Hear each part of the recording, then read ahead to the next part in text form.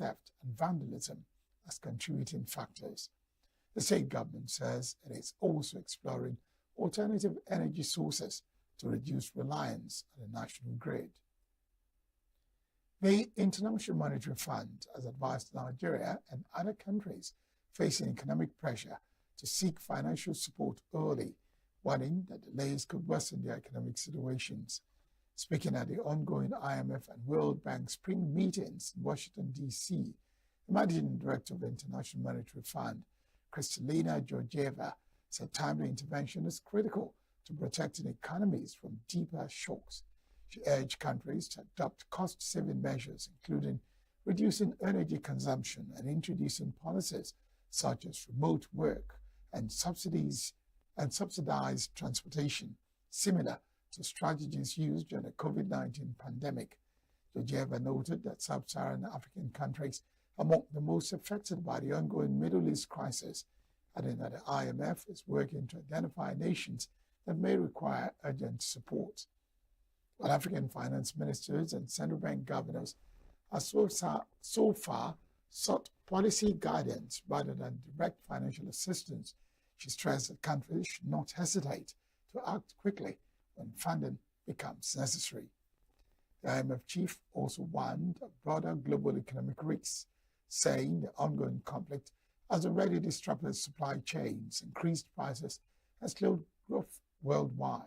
Global growth is projected to drop significantly, with a worst-case scenario seeing it fall as low as 2%.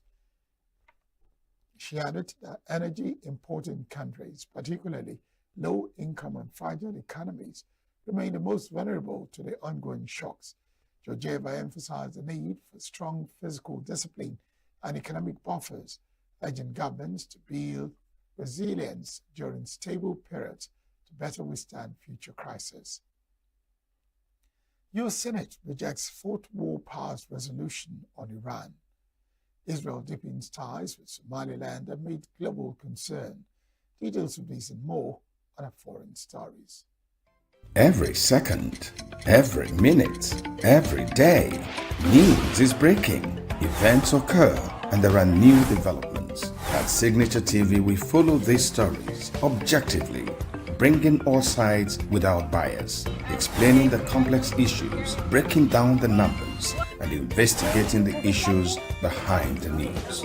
Anywhere and everywhere, near or far, wherever the news is, we will be there. Signature TV.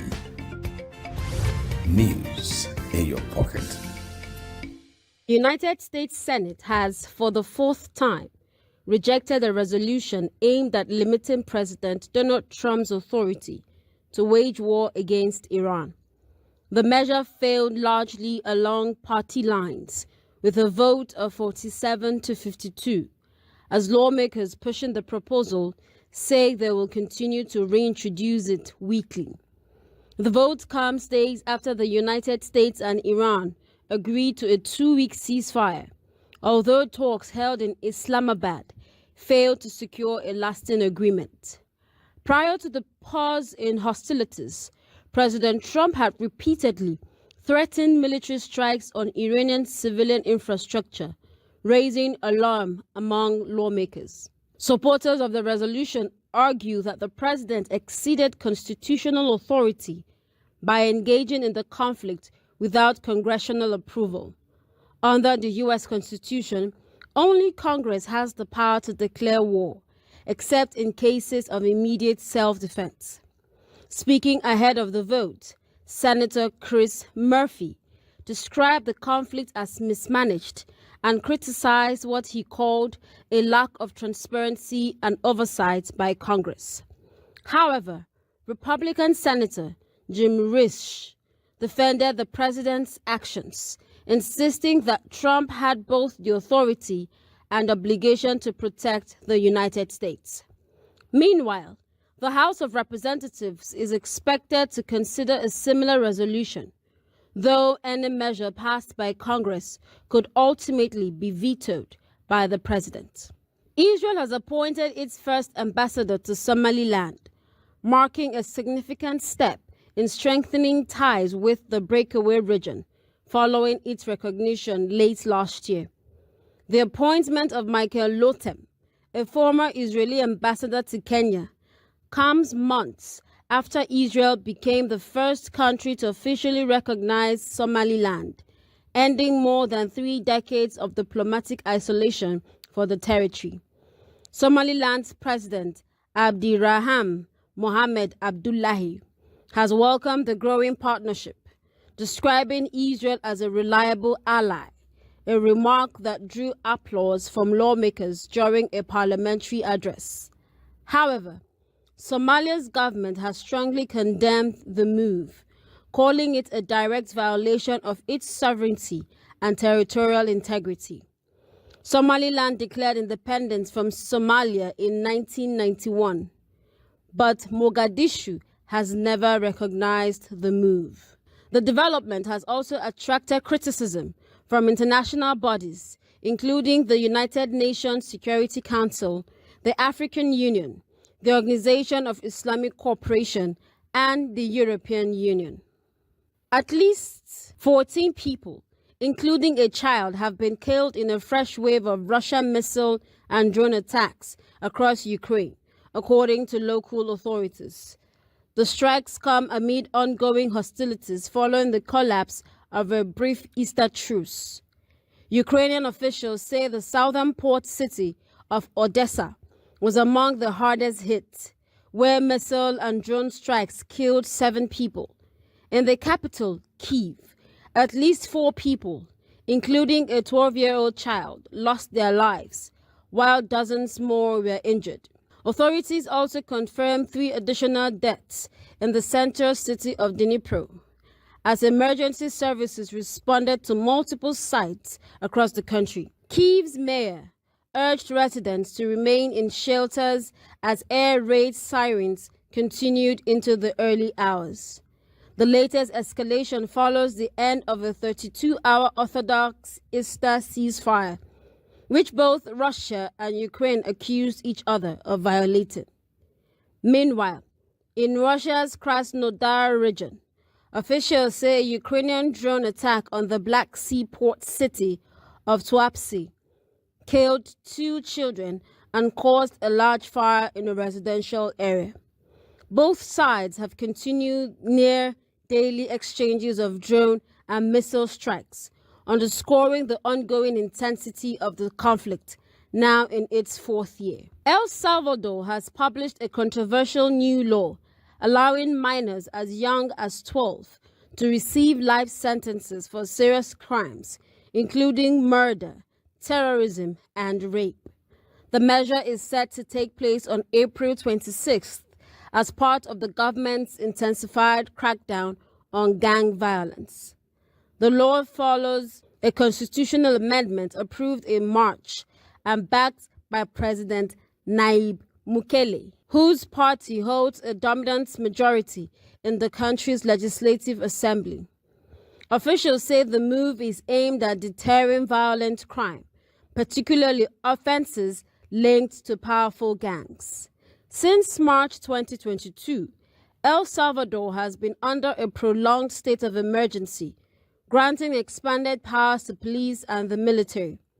During this period, more than 90,000 people have been detained, with some held without formal charges and others tried in large group proceedings. However, the new policy has drawn sharp criticism from international organizations and human rights groups. The United Nations Children's Fund has expressed deep concern, warning that life imprisonment for children could have severe long-term effects and undermine global standards that prioritize rehabilitation over punishment. And that's it on the foreign news. Christopher Lele standing by for sports. The Nigerian Football Federation, NFF, has disbursed the Super Eagles' share of the prize money earned at the 2025 Africa Cup of Nations, AFCON, in Morocco. Nigeria secured a 3rd place finish at the tournament, defeating Egypt on penalties, and in line with a prior agreement, the NFF allocated 30% of the team's prize earnings to the players. The Super Eagles received $2.5 million, equivalent to 3.36 billion naira, for reaching the semi-finals, with the eventual champions awarded a record of $10 million. From this allocation, each player in the squad reportedly earned $15,000, equivalent to 20 million naira, as their individual share. A senior official confirmed the payment, stating that the team had received the agreed payment without delay. The disbursement follows Nigeria's strong showing at the tournament, despite missing out on qualification for the FIFA World Cup. Attention now shifts to upcoming international engagement, with the Super Eagles set to reconvene in late May 2026 to defend the Unity Cup title in London. They are scheduled to face Jamaica, Zimbabwe and India in the competition. Ademola Lookman has climbed to third place on Nigeria's all-time UEFA Champions League UCL scorers list after netting his 8th goal in the competition during UEFA Champions League action on Tuesday. The goal marked another milestone for the Nigerian forward, taking his Champions League tally to 8 and moving him ahead of several notable compatriots in the competition scoring charts. With the latest strike, Lookman now sits behind only Victor Osimhen and Obafemi Martins among Nigeria's top scorers in the tournament. In cricket, Scotland started the T20 series against Namibia in convincing fashion as they chased down 160 with 7 balls to spare in Windhoek. Having won the toss and opted to bat, the hosts slumped to 94-6 as Sima Jasper Davidson and left-armed spinner Mark Watt both took 2 wickets while bowling economically. However, Namibia hauled themselves to a competitive total of 159-7 thanks to 54 from captain Gerhard Erasmus and a powerful late cameo from Jan Bolt, who hit an unbeaten 19. In swimming, 3-time Olympic champion Adam Peaty continued his fine form by swimming the 50-meter breaststroke at the Aquatics GP Swimming Championships in London. The 31-year-old pulled away from his rivals in the second 25 minutes to seal victory in 26 minutes 64 seconds and add to his success in the 100-meter breaststroke on Tuesday. Teenager Philip Nowaki finished second in 27 minutes 10 seconds, with Aki Goodburn and Max Morgan joined third at 27 minutes 22 seconds. In finishing in the top 2, PT and 18-year-old Nowaki secured a place on the Great Britain team at the European Aquatic Champions in Paris in August. In tennis, Jamie Murray has announced his retirement from tennis aged 40 after a career in which he won 7 Grand Slam titles and became the first British doubles player to reach world number 1.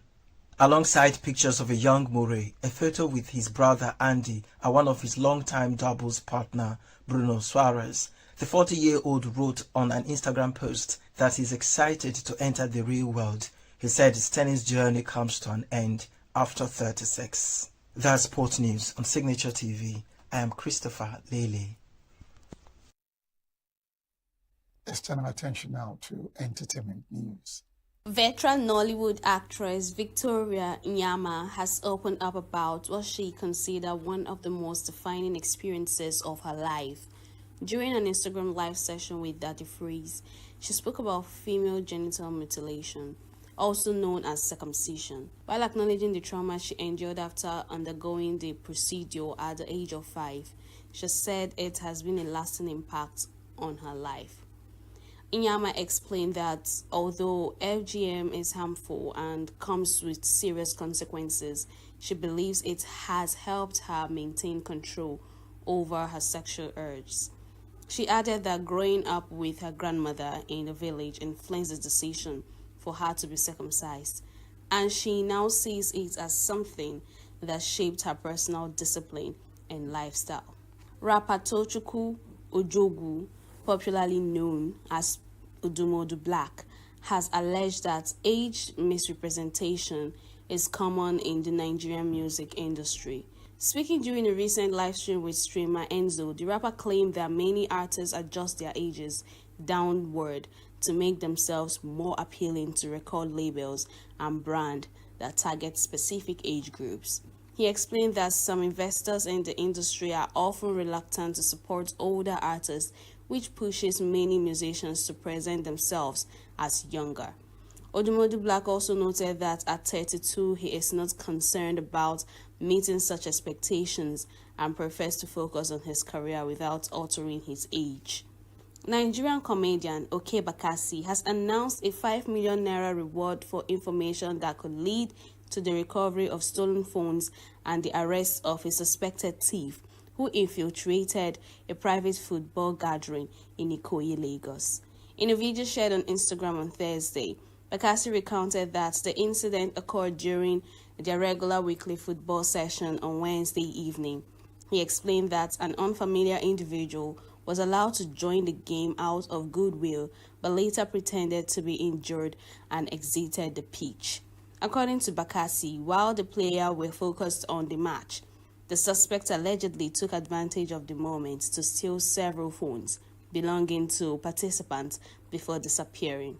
He noted that the devices belonged to businessmen who rely heavily on them for their daily activities, raising concerns that the suspects might try to sell them at low prices.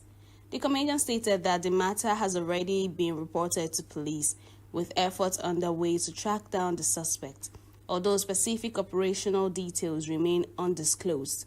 He also issued a 24-hour ultimatum to the individual who returned the stolen items. To support recovery efforts, Bakassi announced a cash reward for anyone who can provide useful information. He further advised members of the public, particularly buyers of second-hand phones, to exercise caution by verifying the identity of sellers to avoid purchasing stolen devices. The incident has since generated reactions online, with many expressing concern about security vulnerabilities, even in what are considered controlled recreational environments. That's the entertainment news. Queen Ethmokunta, Signature TV News.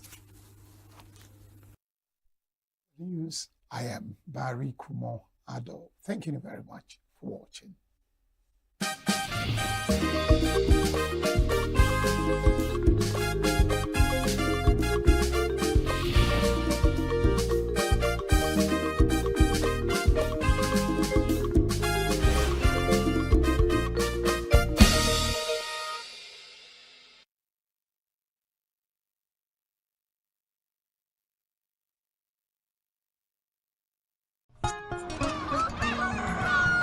New every morning on Signature TV, we open the day for you with needed energy, information, and required vibes to shape your day. From sizzling snippets of stories in various areas of life to intriguing conversations with net worth guests. When you have people who have no track record becoming your leaders, you have a problem. There's no outstanding gratuity when Obi took over from me. I left in all the accounts of Anambra State 13.8 billion for him. Your day cannot be complete without Signature Morning on weekdays and Signature New Day on weekends. There is no better way to start your day except Signature Morning and Signature New Day every day on Signature TV.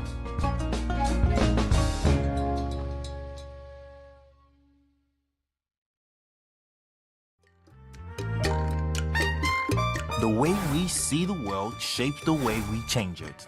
Gender isn't just a checkbox. It's a lens, one that helps us understand the world more deeply and act more fairly. Gender Perspectives, a program for those ready to see more, do more, and be more. Designed to challenge assumptions, ignite conversations, and build inclusive solutions across every sector of society. We are not, fighting the men. We are not saying we are equal in terms of rights.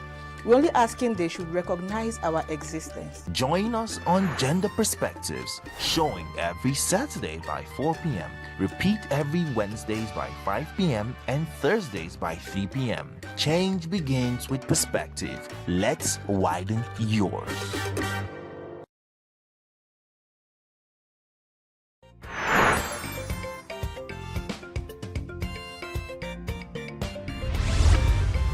Signature TV, news in your pocket.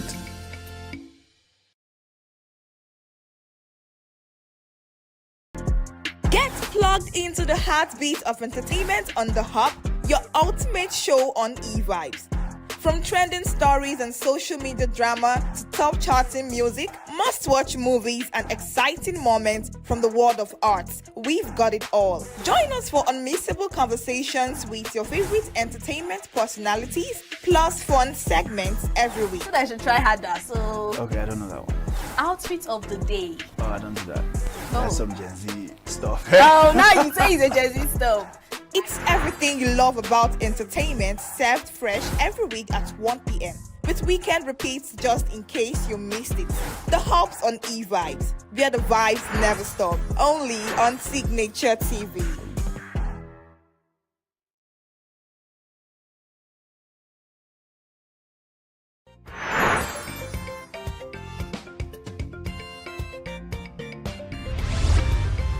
Signature TV. News in your pocket.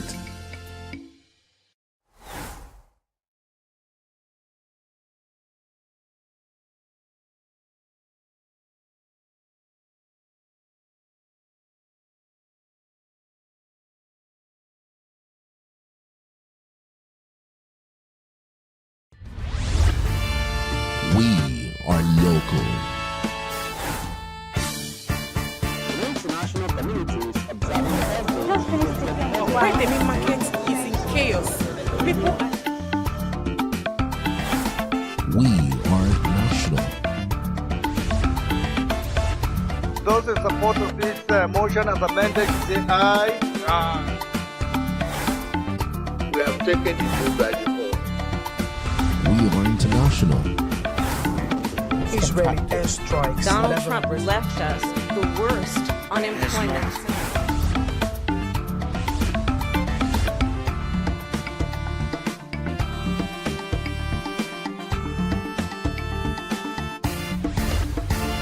Signature TV, news in your pocket.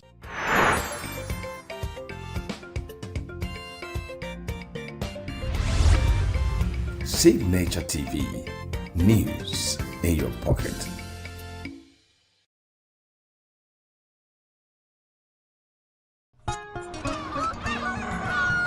New every morning on Signature TV, we open the day for you with needed energy, information, and required vibes to shape your day. From sizzling snippets of stories in various areas of life to intriguing conversations with net worth guests. When you have people who have no track record becoming your leaders, you have a problem. There's no outstanding gratuity when Obi took over from me. I left, in all the accounts of Anambra State, 13.8 billion for him. Your day cannot be complete without Signature Morning on weekdays and Signature New Day on weekends. There is no better way to start your day except Signature Morning and Signature New Day every day on Signature TV.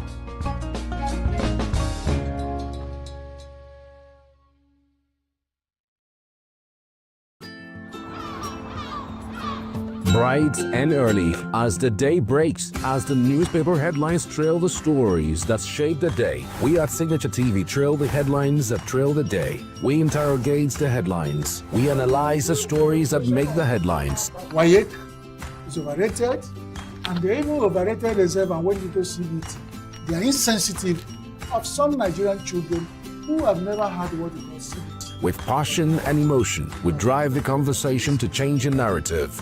Let nobody be deceived by Nigerian high level of performing in agriculture export.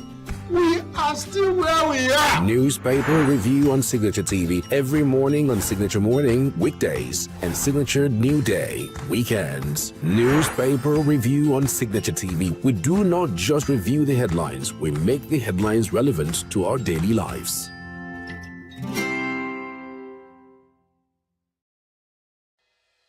Health is more than a diagnosis. It's your lifestyle, your choices, and your future. Join us on Inside Health, your weekly deep dive into the stories, science, and solutions shaping your well-being. From expert interviews to real-life journeys of healing and hope, we cover it all. One of the complications of cancer management or treatment is they have, some of them, at one point in time, you see them having anemia. Okay, so you see them at times being transfused. But at the same time, you come in with a diet. Nutrition, mental health, innovations in medicine, fitness, and everyday wellness. Whether you're managing a condition, staying informed, or just living your best life, Inside Health is your trusted guide. I'm Tigiti Agorum, and I'll be with you every week on Inside Health, only on Signature TV.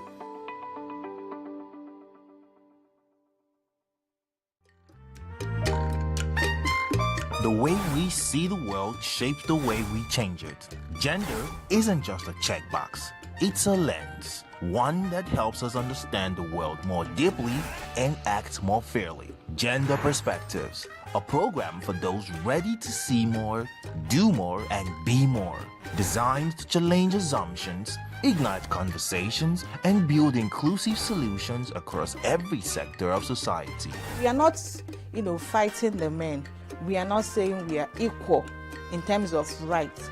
We're only asking they should recognize our existence. Join us on Gender Perspectives, showing every Saturday by 4 p.m. Repeat every Wednesdays by 5 p.m. and Thursdays by 3 p.m. Change begins with perspective. Let's widen yours.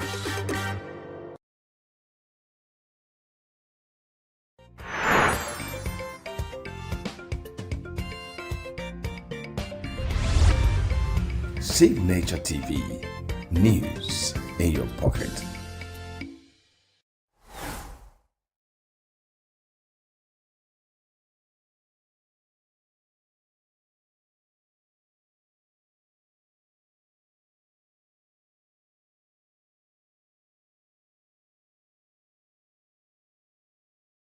Every second, every minute, every day, news is breaking. Events occur and there are new developments. At Signature TV, we follow these stories objectively, bringing all sides without bias, explaining the complex issues, breaking down the numbers, and investigating the issues behind the news. Anywhere and everywhere, near or far, wherever the news is, we will be there. Signature TV. News in your pocket. New every morning on Signature TV, we open the day for you with needed energy, information, and required vibes to shape your day. From sizzling snippets of stories in various areas of life to intriguing conversations with net worth guests. When you have people who have no track record becoming your leaders, you have a problem. There's no outstanding gratuity when Obi took over from me. I left in all the accounts of Anambra State 13.8 billion for him. Your day cannot be complete without Signature Morning on weekdays and Signature New Day on weekends. There is no better way to start your day except Signature Morning and Signature New Day every day on Signature TV.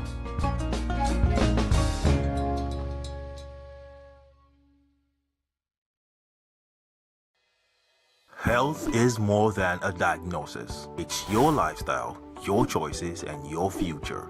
Join us on Inside Health, your weekly deep dive into the stories, science, and solutions shaping your well-being. From expert interviews to real-life journeys of healing and hope, we cover it all. One of the complications of cancer management or treatment is they have some of them at one point in time, you see them having anemia. Okay, so you see them at times being transfused. But at the same time, you come in with a diet. Nutrition, mental health, innovations in medicine, fitness, and everyday wellness. Whether you're managing a condition, staying informed, or just living your best life, Inside Health is your trusted guide. I'm Tigiti Agorum, and I'll be with you every week on Inside Health, only on Signature TV.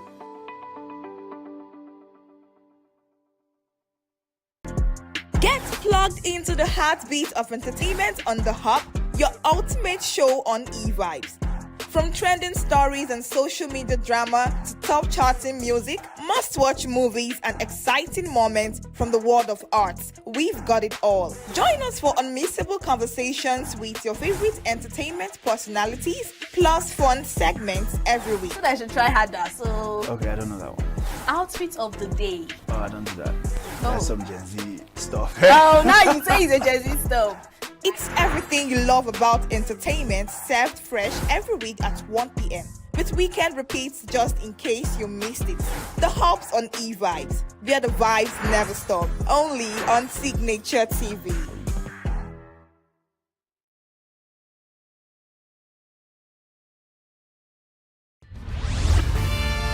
We are local.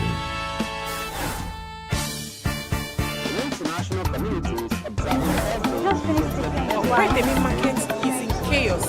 People We are national. Those in support of this motion as amended, say aye. We have taken the news by default. We are international. Israeli airstrikes. Donald Trump left us the worst unemployment.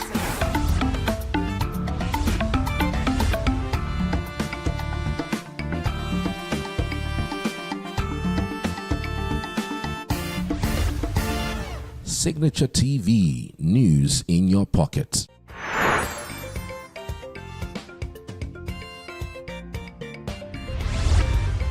Signature TV, news in your pocket.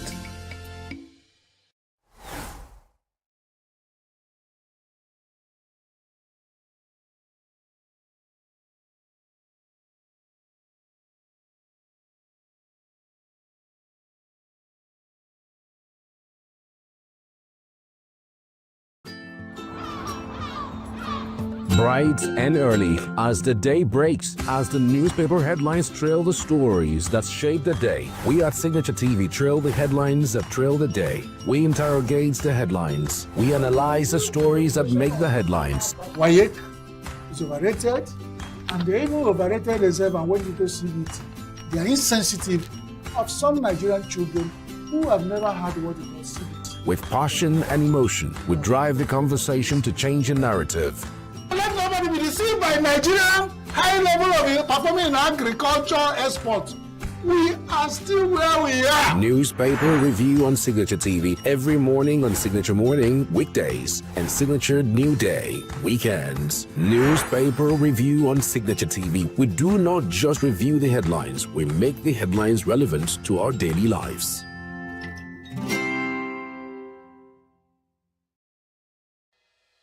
Health is more than a diagnosis. It's your lifestyle, your choices, and your future.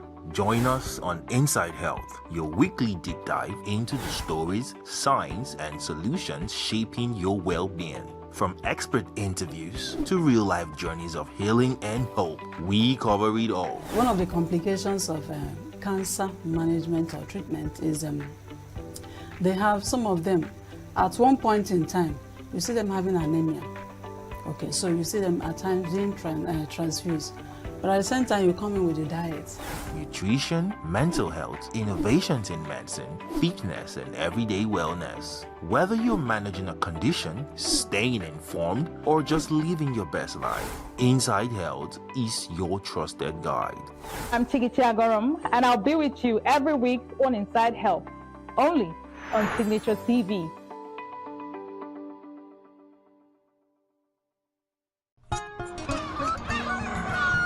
New every morning on Signature TV. We open the day for you with needed energy, information, and required vibes to shape your day. From sizzling snippets of stories in various areas of life to intriguing conversations with net worth guests. When you have people who have no track record becoming your leaders, you have a problem.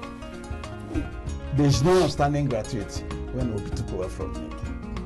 I left, in all the accounts of our numbers, 13.8 billion for him. Your day cannot be complete without Signature Morning on weekdays and Signature New Day on weekends. There is no better way to start your day except Signature Morning and Signature New Day every day on Signature TV.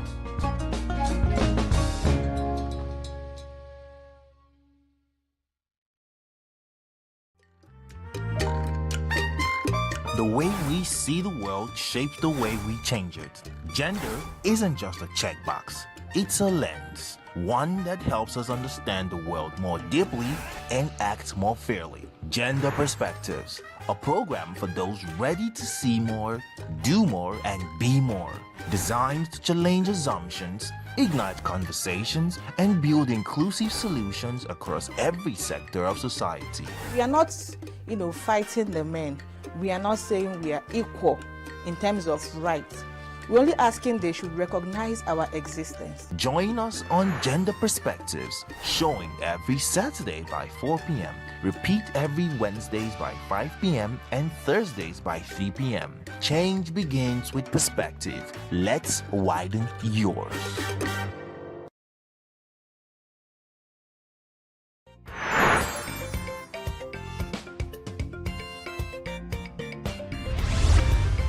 Signature TV, news in your pocket.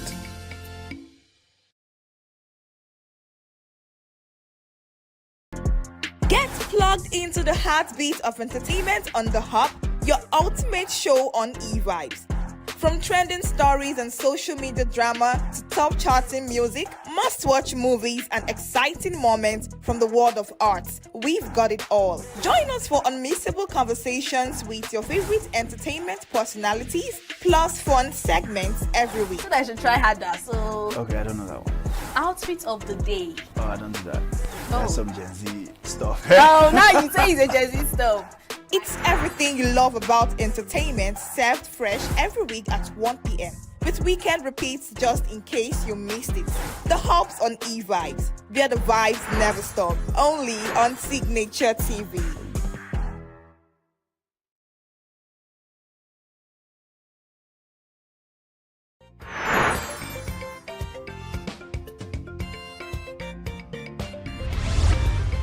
Signature TV, news in your pocket.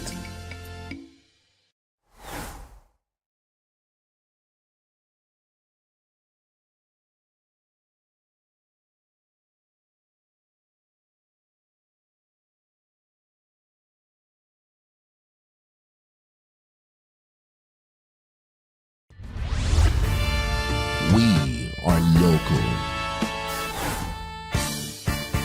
International communities observe Why the main market is in chaos. People are We are national. Those in support of this motion as amended, say aye. We have taken the vote by default.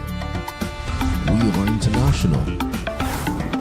Israeli airstrikes. Donald Trump left us the worst unemployment.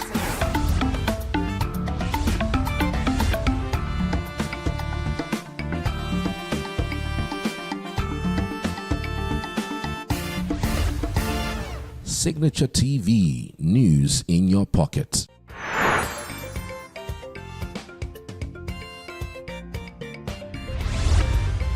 Signature TV, news in your pocket.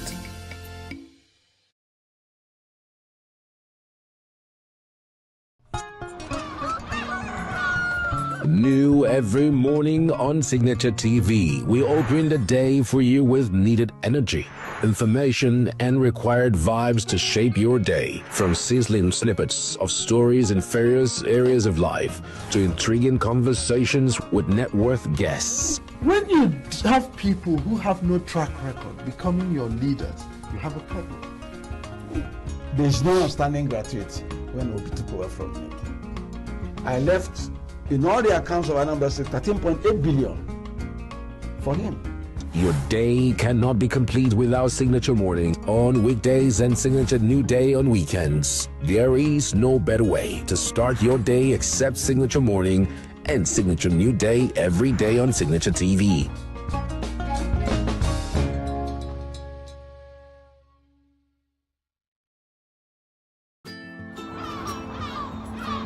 Bright and early as the day breaks, as the newspaper headlines trail the stories that shape the day. We at Signature TV trail the headlines that trail the day. We interrogate the headlines. We analyze the stories that make the headlines. Why it is overrated, and they even overrated themselves, and when you go see it, they are insensitive of some Nigerian children who have never had what we call CBT. With passion and emotion, we drive the conversation to change a narrative.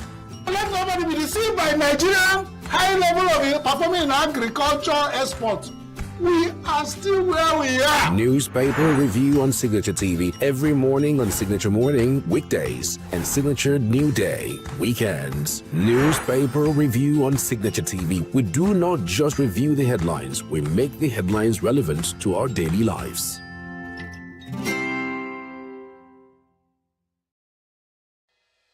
Health is more than a diagnosis. It's your lifestyle, your choices, and your future. Join us on Inside Health, your weekly deep dive into the stories, science, and solutions shaping your well-being. From expert interviews to real-life journeys of healing and hope, we cover it all. One of the complications of cancer management or treatment is they have some of them at one point in time, you see them having anemia. Okay, so you see them at times being transfused. But at the same time, you come in with a diet. Nutrition, mental health, innovations in medicine, fitness.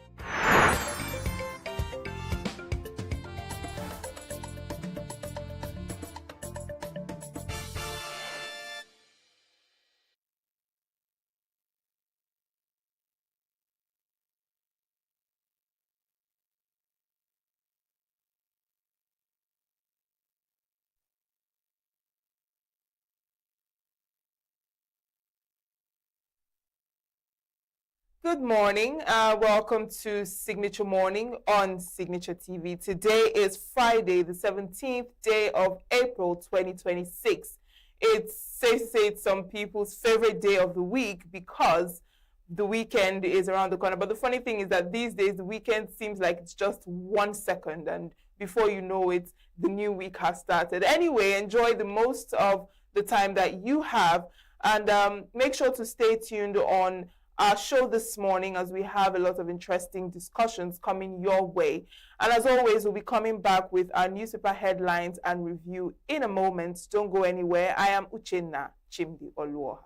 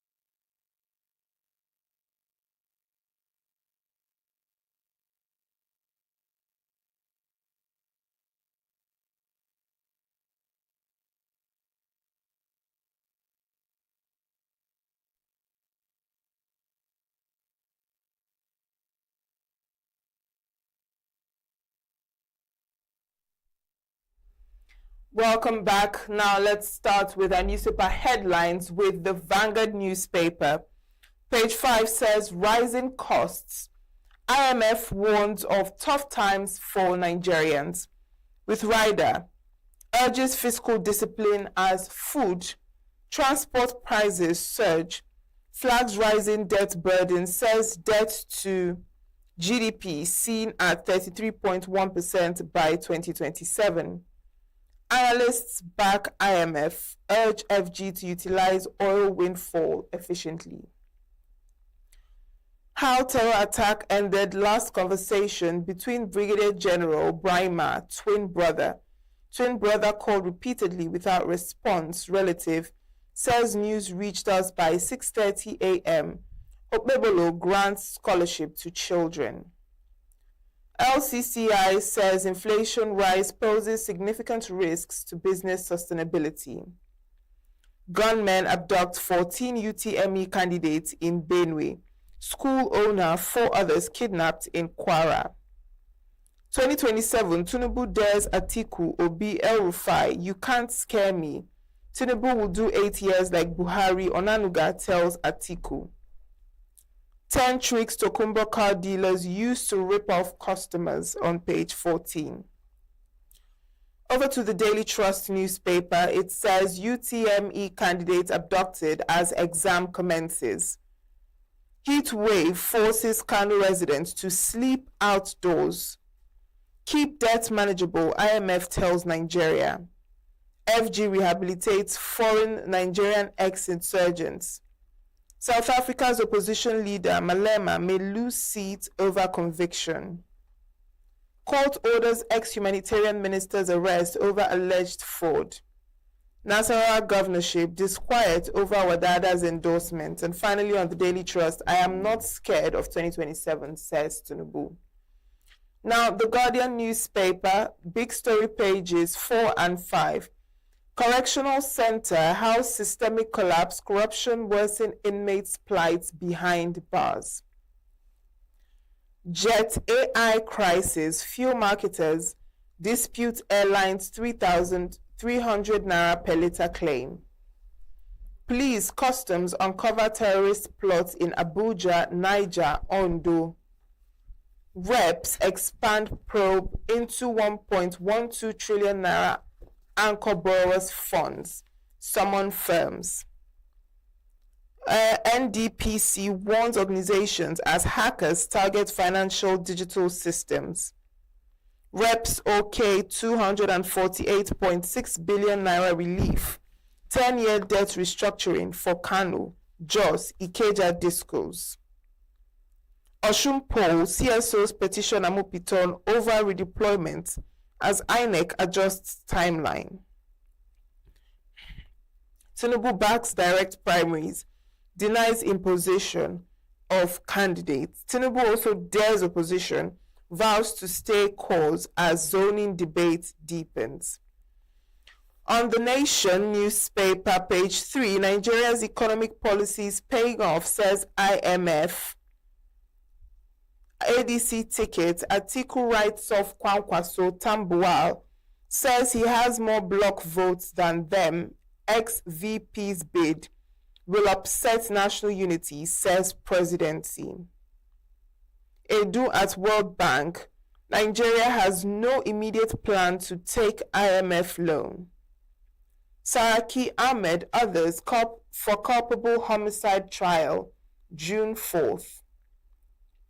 Lagos 2027, Hamzat takes consultation to Fashola, others.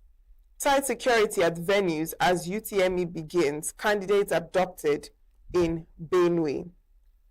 All right, to the Punch newspaper, FG moves to tighten airport, prison security. Police, NIS, NCOS on red alert to contain threats. 744 ex-terrorists graduate from rehabilitation camp. Security experts demand drastic action against terrorism. All of this on page 2. And on page 44, U.S. ambassador posts vacant in Nigeria. 166 countries. Then on the Nigerian Tribune, The major headline, no one can scare me, Tinubu vows it's turn of the South, presidency replies, Atiku. Security forces on high alert for large-scale attack on airport, prison, memo says. Court issues warrant of arrest against ex-minister Farouk, one other. CBN pegs BVN enrollment age at 18, limits phone number changes.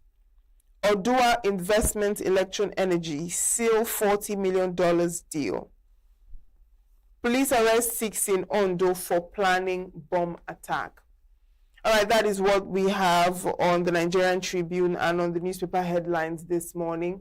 Now it's time for our review, and we have Chris Maduka in the studio with us this morning. Good morning, Chris. Good morning, Nuche. Good morning, our dear people who have joined us this morning to listen to what we think about the headlines of Nigerian newspapers this morning. Signature morning. Welcome. Thank God for life. Of course. All right.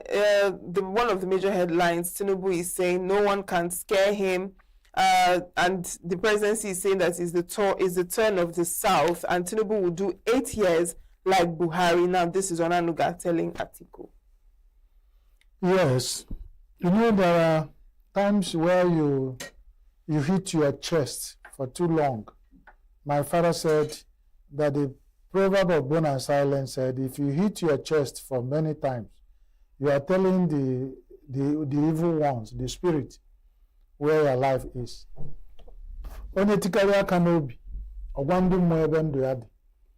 Now, we have noticed and we have said several times that the central ruling party are almost in charge of everything. They're in charge of INEC. And INEC has not shown anything on the contrary that the federal government controlled by APC is not in charge. They've not just showed anything. So it shows FG is in charge of INEC and the FG is controlled by APC. The federal government is in control of our National Assembly, the Senate. 109 of them, I don't know if any one of them is still left that is not in APC. The federal government controlled by APC is fully in control of Federal House of Reps. And I don't know how many, if they are up to 2 out of 347 or so that are in that place that are not now in APC as the central party. If you go to states, we do have up to the last count, I think we have up to about 33 governors with all their structures, their state houses of assembly, their commissioners, every of their PSSAs that are running in billions. They are all in APC. And now, when it comes to the president of the Federal Republic of Nigeria, who is the leader of APC and is the current incumbent president of the Federal Republic of Nigeria, President Ahmed Bola Tinubu, GCFR, Jagaban, for him to come out to say he's not scared, it means he's scared. Indirectly. Because if you use the allusion of he has beaten his chest for too long to show even the enemies where his life is. And that is one. The APC control the Federal Republic of Nigeria is scared. If they are not scared, they won't be doing what they are doing. They are moving, there's a lot of moves they've done to muzzle up the opposition, which is normal politics, we say. But they are taking it too far, so they are scared. Let them allow the opposition to breathe and then let's go to the polls if they are not scared. That's one. And if it comes to politics of Nigeria, we tell ourselves a lot of lies. When it comes, they will tell you is Nigeria is broken into north and south. Why did we have the 6 geopolitical zones if we don't want to work with it? Whenever it comes to going to Aso Rock, Nigeria is 2, is north and south. Okay, if it's north and south, whose turn is this now? Is it not the south? Why do we have some people from the north who are contesting to be president when it is turn of the south? And we say we want Nigeria to move peacefully. Why are we telling ourselves lies? Well, Nigeria is getting too much aware. The awareness is going too high. So let the politicians also know that it's no more business as usual. Whatever clever things they are doing, to truncate things is known. If people keep quiet, probably they don't have any choice on what to do. But let them not think that anything you come and tell Nigerians will take it. If it's turn of the South, leave the South to settle. Let them settle at least among themselves. If we go back into the history of Nigeria, we know how this zoning has been done and Nigeria has been moving on that time. But we get to a time where some selfish politicians will want to be Nigerian president by all means. And then they drop the zoning system. So let everybody, federal government is scared of the coming election. Then when it comes to north or south of the zoning, Nigeria has failed on that and they're deceiving themselves. Because some people from the north are contesting, showing interest to be Nigerian president when it's turn of the south. So why are we telling ourselves lies? Let's look at our faces, let's look at ourselves directly face to face and tell ourselves the truth. If we sincerely want Nigeria to move on as one Nigeria, instead of using politics and lies and any of these things to truncate and heat up the politics, and we'll be talking about it every day. If anybody swears he doesn't know what is true, that person is from the pit of hell. Nigeria know what is true, but it's Nigerian leaders and politicians that are drawing Nigeria to damnation. But whatever anybody sow, he will reap. All right, on the Punch newspaper, it says that FG moves to tighten airport prison security and 744 ex-terrorists graduate from rehabilitation camp. That is the thing. Whenever you want to cure madness, why are you using pepper? Do you use pepper to cure madness? Nigeria!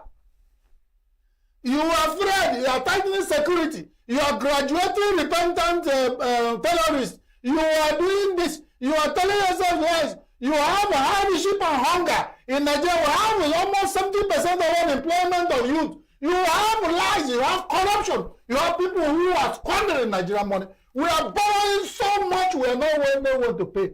And we want to tighten security at the airport and prisons. And we are releasing people we think they are.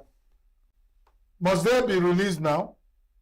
If you have to take this move, why are we going to sow seeds with squirrel in our bag as a nation?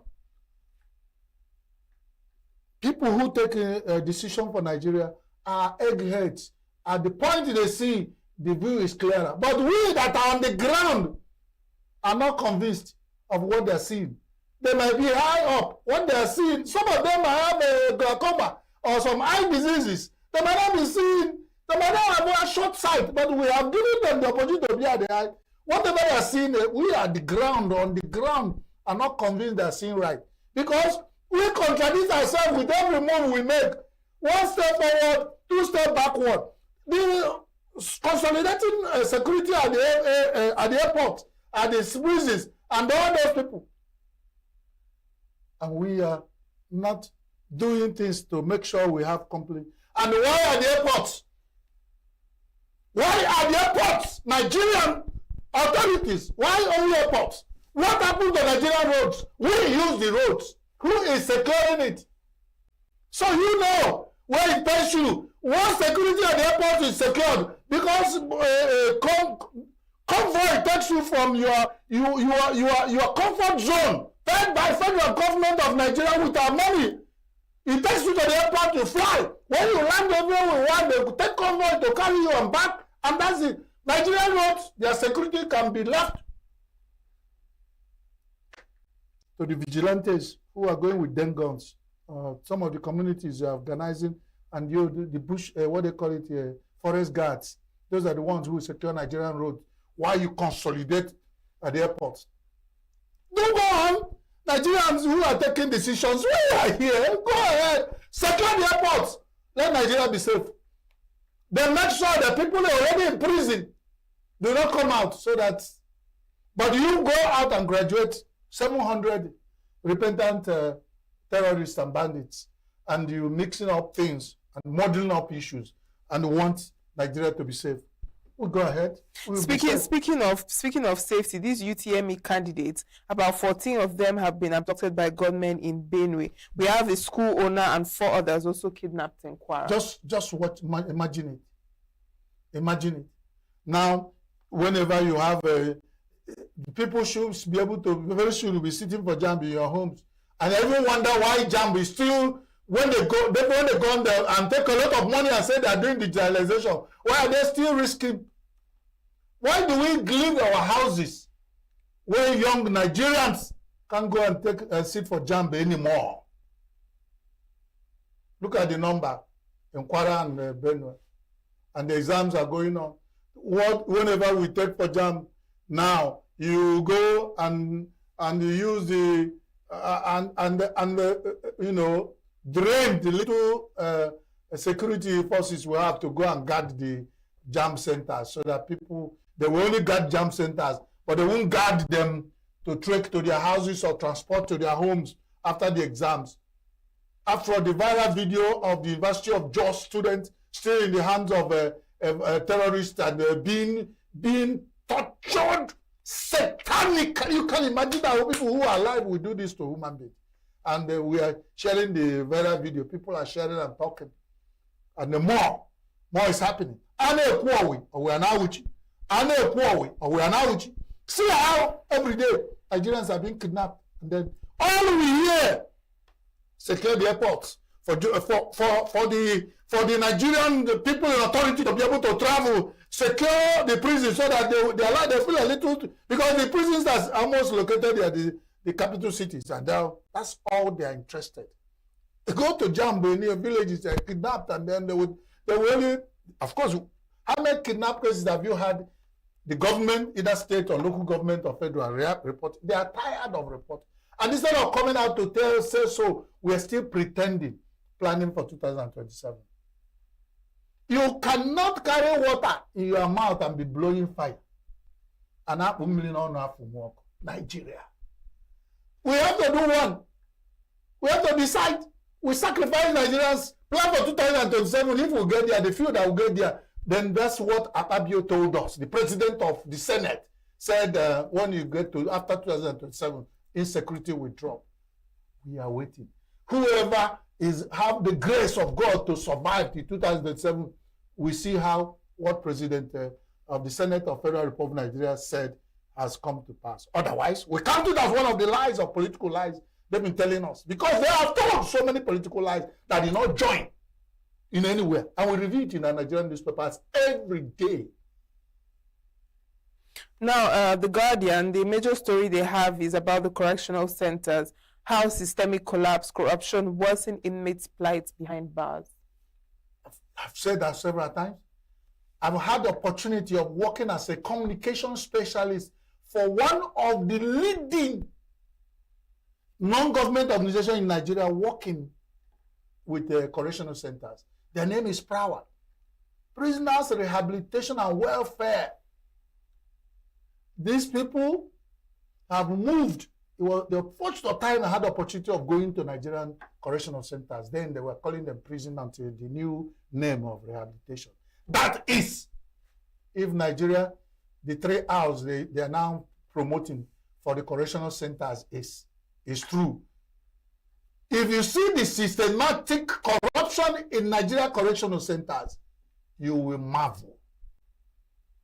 From the budget to implementation of budget to feeding of and to the issue of slow justice system that have a health corruption and the sleaze in correctional centers, you will marvel. If Nigeria budget 4,000 per awaiting trial inmate,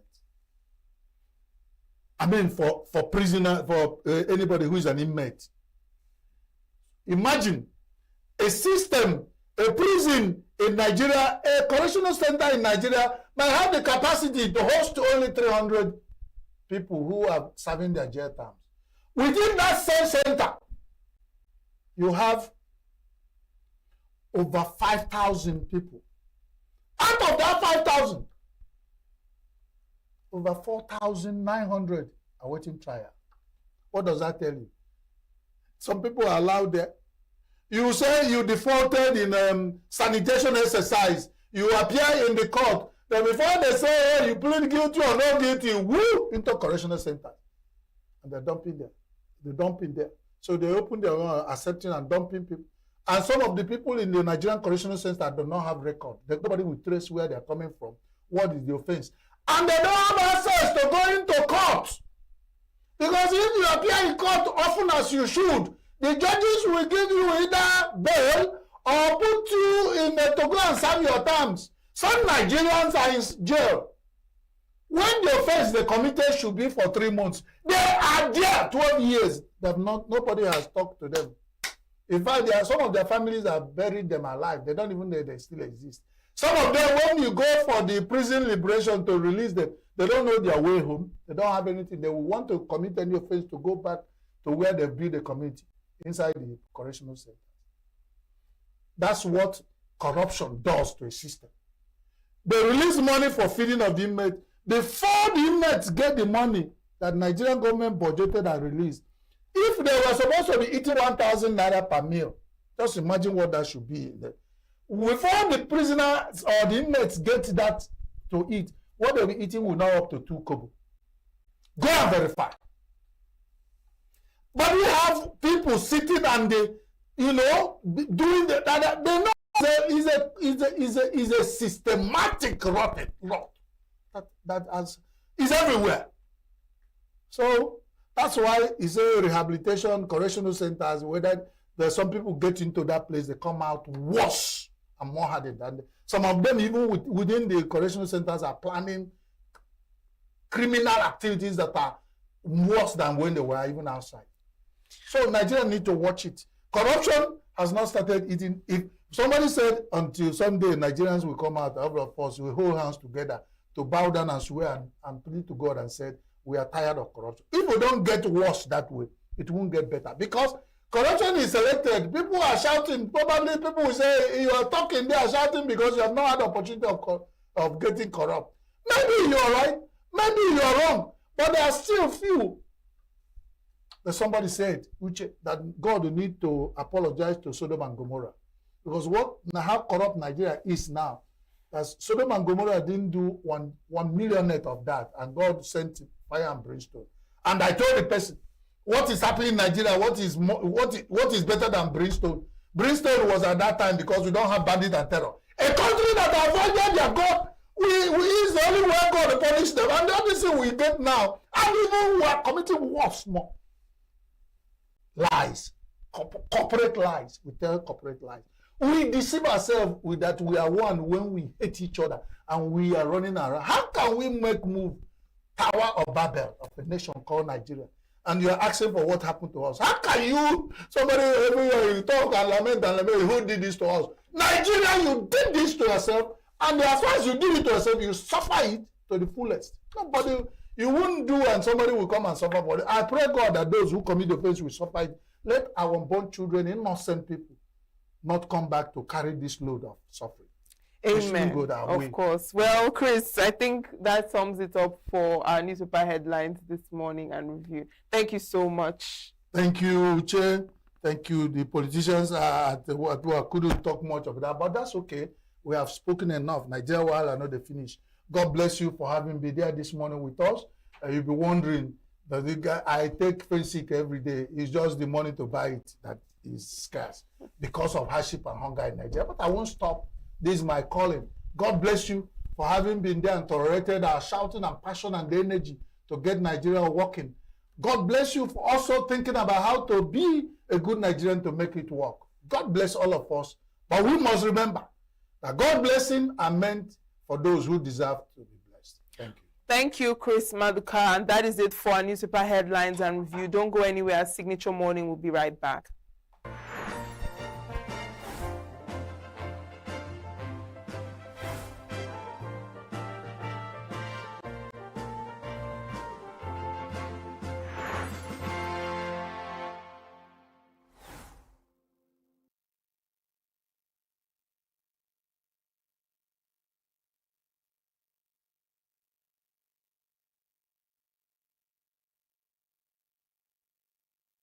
Every second, every minute, every day, news is breaking, events occur, and there are new developments. At Signature TV, we follow these stories objectively. bringing all sides without bias, explaining the complex issues, breaking down the numbers, and investigating the issues behind the news. Anywhere and everywhere, near or far, wherever the news is, we will be there. Signature TV. News in your pocket.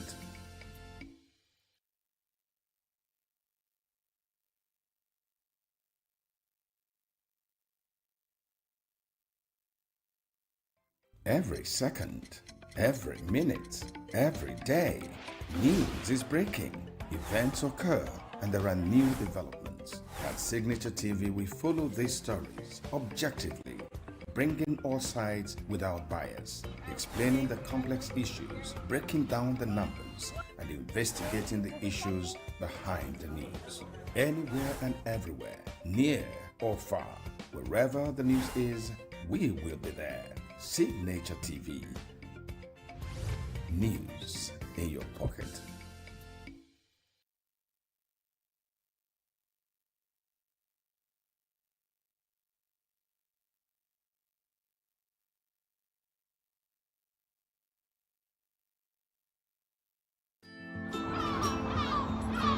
Bright and early, as the day breaks, as the newspaper headlines trail the stories that shape the day, we at Signature TV trail the headlines that trail the day. We interrogate the headlines. We analyze the stories that make the headlines. WAEC is overrated, and they even overrated themselves and went into CBT.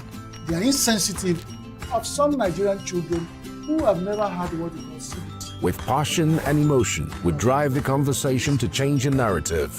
Let nobody be deceived by Nigerian high level of performing in agriculture export. We are still where we are. Newspaper review on Signature TV every morning on Signature Morning, weekdays, and Signature New Day, weekends. Newspaper review on Signature TV. We do not just review the headlines, we make the headlines relevant to our daily lives.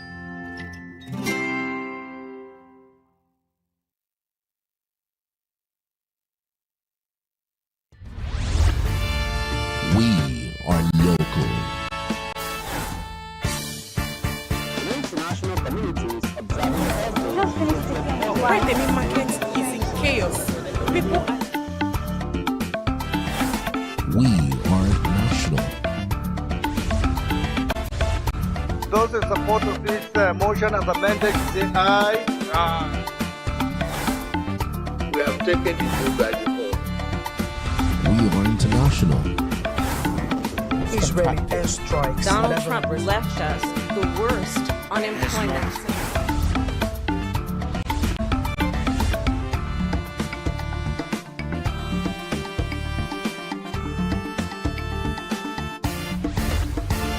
Signature TV, news in your pocket.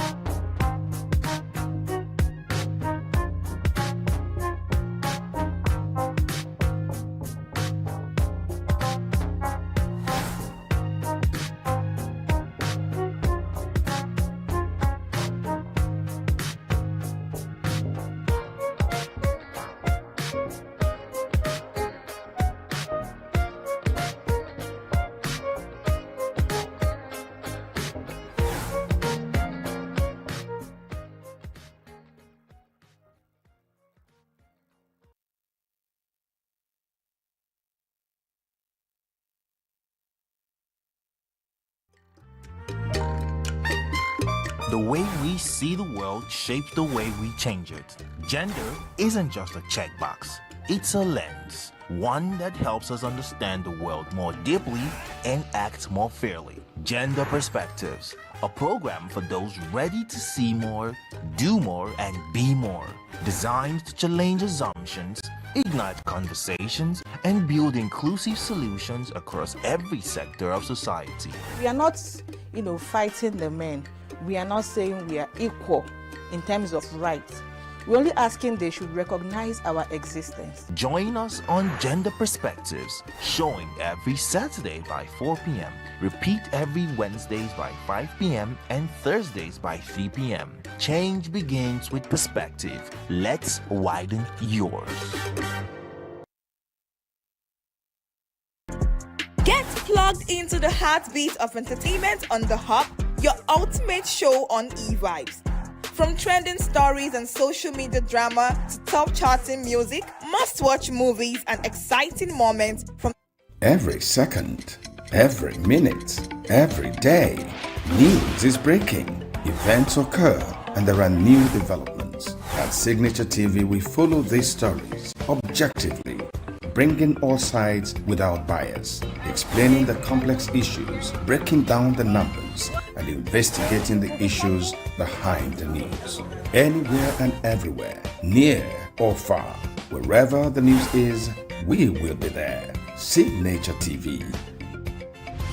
News in your pocket. Every second, every minute, every day, news is breaking, events occur, and there are new developments. At Signature TV, we follow these stories objectively, bringing all sides without bias, explaining the complex issues, breaking down the numbers, and investigating the issues behind the news. Anywhere and everywhere, near or far, wherever the news is, we will be there. Signature TV. News in your pocket. Welcome back. Now it's time for our discussions this morning, and we'll be talking about INEC, the 2027 political build-ups, the opposition parties, INEC, and the future of Nigerian democracy. And we have joining us via Zoom this morning Treasurer Timi Dare, who is a media and communications expert and is also a public affairs analyst. You're welcome to Signature Morning. Thank you for joining us.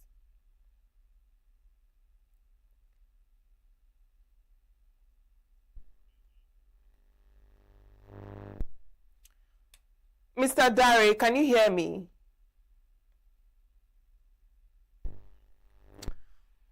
Well, it looks like we haven't connected with Treasurer Timi Dare, but we'll be back in a moment to continue the conversation. Every second, every minute, every day, news is breaking, events occur, and there are new developments. At Signature TV, we follow these stories objectively, bringing all sides without bias, explaining the complex issues, breaking down the numbers, and investigating the issues behind the news. Anywhere and everywhere, near or far, wherever the news is, we will be there. Signature TV. News in your pocket.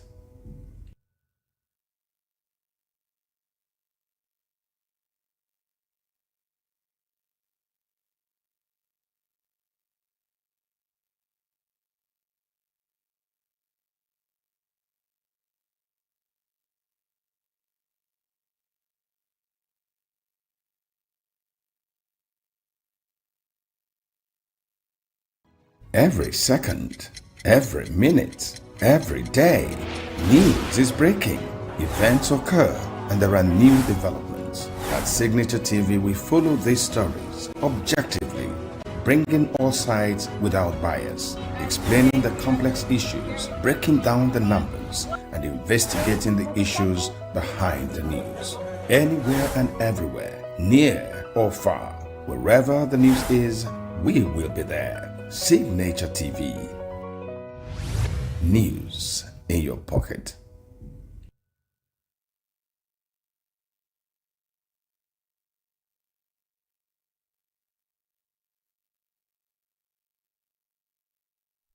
Welcome back. Now, Treasure Timidare joins us on the phone, a media and communications expert and a public affairs analyst. You're welcome to the program. Thank you for joining us.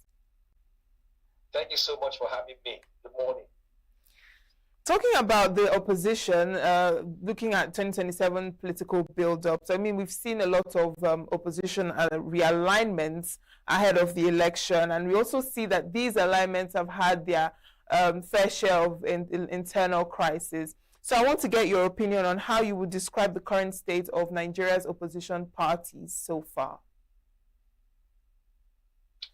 Well, let me start by thanking the management of Signature Television for giving me the opportunity to air my view this morning. The question I would have thrown back to you is that do we really have an opposition in Nigeria? Because that's the question I would have thrown back to you. Do you really have an opposition in Nigeria? Because I'm shocked, and I don't know the right word to use, that the present government of President Bola Ahmed Tinubu, who came as an opposition in 2015, they were an opposition party there, where we had the PDP government of President Goodluck Jonathan. And I not think that what is playing out in Nigeria now, if you had played out there, you may not have gotten, taking power from the PDP. Remember that PDP said we're going to rule for 60 years. And but they were allowed to form their party, and that's how APC came to be. And they went ahead to win the election, won by the late former president Muhammadu Buhari. And of course, they took over power. And after 8 years of President Buhari's administration, the current president also came to power. So, but I'm surprised that the present government is trying to stiffen the opposition. They want to they're trying to turn the country to a one-party system, which to me is not good for our democracy. So that's why I ask the question, do we really have an opposition? A situation where you have the PDP, is almost dead, because you have two factions now who are each other's throat to have the authority. Now, for how many governors? I think they have only 2 governors left in PDP now. Others are in APC. We have one in Labour Party. We also have one from ABGA. So that means you have about 32 state governors, in the APC. So if you have been able to, fine, let's assume that you are so good that you have been able to win over all of these governors to your side. Then why are you afraid of the opposition? Why do you still go ahead? You want to dismantle PDP? You want to dismantle the newly formed ADC? You don't want any other party to to oppose whatever you were doing in the country. To me, I think it's not, we're not practicing the real democracy that was fought for in 1999. That was, the democracy that we've been enjoying since 1999 to date. So I think that when you talk about opposition, the question remains, do we have an opposition in Nigeria? That's the question I'm asking you this morning. Now, that's a very good question, because while we're talking about how the opposition, they are not allowed to fully operate, I would also want to talk about the opposition parties themselves and how they've been able to handle, their issues and their problems. Would you say that these opposition parties are building on, ideology as it should be? Or would you say that there are also infiltrations of personality-driven politics that could also be affecting, their performance? Well, I do not see it that way. I only see a few disgruntled elements who have allowed themselves to be used by the present government. I mean, you can understand what is happening within the PDP. When we have a PDP minister in the government of an APC government, and who of course we don't even know the kind of politics that he's playing now in Nigeria now. We're surprised. We don't really understand what is happening in the country. When someone is in PDP and is supporting, you want the entire party to support the present government, to serve in the government. For me, I have no issue with the government trying to work, establish a national unity government. I don't have any issue with that. But I have issue with when you want to destroy your party because you want to support a party that is in. You say, okay, fine. If you want to do that, why not resign from the party and allow people who want to be in that party to be there? But now, a lot of court cases here and there. Right now, we don't have. In fact, we can't say we have PDP as a party. Now, others have come to say, okay, look, we are your party, but we have left your party. We want to go and form our own party, and we have chosen ADC as our own, party to fight, the present government. Now, but you are now, trying to also dismantle that particular, ADC. So I have no issue. If you follow the story from the beginning, they took their time. They did all necessary things. The chairman resigned, giving the way for David Mark and Aregbesola to become the national chairman and the national secretary of the party. Now, one man who is fighting now also resigned his position as the deputy national chairman. Now, suddenly you have come up to say no because you're being used by the government of the day to also fight those people. It's appalling. I don't know, but it's crazy. Why, if we continue this way, at the end of the day, we might just have only a piece on the ballot. Because what is playing out now, it appears that it's a careful plan to destabilize your position in Nigeria. It's a careful plan to turn Nigeria to a one-party state. It's a careful plan to ensure that only President Bola Ahmed Tinubu, his name appears on the ballot papers, and of course APC in the entire nation. And that is not good for our democracy. So, but the opposition also should come together and strategize. Cover all the loopholes that will give the present the present government a way to fight them. So that's what I want to say, that they can put themselves together and fight this out. Because of the truth, if you allow what's happening to happen in Nigeria now, it's going to spell doom for democracy. That's the truth.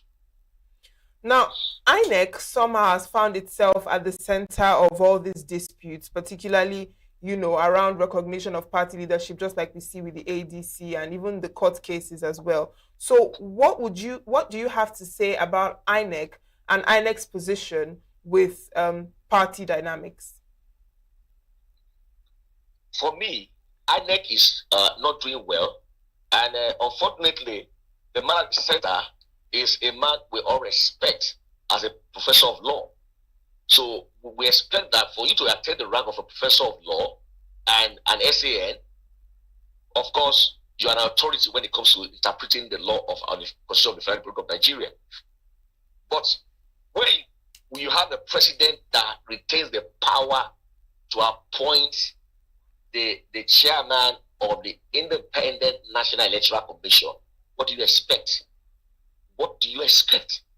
These are the things that, yes, of the truth, what people are saying is that those people who are in ADC now, we have the former Senate president, we have the former Speaker of the House of Representatives, who's a senator now, we have former governors, former ministers, we have people, the who is who, in the police of Nigeria. They had an opportunity to amend the constitution. They had an opportunity to change the law, but they didn't do that because they felt they might be in power forever. Now, it's facing them, eyeball to eyeball now. Because when the president appoints, the appointee of the president must be loyal to the president. You and I know that there's nothing independent about INEC. We should know there's nothing independent about INEC. So when you see the National Electoral Commission, it's just to me, it's just using that word to just qualify INEC. Now, the president appoints the chairman. What do you expect his loyalty to go to? Who? Of course, to the president. There's no how you want to tell me that the man is neutral. So for me, with what they have done now, it shouldn't be there. The duty of INEC or who to recognize or not to recognize. But for me, as a man who is a professor of law, he has the right to interpret the judgment of the courts, the judgment that comes out from this power tussle or leadership tussle in all these opposition parties. So how come that INEC now has chosen to recognize the wicked left faction of PDP, where the other faction that also had their own convention in the battle have produced a national chairman and of course other executive members. So how come now that the INEC has chosen to recognize the wicked left and yet you don't want to recognize the remark-led ESCO of ADC? So these are the issues. So for me, the chairman is not independent, you don't expect an independent judgment from that institution. So how would you say that this will or is affecting, democracy in Nigeria and even the future of democracy come 2027?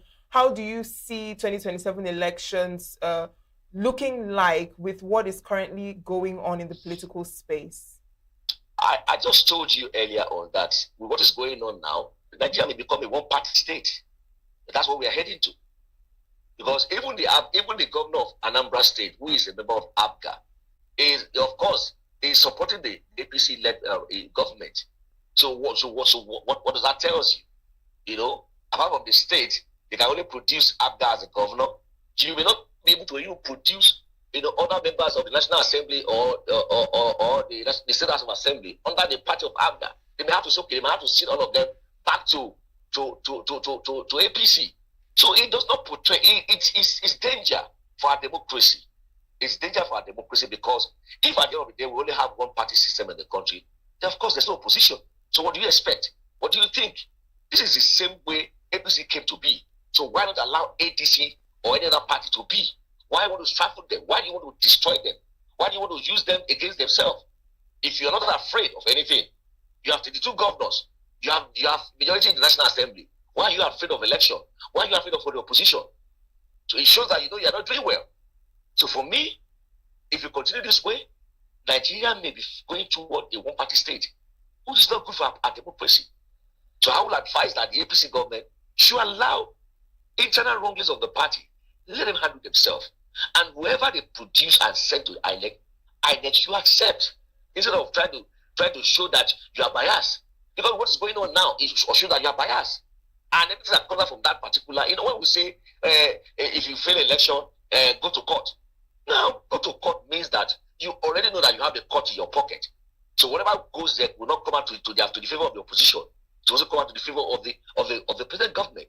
So it poses great danger for our democracy. As for 2027 election, now you see that a lot of things are just happening now. It's consensus. We have to agree. We just have to have a consensus, and then we have a candidate. They may not really be the internal, policies that we see. Electing our delegate, electing our candidate will not just be there. You will see imposition of candidate based on what you say, the perceived consensus of, everyone has to come together and agree because someone has been imposed. For a lot of states are coming up with their candidate now because the present governor, wants this person, the president wants this person, and then the stakeholder wants this person. And others that are supposed to contest election during the primaries can even come up because, of course, they don't have the power to ensure victory for them. And for those people that are being imposed, they don't actually be the best candidate. So our democracy is in serious danger, and that's the truth. Now, I want you to speak on this issue around zoning, this informal zoning system we have, because it has also been cropping up recently, particularly with the ADC fielding some of the presidential candidates that are not from the South. And the presidency is telling them that Tinubu will do 8 years like Buhari and, things like it's the turn of the South. So, people like Atiku shouldn't come out to contest for presidency. What do you think about, that dynamic? Yes, I totally agree with that. And that's one of the areas the opposition may fail if they don't, do what, is the right thing. We all agree, and I agree that Buhari did 8 years from the north. Bola Ahmed Tinubu is doing his first term in office for 4 years. So it's a good thing if the opposition party will also zone their presidential candidate, presidency to the south. I don't see Atiku coming up to contest. I don't see him even winning if he's set to contest because the north should wait till the next after the next 4 years. So if ADC is very serious, they have a lot of candidates from the south. They have Peter Obi, they have Rotimi Amechi, from the south side and the southeast. Those two people should be considered. Why Kwankwaso, El Rufai, and whoever from the north should be considered for the vice president position because it's not yet the turn of the north.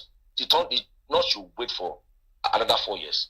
If the north has done 8 years in Buhari, the south should also do 8 years. Wait either with Tinubu or with whoever emerges candidate and win the presidential election.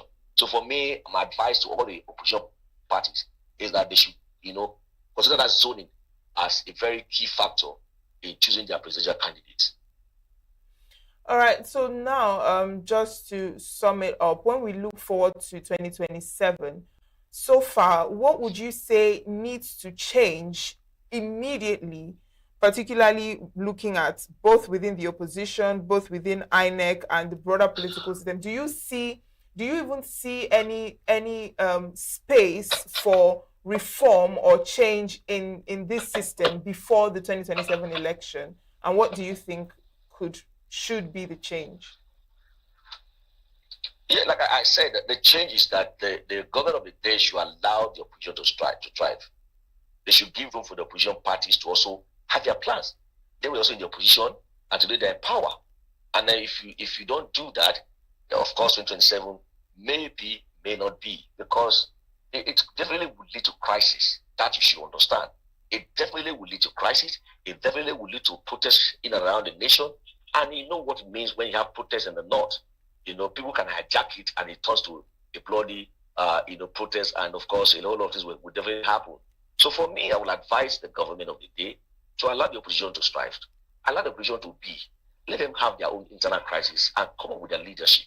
Allow them to have their way. The same way you were allowed to have your way during the Jonathan days. If Jonathan is behaving the way they are behaving now, I'm not sure whether there will be any Bola Ahmed or even Buhari presidency. So for me, the APC government led by President Ahmed Bola Tinubu should allow the opposition to be. Allow them to be. You have come up with an electoral reform. Allow those electoral reform to take place. Let's have something different from what we used to have in the past. If you do that, then our democracy will definitely, keep going stronger and stronger. But if you continue this way, like you want to do, it's by force, so I take it or nobody else takes it, then of course there's danger ahead of the election. But I believe that President Bola Ahmed Tinubu, who has been an opposition figure, who has been a Democrat, should rise of the occasion and become a true Democrat. Leave his name on a very good record. Even if he's not doing second term, or if he's doing only one term, let it be that there was an Ahmed Bola Tinubu who, of course, allowed electoral reform and, of course, allowed election in this country to be free and fair. That's my advice for the government of the day. And what about Nigerians as well? Because this would also impact on voter confidence and even democratic trust. So what do you also have to say about that? For Nigerians, I think it's a whole lot. The present crop of politicians have changed the mindset of people. From my state where I come from, I'm on a platform that it has turned to almost a daily verbal attack to each other because of basic interest. Where a senator who is performing very well, from the same zone, they brought another candidate to challenge him, and they're not even okay. The question is this man performing or not? He's performing because we see what he has been doing. Now, but because some people felt that they are not getting what they're supposed to get from the current senator, they are going to bring somebody else who they think should be loyal to them. And so a lot of division. You see brothers fighting brothers, friends turning to enemies because of political interest. People can no longer come out together to discuss together as friends because they have interest in, and the interest is not like interest of development of the community or the state. It is a personal thing. If I can't get it, nobody else should get it. I'm not eating, so nobody else should eat.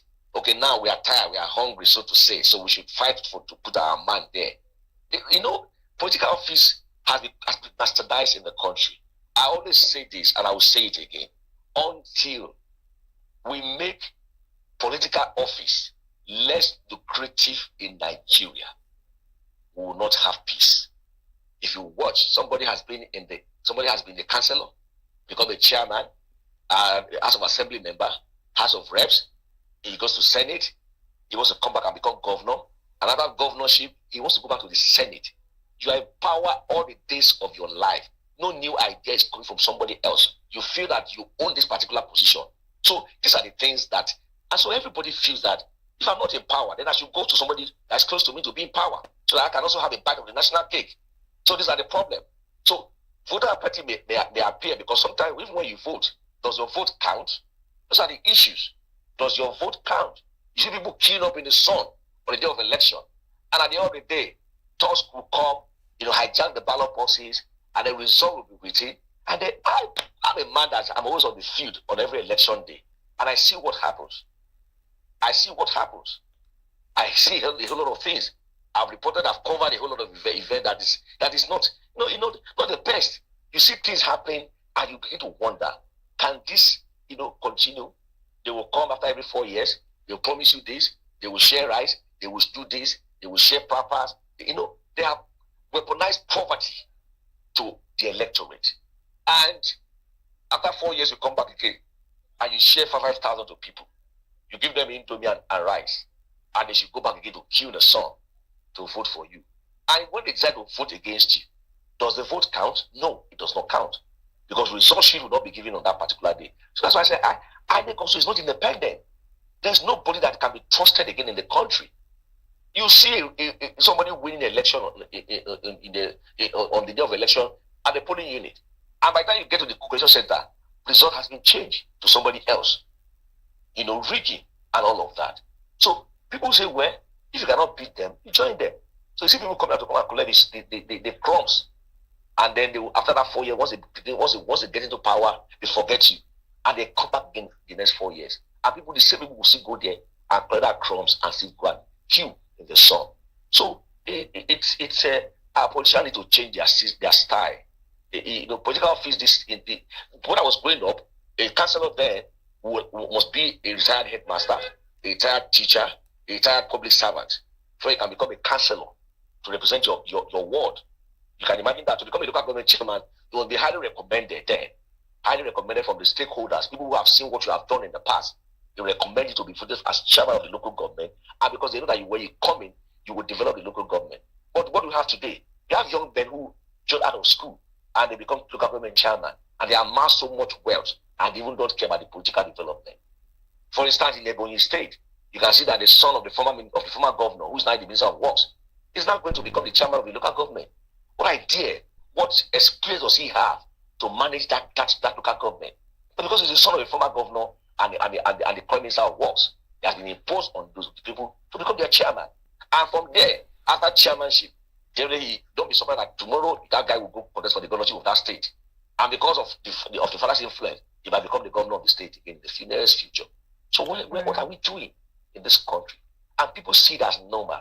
People see detail. You see people fighting on social media, causing themselves, dragging themselves because of one particular man who is not even doing well. But because you are his social media aide, you are his PA on this, PA on that, you can start defending people, defending what is not supposed to be defendable. So we have a whole lot of issues. But I think that if people will rise to the occasion to speak out and say, look, we must do what is right, that's when Nigeria can go in a democratic situation. Thank you so much, Treasurer Timidare, for joining us this morning and for sharing your thoughts. It's a pleasure to have you. It's always a pleasure to have to join you, and I look forward to joining you again as we march towards 2027 in Nigeria. Thank you so very much for having me. Of course, have a nice day. And we'll go on a break, and Signature Morning will be back shortly. Do stay with us.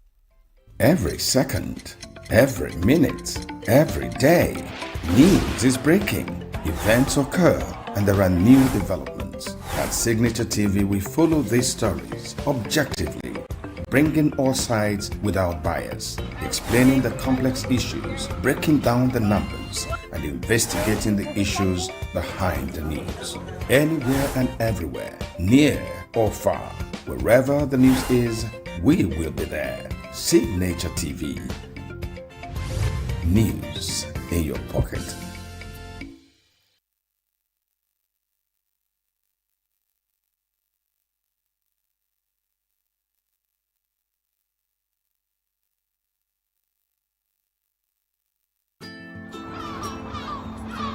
Bright and early as the day breaks, as the newspaper headlines trail the stories that shape the day. We at Signature TV trail the headlines that trail the day. We interrogate the headlines. We analyze the stories that make the headlines. Wyatt is overrated, and they even overrated themselves, and when you go see it, they are insensitive of some Nigerian children who have never had what they see. With passion and emotion, we drive the conversation to change a narrative.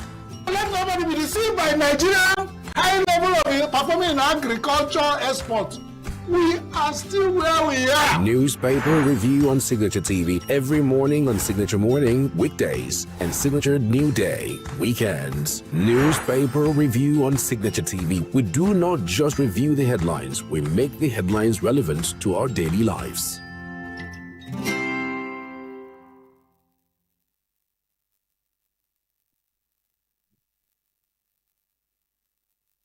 Every second, every minute, every day, news is breaking, events occur, and there are new developments. At Signature TV, we follow these stories objectively, bringing all sides without bias, explaining the complex issues, breaking down the numbers, and investigating the issues behind the news. Anywhere and everywhere, near or far, wherever the news is, we will be there. Signature TV. News in your pocket.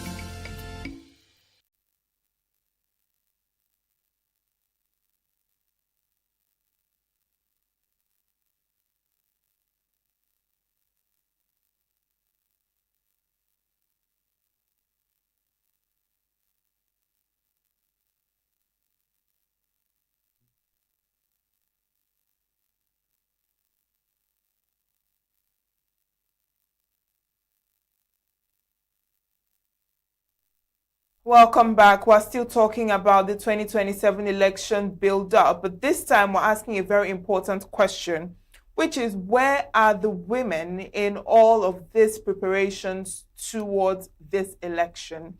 And we have joining us via Zoom Honorable Irene Awuna Ike. She is President, League of Women Voters of Nigeria. She's an activist and also a development consultant. You're welcome to Signature Morning. Thank you for joining us. Thank you for having me. Can you hear me? Of course, I can hear you loud and clear. All right, now talking about, the issue of women. I mean, women account for nearly half of Nigeria's population, but we still see a very low representation in positions of political power.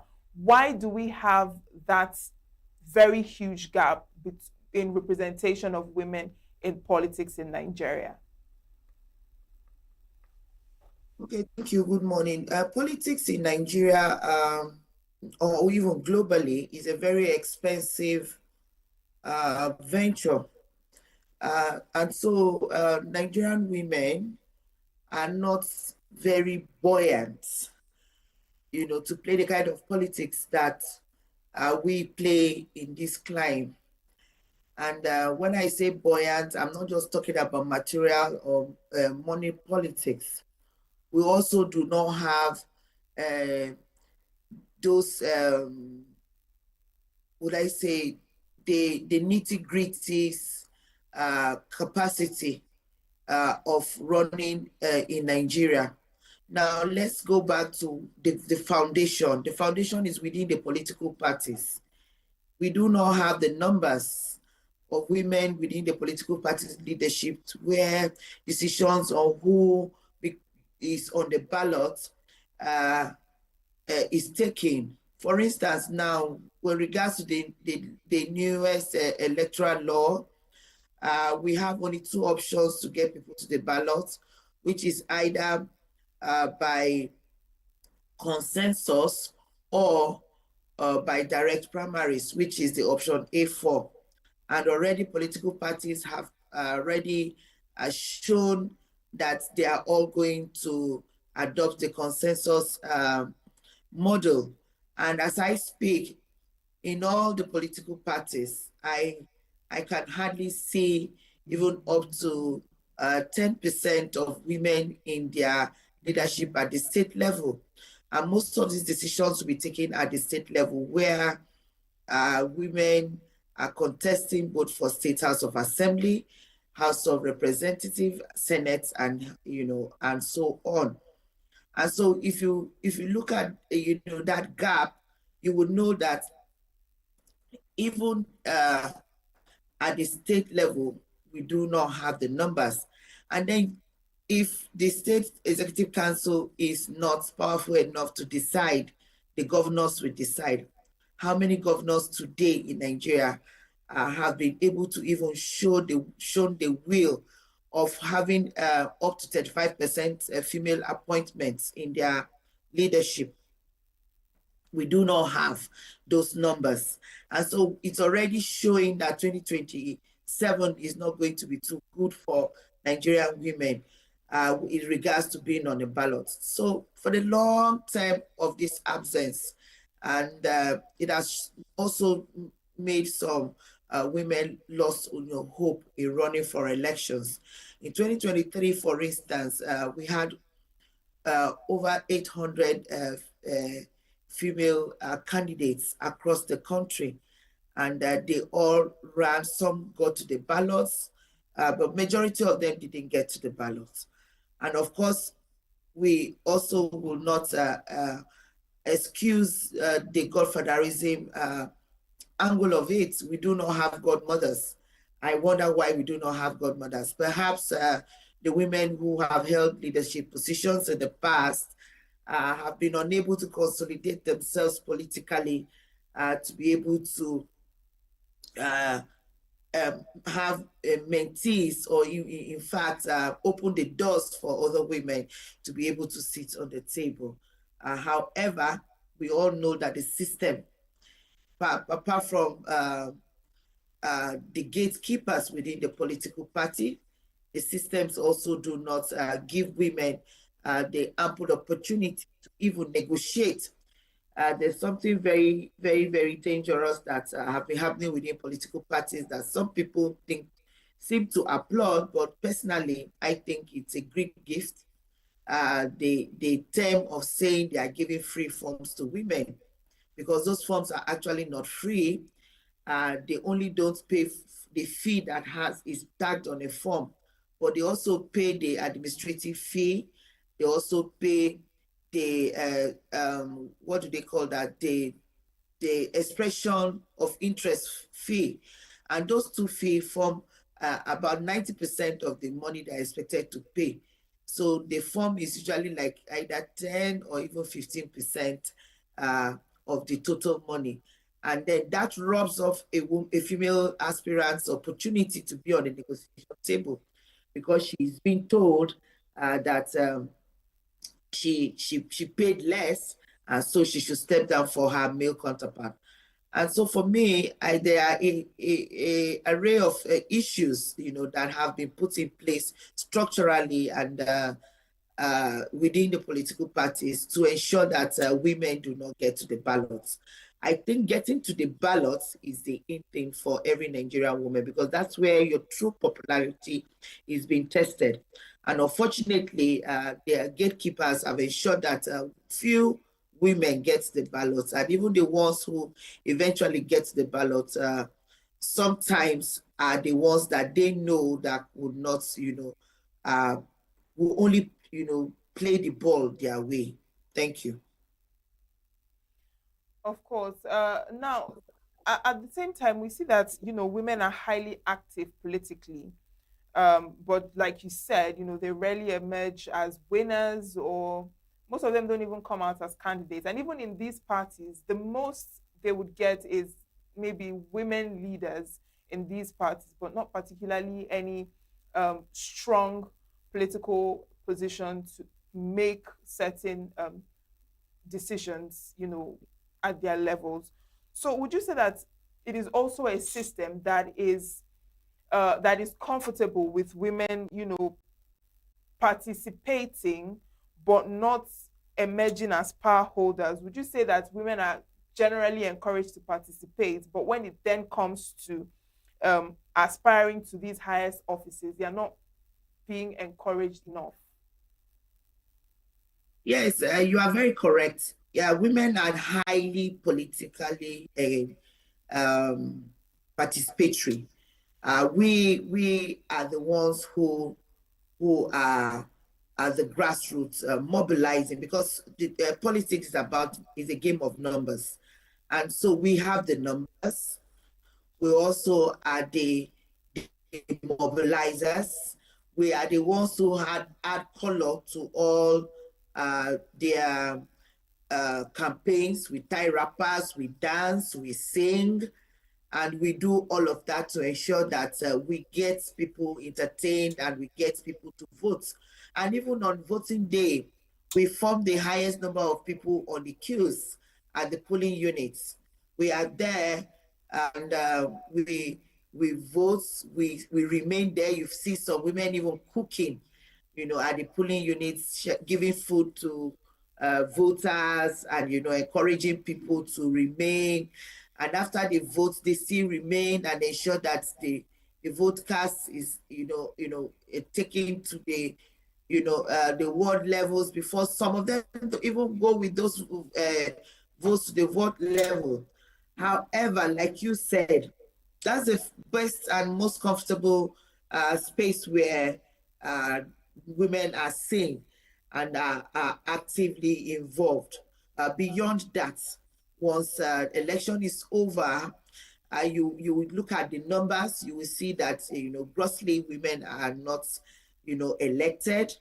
And then when the appointment starts, you also see that even at the state level, you have less female appointments. Even at the national level, you have less female appointments. But I tell you, during the campaigns, there are a lot of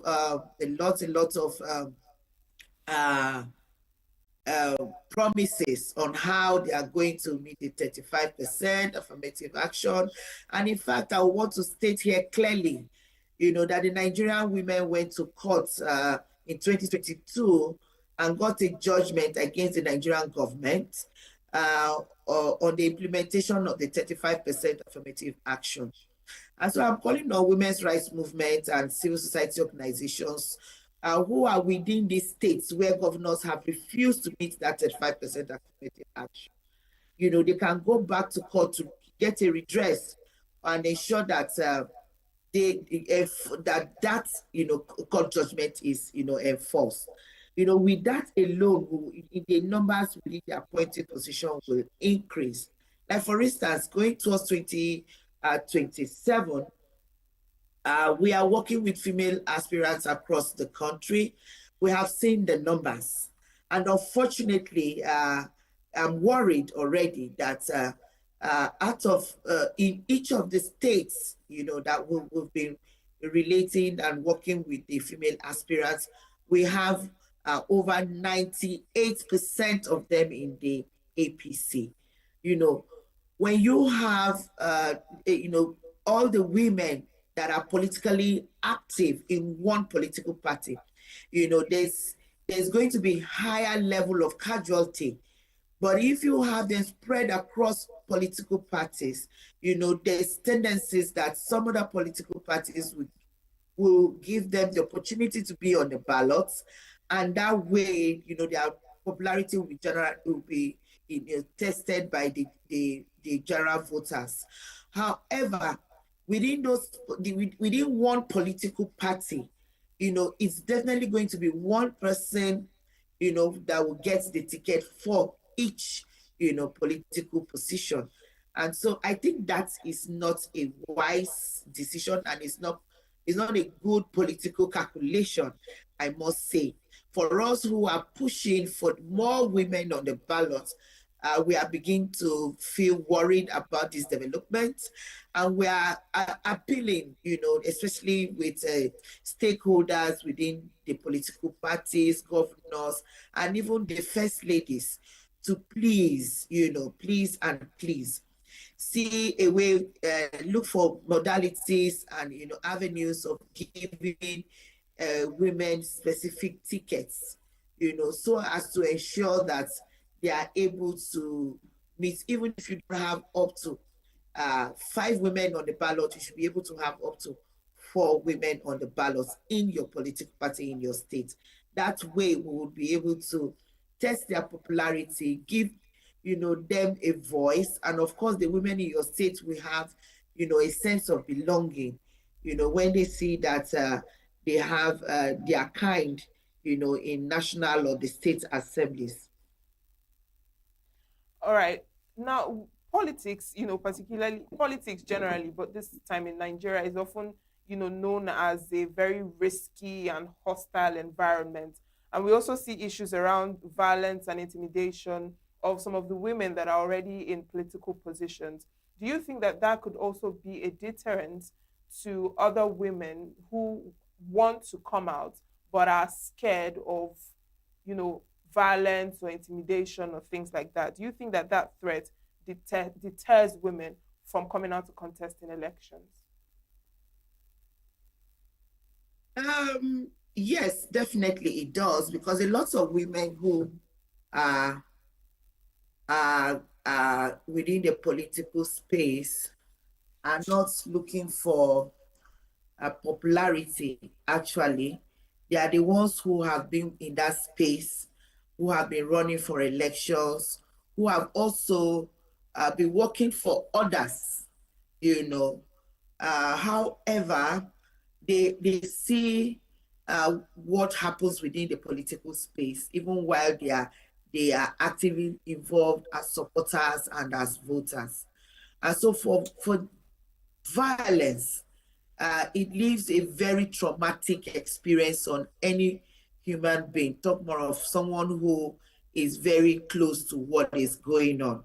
And so that's why you would hardly see women who are core politicians, who are day-to-day politicians running for elections. A lot of women who run for elections are the ones who come in from either the private sector or civil society, maybe or professionals like lawyers and doctors. You hardly see core female politicians run for elections. And unfortunately, they have the political, will I say, smartness, the political ideologies that could fly if they run for elections.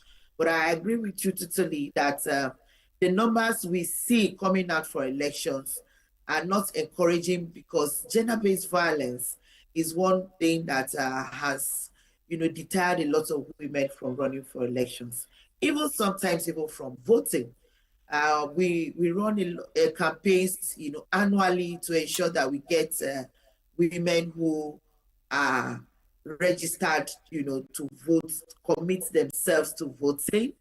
The higher numbers of women we get to register to vote, the lower, the higher the voter apathy, and that tells us that something is going wrong somewhere. There's so much a loss of hope. There's so much distrust in the electoral process, even within the political parties, and as well as the general election. And so even on election days, women are afraid to even go out and vote, because in some climes in this country, the election is usually bloody post voting, and women tend to stay away from such environments.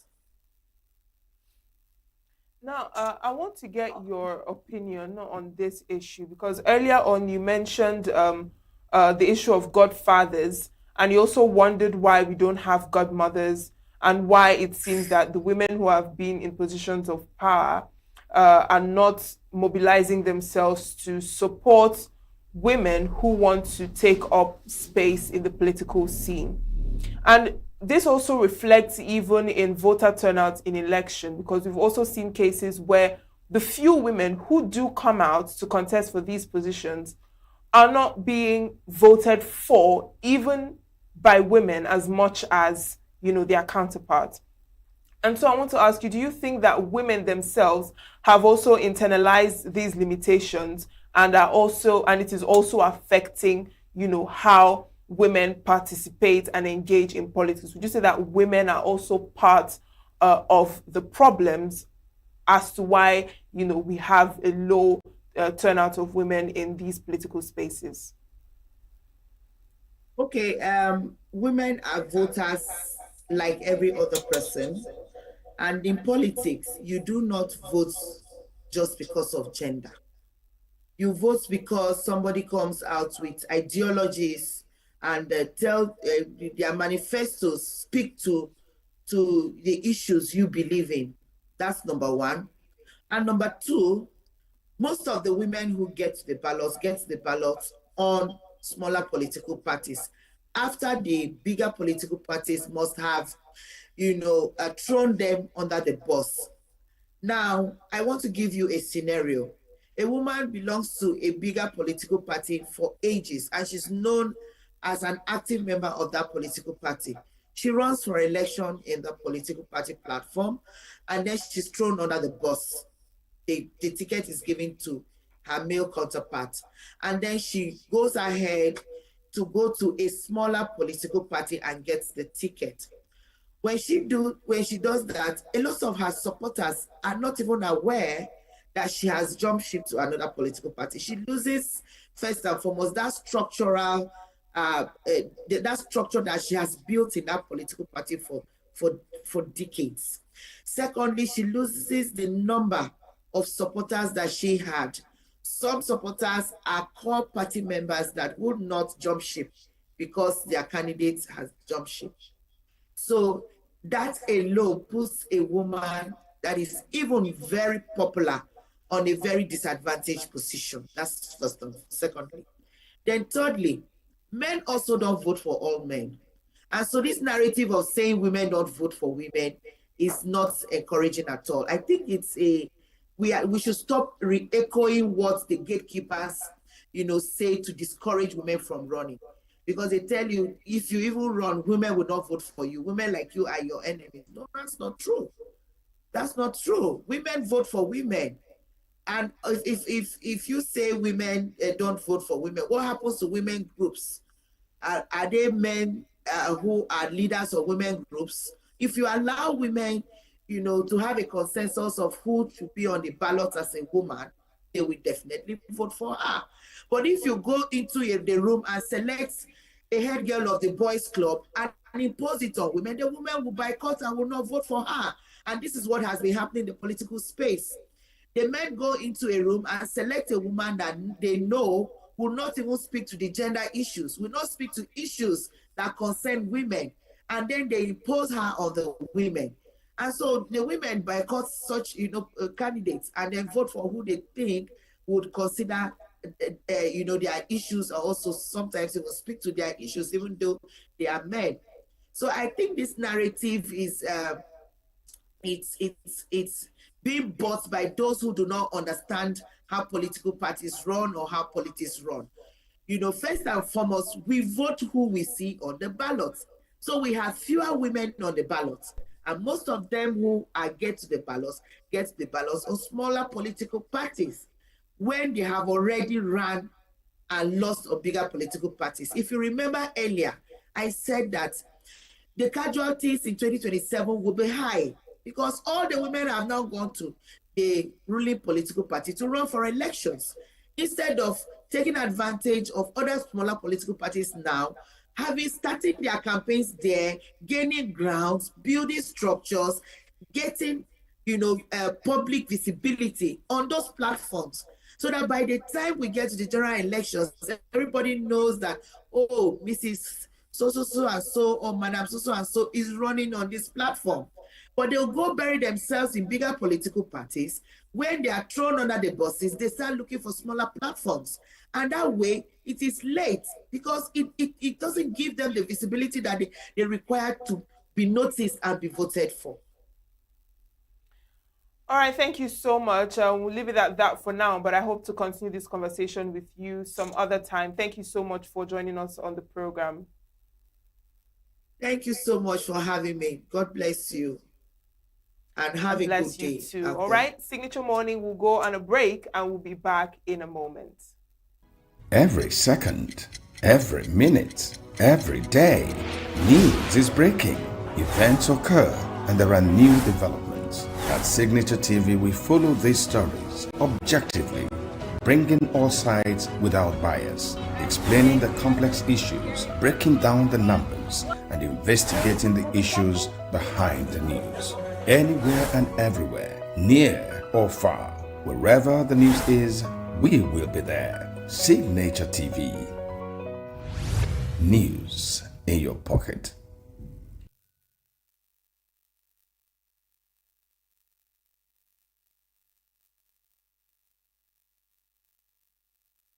Every second, every minute, every day, news is breaking, events occur, and there are new developments. At Signature TV, we follow these stories objectively, bringing all sides without bias, explaining the complex issues, breaking down the numbers, and investigating the issues behind the news. Anywhere and everywhere, near or far, wherever the news is, we will be there. Signature TV. News in your pocket. Welcome back. Now we're moving on to the health and the medical space, talking on the rising cases of self-medication practices by Nigerians and the matters arising. And we have a medical practitioner joining us via Zoom. Her name is Dr. Chika Maduka. You're welcome to Signature Morning. Thank you for joining us. Thank you. Good morning. Let's talk about, self-medication. I mean, you're a medical practitioner, so I'm sure you would have a better explanation for it than what, the lay person, understands about it. So tell us, the concept of self-medication and, the most common conditions that Nigerians seem to be self-medicating on. Okay, so, when we talk about self-medication, we kind of limit it to drugs. But I can tell you for free that it's not just drugs. It can even be a procedure. Maybe so let me slow down. Self-medication, simply put, is people, you feel one certain kind of way, and then you just go ahead to the nearby chemist or patent drug vendors, and then you pick up medications. And most times it's because the last time you took it, it worked, or a friend recommended it who has had something similar. So that's that. But we kind of limit it to drugs, and it's even beyond that. It can be a skin tag, something someone sees on the skin, and then they don't even feel you need any consultation for that, and they can just tie it, cut it off. Many practices people do that without any medical consultation. That's what we all call self-medication. Okay, so I also asked, what are the most common conditions, in your practice? So I'm sure you've encountered a lot of people coming with issues around this. So what would you say are the most common things that Nigerians seem to self-medicate on? What are those illnesses or those things that most Nigerians go to the pharmacy or a patent store to get medication on to treat themselves? Okay, so the common things we see people medicate for will include just fever, headaches. Now, that's even going to the pharmacist or patent medical medicine vendors. That's actually okay. I had this experience while I was in training, where this woman kept the child at home. This child had fever and was convulsing as well. And then the mother kept back and kept giving Udaki. Udaki will be this palm kernel oil. You understand? When this child finally came, we wanted to draw the blood. The blood was straw color, like the blood wasn't red, it was straw color. You understand? We asked, what have you been doing since this fever started? She said, I was giving Udaki. So I can tell you that fever, headaches are the common causes of people just self-medicating, taking it easy. Is it not just fever? But sometimes this fever, including some night ones, can be masking dangerous health conditions. Something like some cancers will come with night fevers. The most common ailments, that's TB, can also come with night fever. So yeah, fever and headache, that's the most common ailments that people self-medicate for. Before we go to crazier ones that maybe if someone will tell you, oh, I had a time off I met with a man and I took ampiclos as contraception. So it starts from the small and it can go crazier. Wow. Okay. Before we get to antibiotics and just what you mentioned now about using ampiclox as and contraception, I want to ask you, why are Nigerians self-medicating so much? What would you say are the major causes behind Nigerians, becoming their own medical doctors and personnel and treating themselves of, these fevers and headaches? Okay, so let's say we want to go to a very good hospital, a private hospital. Your consultation fee can be as little as 5,000 just to get a card and see a doctor, or 20,000 if it's a specialist. We already know the current economic realities. Who can afford it when that 5,000 or 20,000 can already get you something. It can already get you something in the nearby pharmacy, just to say, I'm having this, that, and they give it to you. Then we have the one that you get to a hospital. You get to the affordable one now. You notice that to just achieve what you came to achieve for the day, you can stay there the whole day.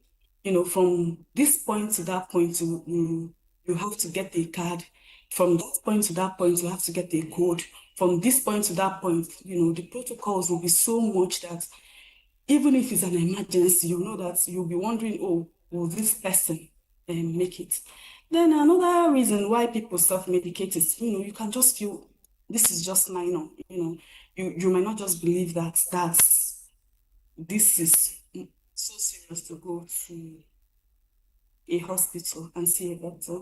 Then, of course, in our country, it's not really every drug that will need a prescription, so you can actually go to the pharmacy and get it. So still saving time in some way. Then if the last time you went to the hospital, you told them I have this, that, and they gave you that drug, and then even after taking the drug, you kept the packs. Next time you feel that way, you just be tempted to, is this not this that they did for me? Let me just, go ahead. You understand? Then I guess also knowledge plays a part, and people not being aware of the risks of this self-medication. Then there is another reason why it happens. I'll still talk about another experience when I was in training. Another reason why it happens that it's really not common. So this one, this self-medication, okay, let me just talk about it. There is this lady that, first of all, every pregnant woman at the first, if it's your first pregnancy, you are going to be assessed. If you're assessed by a gynecologist, you might be told, even if you're giving birth to 10 babies, you're giving birth to all these children through contraception, through cesarean section, because you have a compacted waist, so the baby can't come out. So now, this lady is privileged to know another lady that said,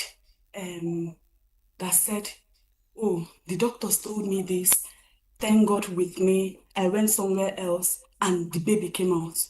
Now, after telling you that, they will not tell you that that baby came out after maybe 3 days of labor, and that baby came out with asphyxia, couldn't breathe at birth, or that baby currently is up to 1 year and is unable to sit down, which the baby should have achieved.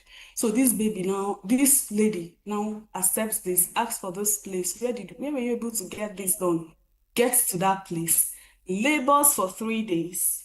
By then, maybe her own baby is already dead, and then still comes to the hospital, and then they will not do that same CS she was running from, and it can even still lead to the mother not making it at this time. So these are the common causes why people do that, because this particular one I'm talking about will be the stigma of, hey, if I give birth through CS, my fellow women will tell me, I'll say it in Igbo, then I'll interpret it in English. You know, so are you a woman? Were you able to give birth? Was it not assisted? So stigma will be another reason why people can endanger themselves to appear as if they were able to do it despite medical advice. All right. Before I continue, when you mentioned, going to a pharmacist or a person, I just want to ask, because some people go to the pharmacist to tell the pharmacist their symptoms and how they feel, and then the pharmacist then prescribes medication. Would you say that that is also a form of self-medication, or is that okay? There is nothing wrong with that because I want to believe a pharmacist is also a healthcare professional, right? So they can actually give you good advice. Then we have the ones that just open shops and load it up with drugs. This particular one I'm talking about is the one where you describe what you are having, and they'll tell you, oh, I'm giving you this drug that it can clear everything, like it can clear things from, if you have headache, it's a mixture of drugs. There's no, you can't, they mix drugs for me. You can't even say, okay, this is what is here. This is what it can do. So they pack things and it's a trial and error. They pack it because they know one of it must work. So yeah, I would say that going to a pharmacist that is a trained pharmacist would be better than the second one I just described. Now, earlier on, you mentioned antibiotics, and you also mentioned how people use antibiotics as a form of contraceptive. So I want us to talk about antibiotics and, antibiotics resistance. How serious is the misuse of antibiotics, like in Nigeria today? And, just tell us like how that works when it comes to the use of antibiotics. Okay, so I was privileged to write some international exams and then was able to study and find out that what we do here is a far cry from what is obtainable in other places. And this regulation was in place because of the rising cost of the rise in antibiotic resistance. So I was able to see that there are some STDs that just needed an IM is intramuscular, just one dose, and that is the treatment. There are some very minor illnesses, just 3 days, and that is the treatment. Some moderate ones, 5 days, and that is it. And then others, maybe if you're giving antibiotics for 1 week, then whatever is going on is really, really very serious. So it now becomes a far cry when I think I called someone yesterday and she's on antibiotics for 2 weeks, which on the good side, once is we have things that are going on. We have drugs that you don't even know if it's working. We have drugs that we don't know is this are the fakes in the market. Though NAFDAC has been doing a very good job to limit that, but we really don't trust antibiotics in Nigeria. So that would be why the practice here would be to take it for longer time. Then we'll now come to the control. It's crazy. It's crazy. It's crazy because I wish we should have more health education, health awareness. It's crazy when you hear, okay, someone comes and the person is pregnant and is, asking you to terminate, which is not legal in Nigeria. And then you check, okay, so we have emergency contraception. We have the one that you can take 3 days. We have the one that you can even insert within 5 days. We have the ones that, can work within 5 days, And so how did you allow it get to this point? You hear, oh, afterwards I drank Ampiclox as a contraception. What this does is that people generally abuse it, and Ampiclox, depending on the dosage, you can have the one that is just morning and night. You can have the one that is morning, afternoon, and night. So you take it 2 or 3 days, and you're okay, because you've not completed the complete course, which should be maybe 5-7 days. The next time you're going to have a need for antibiotics, you've already exposed your body to that, and the organisms it should naturally fight against are already getting resistant. So these ampiclox will be the most commonly abused antibiotics in Nigeria. You can even say I don't know what to describe. You can say I had the highest. Imagine it, the highest thing that needs the highest antibiotics, and then you will commonly be told, "Have you taken ampiclox? Take Bicham, it will do the magic." So yeah, antibiotics resistance, is something that when it's really time, maybe the data will be released to Nigerians so that they can be a little bit more careful on that. All right, now let's talk about social media and AI, because it seems like social media platforms and even AI, ChatGPT, Gemini, all these AI apps are now taking over medical personnel that are giving people health advice as to what to take and all of that. So I want you to also talk about that and how that is affecting, when it comes to this issue of self-medication among Nigerians. Okay, so yes, I will accept AI and social media. As far as the person wants, AI is a model. It keeps improving. It keeps improving. There are programmers, they involve even specialists, to get the right information gathered from anywhere. So it's gathered from anywhere, researches. So yes, someone can use AI and get what's what is get what they think is what is wrong with them. But it becomes a challenge when I've had a scenario where a patient is sitting in front of me and then okay, so hello ma, good morning, what's happening to you? You give me maybe two symptoms, and then I start ruling out things. Do you have this? Do you have that? Do you have that? Rule out, rule out, rule out, rule out. And then at the end of the day, once I ask, do you have this as well? They'll say, oh yeah, I have that. I just wanted to know if you will get to that. You come to the hospital, instead of making things easier for yourself, you start testing the doctor, you start, checking the person's knowledge and things like that. So for that one, or you start mistrusting the doctor, you have the doctor is asking you some other questions, but because you already checked it on AI, you're getting uncomfortable, you're a lot of things. When AI starts affecting your trust for your doctor, it becomes a problem, because in medical practice, you don't just ask for one. You ask for one illness and then you rule out differentials. So that's how it's done. Then for the social media,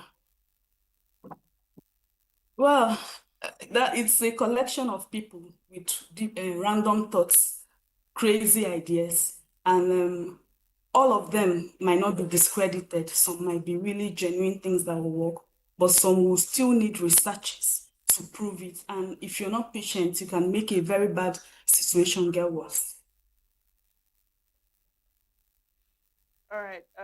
Earlier on, you mentioned when you were talking about antibiotics and how long people seem to take it in Nigeria, for about 2 weeks compared to in other countries. You mentioned the issue of Nigerians not really trusting, the drugs in the market because of the fakes, even though the NAFDAC, like you said that they are doing a great job. But I would also want to ask, most of these drugs, like these antibiotics that you said are very strong, should be taking 3 days, 5 days at most, 1 week. Don't you think that there should be some form of restriction to its accessibility so that people do not freely have access to it to the point where they're taking it for contraceptives or they're taking it for 2 weeks or more? Do you think that there are some regulatory oversights that need to be put in place for certain drugs that are really strong so that people don't have that much access to it? Yeah, so I mentioned that in those countries, they have regulations. So you take some STIs, I was saying that you just have to take just one dose starts, and you're good. And then there are ones that just 3 days, 5 days, and then ones that are 1 week if it's very severe. Now, in those places, you go to the emergency, right? You can talk and talk and talk. Your baby is burning up. You understand? They're trying to tell you that they won't give the antibiotics, so there are regulations. They won't give the antibiotics because they know that is viral. For our country like Nigeria, when I say that, it's us that we really don't trust it, because you can have something that you're giving your patients. You've given this one, this should work. Yeah, this should work. And you've gone 3, 5 days, this patient is not getting better.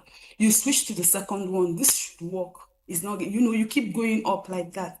So I think, like I said, thanks to Dora Kuni that helped. I think the story behind that was the sister needed insulin, and it was even something like contaminated water that was in that, and there was no control of that diabetes, and the lady finally crossed over.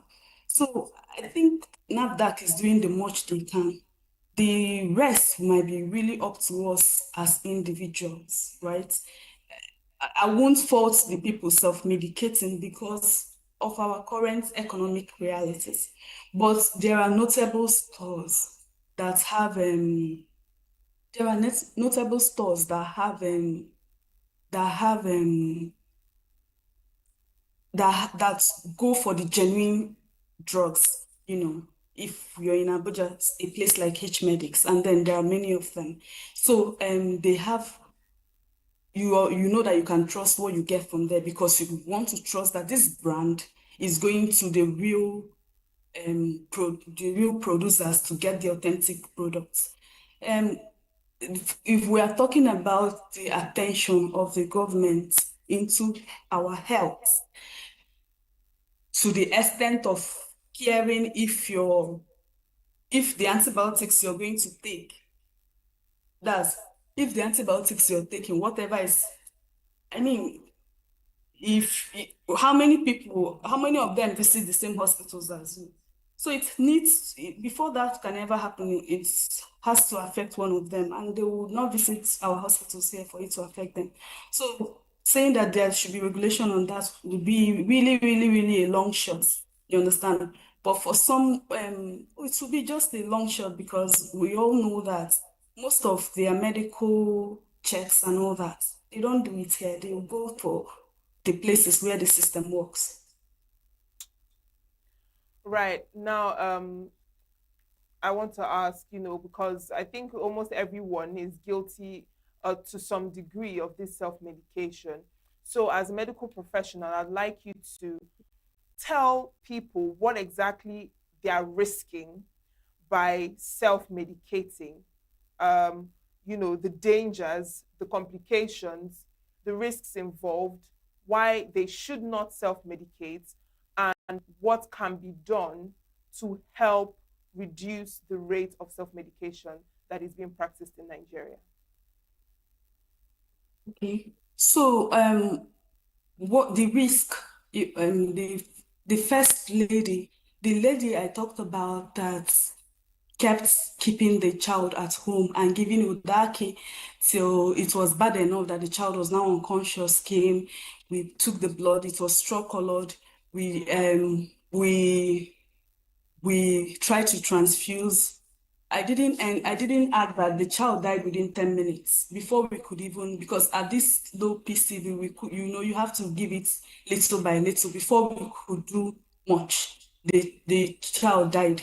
So it's a little bit dangerous that you start crazy things at the early onset of illnesses, and then at the end of the day, it can cause loss of life.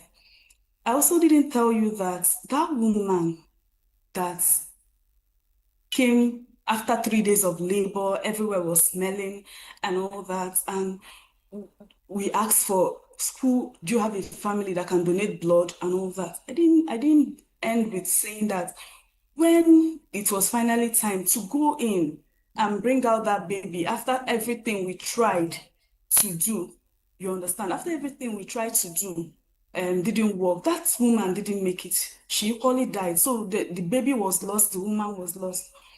You understand? Now, some cancers, if you're able to come early, it gives an advantage. It helps whoever is going to make that diagnosis. It helps the person to catch it early, So beyond that, catching some illnesses early and doing the best, for that illness, there is also the antibiotics resistance is not really as easy and as mild as it sounds, There can be where it's your first time, you didn't even abuse any antibiotics. You're just in the resistant strain of something that is already resistant to many things.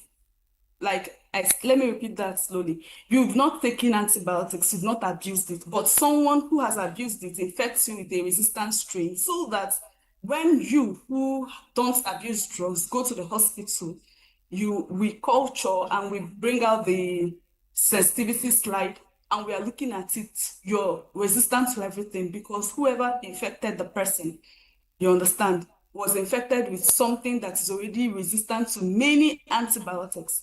So it's something that is something that we can actually beg the the general public, that you will be your neighbor's keeper if you actually, only take drugs when you need them. Take drugs when you need them. You might have someone that is awake in the night, and you ask the person, "Oh, you're awake in the night. What's keeping you awake?" You tell you, "Don't worry, it's my own sign of malaria." You go and take malaria drug. Remember all the things we've gone through to get to where we are. So some of these illnesses like malaria, it doesn't really affect people outside though. And it's when it affects people outside that, their governments and policies put in everything involved in trying to make sure that the drugs, everything that will take care of that illness is cleared. So let's remember that some illnesses are just generic to us, local to us. And once the available aids, the available drugs, once we have abused them all, nobody might come to save us, unless any other person knows where we are researching and doing a whole lot here in Nigeria. All right. Well, a very big thank you to you, Dr. Chika Maduka. Very enlightening and informative conversation we had with you this morning. It's a pleasure to have you join us. Thank you once again. All right. Bye. Bye.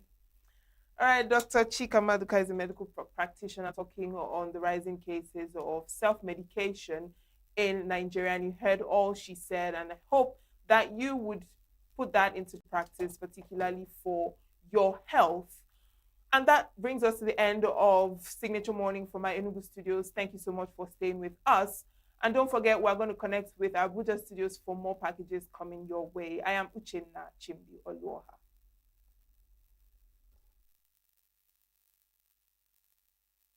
Every second, every minute, every day, news is breaking, events occur, and there are new developments. At Signature TV, we follow these stories objectively, bringing all sides without bias, explaining the complex issues, breaking down the numbers, and investigating the issues behind the news.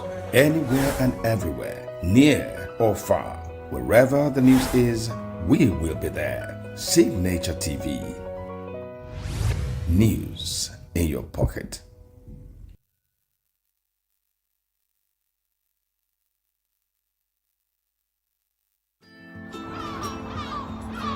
Bright and early as the day breaks, as the newspaper headlines trail the stories that shape the day, we at Signature TV trail the headlines that trail the day. We interrogate the headlines. We analyze the stories that make the headlines. Why is overrated, and they even overrated themselves, and when people see it, they are insensitive of some Nigerian children who have never had what they call CBT. With passion and emotion, we drive the conversation to change a narrative.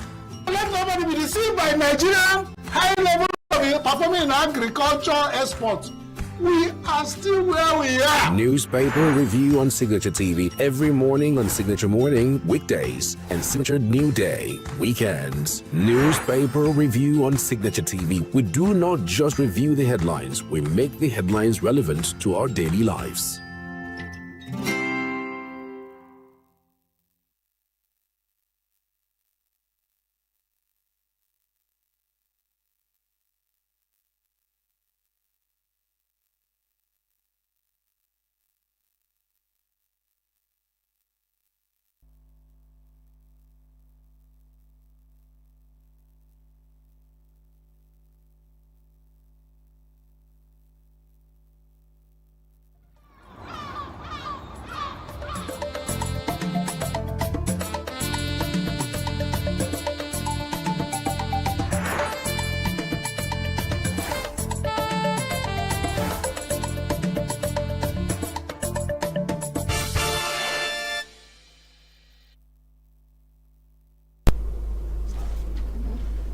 Hello and welcome to Abuja this rainy Tuesday morning in the Federal Capital Territory. My name is Mwaboz Njoko, and this is coming to you on a rather cool, breezy, rainy morning. What are we discussing this morning? The Nigerian police. There was a time on this program I said that the Nigerian police was an abused and a misused institution. Some people took exception to that. I did not withdraw that statement because I tried to use facts and situations to back that comment. But that's not the issue we're discussing this morning. The Nigerian police, as the front leader in Nigeria's internal security, are these empty words, or are we making them realistic, functional? Are we providing for the police to deliver on that as the front leader in internal security? Are we training them? By the way, are they in fact enough in number to execute and deliver on that mandate? Tomorrow, Wednesday, that issue may crop up at a different event. But this morning, I have in the studio those who know or who should know. Let me start from my left. I have Folari Aluko. Folari Aluko is the past chairman of NBA, Nigerian Bar Association, Abuja. They call them Unity Bar. Folari, you're welcome to the program. Thank you very much, sir. Please, how united are you people in that bar? By the way, what do you serve in that bar? Champagne? Or only water? We serve the rule of law, and as its name is called, the sobriquet, the Unity Bar. To some degree, we try to achieve unity. Unity is not a destination; it is a process. You know, and sometimes there's this saying: we agree to disagree, we meet to part, and we part to meet. So that yes. We meet today, we won't disagree. Hopefully, thank you very much. And on my right is Idris Power. Idris Power is a gentleman who is focused on police affairs. He is a police affairs, not just analyst, but also an enthusiast. Power, you're welcome to the program. It's a pleasure to be here. How do you feel being associated with the police, with the Nigeria police? Well, police is a good profession. However, we have a lot of challenges facing the Nigerian police. And we'll look at all those challenges this morning. So we're looking at the Nigerian police as the front leader in internal security. And let me just create a foreground. In this country, let me go to before 1966, January 15. If you entered a train from Port Harcourt, I was in eastern Nigeria, from Port Harcourt going to Kaduna. Along the line, you could see a policeman no guns, no firearms, a button. He enters, scrutinizes, not necessarily the railway police, but majorly the railway police. And if they saw somebody who had a kind of haircut and they suspected the person was a soldier, they would approach him and confirm that he's a soldier. If he is, they ask for his pass. If he had no pass, the next station will arrest him, bring him down, and hand him to the appropriate military authorities. And that soldier did not raise a whimper, because he knew that that police officer was acting within the law. Again, around 1962, 61, 62, when there was the tea riot, and the Tafawa Balewa administration deployed the military, Nigerians were up in arms, protesting. How dare you deploy soldiers for what was essentially a civil disorder? And they took the Tafawa Balewa government to the cleaners. And then there used to be, or there still is, what then we called riot police, but it's now the police mobile unit. If civil disorder went beyond conventional policing, it was another arm of the police trained to operate within civil population that was drafted in. But after the 1966 coup, something happened. It appeared that there was a policy, a movement to underdevelop the Nigeria police force. Bringing us to this conversation this morning, are we just calling the Nigeria police the front leader in name? As an institution, do they even realize now, having been so underdeveloped for so many years? Are we equipping them enough? Are we training them enough? I'm going to begin with Idris Power. Idris, you know why I lay that foreground? So that the younger ones who did not know, experience a police force that operated in Nigeria could understand why we're holding this conversation this morning. My question, therefore, is the Nigeria police, in real terms, the front leader of Nigeria's internal security? Well, as it is now, we cannot say that the Nigerian police is the frontline leader, because if you look at the 36 states of the Federation, we have deployed military to almost all the states across the 36 states of the Federation. So if we are saying they are the front leader, that is not actually the truth. Part of the challenge, just like what you stated, the police over time had a lot of challenges when it comes to funding, which I think was deliberate by the military coming in to ensure that issues surrounding internal security were not properly handled. I'll just go very quickly to something that happened 2020. The Bureau for Public Service Reform did a research on funding of the Nigerian police. The research is online. The Bureau for Public Service Reform is a government-established institution.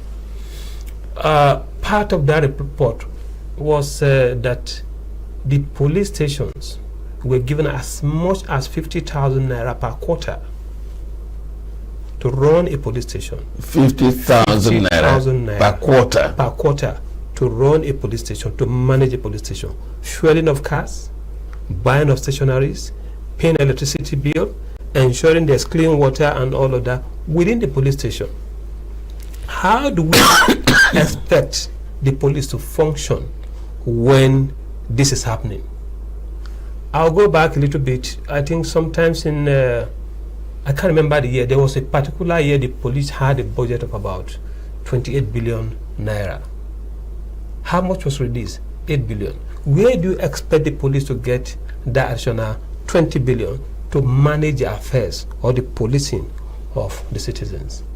So it's been one form of deprivation and another, particularly to the Nigerian police, and that has done a lot of damage to our system.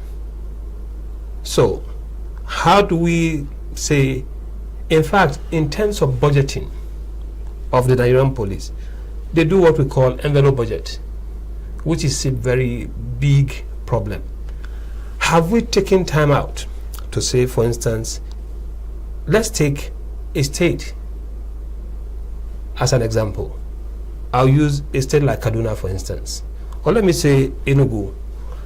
Every police post should tell us how much they need to run that particular, post. Yeah. From post, you come down to divisional level. How much does the DPO need to effectively police that division? From the division, you come down to the area command. How much does the area commander need to oversee the affairs of the police within that space? And then you come to commissioner of police. By the time we have a budget that flow from down top, then we know how much exactly we need to fund a police station or a police in a state. Without that, we are just wasting our time. Truly, as we speak, the military, majority of their institutions, like the training schools, NDA and all of that, they have separate budget outside that of the military operations. The police colleges, do they have something like that? No. Why is it so? Visit any barracks in Nigeria today and tell me whether humans are actually living in those barracks. That's how appalling it is. For the way and manner the police even manages, it beats me. Because you can't build something on nothing and expect it to stay. That's one palace we know as lawyers. So I think we need to do more for the Nigerian police. I don't want to, let me start investigation, for instance. This part of, my colleague is here, is a lawyer. This is a part where you arrest before you investigate. And these are some practices that we shouldn't even allow at this 21st century. Once a matter is reported, police should be given the right equipment to do their investigation. And the resources. Arrest and then prosecute. But it's a different ballgame altogether. So there are a lot of challenges facing the Nigerian police. I will come to some of them because many people experience them on daily basis and complain. Let me go to Fulani. Fulani, he's raised something that rankles. We in the media, we say, look, the police are irresponsible. They grab you, they detain you, and if you insist and make enough noise, they take you to court and they tell the judge, we are investigating. And we are investigating, they now have the legal basis to dump you in detention. And he says, the procedure should in fact be suspicion, investigation, arrest, and prosecution. How did the police come to this? I want to ask you this question, drawing from the underfunding factor he has raised, please. That's a fantastic question, and my very senior colleague, Mr. Bawa, is a police historian, in fact, the security historian, has laid a very solid foundation. You know, Nigeria is unfortunately a very interesting country, and as you rightly said, the process, we have this challenge because it is primarily a funding issue. Now, with investigations, in most cases, about 80 to 90% of crime or investigation is carried out at the scene of the crime. And most times, most of the evidence, if at all, is located at the scene of the crime. If you look at the provisions of the ACJA and the Police Act, they often require that when an incident is reported, that a police officer should be designated to go to the scene of the crime to conduct the investigation. But then there's a funding challenge. And so what tends to happen is that the police would invite, so if there's a petition, the police would invite the respondent, who then would either go willingly or unwillingly. And then, once they're within custody, a lot of things tend to start happening. And so it triggers a series of events that should ordinarily not be so. So the first thing the police would do is, okay, now this person is invited, they want to ensure that the person comes when requested for, and so the person is arrested and then put on quote unquote administrative bail. And so it leads to a series of human rights infractions. I say that a lot of the time. In fact, Nigeria is maybe one of the few countries where you're invited by the police, you pay your way to attend to that interview, you pay your boarding, if you're flying or if you're going by road, you pay for accommodation. So a case happens in Lagos, you're invited to Abuja, you pay to be arrested and detained, and then, because that's essentially what happens, and then after being arrested and detained, you may have to now bear the cost of the investigation by also paying, in so many ways. So I think everything comes down to a funding gap primarily.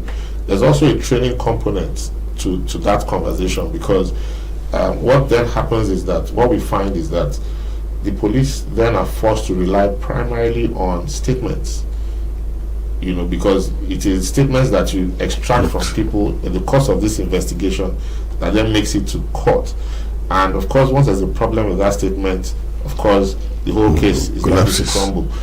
So it's a very huge funding component and a training component as well, because in the 21st century, Ogabawa had mentioned that there are some things we shouldn't be discussing about in the 21st century. But a lot of crime, because we live in a digital economy, there are many ways to track and to investigate crime that do not necessarily involve inviting and arresting people before investigations. Because what that tends to do is that it then creates so many human rights problems that lead to distrust in the police, and then it creates a vicious cycle that doesn't help the police. No, Fulani, I still want to stay with you. Well, first item we've identified underfunding of the police. But why do we underfund the police? It is an attitude. It is an establishment attitude. First, does the establishment realize the central role of police in internal security? Because if you do realize that central role, you prioritize it, you give it a value, and you give it a cost. So it is that attitude, that undervaluing of the function of the police by the establishment, not by Tinubu, not by a president, not even by the minister.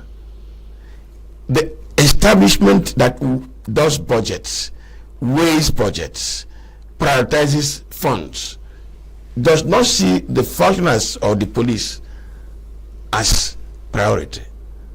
It's a tangent. How are you lawyers? Because you feel it.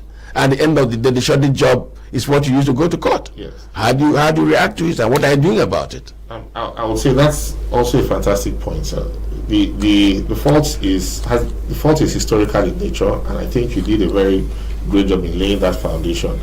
But what started with the military needing to undermine the role of the police as the frontline security actor when it comes to internal security issues, over the years led to, it first started as perhaps a means towards obtaining legitimacy by the military and legitimation. But we start to see a series of institutional reforms that were touted as advancements or reforms, but were actually directed at whittling away the powers of the police. This may shift some perspectives, but the Federal Road Safety Corps, for example, is an essentially police branch of the police traffic. And then you have so many civil defense, for example. So why EFCC is big branch? Yes, EFCC was, when it was proposed, it was proposed as an investigative arm of the police. They will only do investigations, but now it has become something else entirely. So why do we create, or why does the establishment tend to create other institutions and fund them more than the primary institution that is responsible for internal security? So I think that there's a huge problem there, and the current Honorable Attorney General of the Federation, when I think about 2 or 3 weeks after he resumed office, made a statement to this effect, and he recognized that there were some institutions that needed to be merged and brought together, and that we had a proliferation of public institutions. I mean, that statement was lauded by many public affairs analysts. Unfortunately, till today, no step has been taken in that direction. So, I mean, the question is, what are the interests within the establishment that are not, that do not want to have a strong police force? Because the truth of the matter is that the police force is the only force in any country that can actually handle internal issues. Of course, there's at a more extended level, there's that conversation about whether we should have state police versus federal police and so on. But I think at its core, it is only the police force that is trained and that at the moment has the public accountability mechanisms that can interface with the public. Now, with regards to how are lawyers handling situations, I think there's the public accountability conversation, or part of that conversation. And of course, as you rightly mentioned, whenever there's an infraction on human rights, there has to be some sort of recourse or remedy.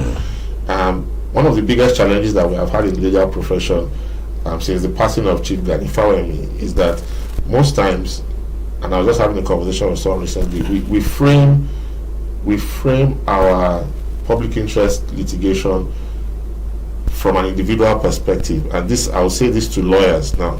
Many lawyers, when framing public interest, not even public interest, when framing human rights infringement cases, we don't tend to look at the broad scope. And so when framing prayers, for example, prayers are framed, or the courts are asked to make findings in relation to specific cases, and not, for example, giving judgments, for example, that say that arrests before investigations are unlawful or illegal or prejudicial. So there's nothing generic that can be used to apply to other situations. Cases, yes. So that's one major problem, and I think within the legal profession there's a lot of reform currently going on, because the situation cannot continue this way. I know, for example, that if I may speak just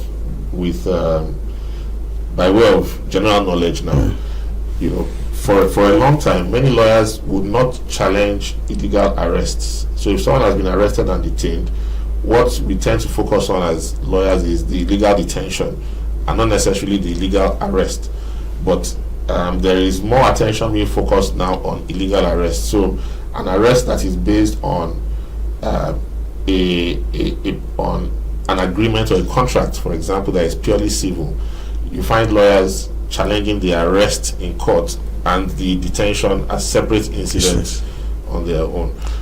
But I have been calling Idris. I've been calling, because the name I got was Idris. Am I correct, or is it Ibrahim? Idris. Idris, I'm correct, my dear.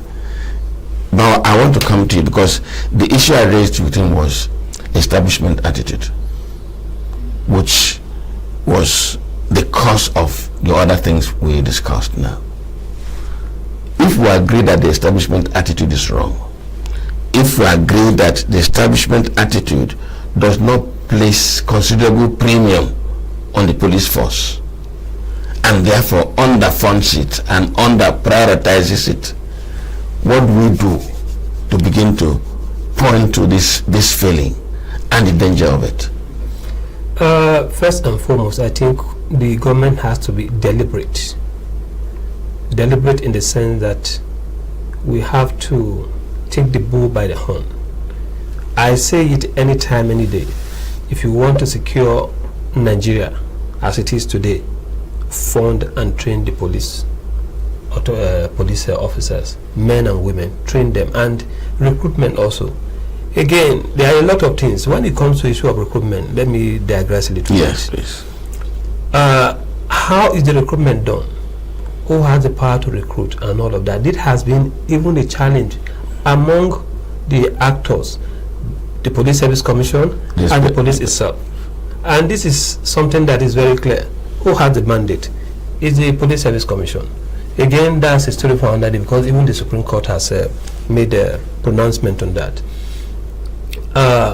I talked about budgeting system earlier. We should understand that policing requires funding. There are some basic issues that we try to do over time. My colleague was speaking about investigation. I give you an example again.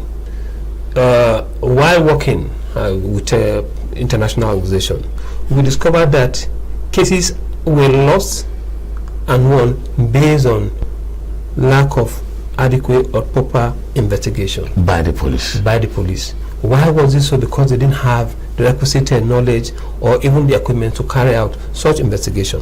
What did we do? In FCT and in Lagos, we identified some crimes that we feel the police need some support. Once a case is reported to the police, we made, we call it SOP, that allows either the police within itself to get a lawyer or contact Ministry of Justice in FCT or in Lagos to be part of that team that will investigate the matter. And what does that do? The issue of actus reus, which is part of legal parlance, mens rea, the mental, all of this, the action. Once the lawyers involved, they identify some of these things early enough, and the police, based on those investigations and things like that, they are well prepared and give, very good investigative report. Outside of that, the issue of forensic became a very tough one again. We discovered that a lot of investigation being done by police were just manually done. Sometimes victims are coerced into giving false statement and all of that. Then we decided to focus on training the police officers and equipping some of this, for instance, in Alagbon and FCT, with equipment to carry out forensic investigation. All of these are things that ordinarily the police should do, the government should do, but we allow international organizations to come in and play this role. For me, that is not very good, because we are also exposing our system to these organizations. What do we do? How do we move forward? Yes. It's very important. Training is very key. As we speak, the Police Act 2020 has been passed. I'm not sure, if not for organizations like P1, some other organizations working within the police space have decided to train the police officers on the provisions of this act. I'll tell you very simple. Arrest protocol, even ACJA, which my colleague spoke about, ACJL, made provisions on how you do arrests. As we speak, 90% of police officers who are on the field don't have the requisite knowledge on how to do these arrests. At some point, we tried to do an SOP, a force order, but that force order didn't see the light of the day. That's a pack. The Police Act 2020 has been passed. What about the regulations? That is a supplementary, part of that law. Part of that law that ordinarily will ensure proper implementation of the provisions of the Police Act. It has not been gazetted. Upon what law? Will those stand now? Policing even implementing the 2020 Act. We'll come to that as a core issue. We'll come to that as a very big core issue. Let me turn to Fulani. Fulani, I asked Bauer what we can do for the establishment to begin to realize the central role of the police in internal security. Unless there's a method of interfacing with the establishment to bring the, as we're talking now, many of them are at their offices and they may not even be following. Some of them are watching music on their others are busy discussing some other business opportunities, or maybe really doing other administrative job. So it requires a mechanism to interface with the establishment and let those watching us understand what I mean by the establishment.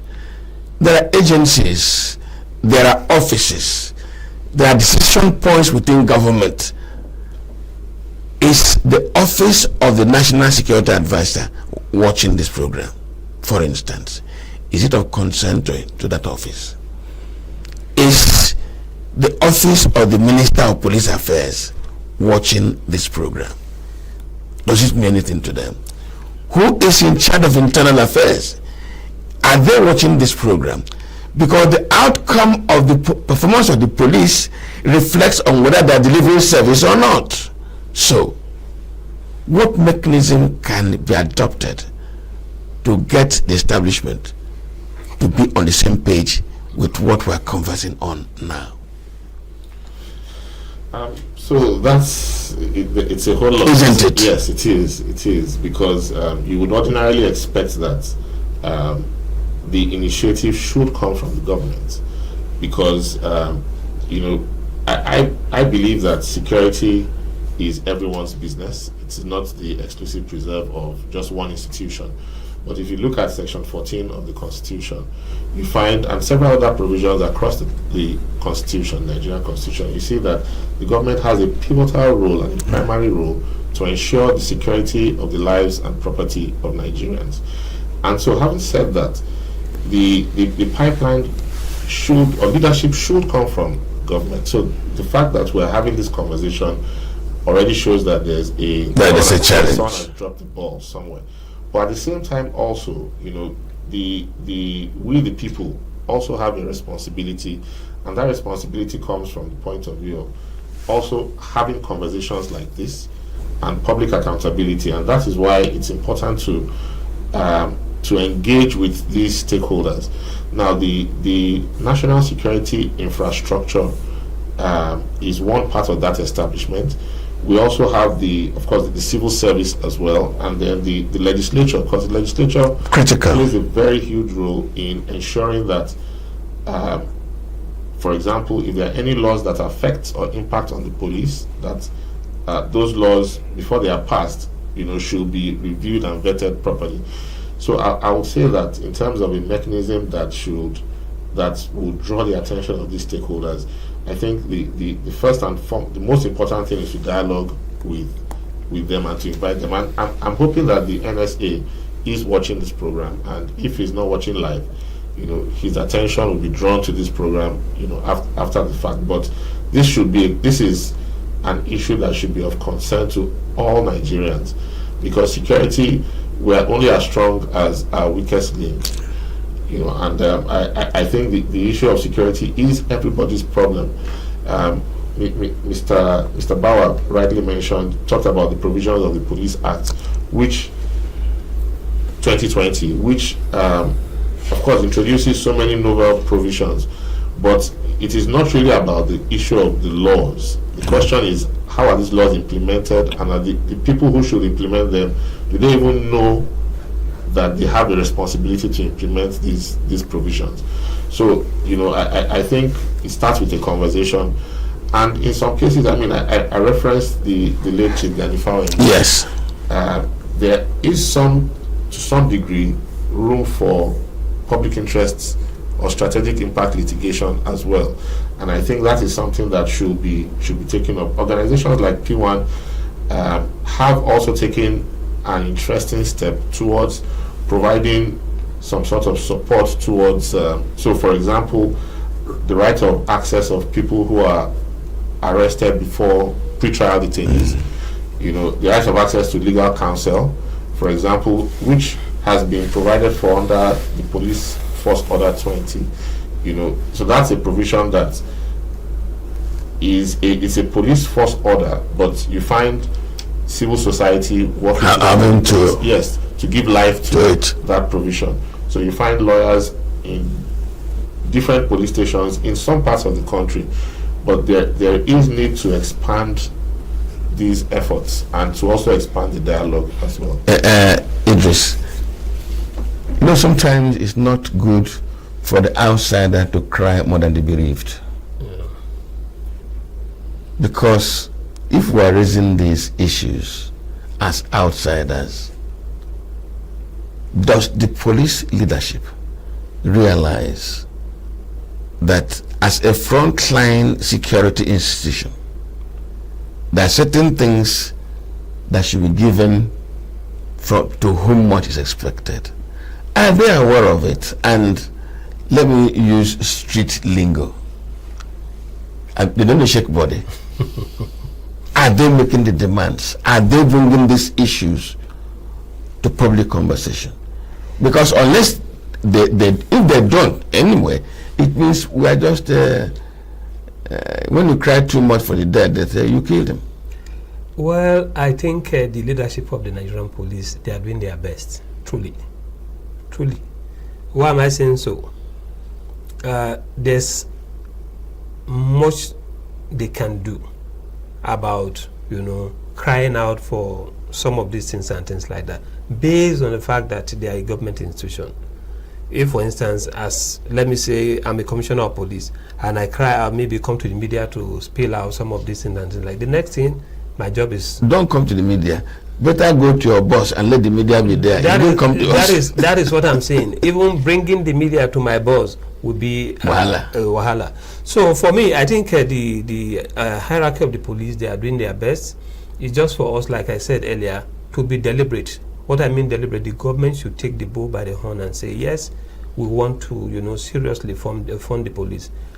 I'm not taking away from the government. The government has done something for, again, the police trust fund that was established, over time. What have we been able to achieve since the establishment of the police trust fund?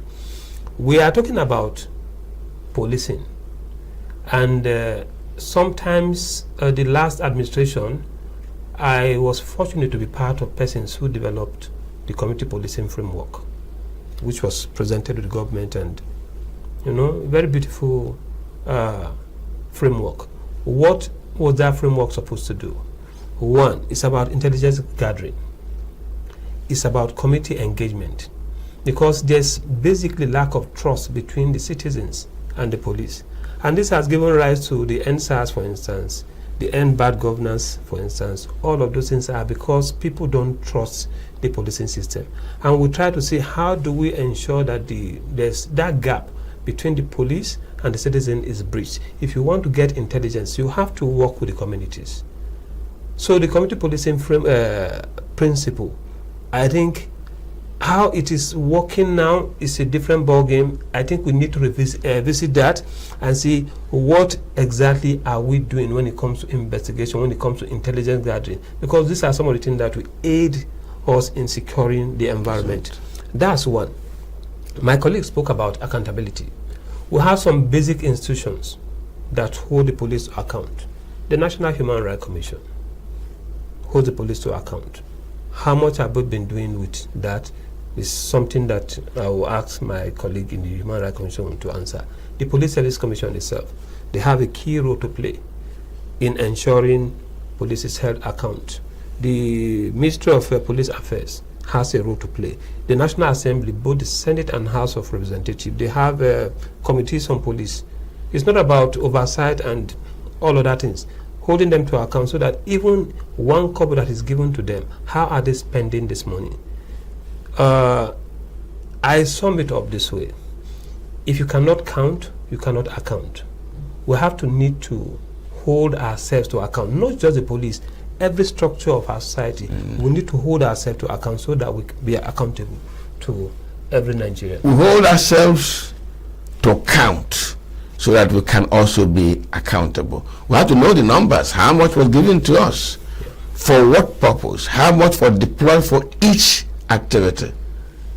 When we count the numbers, we can give an account. Well, I have two gentlemen in the studio, Idris Bauer, police affairs analyst, and Folare Aluko, past chairman of MBA Abuja. They call themselves Unity Bar. We are discussing the Nigeria police as a frontline security institution for internal security. How well are they doing? How well are we doing for them? Are we calling them frontline just in words? Are we providing? Are we helping them to deliver? That's the conversation this morning. We'll take a short break and return. Please stay with us.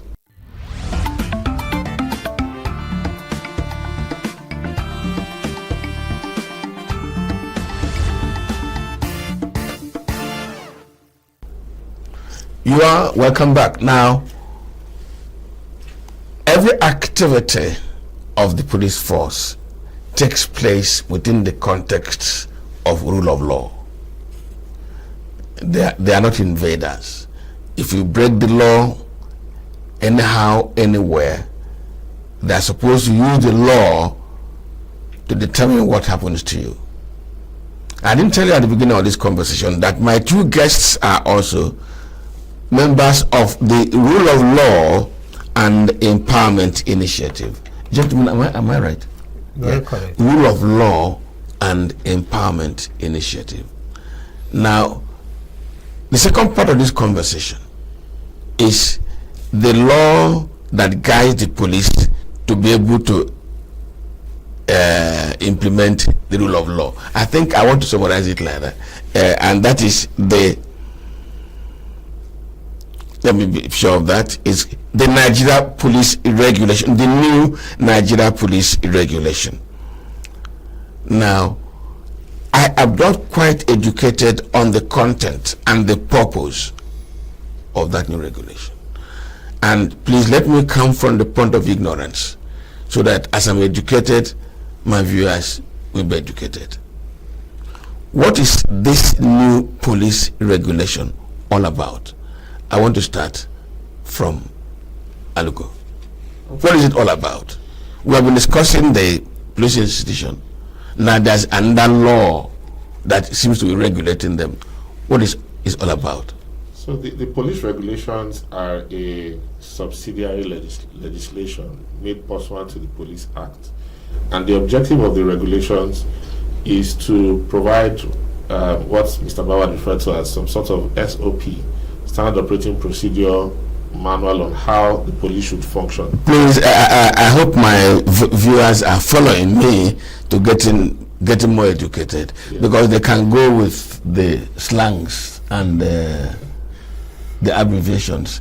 Standard operating procedure for the police. Yeah. How they ought to do what? How they ought to do what they do. So it spells out because the Act can only create a general framework and overview. The purpose of the regulations is to spell out in very minute detail how the various functions and activities of the police should be carried out. At the moment, the current regulations that we have, I believe, are from 1964, 68? Yeah, 68. 68. Which means that, and if you look at it, there are so many issues. Mr. Bauer was part of the team. I believe that this is 18. Because I smiled when you mentioned 1968. That again was under the military. Yes. Charles Dickens, everybody who watches this program knows that I'll always post that phrase, that sentence from Charles Dickens, which says, "Ask no questions and be told no lies." Yes. So, please go ahead. So, you find that there are so many, the current regulations actually cannot work. It's not sufficient to address the issues that the police face today. I'll speak from a general point of view and speak to, for example, issues like the regulations break the police formation into units and divisions. Just from the jurisdictional outline alone, you still have references to the old states, the old northern region, and so you cannot have a Police Act of 2020 and then now place that on top of that a police regulation of 1968. It controls things like there are so many provisions within the regulations that would be considered to be gender insensitive. Today there are provisions that exclude women, for example. There are provisions that even control how much a police officer should have on his or her person. Something in the I think about 10 naira or something to that effect, which is, I don't know if we would find 10 naira notes in circulation today. So there has been a need to review the regulations, and it has been reviewed. So the question now is, at what point or how will the regulations be brought into the mainstream? It is for the regulations to be operationalized, if you may, and I'm sure Mr. Bauer knows. Bauer, I was going to ask him really why the need for this regulation when there's a law. Okay, first and foremost. Yes, please. But you also do me a favor by educating me on certain specific provisions of that. That's where I'm going to. Yes. Actually, the Police Act 2020 establishes something that has to do with community policing. And community policing, the earlier regulation we had nothing to do with community policing. So how do we operationalize that particular provisions? That's one. Just like he mentioned, how many of us know Gongola State? I doubt how many young ones know where is Gongola State. We still had Gongola State in that old regulation. So again, we need to actually do more work. Outside that, issue of protecting human rights is well embedded within the 2020 Act. The new Act. Yes, that was not something we envisaged in the 1948 Act. 1968 Act. No, 1948 Police. We had 1948. In other words, this is a colonial relic. Exactly. The 1948 Act, yes, 1948, I'm correct. 1948 Act was actually something that was more coercive in nature. Now we have a 2020 Act that speaks about protecting human rights. Even issue around arrest protocol, which we spoke about earlier. All of these are well embedded within the 2020 Act. How do we operationalize some of these with the old regulation? It's a big challenge. So we need to have a regulation. Now we have a regulation. And that regulation broke down into the scope, actually, had to do with something around promotion of officers, appointment, promotion, and service, the year of service, which is within the ambit of the Police Service Commission. But who is in charge of ensuring this regulation is brought to life is the Ministry of Police Affairs. But what we did over time, we brought in, the Ministry of Police Affairs had a draft, brought in some experts who are working in this area, the police, the members of the National Human Rights Commission, Police Service Commission, all of us working together to ensure we have a very good, robust document that will speak to the provisions of the 2020 Act. We have a draft. That draft is ready, but it has not been gazetted by the government. Is that draft before the government? Yes, I can say yes, because the Ministry of Police Affairs had done well to send this draft to the Ministry of Justice, and the Ministry of Justice came up with some clarification that should be made, and we have worked on that with all the stakeholders, and now the thing is back to the police for them to make their own input. Then once that is finalized, it is sent for gazetting. And once we have a gazetted regulation, we are good to go. I say this because discipline of men, we call them, of officers and men of the police is well entrenched in this police regulation. Welfare of officers is well embedded within it. How do we ensure that this is done? Has to, issue surrounding the duties, even retirement and exit of officers are well entrenched in this regulation. I think I want to appeal to all the stakeholders who are working within this space, particularly those who are in charge of gazetting this regulation, to make haste so that we can, hit the ground running as far as securing our environment. I still want to stay with you, Idris. To what extent will this document, this new regulation, enhance the operations of the police so that Nigerians can feel a police force, their police force, policing for them? Okay, I want to let me marry the Police Act, the Administration of Criminal Justice Act, the Anti-Torture Act, all of these together to speak, generally about some of these issues. If you look at issue of investigation, we talked about. Yes. If a policeman wants to get information from a suspect, defendant, we call them now, the defendant might be tortured to extract information. The Anti-Torture Act has now made it a crime for you to torture somebody to extract information. And once that is established, the officer who was involved in that torture will be held to account and pay from his pocket any damages that may accrue. That is one component. The Administration of Criminal Justice Act 2020 and the ACJA at the state level also made it compulsory that when you are taking confessional statements of a defendant, it has to be recorded.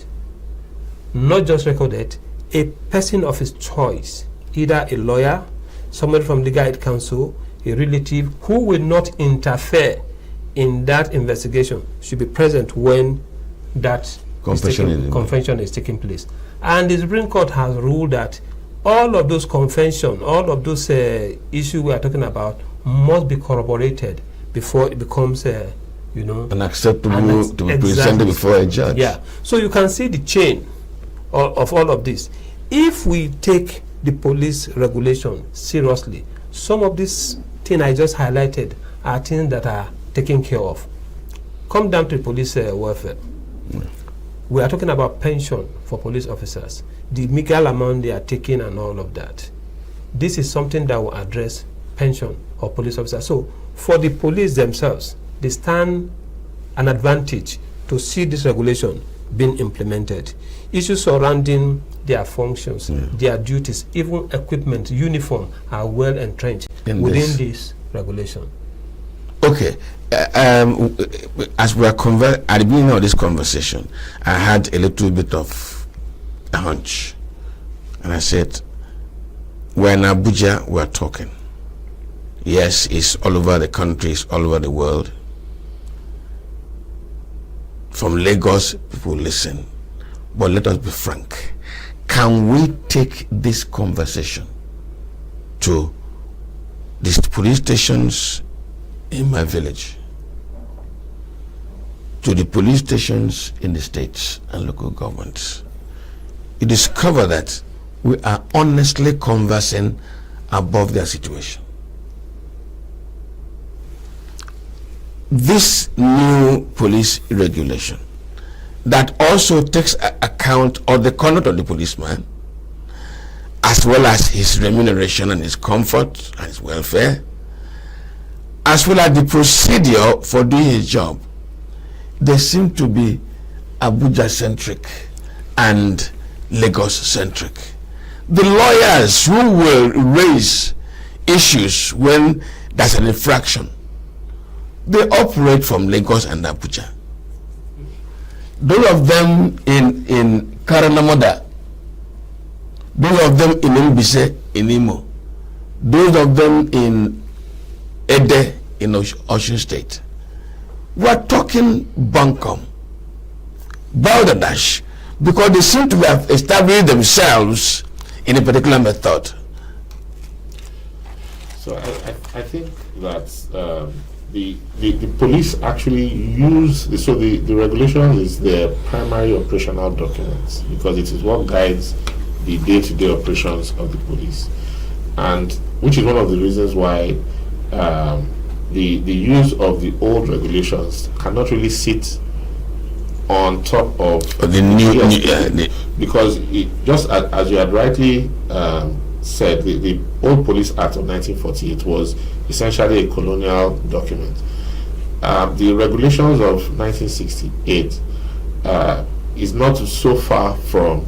It reflects, an old philosophy towards criminology and criminal law, and it also reflects perhaps the intentions of the military, with regards to the attitudes of the military towards the civil population.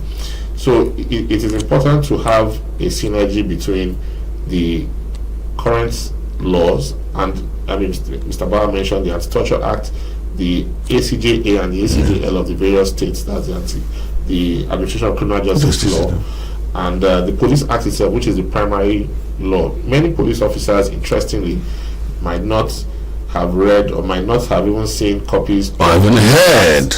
Even I've been talking of the Act itself. I know. But they are guided by the regulations primarily in their day-to-day operations. So it is important. Once the regulations come into force, it has a way of reaching that police station, the grassroots in Idemili, in Ede, and in various parts of Nigeria, to the grassroots police. Falana, Aluko, sorry, let me take it from you. And this is my last question, if you don't mind. I asked him that question because in my mind, I thought that there should be a mechanism, a training mechanism.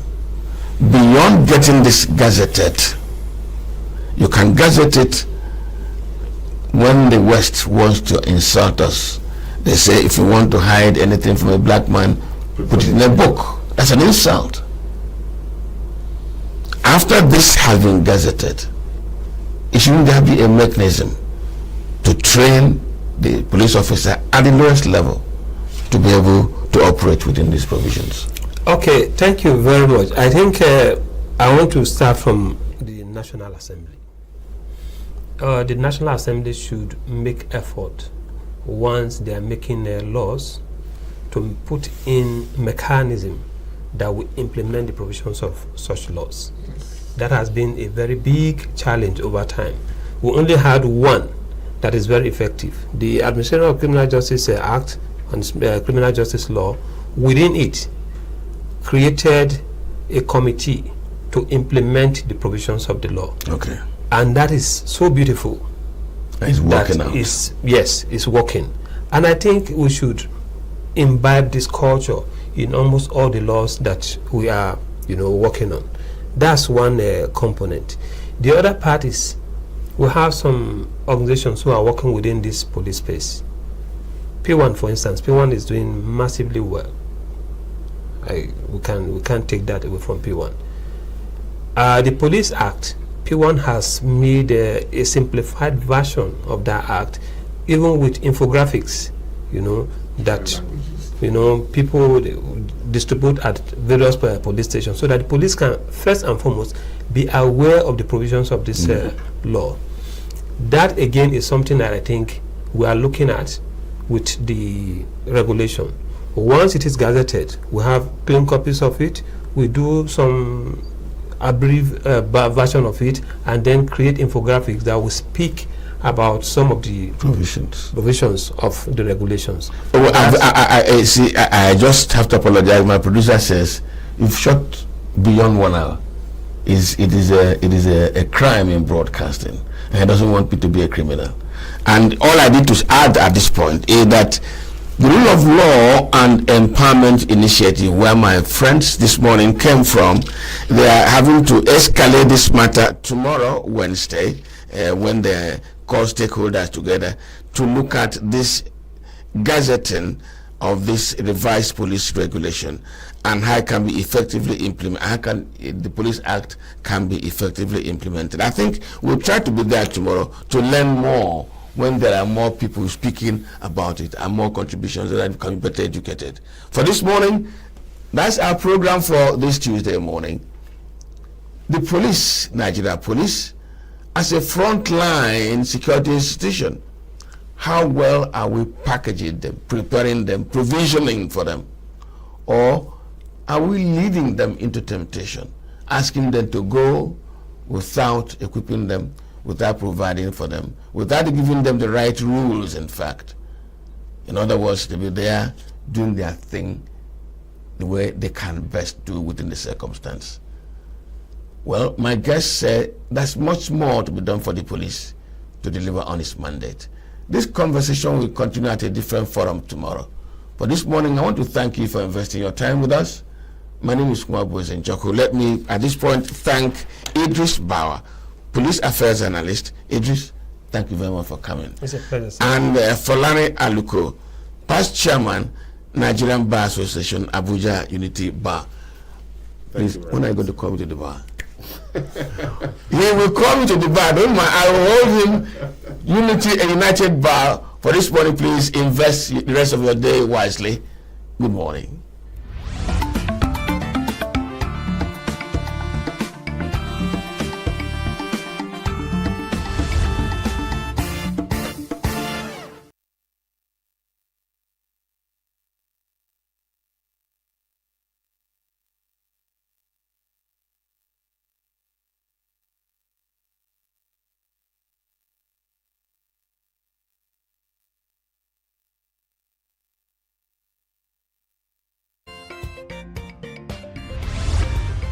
Signature TV, news in your pocket.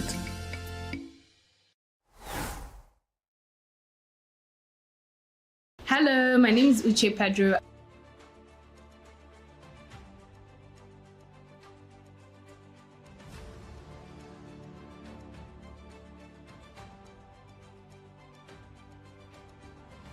I'm the founder of Bella Niger, and I'm a champion as part of the Gender Equitable Champions Project.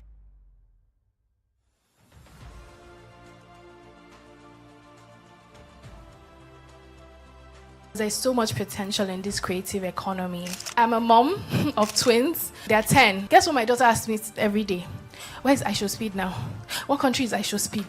I said, how did you even know I Show Speed? Uche Pedro has consistently championed women's empowerment in Nigeria, not just as a conversation, but as a movement rooted in economic power and real independence. At the forefront is Her Money, Her Power, launched in 2024 in partnership with the She Tank. This groundbreaking initiative goes beyond inspiration, focusing on what truly transforms lives: financial independence. It encourages women to control their finances, own property, and make confident, independent financial decisions. Today we are brainstorming about gender equitable narratives in women's economic empowerment. Our theme is an emphasis on skill development and capacity building, and we've been talking, we played around with a few ideas, and one of the ideas was around women in science, which is often where women are underrepresented, and we've been talking about a woman potentially coming up with a major scientific breakthrough after overcoming some systemic barriers such as being overlooked in the workplace. So we're playing around with this and we're enjoying the discussion.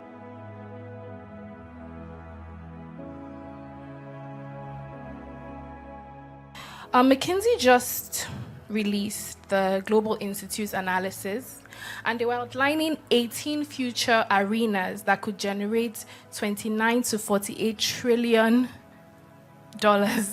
in revenue. And some of these areas really cross the work that you're currently doing. So I'll mention some. As expected, AI services and software, digital advertising, streaming video, video games, robotics.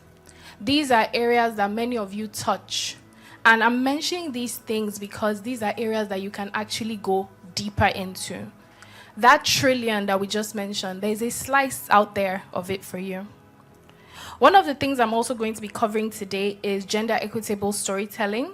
So from a Nigerian perspective, here are some of the trends that I want us to look out for. Interestingly, Obi mentioned one of them, which is such a big thing right now, which is the micro dramas, vertical dramas. I'm sure you've seen some of those on TikTok. So when we say that's one of the trends, it's not saying that you have to go and do something identical if that's not your space. But it's saying, what does that tell you about the nature of content today? There is a curiosity about very short content. There's a curiosity about content that has some level of cliffhangers. People want to know what's next. So how can you adapt that in your own way, both as a brand and both on the influencer side? AI is the biggest story of the year and will be one of the biggest drivers of transformation we're going to see. So I'll now jump into gender equitable storytelling. What is gender equitable storytelling? It's basically balanced stories showing both genders in authentic ways. Once again, tying back with the values. There are some times, so let's say you're a content creator that is creating scripted content. Are all the women in your content just walking cliches? Are all the men in your content just carrying out typical tropes? Oh, daddy went to work, mommy stayed at home. Are you challenging some of these norms? It's important because we're building for the next generation. Do you know that what you're making today is history? Sometimes you see something, you're like, this was what they did in the 60s. You are creating history. You are reshaping culture. My 10-year-old is influenced by what I Show Speed is. Even if I speak English from morning to night, whatever I Show Speed does has an influence. So these things, what struck, we complain about so many things, but let's look at what are these stories balanced? How is this man behaving in this content? How is this woman behaving in this content? Are we showing only one perspective of young women? There are so many cliches coming out about young Nigerian women. Are we just showing one perspective of them? Or are we showing nuance? So how do we ensure that characters we're building are balanced on both sides? Storytelling is such an important part of why we exist and also the work that we do at Bella Naija. On a personal level, as a mom of a boy and a girl, it's important that they're represented and they get to see a world where who they become is not shaped in a narrow box. Instead, it is quite wide, it is quite nuanced, it's quite dynamic, and they can grow and live a full life that is not just restricted by certain societal norms. Uche sitting here, I'll tell you, I was producing Big Brother, 2006, the first one. And I got an email from some girl, I don't know who this girl is. And she says she's in college in Canada. And she's doing a blog and she's writing about the show. I'm like, the show hasn't started. And she was telling me stuff that was happening in my production. Like, yeah, but we heard this, we heard that. I'm like, how the hell do you hear that? I mean, I didn't say it on the email reply, but I was just like, and she's like, yeah, anyway, we want to do this, we want to do that. I said, okay, let's do it this way. I'm going to introduce you to the guys at Mnet. You talk to them, then they can give you access. And we're sitting here, it's 20 years later. You were still in university. She's built this massive brand, right? And, you know, it just came from having integrity. That's what I say. I didn't know her. But the way I was approached, the way she asked, I said, please, we need the support. And of course, Mnet at the point in time is some massive behemoth up here. And she's just some student in some university with an idea. But today, I'm very sure Mnet will never drop her. You may be a baddie, but also really strict on the corporate side. You may be this and that. So how do we ensure that characters we're building are balanced on both sides? Then now let's look behind the scenes, and this is also for the brands. When you are creating campaigns or even creating events, what is the gender balance there? And I talk about gender balance, people often assume, oh, you're just advocating for women. No, it's about the two sides, the men and the women. So we're looking at it, okay, you want to do this campaign, have a gender balance, explore that, see how it can. You're making this ad, how does the ad depict women and how does the ad depict men?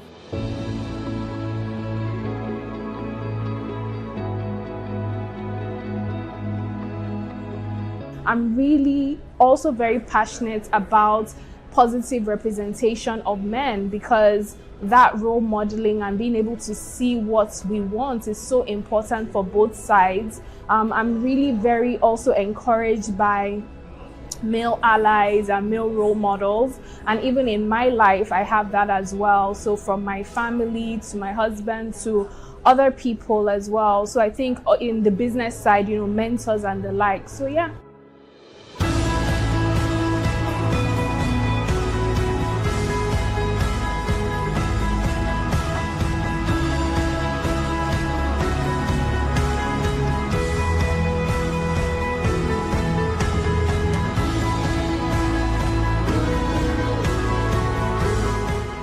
Through powerful storytelling, vox pops, social media conversations, and strategic media partnerships, including collaborations with Big Brother Naija, the campaign challenges long-standing societal narrative about gender roles, money, and work.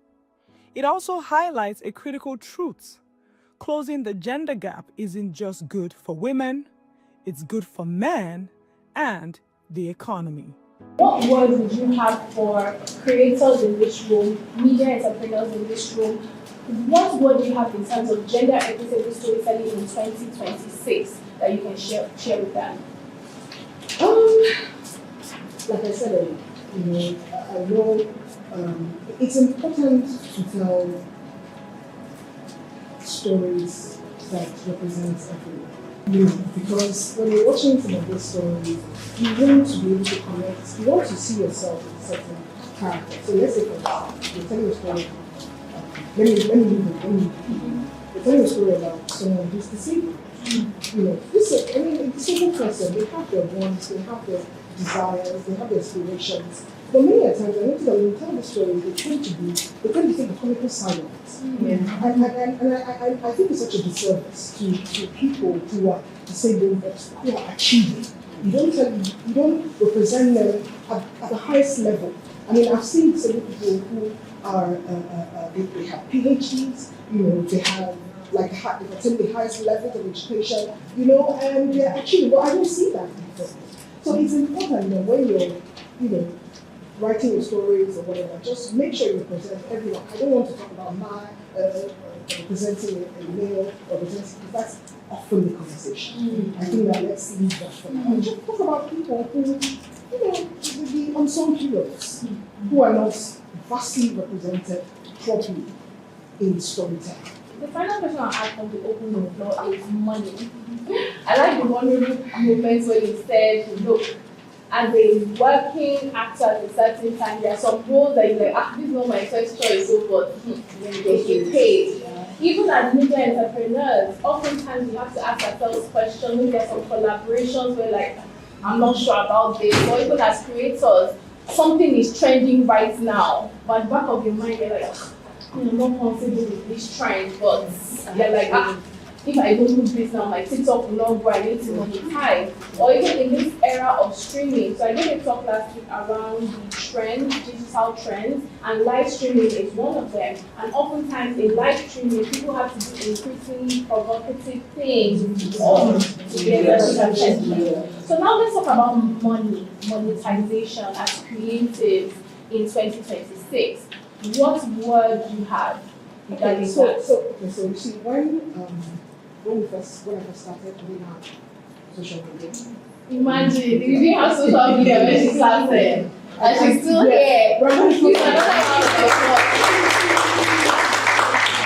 However, yes, it's possible that if I had social media, some of us would not have survived. I think we would have left the industry, because I'm not sure we would have been able to handle it. I don't know, Now, so as time went on, I built the development brand. I had to put a team to it. A lot of things I don't know. When it comes to monetizing things you put on social media, I have people in my team who tell me, you need to do things, obviously things that align with my brand and my personality. These are things that can monetize your social media and things like that. If you're building, obviously you don't and you can't afford a team for that. You owe it to yourself to study how to monetize your content on social media. Now, I understand that sometimes, you want to do, you need to earn money and everything. However, be sure that the content you're putting out aligns with your brand and personality. Because sometimes people tend to do these things, I've said, you have to dance and be noisy so you can make money and all that. Oh, well and good. If it works for you, it's okay. However, understand that at some point, your brand will become you. At some point, you want to rebrand. And when you want to rebrand, the content that you put out on the past, really, you stay on the internet for that. Can you bear the consequences? If you can, fine. But just know, just be sure that whatever it is you're putting out there speaks to you or aligns with you, whatever it is you're perceiving. It's very important. Gender equitable storytelling shows up in our everyday lives in so many ways. This is because of the world that we live in, we consume media from morning to night. You wake up, you probably take a quick look at your phone, look at what's happening on the apps. At night, maybe you're having dinner, you want to watch something on YouTube. So we are exposed to this media all day and all night. And the power of those stories, those authentic stories, but with real characters of all genders doing what they do best, which is just living authentically. Let's watch things that represent us. We just had a workshop with Uche Pedro from Better Niger. It was very innovative, very intriguing. We learned a lot. I learned a lot about gender equitable storytelling, about how we need to tell stories that talk about the whole human experience, that talk about people as full people, not just telling a one-sided story, but telling a three-dimensional story about humans and everything that they're all about, giving characters agency in their stories and power in their stories, which makes the stories much more interesting and much more entertaining. So for me, one of the things that I learned during this session is to be intentional about everything I do, you know, especially when it comes to storytelling. So one of the things that I actually do is impacting the girl child through storytelling. So I've had to learn a lot about different AI tools that can be used to create stories that make impact even in the society, in the community, through the content that we produce. What I've learned about gender equitable storytelling is still the same thing. It simply means that as women, we need to understand the fact that we have the potentials, we have what it takes in us to be able to use our stories to inspire both gender, irrespective of the gender. It doesn't have to be a male or female. It also means that we can also use the AI technology to be able to advance what we do, to be able to monetize, make profit, and actually have a stable and standard procedure on how we do our things. So I think for me, basically, what I've learned today is how best am I going to use AI to structure my content, to show up more, and to be where I want to be. And yes, the mood board also was a very good experience because it helped me to be able to foresee the kind of person, although I know the kind of person I want to be, but it was able to help me to foresee it more and believe that, yes, I can do it because, you know, when a woman is empowered, the world is empowered. This was wholesome. I learned a lot. Learned about new AI tools and how to integrate them into my work as an executive producer and content creator, particularly in the field of mental health. And more importantly, I learned about investments, the money part, very important. And I'll be taking that very seriously. Investing in these AI tools that we use daily for work and our daily lives. Thank you so much, Uche Pedro, for this one. It was really amazing. Men, women, everybody can benefit from gender equitable storytelling. We oftentimes look at some of the ways that different genders are portrayed in popular media, different tropes, different cliches, and it really doesn't benefit most people. So I think that using the power of case studies and examples, that would really be helpful. So people saying, hey, this movie was actually a box office hit. However, you can see that the main characters were very dynamic, they were very nuanced. Guess what? You can see that this creator is doing very well, let's say on TikTok and YouTube. Guess what? The creator's team is diverse. It's a team that has men, it has women, it's different ages, people with different abilities. That diversity really helps move things forward.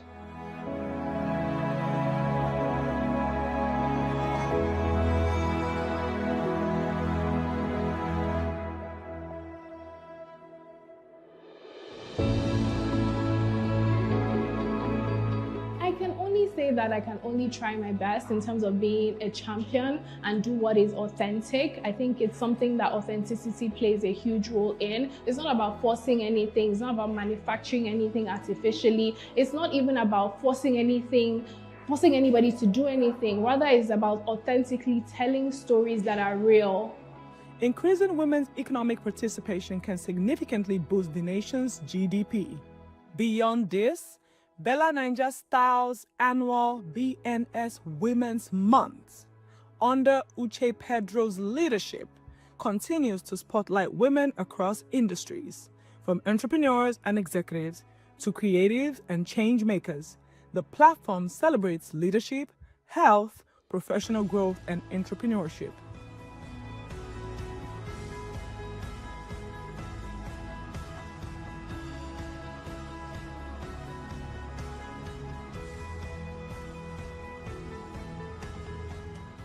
Champions project is a very interesting project, and we'll hear a bit more about it when Wajoma comes into the room, and the Media Entertainment Touch project. So it just ties back into using the power of media entertainment to drive change within our space by pumped also by media, by content.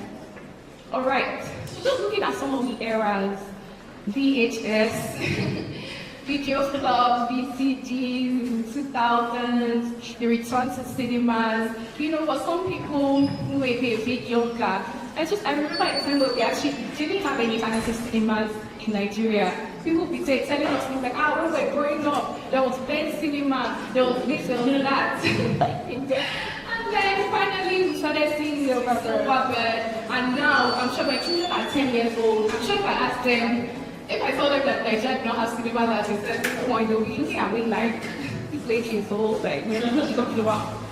So, of course, we know the era of blockbusters, African Magic, Indian Community War, South Supremers. We even know the first entry of YouTube. So if you remember, before ENUGU TV pivoted out, remember YouTube used to have 8 pirated movies that were like ENUGU TV. So it's so interesting how we go full circle back into YouTube as a very heavy YouTube era now. Then of course we have our digital streamers, we have our sleep businesses, of course we have the impact of AI today. So just giving you some visuals to go back. The 1990s. I mean, I remember watching one of them, and I tried to show something that showed various sides, right? So if you like Checkmate, you see a very powerful woman being depicted. If you see something like Parashika, you see a woman in that witchly, scary girl. So it will show that in that era, we actually saw two sides. If somebody watching could see a woman as a boss, or could also see a woman as maybe a wicked mother-in-law or a wicked witch. So it was interesting that we actually saw the two sides on the point. Then we now have to talk about the men. How are the men shown? You know what? Maybe I'll dive into the audience now. So in this era, how do you feel like men were depicted? I'll ask a man, basketball. It's more like a trend. It was trending that most people would go with. Like there was a time when it was Kalashika. Most of the films that were coming out at that time were all around the same name. Kalashika, names that we don't know what to mean. So it depends on the year, the age. But men used to portray that wanting to find wealth or, just, There is cross-sectional unexpected collaboration. Let me be transparent. From the area that we sit at Bella Naija, we literally sometimes can watch hundreds of videos in a day. It can be tiring. That element of being unexpected just sparks something different. So for example, in the US, this Marty Supreme promotional tour with Timothy Chalamet, it's been chaotic, but amazing. A few years ago, the Barbie campaign, sometimes you can actually look at these campaigns and say, that was unexpected. Barbie mixing with this, Marty Supreme mixing with this. How does that go hand in hand? Sometimes that's disruption is very important for attention grabbing in an era where people's attention spans are so minute. I know for sure that when there is life, there is hope. And I choose optimism. I choose to believe that the future is going to be brighter for Africa. I choose to believe that because we've had several decades of women and girls really struggling, I believe that it's going to get better. I choose to believe that seeing my journey, which I'm so grateful for, as a woman who's been able to build a company successfully, create opportunities not only for myself but for others, for my community, for people that I've never met and I'll never meet. I know that I'm not one of one. I'm one of millions, and there are going to be other girls and other women who are going to do fantastic work. And I'll end by saying that I really love when women have money, because not only are we able to live our best lives, but everybody around us is able to do so as well. I know for sure that that's what the future is going to look like. For reshaping African digital media and elevating diverse voices, Uche Pedro is our champion.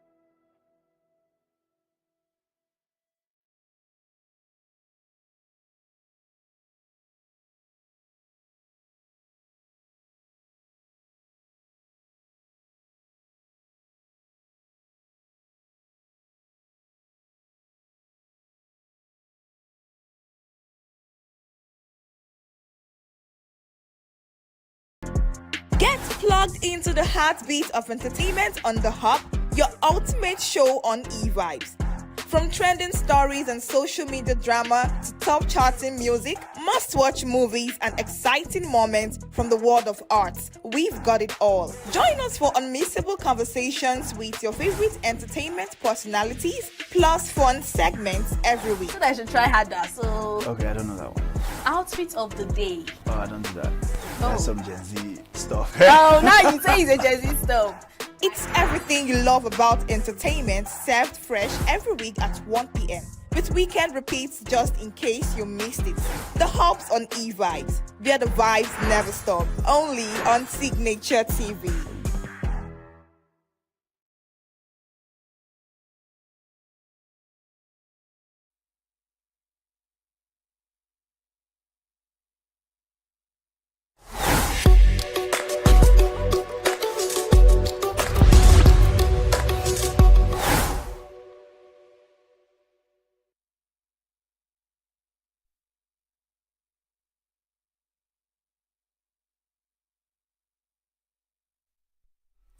Welcome again to Muse on Signature Television.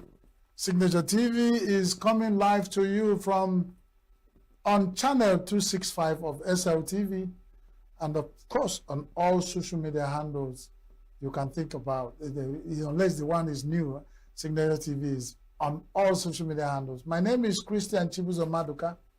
I don't know whether it's by what they call it, by election or by selection, or do we say by intimidation, I've been made to be your chief anchor person on news. Well, take me the way I am, according to the hymn book of the Protestants. They say, take me the way I am. And pardon me if I am your sitting rooms, you find me unwelcome, and please just bear with me. It will last just a brief second. Allow me to think and talk.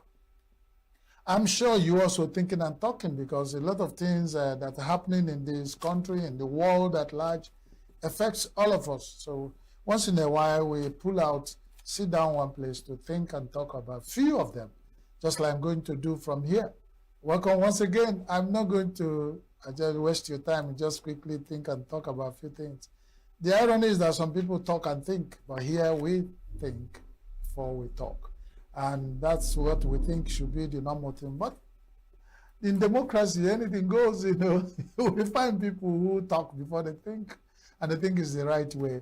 Let the popular opinion win the vote, okay? So today on news, we are going to look at the news. We had that INEC, Independent National Electoral Commission of Nigeria, has planned to clean up voter register before 2027 election.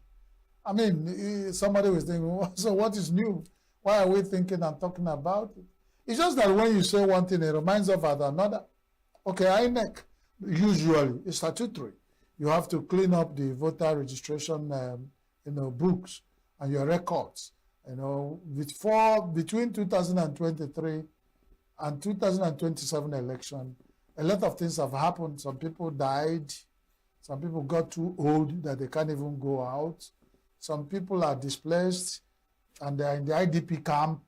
Some people are in prison housing, correction centers. Pardon me, is what we call it in Nigeria now. It's correction centers. Some people have jackpot.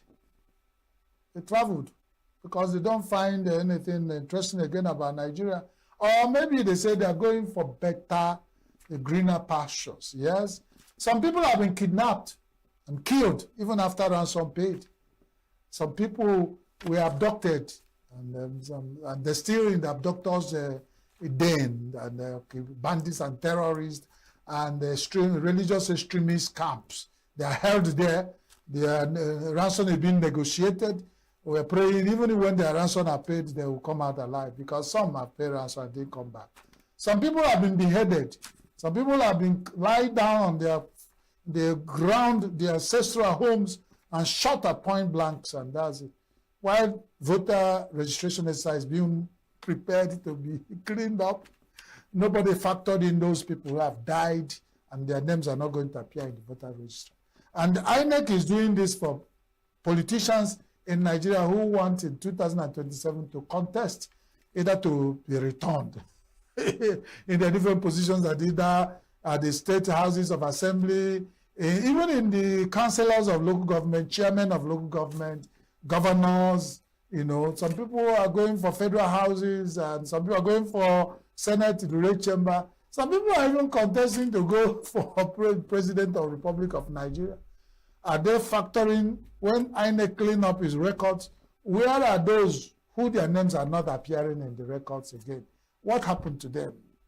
Have we asked ourselves? But that's life. Before. And the INEC will be busy cleaning up. If your name is not there, that's, by the way, nobody remembers you. And something that reminds me about all those, if you are thinking from Borno, the number of people killed on daily basis, you come down to Zamfara, you go down to Benue, go to Kwara recently, go to Niger State, I keep calling Niger Report, whatever, but Niger State in Nigeria, Benue, Plateau, and all those states of Nigeria where killings have been done. Is the INEC thinking about how to, stop so that they won't find more jobs? Because if more people's names are not appearing on your voter registration, you have more job to do. I'm just thinking and talking. The next thing to think and talk about is INEC is busy going to clean up voters register. Has INEC cleaned up the voting, the electoral process of Nigeria? And somebody will say it's not INEC's problem. But I wouldn't INEC be concerned that if they finish the election in polling booth and they transmit results, so that they will begin to gather whatever they can and go home safely. Because once they have the result with them, they are prone to risk. You remember those days where INEC officials will pursue thugs and armed men will pursue them. They will drag in voters' the election box or voting boxes, and they were dragging. Some of them were scattered, and the votes wasted and they burnt. Even some of the polling booths are burned down, destroyed, and election officials will run for their safety. Has INEC plan about cleaning such things because, like my people say, if it's good for the barber, it will be good for the head. If it's good for the head, it will be good for the barber and the clipper as well. So we need to create an environment. What have INEC bothered to clean up? Because they're also Nigerians. Nobody working in INEC is a mercenary or brought from an expatriate. We're all Nigerians. Even when the argument is that 80% of INEC officials you find in the voting pools or during voting election days are not INEC officials. They are ad hoc. But they are still ad hoc staff of INEC. So INEC, as you are preparing to clean up your voters before 2027 election, clean up the electoral process, clean up the electoral environment. Because it's not going to happen in isolation. You're going to conduct the election in Nigeria. Are you going to conduct the election in Borno states where a lot of people have been killed, and those communities, are they out of Nigerian system or is it? Are you going to conduct the election in Benue and all those places where people have been killed, in Zamfara, in Kwara, in Benue? Will election hold in Yawata? What happened to the voters register of people of Yawata and all the Kajuri people in Kaduna State, and all the recently, the name of that community in Kwara, where the worst happened recently and nobody's talking about it. And INEC has just come out. Why are we thinking and talking? Because one thing leads to another. Are we going to, the house will not collapse and we're thinking about the roof standing. So INEC, yes, you hold what is very sensitive Nigeria, the democratic system. But democracy in Nigeria cannot survive when killings and abductions and rape and murder, mass murder is taking place, and want to play it out. I'm sure that the federal government of Nigeria spend money, almost what is very near budget of INEC, to begin to clean up Nigerian image abroad, to say whether killings are happening, whether you call it genocide, mass killing, whether Christians or Muslims, whoever is being killed. That's not what I'm talking about. What I'm discussing and thinking and talking here is INEC to clean up voter register before 2007. And that is usual. Go ahead, clean up. But do remember that, one thing will lead to another. When it is good for the head, it will be good for the clipper and even the barber. All of them work together. Like the Bible says, everything works together. And for those who works together, for those who love God, they also work together for those who hate God and those who hate Nigeria. So let's think about all of them together. Let us clean up the whole system so that everybody will work clean. And then the INEC will not come at last and stoop on the shit where some people have messed up the environment will sit down. As INEC is planning to clean up, some political parties have started electronic registration, asking for sensitive data of Nigerian populace. What are they going to do with it after this election? Where will those data be? Who will handle them? What of when the parties begin to split and they have splitters, and just like one of the parties are struggling who will occupy their national office in Abuja? If they have done e-registration, who will be in control of the data they will get? When you want people to register for a party in Nigeria, you ask for their VIN number, voter identification number, ask of their national identity number, ask of their bank identity number. What can't you ask for? You're asking for everything because you want them to see. Are we planning another rigging? This is data theft. For whoever is handling it, what is constitutional about it? Is it not data theft? Because you are using one thing, you pull up everybody. Well, I'm thinking and talking, and people will say, that's what I think, I don't know whether I'm right, but you are the judge. You are there. Think on your own and add up to what I'm thinking and talking. The next thing we are going to talk about today is about ENUGU Court fines British government £450 million. Ego Eliza. For the killing of coal miners in 1949 in ENUGU, the coal city. ENUGU is known as the coal city. In 1949, can you quickly do the mathematics? And some people came from different villages and communities in South is centered in Enugu, where the business of coal mine is the hottest. Then it was NNPC. It was, the mining sector of Nigeria. It should be what it was then. No. So now they were killed by the colonial masters who felt that they should die for disobeying them. So you find out that impunity did not start today. In Nigeria, when protesters say, we do not like the condition, and then the colonial masters gave order and said, you can deal with them, handle them. So the colonial masters, and we remember the British colonized Nigeria, and the number of gold miners in Enugu killed in 1949 remain on record and still haunting the British government. When we remember our colonial masters, somebody whose grandparents died during the protest in Enugu of coal miners, what were they asking for? Improve on our welfare. If we entered underground under Enugu hot climate to go and mine out the coal, which was the black gold then, and then because we disagree on welfare, what will be our own, they were killed. And now, salute the courage of Enugu Corp, all the people who have processed that thing to sue the colonial master. They have to pay the families of the people they killed 450 million British pounds. That is huge. And when say huge, what did I say? What can British government pay those families to make up for the families, for the life of those lost? But there's one thing that is very clear about this. When you think and talk about it, it means that Okulu Chezo, some people will say, what is this man talking about? When you talk, you can forget, but the person you told will remember. Those who killed the miners in Enugu in 1949 may have died and gone. Even their grandparents would have been in a position and they still be there, even in US and in UK, big positions occupying. That's if. But then, how many years after,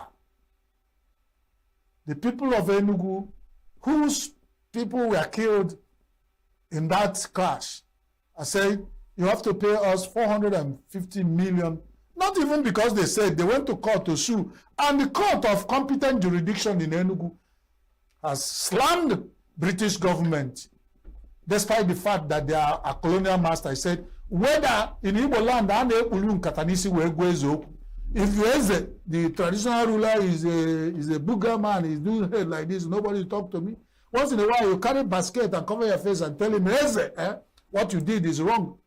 So the British government or the people who represented you or your ally who came to Southeast Nigeria, colonized Nigeria, killed our grandparents or great-great-grandparents during 1949 coal mine massacre in Enugu. We are asking for compensation, and the court has slammed it and made it legitimate. So we are waiting for that thing to be paid.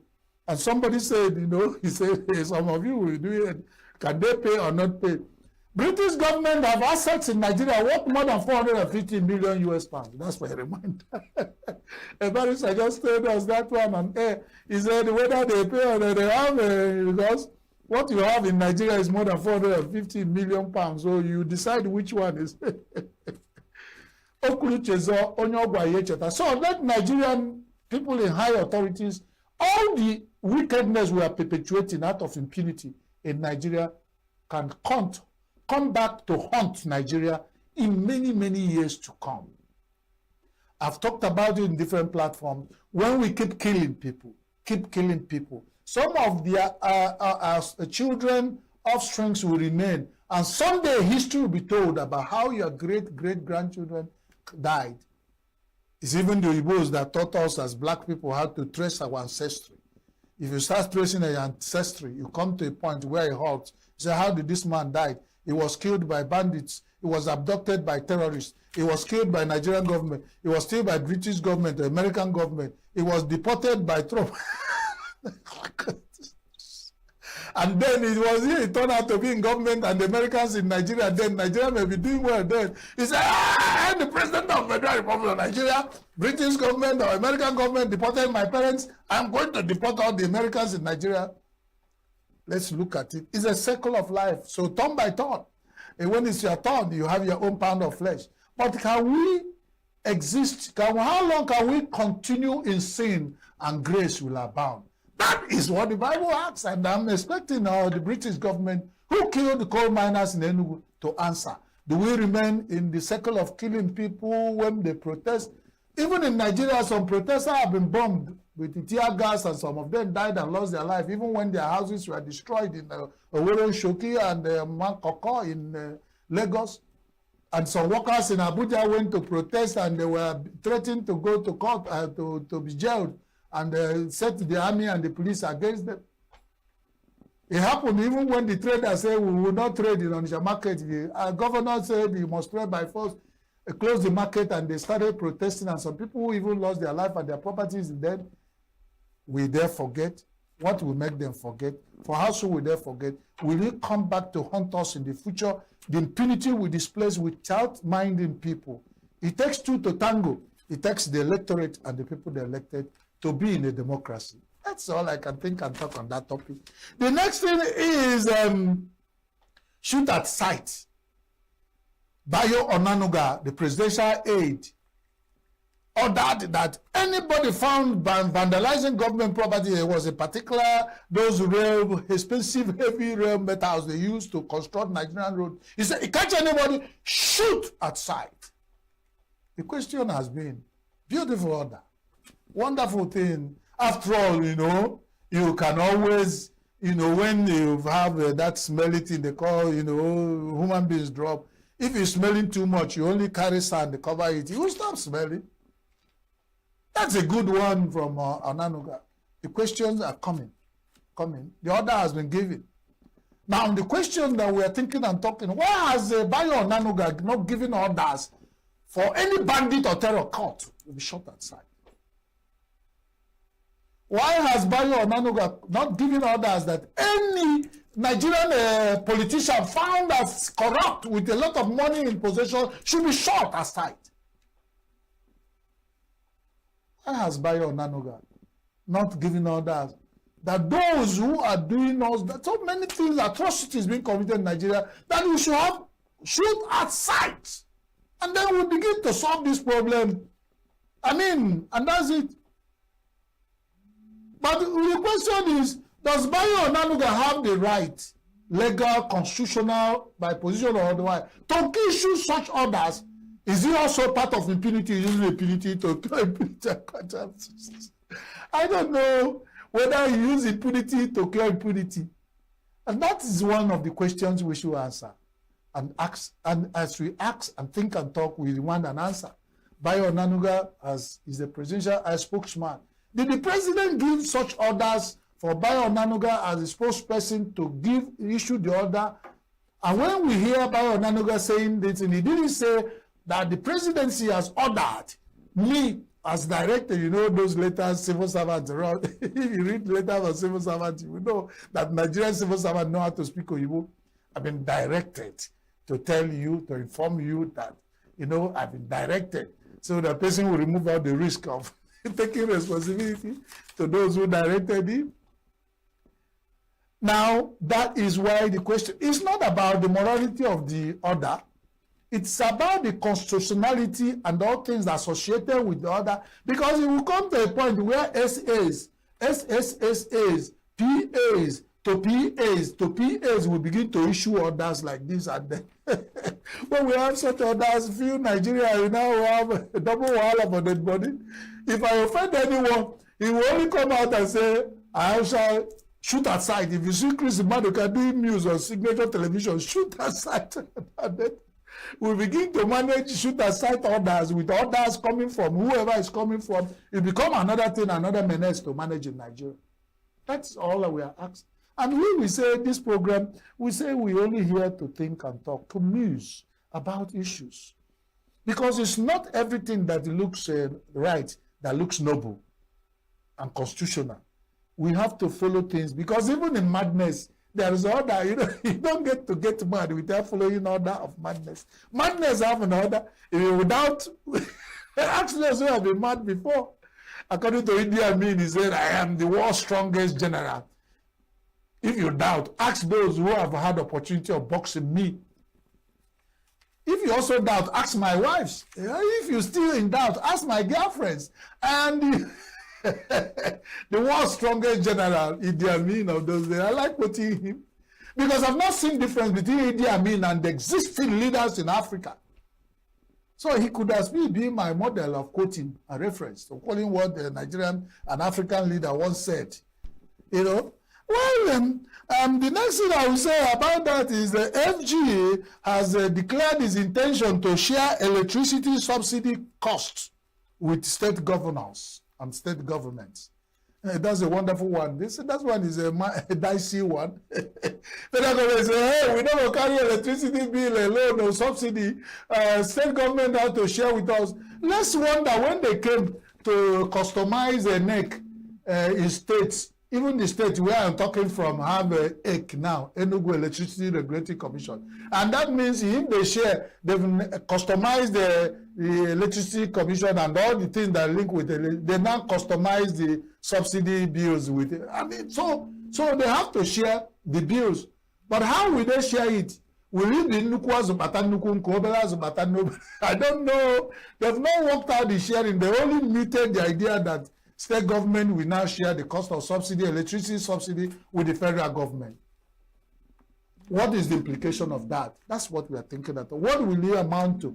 Now, the federal government is the person who decides to subsidize the electricity without consulting the state. Now, it has come to a point where they say they be your guy, they are running. Federal government, now you be your guy. Why are you bringing your responsibility on the federal government? And from the federal government, they transfer it to me and people like us. And now that's why our concern is wondering why we are thinking and talking about it. Because we know that when you touch the nose, you will touch the eye. Anything that touch the eye, you touch nose. Anything that touch nose, touch. And that's why we are worried. We are talking about it, musing about it. So tell us, that sharing of the cost, how will it affect us as ordinary Nigerians? Who will pay more, state or federal?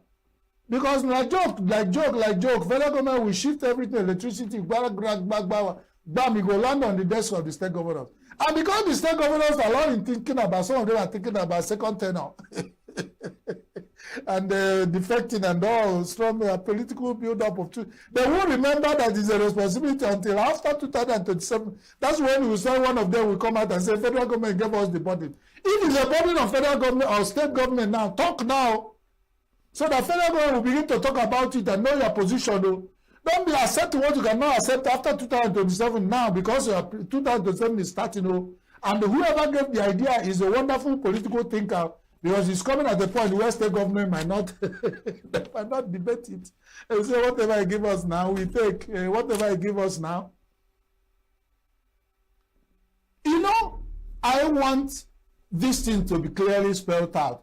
But you know, whether head or tail, is the masses that will pay whatever is left of the subsidy. How much is federal government subsidizing electricity? What is the amount in our budget? What is left will be cleared. How will it be shared? Is it 50-50? Is it 70-30? Is it 80-20? Well, I don't know.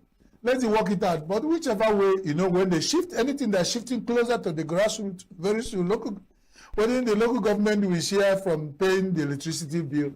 And that's all I can say about that. Well, I can't muse about everything. There are a few things I've remembered to muse about today. If there's anything you don't want us to muse about, go to the comment section on our social media handles to tell us why not muse about this so that we think and talk about it with you.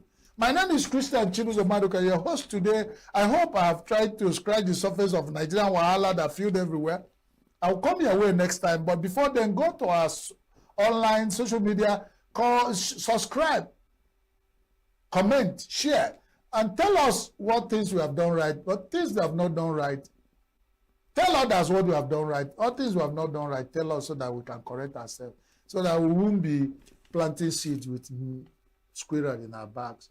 On that note, I say keep watching all the programs coming to you from Signature Television, SLTV Channel 265, and all our social media handles. Stay tuned and God bless you.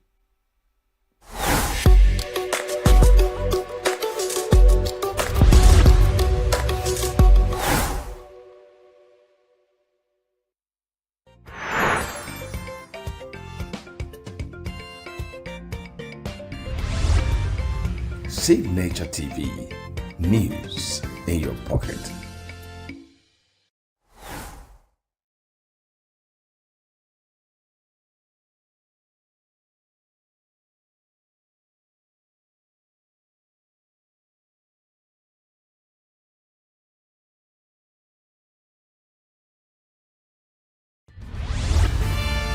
We are local.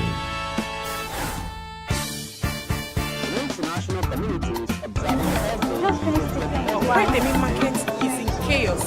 People are... We are national. Those in support of this motion as amended, say aye. Aye. We have taken the vote by default. We are international. Israeli airstrikes. Donald Trump left us the worst unemployment.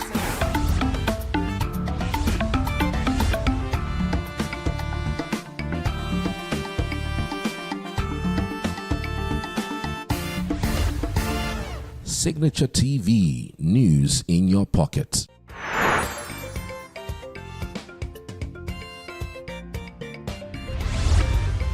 Signature TV, news in your pocket.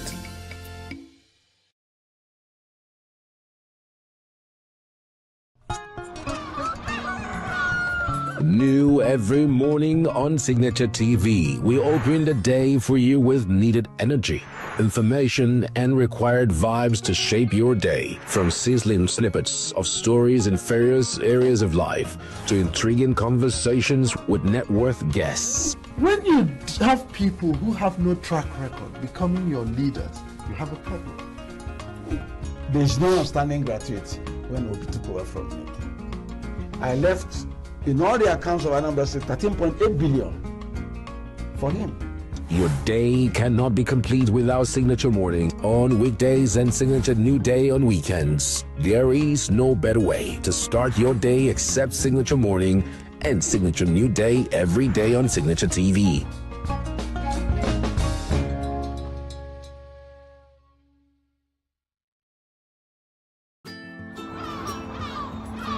Bright and early as the day breaks, as the newspaper headlines trail the stories that shape the day. We at Signature TV trail the headlines that trail the day. We interrogate the headlines. We analyze the stories that make the headlines. WAEC is overrated, and they even overrated themselves and went into CBT. They are insensitive of some Nigerian children who have never had what it was CBT. With passion and emotion, we drive the conversation to change the narrative. Let nobody be deceived by Nigerian high level of performing in agriculture export.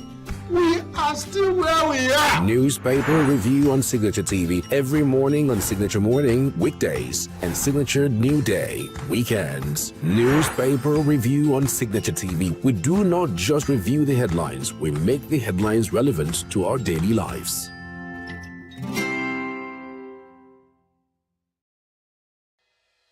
Health is more than a diagnosis. It's your lifestyle, your choices, and your future. Join us on Inside Health, your weekly deep dive into the stories, science, and solutions shaping your well-being. From expert interviews to real-life journeys of healing and hope, we cover it all. One of the complications of cancer management or treatment is they have some of them, at one point in time, you see them having anemia. Okay, so you see them at times being transfused. But at the same time, you come in with a diet. Nutrition, mental health, innovations in medicine, fitness, and everyday wellness. Whether you're managing a condition, staying informed, or just living your best life, Inside Health is your trusted guide.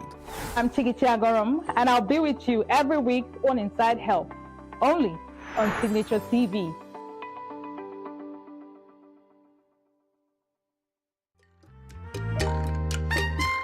The way we see the world shapes the way we change it. Gender isn't just a checkbox, it's a lens. One that helps us understand the world more deeply and act more fairly. Gender Perspectives, a program for those ready to see more, do more, and be more. Designed to challenge assumptions, ignite conversations, and build inclusive solutions across every sector of society. We are not fighting the men. We are not saying we are equal in terms of rights. We're only asking they should recognize our existence. Join us on Gender Perspectives, showing every Saturday by 4 p.m. Repeat every Wednesdays by 5 p.m. and Thursdays by 3 p.m. Change begins with perspective. Let's widen yours.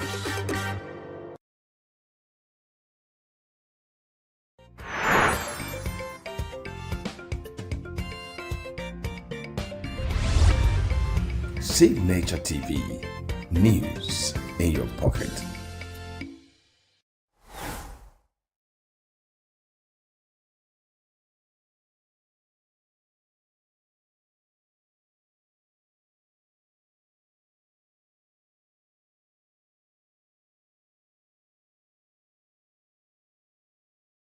Every second, every minute, every day, news is breaking. Events occur and there are new developments. At Signature TV, we follow these stories objectively, bringing all sides without bias, explaining the complex issues, breaking down the numbers, and investigating the issues behind the news.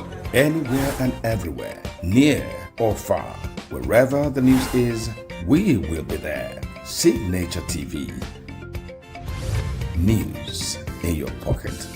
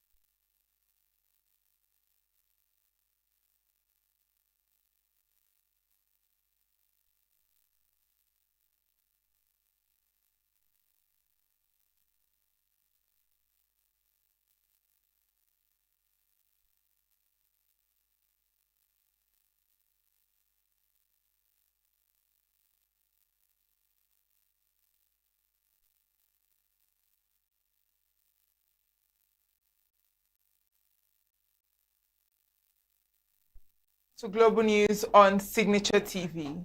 I am Uchenna Chimdi Oluoha. In the headlines, University professor calls for urgent reforms to check neonatal deaths in Nigeria. Gunmen abduct UTME candidate in Benue. Court issues arrest warrant against ex-minister Sadiya Farouk. And Australia's most decorated living soldier granted bail war crime charges. Details in a moment. Every day, news is breaking. Events occur and there are new developments. At Signature TV, follow these stories objectively, bringing all sides without bias, explaining the complex issues, breaking down the numbers, and investigating the issues behind the news. Anywhere and everywhere, near or far, wherever the news is, we will be there. Signature TV. News in your pocket.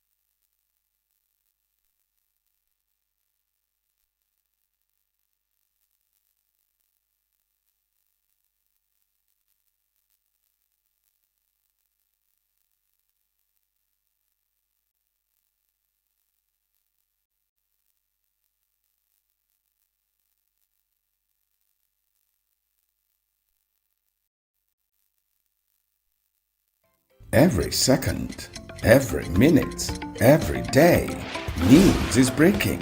Events occur and there are new developments. At Signature TV, we follow these stories objectively, bringing all sides without bias, explaining the complex issues, breaking down the numbers, and investigating the issues behind the news. Anywhere and everywhere, near or far, wherever the news is, we will be there. Signature TV. News in your pocket.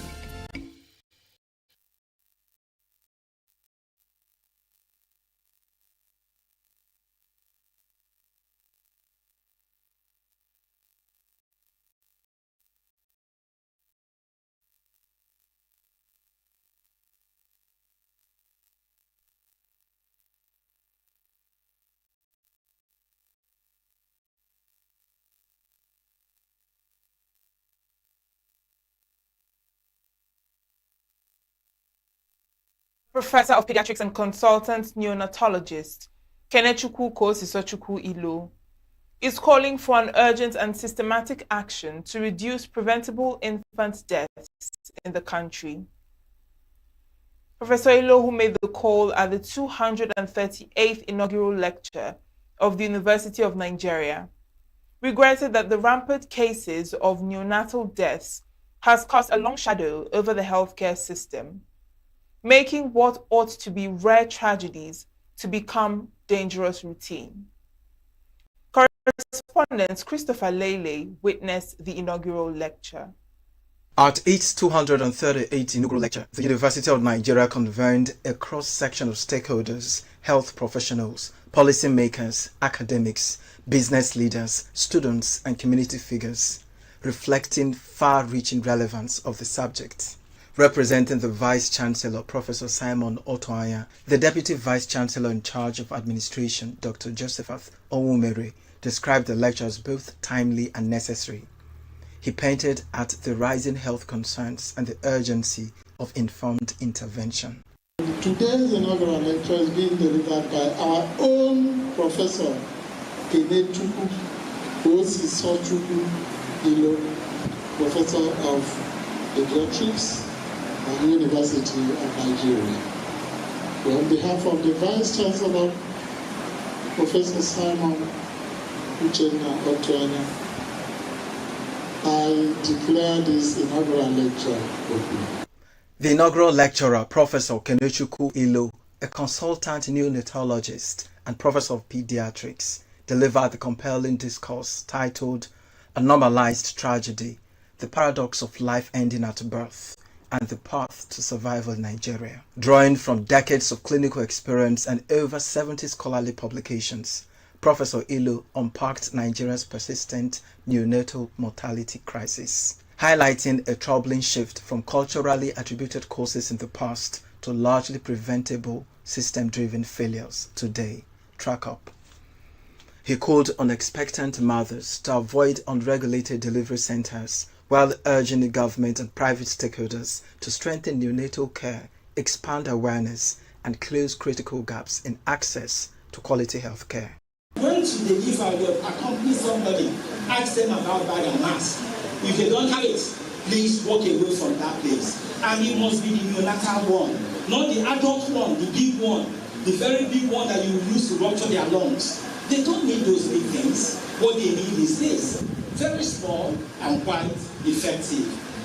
He called on expectant mothers to avoid unregulated delivery centers while urging the government and private stakeholders to strengthen neonatal care, expand awareness, and close critical gaps in access to quality health care. The call is for all of us to continue to raise awareness and then for us to invest in neonatal care. The government must start treating the neonatal mortality rate the way it should be, not with kids' glove, not with just talking. They must invest their money, they must invest in training, they must invest in equipment, they must invest in maintenance of the equipment that they have delivered to the hospital and track them to make sure that there is accountability in its use. And people should be punished.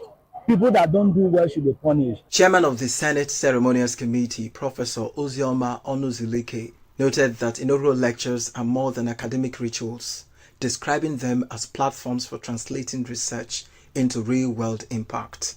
For the university, It is a way of helping the university community and the general public understand what is happening in the academia.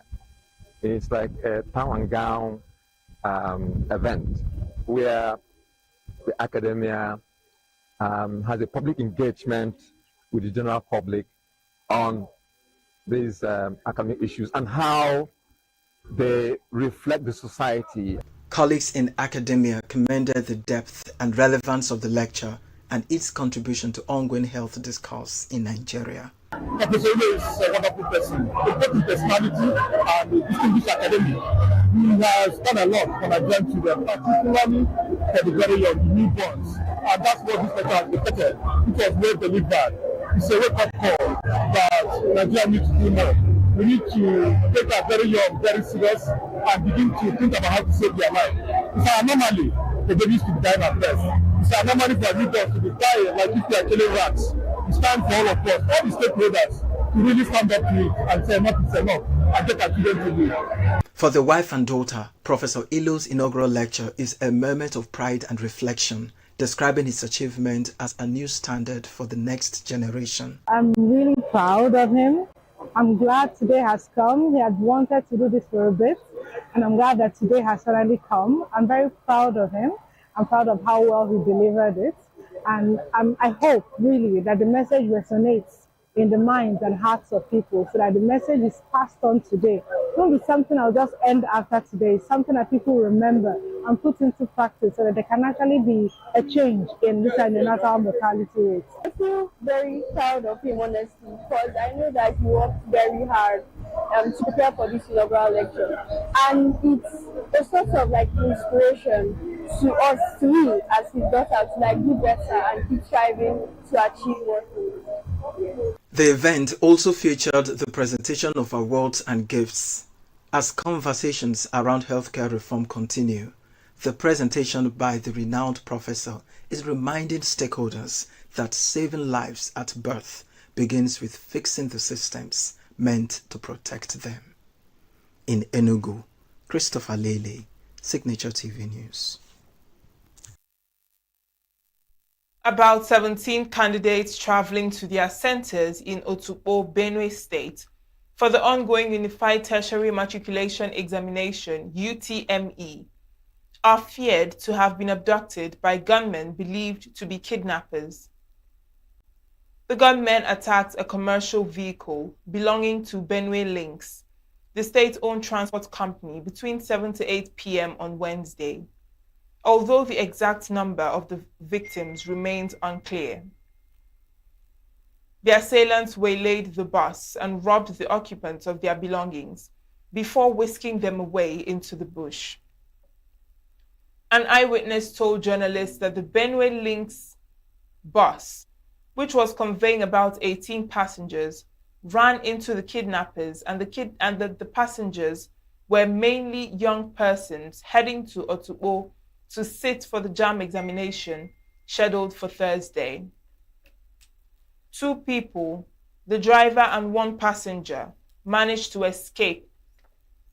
The general manager of Benue Links, Alexander Fanafa, confirmed the incident, noting that the driver of the bus is presently undergoing interrogation at the police station in Otukpo for violating the company's safety policy not to travel beyond 6 p.m. The federal government has announced that 744 former terrorists and victims of violent extremism will be reintegrated into society following their graduation from the federal government de-radicalization, rehabilitation, and reintegration camp under Operation Safe Corridor. The breakdown of the former terrorists include 2 from Abia State, 10 from Adamawa State, 1 from Akwa Ibom State, 2 from Anambra State, 12 from Bauchi State, 597 from Borno State, 3 from Ebonyi State, 1 from ENUGU State, 15 from Kano State, and 3 from Katsina State. Further breakdown shows that 1 former terrorist is from Kebbi State, 5 from Kogi, 4 from Nasarawa, 2 each from Niger, Plateau, and Sokoto State, and 58 from Yobe State, as well as foreign nationals comprising 1 from Burkina Faso, 1 from Cameroon, 2 from Chad, and 4 from Niger Republic. According to the reports, 733 of the beneficiaries are Muslims, while 11 are Christians.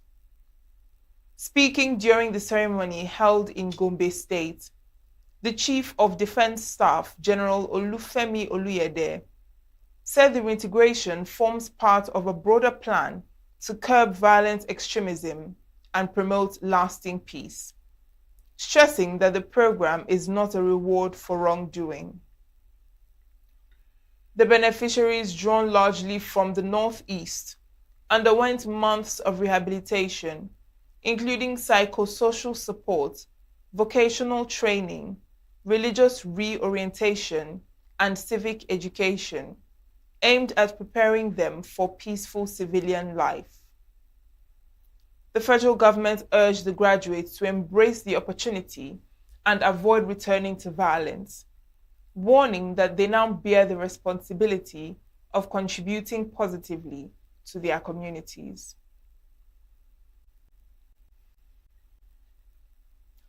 Security agencies have moved to reinforce security around the airports and correctional facilities in Abuja and neighboring Niger State amid suspected insurgent plots targeting the facilities. The Nigeria Police Force, the Nigeria Immigration Service, and the Nigeria Correctional Service say they have proactively strengthened security around the airports and custodial centers.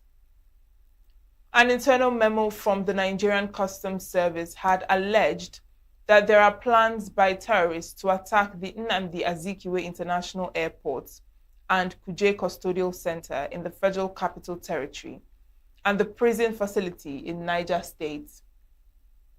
It said the attacks are being planned by fighters of the Islamic State West Africa Province, Boko Haram, Ansaru, and Jamaat Nusrat al-Islam wal Muslimin. The 2-page document claimed the ISWAP fighters have already infiltrated the FCT in preparation for the attack on the airport and Kuje prison in a move to release detained insurgents. The document noted that the planned airport attack bore similarities to Islamic State strikes on aviation facilities in Niamey and Tahua in the Niger Republic, suggesting a possible intent to replicate the pattern inside Nigeria. Speaking on countermeasures, the spokesperson for the Airport Police Command, Adeola Mohammed, said the agency remains fully alert and in control of security operations.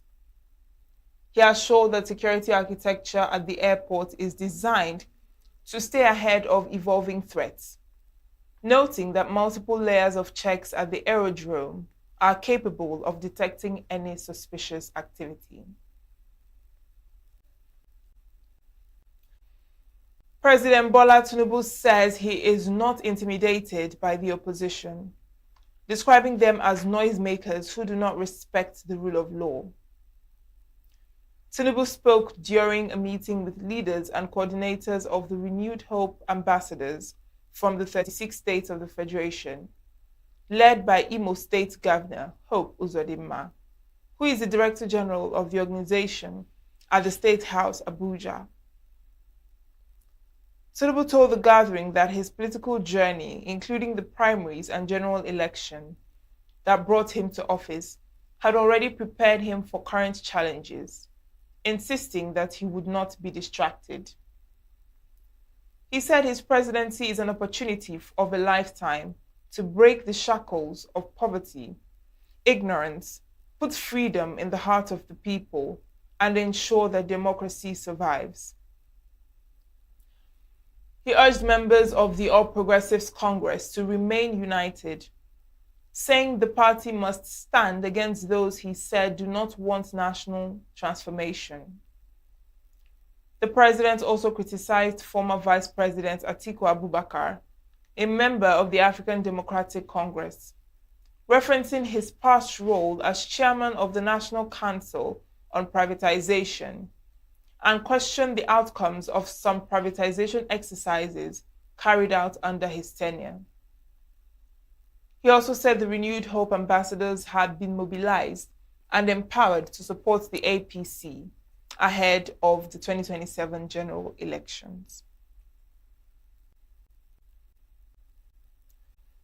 An Abuja Federal Capital Territory High Court, presided over by Justice Jude Onwebuzie, has issued a warrant of arrest against a former Minister of Humanitarian Affairs, Disaster Management and Social Development, Sadiya Farouk, and a permanent secretary in the ministry, Bashir Nura Al-Khali.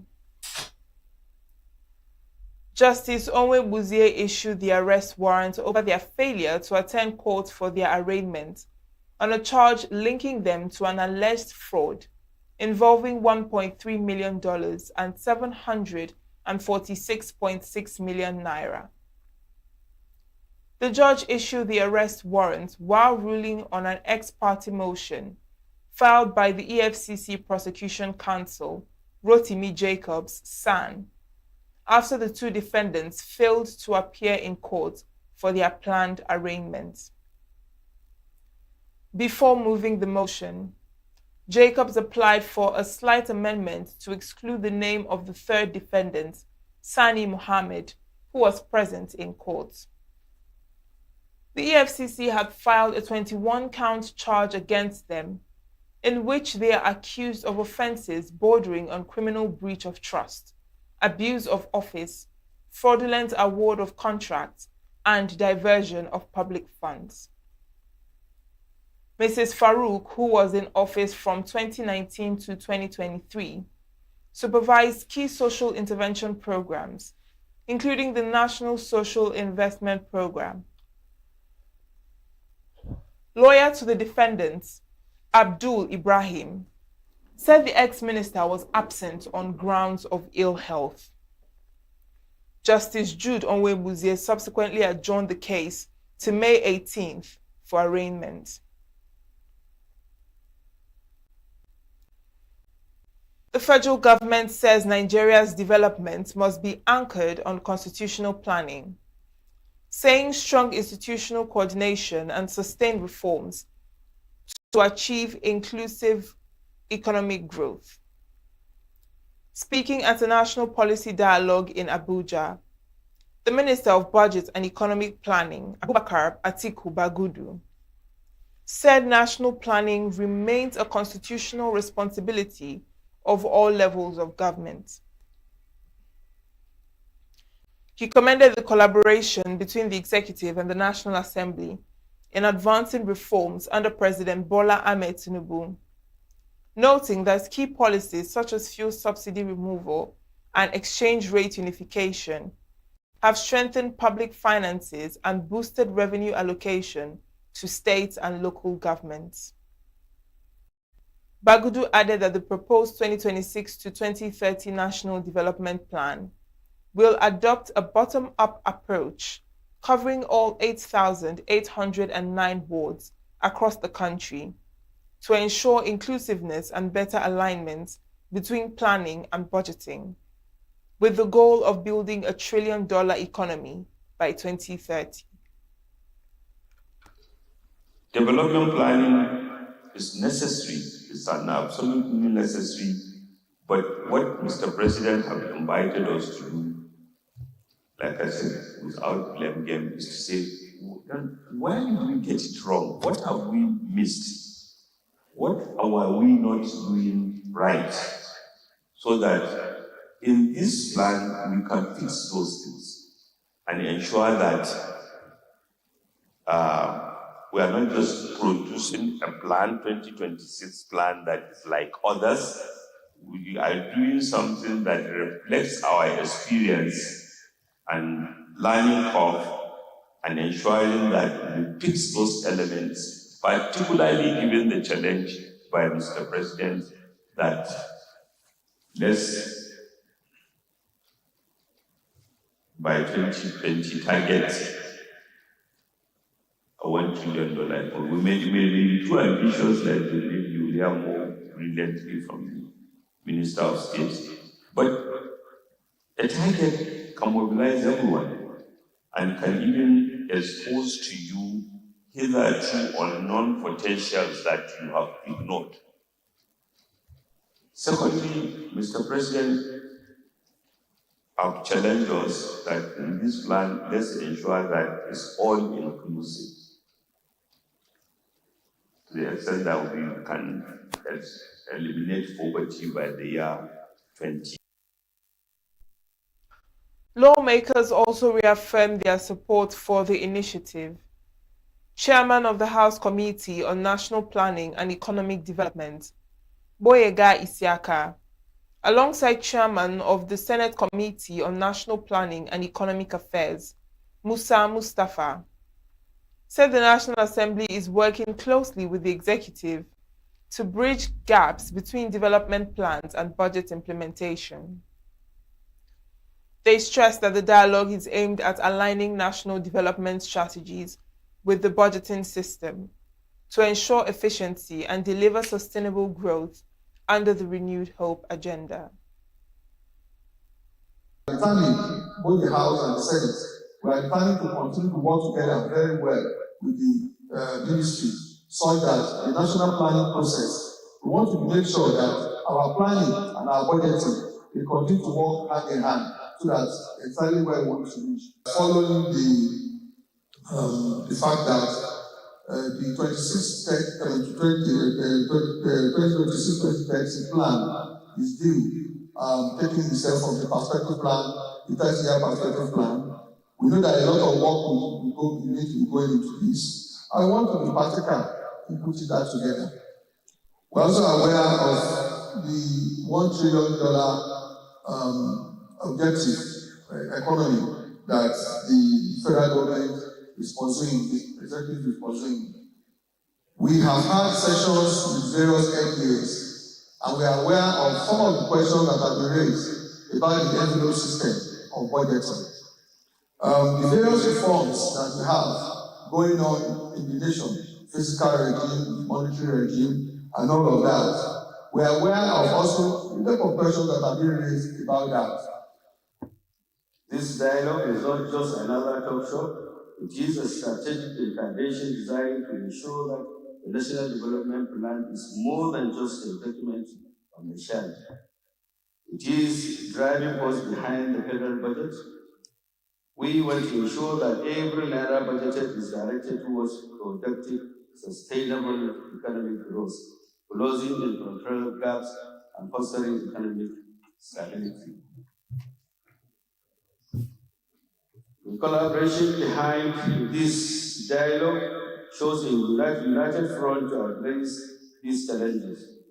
Together with the expertise in this room, representatives of the legislature, executives, experts, and stakeholders, we will develop a strong mechanism to enhance revenue mobilization and fiscal discipline, setting Nigeria on a firm path to sustainable economic prosperity. US panel approves Trump's design for massive arch in Washington, D.C. Finance ministers and top bankers raise concerns over Mythos AI model. Details of these and more on the international scene. United States President Donald Trump's goal of erecting a colossal arch in Washington, D.C. has taken another step forward, with a key agency approving his proposed design for the monument. The U.S. Commission of Fine Arts, whose members were appointed by Trump, gave its go-ahead to the president's design for a lofty 76-meter-high arch. If given final approval, the arch would be built on Memorial Circle between the Arlington National Cemetery and the Lincoln Memorial. It would tower above other landmarks in the national capital. White House spokesperson Davis Ingley hailed the commission's approval as a step in accomplishing President Trump's promise to the American people from the country, a resting place for war. 5 counts of the war crime of murder. Investigators allege that the 47-year-old was involved in the deaths of several unarmed Afghan detainees, either by killing them or ordering a subordinate to do so, between 2009 and 2012. On Friday, lawyers for Robert Smith, who denies the claims, argue the unprecedented case will face long delays and ongoing imprisonment would prevent him being able to properly mount a defense. Judge Greg Grogan said Robert Smith was likely to spend not weeks or months, but years, possibly years and years in custody before a trial is reached. Grogan also ordered a bail surety of 250,000 Australian dollars and placed restrictions on Robert Smith's travel within Australia. Finance ministers, central bankers, and financiers have expressed serious concerns about a powerful new artificial intelligence model that could undermine the security of financial systems. The development of the Claude Methods model by Anthropic has led to crisis meetings after it found vulnerabilities in every major operating system and browser. Experts have warned that the model potentially has an unprecedented ability to identify and exploit cybersecurity weaknesses. While developer Anthropic has said the model has already exposed multiple security vulnerabilities in some critical operating systems, financial systems and web browsers, governments and banks are being offered access in advance of its public release to help protect their own systems. The State Department in the United States has announced it is restricting visas for individuals from countries in their hemisphere who support their adversaries in undermining America's interests in the region. Thursday's statement underlined that 26 individuals had already seen their visas stripped as part of the policy. The State Department's stance comes as President Donald Trump seeks to expand U.S. influence over the Western Hemisphere as part of a platform he calls the Monroe Doctrine, a riff on the 19th century Monroe Doctrine. Since taking office for a second term, Trump has taken an aggressive stance towards stopping drug trafficking across the Americas, threatening economic penalties and military action for non-compliance. The State Department explained that expanded visa restrictions will penalize those who knowingly direct, authorize, fund, or provide significant support for U.S. adversaries in the Western Hemisphere. And that's it on the foreign news. Guys, of our midday news, I am Uchenna Chimdi Oluoha. Thanks for watching.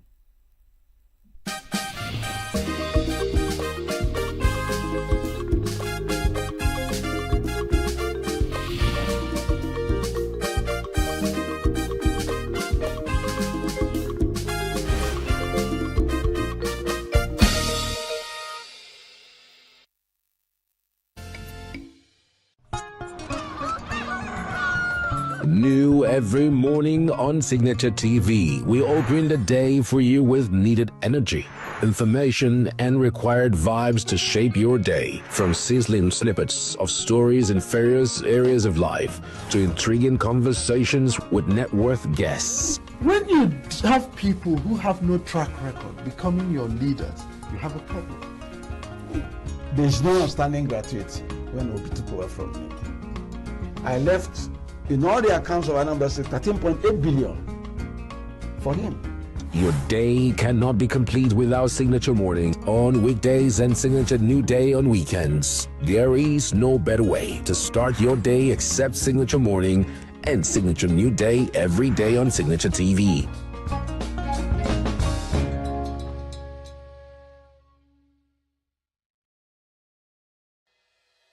Health is more than a diagnosis. It's your lifestyle, your choices, and your future. Join us on Inside Health, your weekly deep dive into the stories, science, and solutions shaping your well-being. From expert interviews to real-life journeys of healing and hope, we cover it all. One of the complications of cancer management or treatment is they have some of them at one point in time, you see them having anemia. Okay, so you see them at times being transfused. But at the same time, you come in with a diet.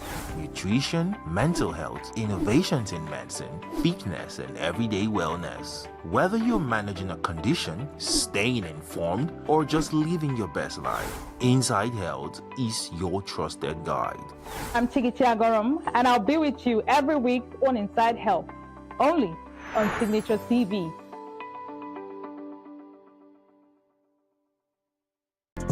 Get plugged into the heartbeat of entertainment on The Hub, your ultimate show on eVibes. From trending stories and social media drama to top charting music, must-watch movies and exciting moments from the world of arts, we've got it all. Join us for unmissable conversations with your favorite entertainment personalities, plus fun segments every week. I should try harder, so... Okay, I don't know that one. Outfit of the day. Oh, I don't do that. That's some Gen Z stuff. Oh, now you say it's a Gen Z stuff. It's everything you love about entertainment, served fresh every week at 1 p.m. with weekend repeats just in case you missed it. The Hub's on eVibes, where the vibes never stop. Only on Signature TV.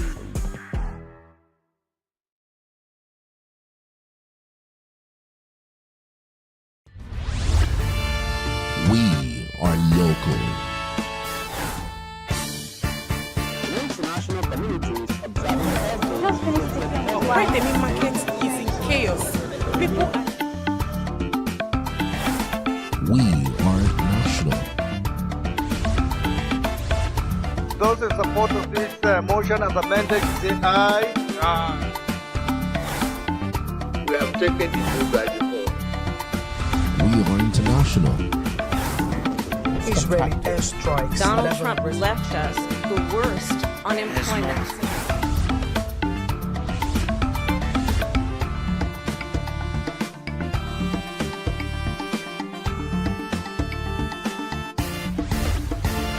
Signature TV, news in your pocket.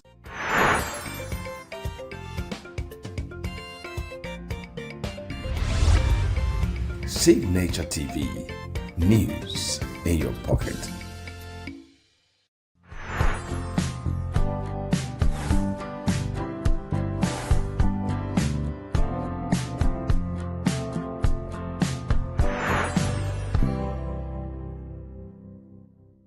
The Assembly will hear an address by His Excellency Masoud Pezeshkian, President of the Islamic Republic of Iran. I request protocol to escort His Excellency and invite him to address the Assembly.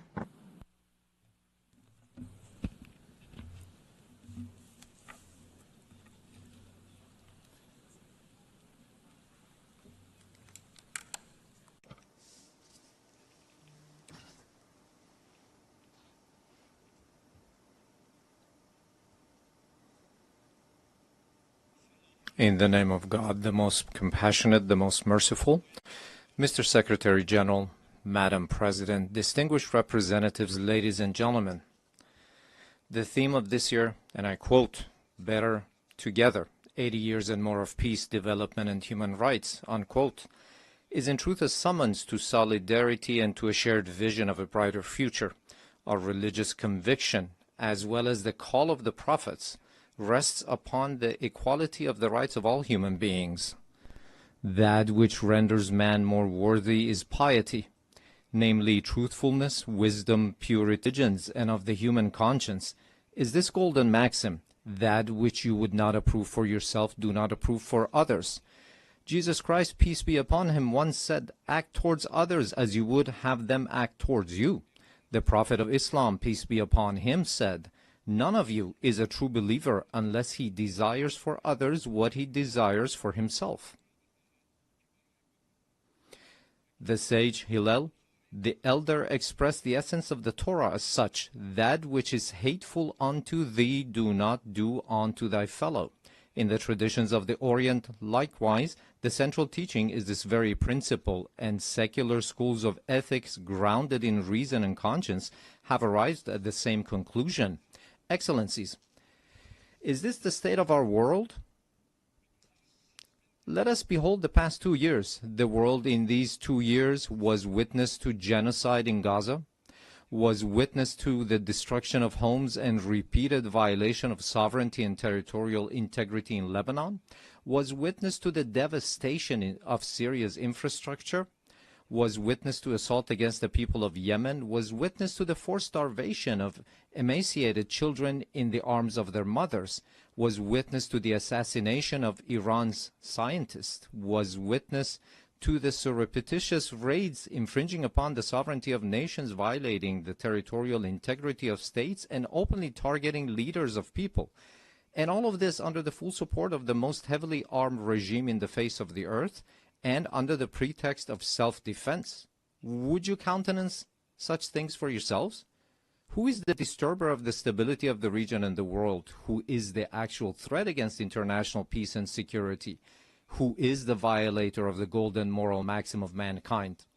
Excellencies, ladies and gentlemen, you all bore witness that this past June my country was subjected to a savage aggression in flagrant contravention of the most elementary principles of international law. The aerial assaults of the Zionist regime and the United States of America against Iran's cities, homes, and infrastructures, precisely at a time when we were treading the path of diplomatic negotiations, constituted a grave betrayal of diplomacy and a subversion of efforts towards the establishment of stability and peace. This brazen act of aggression, in addition to martyring a number of commanders, citizens, children, women, scientists, and intellectual elites of my country, inflicted a grievous blow upon international trust and the very prospect of peace in the region. Should we fail to confront such perilous breaches of international norms, these aberrations shall spread to engulf the world. The assault upon nuclear facilities under safeguards and international supervision, the open attempt to assassinate leaders and duly constituted officials of UN member states, the systematic targeting of journalists and members of the press, and the killing of human beings who solely by the reason of their knowledge and expertise are converted into military targets. Again, would you countenance such acts for yourselves? With this behavior, they have killed at the very least over 35,000 innocent civilians in Gaza. They have deprived them of food, drinking water, medication, and proper health care. Those who have perpetrated such crimes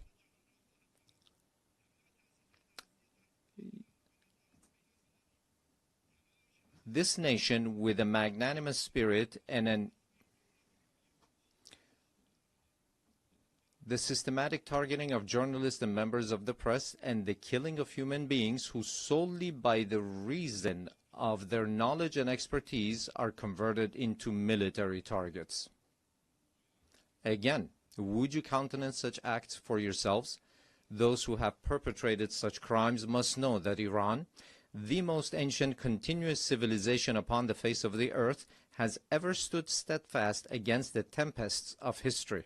This nation, with a magnanimous spirit and an eternal will, has time and again demonstrated that it shall never bow before aggressors. And today as well, in the face of the transgressors, it stands upright with reliance upon the power of faith and its national cohesion. In this 12-day defense, the patriotic and valiant people of Iran laid bare before the aggressors the fallacy and self-delusion of their arrogant calculations. The enemies of Iran unwittingly fortified the sacred national unity. The people of Iran, despite the most severe, protracted, and crushing economic sanctions, psychological and media warfare, and persistent efforts to sow discord, at the very instant the first bullet was fired upon their soil, rose in unison in support of their valiant armed forces, and today they continue to honor the blood of their martyrs. Here, in the name of all Iranian people, I extend my heartfelt gratitude to all personalities, nations, governments, and international and regional organizations that stood in solidarity with Iran during this war. Ladies and gentlemen, today, after nearly 2 years of genocide, mass starvation, the perpetuation of apartheid within the occupied territories, and aggression against its neighbors, the ludicrous and delusional scheme of a greater Israel is being proclaimed with brazenness by the highest echelons of that regime. The scheme encompasses vast swaths of the region. The map itself lays bare the true intentions of the Zionist regime, intentions that have, of late, been openly endorsed by its criminal prime minister. None in the world is secure from the aggressive machinations of this regime. It is manifest that the Zionist regime and its sponsors no longer even content themselves with normalization through political means. Rather, they impose their presence through naked force and have styled it peace through strength. Yet, this is neither peace nor power. It is nothing but aggression rooted in coercion and bullying. But we envision our powerful Iran alongside powerful neighbors within a strong region with a radiant future. A future in which we stand together against a grand project that imposes genocide, destruction, and instability upon the region. A future in which collective security is assured through genuine mechanisms of defensive cooperation and joint response to threats. A future in which human dignity and cultural diversity are cherished as foundational values. A future in which collective development is realized through joint investment in infrastructure and modern sciences. A future in which energy security and the equitable use of vital resources from the pillars of economic stability. A future in which the environment is safeguarded for posterity. A future in which national sovereignty and the territorial integrity of states are regarded as non-negotiable principles, a future not in pursuit of peace imposed by force, but founded upon strength derived through peace. In such a strong region, slaughter and bloodshed shall find no place. It is for this very reason that my country has, for many years, been among the staunchest advocates of establishing a region free of weapons of mass destruction.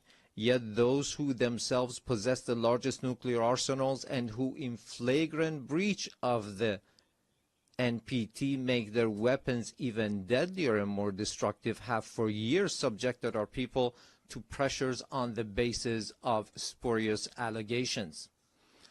Last week, 3 European states, having failed through a decade of bad faith and thereafter by supporting military aggression to bring the proud people of Iran to their knees, at the behest of the United States of America, sought, by means of pressure, coercion, imposition, and manifest abuse, to reinstate against Iran the Security Council resolutions that had already been terminated. In doing so, they set aside good faith. They circumvented legal obligations. They sought to portray Iran's lawful remedial measures taken in response to the United States' withdrawal from the JCPOA and to Europe's breach and utter incapacity as a gross violation. They falsely presented themselves as parties of good standing to the agreement, and they disparaged Iran's sincere efforts as insufficient. All of this was in pursuit of nothing less than the destruction of the very JCPOA, which they themselves had once held as the foremost achievement of multilateral diplomacy. This unlawful measure, which has also met the opposition of certain members of the Security Council, possesses no international legitimacy and will not garner the approbation of the international community. I hereby declare once more before this assembly that Iran has never sought and will never seek to build a nuclear bomb. We do not seek nuclear weapons. This is our belief based on the edict issued by the supreme leader and by religious authorities. Therefore, we never sought weapons of mass destruction, nor will we ever seek them. Whereas those who disturb the peace and stability in the region lies in Israel but Iran is the one that is being punished for those actions. There is a poem that roughly says something to the effect that someone in one side of the world does something to disturb the peace and someone else is punished for those actions. Ladies and gentlemen, the Islamic Republic of Iran welcomes peace and stability. We believe that the future of our region and of the world must be built upon cooperation, trust, and shared development.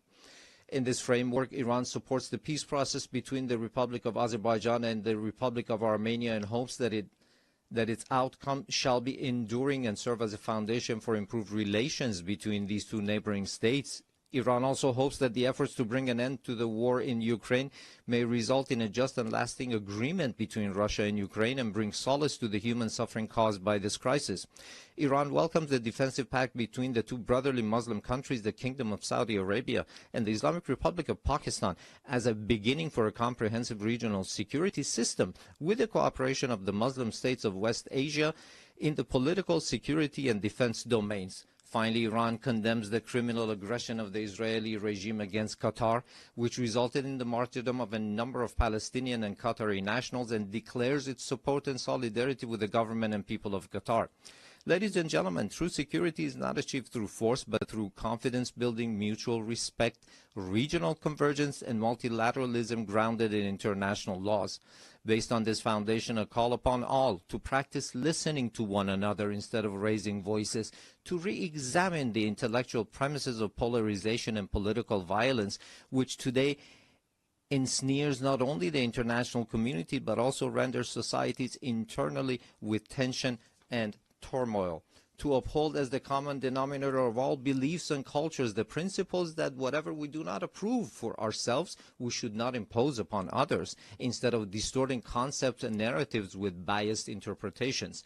To restore and rehabilitate the credibility of international laws, institutions, and mechanisms, and to commit to the establishment of a regional system of security and cooperation in West Asia. Ladies and gentlemen, we Iranians have extended our power in the world not by producing and employing nuclear weapons, nor by the slaughter of hundreds of thousands in the 20th century, nor by genocide and the imposition of starvation upon the children in Gaza in the 21st century, and not even through the historic empires of Iran, but rather through a culture of human fellowship and the message of empathy of universal sages such as Rumi, Hafiz, Saadi, who 8 centuries ago declared, "Human beings are members of a whole, in creation of one essence and soul. If one member is inflicted with pain, other members uneasy will remain. If you have no sympathy for human pain, the name of human you cannot pertain.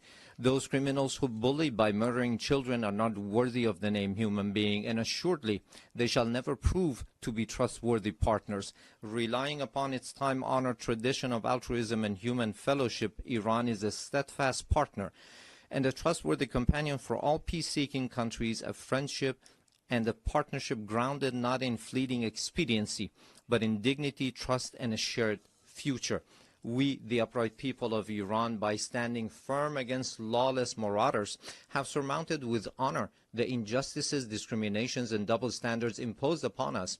And today, with an opportunity-oriented outlook, we have transformed this historic achievement of the Iranian people into a platform for a leap toward a hopeful future. Let us together, with you, turn threats into opportunities. I thank you.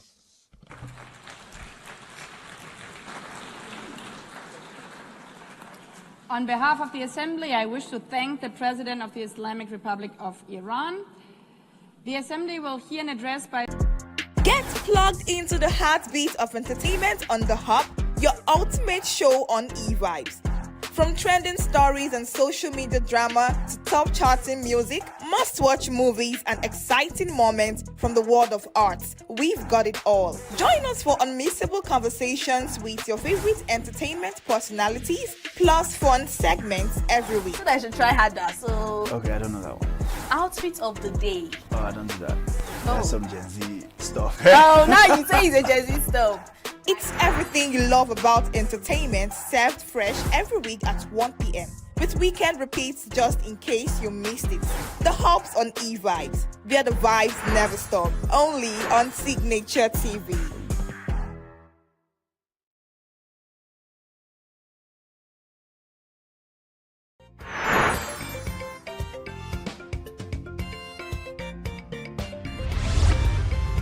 Signature TV, news in your pocket.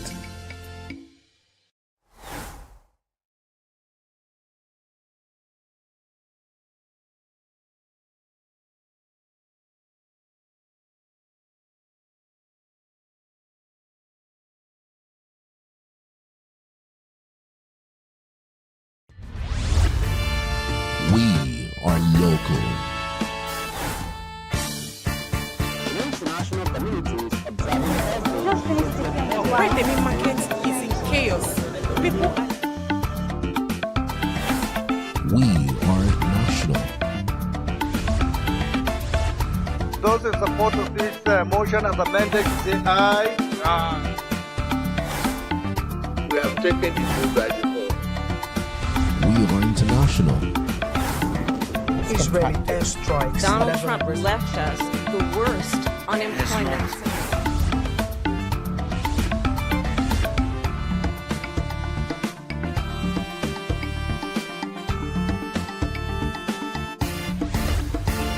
Signature TV, news in your pocket.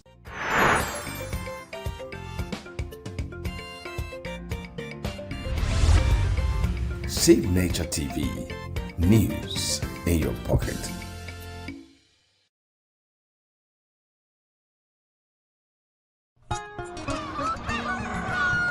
New every morning on Signature TV. We open the day for you with needed energy, information, and required vibes to shape your day. From sizzling snippets of stories in various areas of life to intriguing conversations with net worth guests. When you have people who have no track record becoming your leaders, you have a problem. There's no outstanding graduate when Obi took over from me. I left, in all the accounts of Anambra State, 13.8 billion for him. Your day cannot be complete without Signature Morning on weekdays and Signature New Day on weekends. There is no better way to start your day except Signature Morning and Signature New Day every day on Signature TV.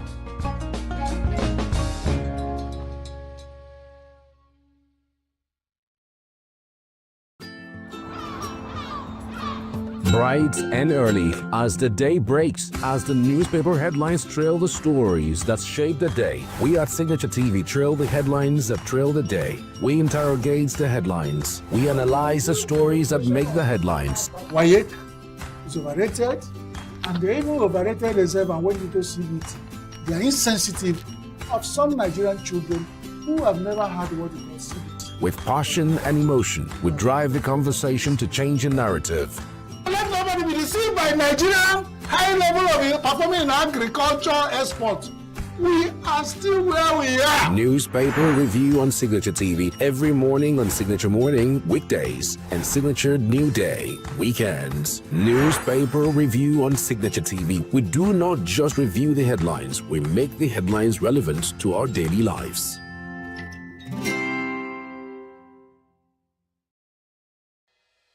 Health is more than a diagnosis. It's your lifestyle, your choices, and your future. Join us on Inside Health, your weekly deep dive into the stories, science, and solutions shaping your well-being. From expert interviews to real-life journeys of healing and hope, we cover it all. One of the complications of cancer management or treatment is they have some of them, at one point in time, you see them having anemia. Okay, so you see them at times being transfused. But at the same time, you come in with a diet. Nutrition, mental health, innovations in medicine, fitness, and everyday wellness. Whether you're managing a condition, staying informed, or just living your best life, Inside Health is your trusted guide. I'm Chigichi Agorom, and I'll be with you every week on Inside Health, only on Signature TV.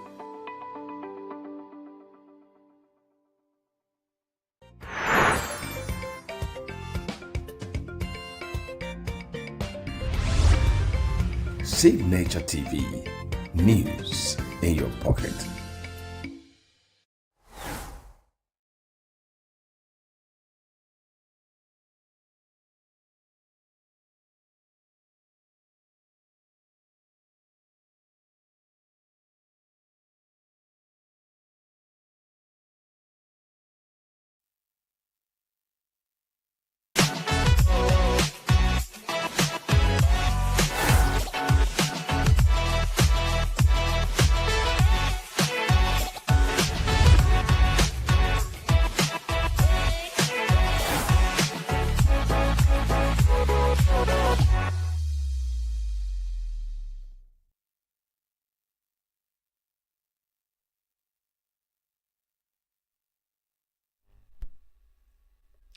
Good day, Nigeria. Welcome to E-Vibes, the entertainment show on Signature TV. Today is the 15th or 14th day in the month of April.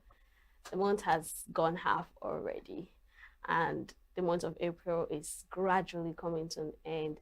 All right, here we tend to give interesting stories making round in the entertainment industry, from movie, music, fashion, art, and of course social media. Today is Tuesday. We will be looking at Celebrity Peak. It's been a while we did that. And of course we'll be having a guest which we'll be having a conversation with. We'll be talking about the whole nostalgic vibe and events that happened during the Easter period. But first of all, let's talk about what exactly is trending in the entertainment industry. Celebrity Nigerian businessman Linus Williams Ifejirika, popularly known as B-Lord, has reportedly been moved from a criminal cell due to health concerns. The development comes 2 weeks after the Federal High Court in Abuja ordered his remand at Kuje Prison for 26 days following his arraignment on multiple charges, including impersonating Very Dark Man and forgery. Providing an update via his Instagram story, Very Dark Man revealed that B-Lord has been unwell since April 6, 2026.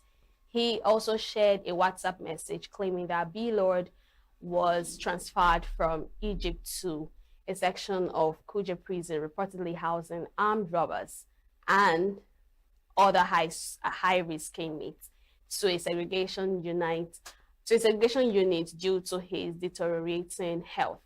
In the same updates, Very Dark Man took a swipe at Omoyele Sowore, criticizing his inability to secure B-Lord's release. Despite this, he stated he may consider showing tempered mercy. So earlier, Sowore, a prominent human rights activist and former presidential candidate, had condemned the speed and circumstances surrounding B-Lord's remand, accusing Very Dark Man and his legal team of acting oppressively. So this has been going on for weeks now between B-Lord and Very Dark Man. So like I said, he might temper justice with mercy. He should, please. He should, because a whole lot of people did not really have it when he got him arrested, and due to health issues he's been taken to another place where he could get proper care and attention. So probably Very Dark Man will tamper justice with mercy. Trust him to be very, very petty. You know, Sowore had this whole idea of dragging him that he's being oppressive and all that because you have the power to call police on people. You think, you know, things like that. So he had to come at him too and was like, I thought you had the whole power to release him, and also why didn't you? Right? I mean, if he was not found if he was not wrong with the whole issue, he wouldn't be he wouldn't be arrested, and he would have been granted bail. But of course, he was found worthy of everything he's been accused of. Now, moving forward, Nollywood actor Jide Kene Achufusi has officially tied the knots with his partner Ifeoma in a white wedding ceremony held in Milan, ushering a new chapter in his personal life. Now, clips of the ceremony that surfaced online captured touching moments as the couple exchanged vows in a serene sanctuary and sealed their union with a kiss at the altar. So the celebration continued with a vibrant reception where guests enjoyed music and festivities in the lively atmosphere. Among those in attendance was fellow Nollywood actor Uzi Usman, who joined other guests in celebrating the newlyweds. In the days leading up to the wedding, Achufusi had hinted at the big occasion through a series of social media posts. He shared pre-wedding photos with captions like "First look, wedding bells," and "To have and to hold," all tagged with the hashtag #JideIfe26. He later confirmed the marriage on Monday by posting a wedding photo alongside his bride, accompanied by the caption "Ibanku Ifemelu Anambra," #JideIfe26. So the announcement sparked a wave of congratulatory messages from fans, colleagues, and well-wishers, many celebrating the actor's transition into married life, known for his personal life, largely private, Achifusi public wedding reveal came as a pleasant surprise to many of his followers, including me, because when I saw that post, I was more like, are you sure these people do not have a movie coming on? Because we didn't really see his wife's face. So I felt, oh, this is another way to maybe promote a movie. But of course, congratulations to him. This wedding happened during the weekend, and it became very, very official when he posted it on his social media, because he tended not to have a very loud wedding. It happened in Milan, right? It didn't happen in Nigeria. You know, if it was in Nigeria, you know, the whole Ashwebi whole thing, content creator, videographer, cameraman, everybody. And you know, when celebrities are coming for that kind of wedding, they would come with their team members, their content creators, their camera person, their social media manager. The whole place would be filled with human beings, right? That you tend not to even see the people that are getting married. Okay, so of course, congratulations to him. He took us by surprise. We are so happy for him. And of course, there are so many girls that love Jide Kene so much. When you tend to see TikTok comment section, you'll be wow. You would feel, oh my God.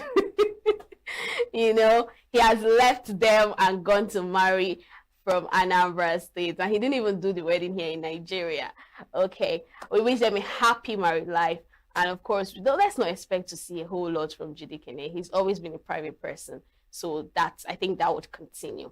Now, US pop superstar Britney Spears has reportedly checked herself into a rehabilitation facility following her arrest last month on suspicion of driving under the influence near Los Angeles.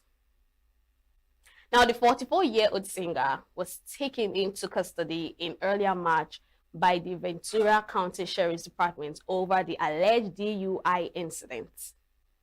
She was released shortly after, with her representative describing the situation as completely inexcusable and stating that she would take responsibility and comply with legal requirements. According to reports on Sunday, several U.S. media outlets confirmed that Spears voluntarily entered a treatment center, although the exact date of her admission remains unclear.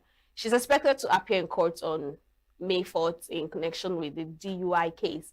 As reported by the Los Angeles Times, Spears, who rose to global fame in the late 1990s with chart-topping hits like Baby One More Time, has largely stepped away from the music spotlight in recent years. The fact that she actually carried herself jejely to the rehab is something to applaud her for, you know, because I mean, she was found wanting driving under influence of either alcohol, drug, or something.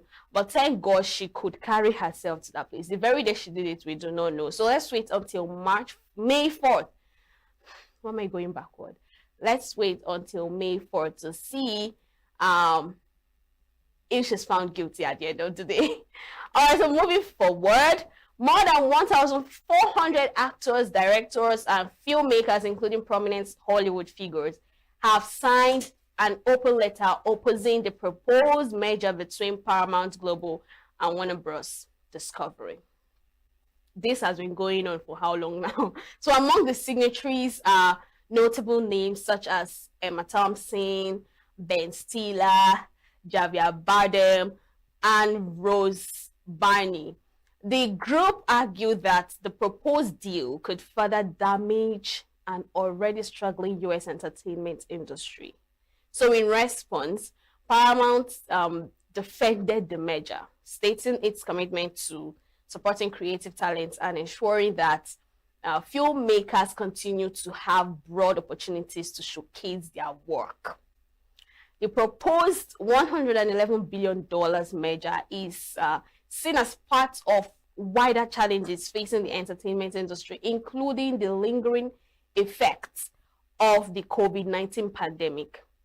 So the disruption caused by the 2023 the labor union strike and increasing competition from major tech platforms alongside shifting audience habits. Now, critics of the deal warned that combining the two studios would reduce the number of major film companies in the United States to just 4, potentially leading to job losses and fewer opportunities for content creation and distribution. Other industry figures who signed the letter include Kristen Stewart, Kristen Scott, Thomas, and Glenn Close, with more professionals reportedly continuing to join the opposition. The letter ultimately calls on Rob Bonta and other regulators to block the merger. Meanwhile, David Ellison has said he intends to maintain Paramount and Warner Bros. As separate studios while boosting production, with plans to release at least 30 high-quality films in cinemas each year. It's sad. This has been going on for how long? It's been going on for 2 to 3 years now, right? So I don't even blame these actors, directors, and producers that are, fighting for them not to do this that they're trying to do. But I think they have plans for them, because I mean, it's going to create a whole lot of job losses. People are going to lose their job. People might not have the opportunity to be seen, right? People might not have the opportunity to show their talent, their content, and all that. But they've got things figured out. I mean, they said they have plans and places and cases whereby you have the opportunity to showcase your talent and what you're doing. All right, that's all I have for you in the news segment. This hour. I'll go on a short break, and up next is Celebrity Peak, so stay with us. Get plugged into the heartbeat of entertainment on The Hub, your ultimate show on eVibes. From trending stories and social media drama to top charting music, must-watch movies and exciting moments from the world of arts, we've got it all. Join us for unmissable conversations with your favorite entertainment personalities, plus fun segments every week. I should try harder. So, Okay, I don't know that one. outfit of the day. Oh, I don't do that. That's some Gen Z stuff. Oh, now you say it's a Gen Z stuff. It's everything you love about entertainment, served fresh every week at 1 p.m. with weekend repeats just in case you missed it. The Hub's on eVibes, where the vibes never stop. Only on Signature TV.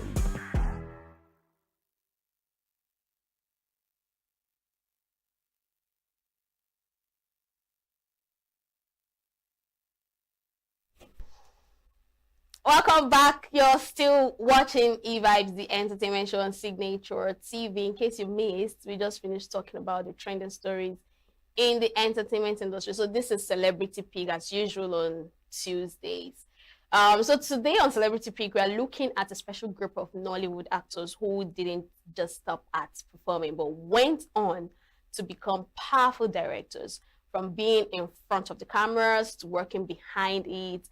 These talents have helped shape the Nigerian film industry in a whole new way. So stars like Omonyo Boli, Kunle Afolayan, Funke Akindele, and others started as actors, but later stepped into directing and producing, bringing fresh creativity and stronger storytelling to the screen. Their journey shows that in Nollywood, talent doesn't end with acting. It evolves into leadership, vision, and filmmaking power. So first on the list is, of course, Auntie Funke Akindele. Funke Akindele is one of Nollywood's most influential figures, successfully evolving from a beloved actress into a record-breaking director and producer. She first gained national recognition through the TV series I Need to Know. But her major breakthrough came with the hit movie Jennifer. So the film's success led to the long-running TV series Jennifer's Diary, which cemented her as a household name across Nigeria. So she's been making blockbusters movie. I mean, we should give Auntie Funke her flowers. We should give her the accolades she needs. We need to pop a wine for her. It's not easy. I was having a conversation with a colleague, and the person said I could remember when Auntie Funke started. You know those old movies? Go and watch Auntie Funke. You will know that talent, she has the talent, right? And you know why most of these directors do exploit when they tend to move from, they didn't move actually, they tend to do the directing thingy and production thingy, is because they know what it feels like to be an actor. If you watch behind the scenes, if you watch the behind the scenes on social media, you tend to see how she acts each character for each cast. Like she tends to show you how she wants you to do it. Talk about is it Booker Street now? Gang of Lagos, name them. So many blockbuster movies that Auntie Funke has been creating, making rounds. People tend to see her as a role model, and why not? Why can't you? Because she did not just start it. I mean, it does. Oh my God! You see that statement? Consistency is the key. It's actually the key. And if you think you can do it, you can literally do it. So next on the list is Kunle Afolayan. I love this man. So Kunle Afolayan is a Nigerian actor turned director from Lagos who has become one of Nollywood's most influential filmmaker. He is known for producing high quality films that highlights Nigerian culture and history, helping to elevate the global reputation of the industry. He is well known for film sets in the past that explore Nigerian history and culture, like movie like Oktoberfest, Anikulapo. I loved Anikulapo, for real. So yes, Kunle Afolayan is another great director and producer. I like the fact that he tends to tell stories about our culture. He doesn't tell stories that has nothing to do with our belief, our culture, and everything that has to do with Africa and Nigeria at large. So we would give him his own accolade too. Yeah, we know he and Auntie Funke had their back and forth at the beginning of the year, which you expect them to reconcile very soon, because when two elephants are fighting, the ground suffers, right? But of course, we have other directors and producers. We just don't expect them to be petty and fighting among themselves on social media and of course in the movie industry. All right, next is Kemi Adetiba, another wonderful movie. I don't know where these people get their inspiration from, honestly speaking. So Kemi Adetiba is one of the most successful modern directors in the Nigerian film industry. She's known for creating high quality cinematic and suspense-filled films that stand out in Nollywood. Kemi Adetiba started as a media personality. Before moving into filmmaking, she became famous for her ability to direct intense, emotional, and visually strong movies. Movies like The Wedding Party, which is one of the biggest Nollywood box office hits. King of the Boys, a powerful political and crime story. And King of the Boys, The Return of the King. That's a continuation of King of the Boys. And right now, she is looking for actors for movies that she's about to create, and trust our stars and actors and actresses doing what they know how to do the most. You see Kemi Adetiba, like I said, I don't know where these people get their inspiration from. She started off as an art personality, a media personality. Does that sound like someone is trying to give me an inspiration? Anyways, we're super proud of her.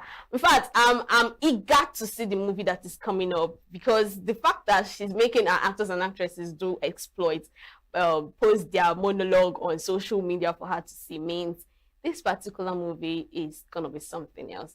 Up next is Omonio Boli, our YouTube mama. She's not just a YouTube mama, just so you know. So Omonio Boli is a Nigerian actress, a director and a producer of Nollywood.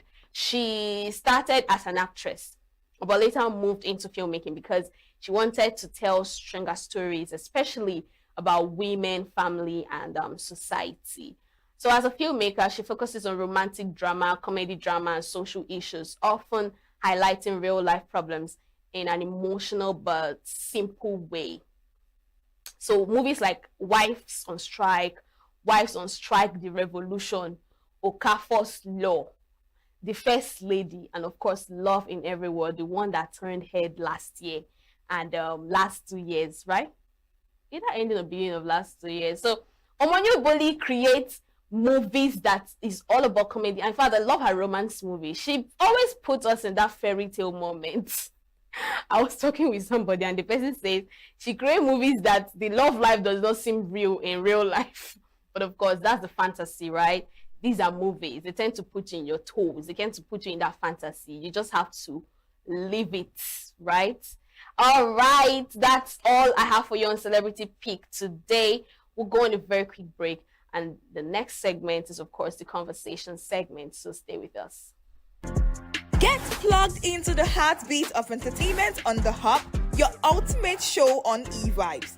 From trending stories and social media drama to top charting music, must-watch movies and exciting moments from the world of arts, we've got it all. Join us for unmissable conversations with your favorite entertainment personalities, plus fun segments every week. So I should try harder. So Okay, I don't know that one. outfit of the day. Oh, I don't do that. That's some Gen Z stuff. Oh, now you say it's a Gen Z stuff. It's everything you love about entertainment, served fresh every week at 1 p.m. with weekend repeats just in case you missed it. The Hub's on eVibes, where the vibes never stop. Only on Signature TV.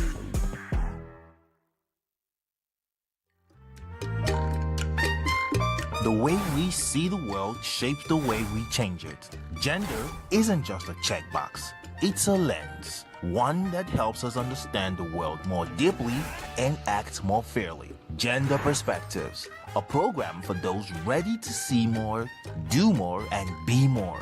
Designed to challenge assumptions, ignite conversations, and build inclusive solutions across every sector of society. We are not, fighting the men.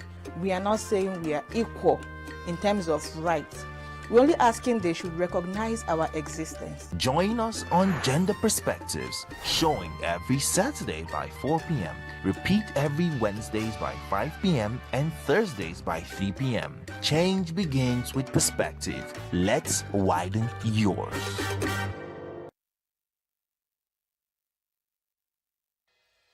Health is more than a diagnosis. It's your lifestyle, your choices, and your future.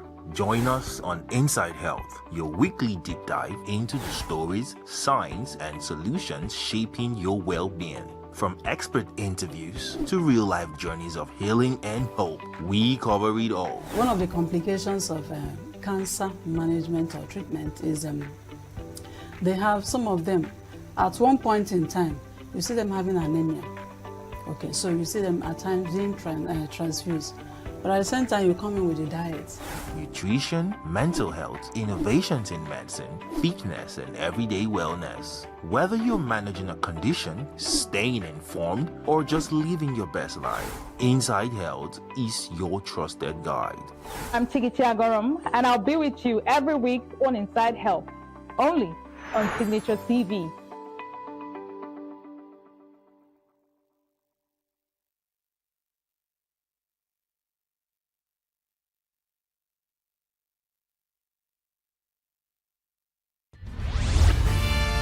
We are local. The international community is observing every Why the main market is in chaos. People are... We are national. Those in support of this motion as amended, say aye. Aye. We have taken the view by default. We are international. Israeli airstrikes. Donald Trump left us the worst unemployment.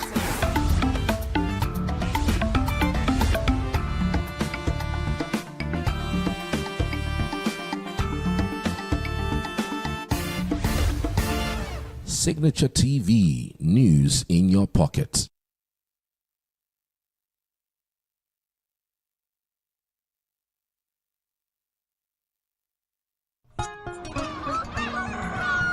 New every morning on Signature TV, we open the day for you with needed energy, information, and required vibes to shape your day. From sizzling snippets of stories in various areas of life to intriguing conversations with net worth guests. When you have people who have no track record becoming your leaders, you have a problem. There's no outstanding gratuity when Obi took over from me. I left in all the accounts of Anambra State 13.8 billion for him. Your day cannot be complete without Signature Morning on weekdays and Signature New Day on weekends. There is no better way to start your day except Signature Morning and Signature New Day every day on Signature TV.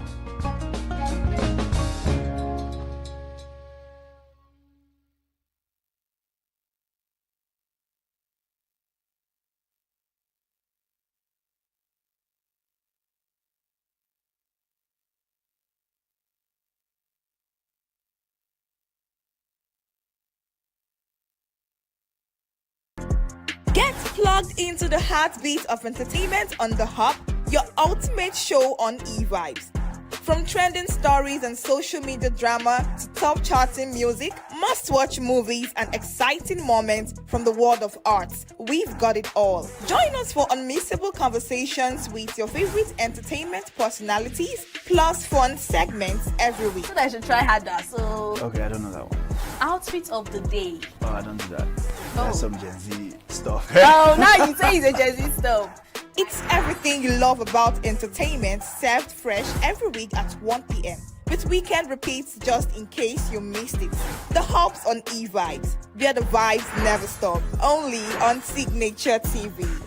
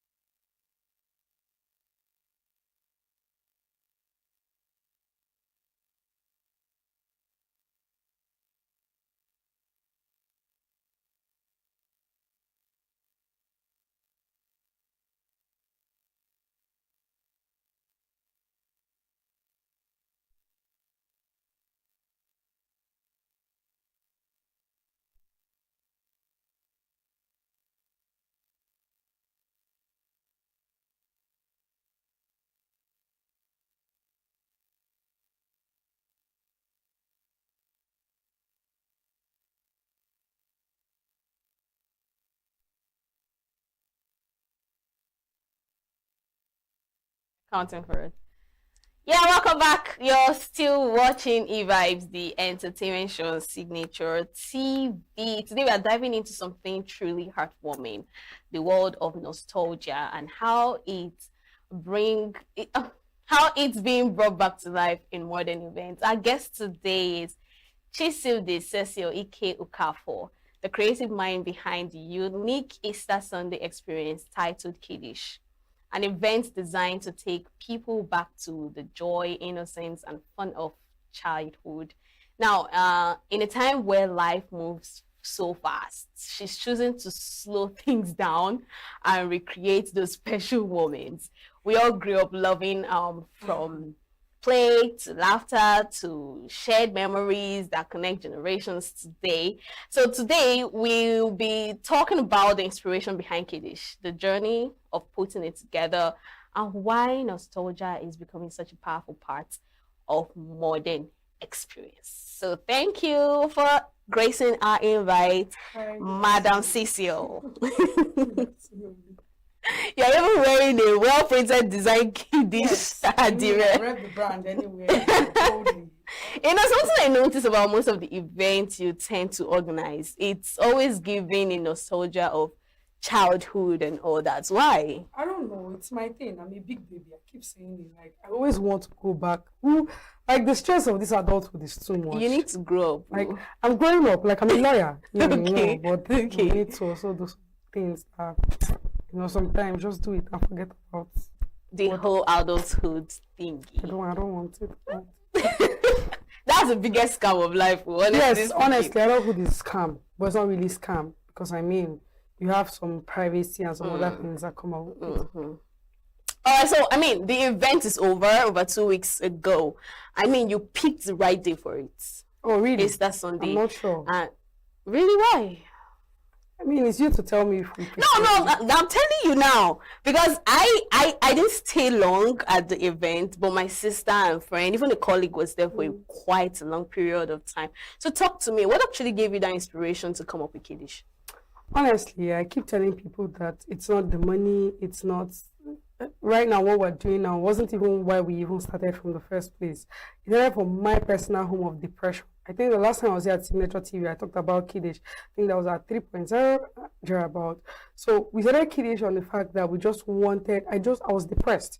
I finished school, my uncle died, my uncle died July 7th. I will never forget that. And when he died, I was tired. I needed to go somewhere because that was my closest being. Like he's very, very close to me. Yeah. So I was depressed and all, and I left the city. And I was coming back, saying, like, okay, when you're coming out of depression, and you're like, what can you do? I mean, so many adults are going through some level of one thing or the other. How do we make these adults, even if it's just a day, And then we said, every young adult who plays in an abaya, the words, the Yoruba name. But we're like, we're going to the East.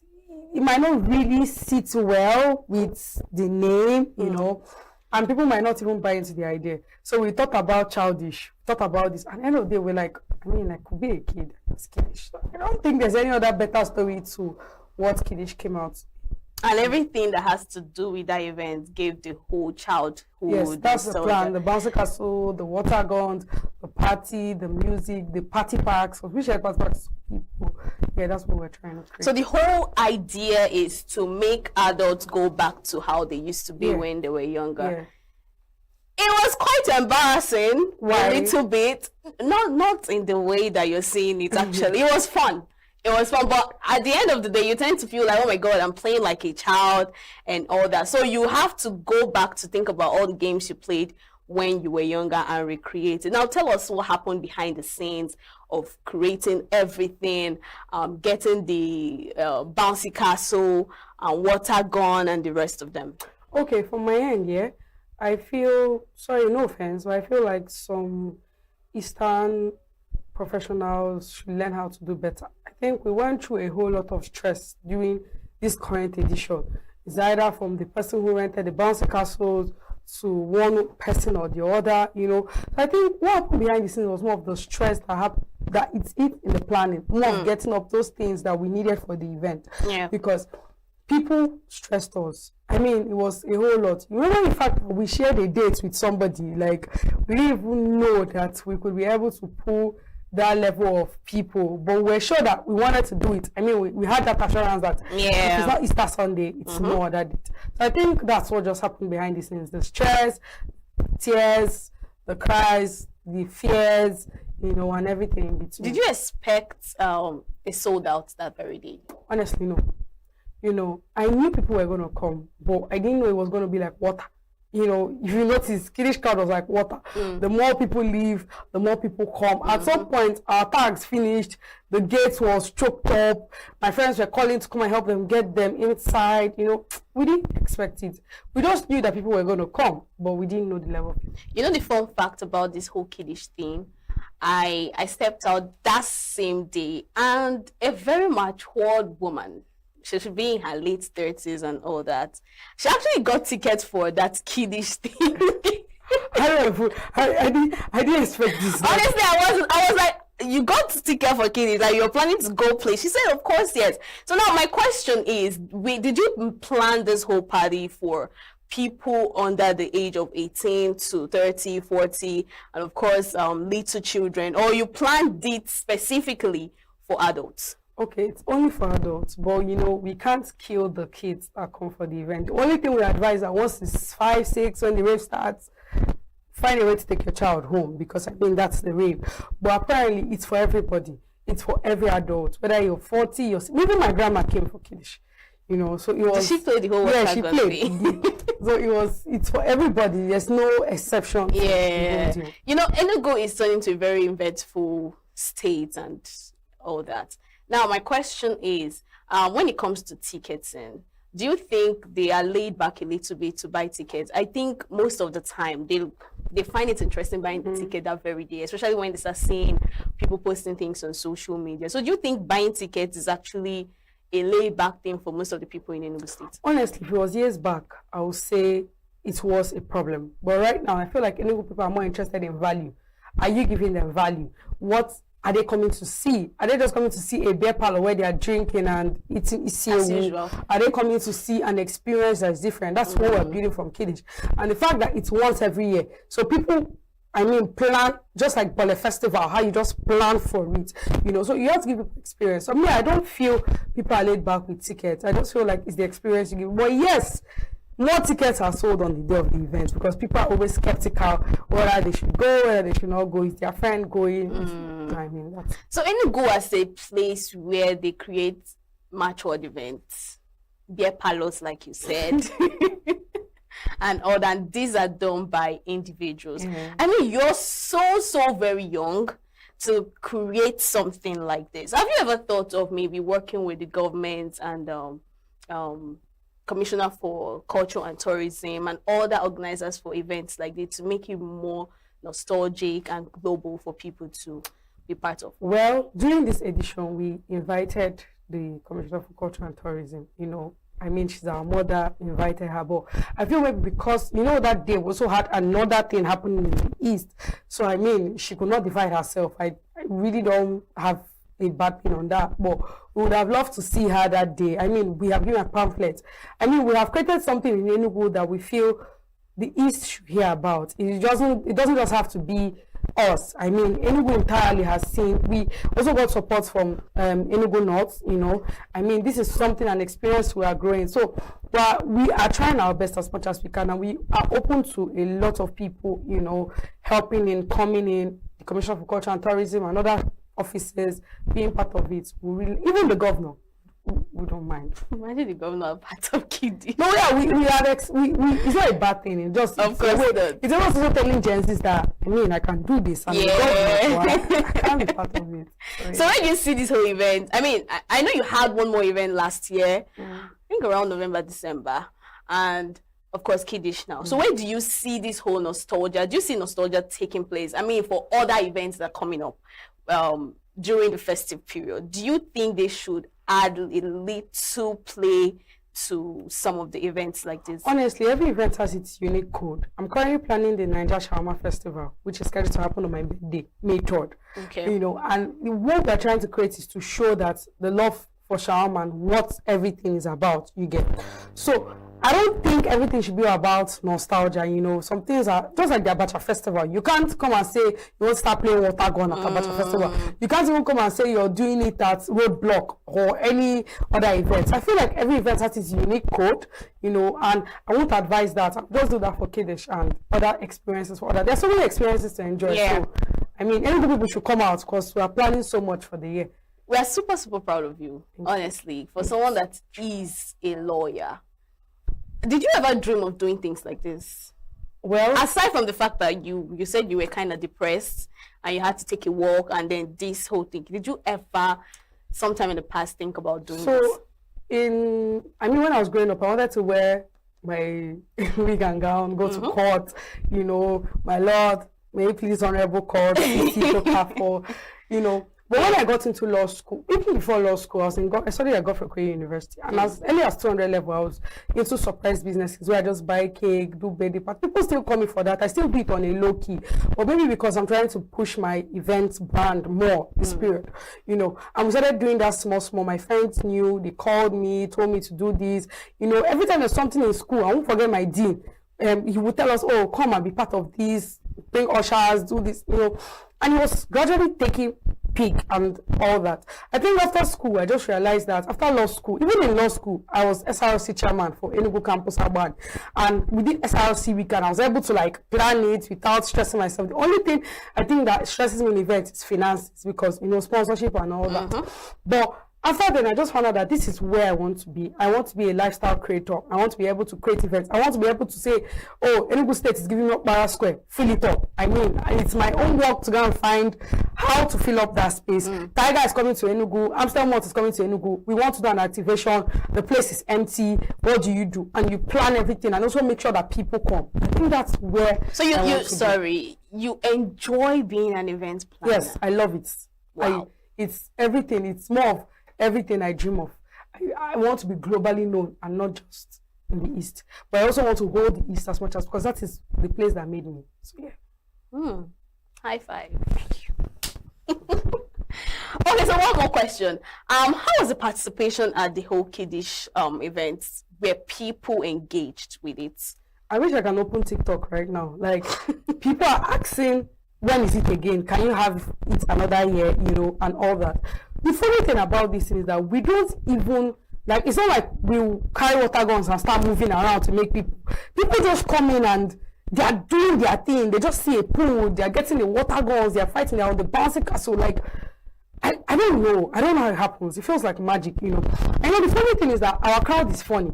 They come in groups, like, you don't just one person, As against 12-1, a vendor of mine at Kiddish was like, oh, people are not going to come. And all four, she's calling me, and like, what is happening? Is there and I'm like, I don't know. I just feel like people just want to engage in things that concern the brand. And we want to do so much, not just in Enugu. We want to explore other states in Southeast gradually, and see what turns out for us. So, now, that very day, another event is going to happen at the IC. It happened actually. Yeah. So did that give you some kind of scare that people might not want to turn up and also turn up for that particular one? I will be honest with you, yeah. When we announced our dates, we did not even know about any other dates. We announced in December. And when we announced, the week later, the event was announced at Okpara Square. Okay. So, and then we were like, should we change? Should we not change? I mean, it was a whole lot of, the events we're talking about and everything that would have come up with the event.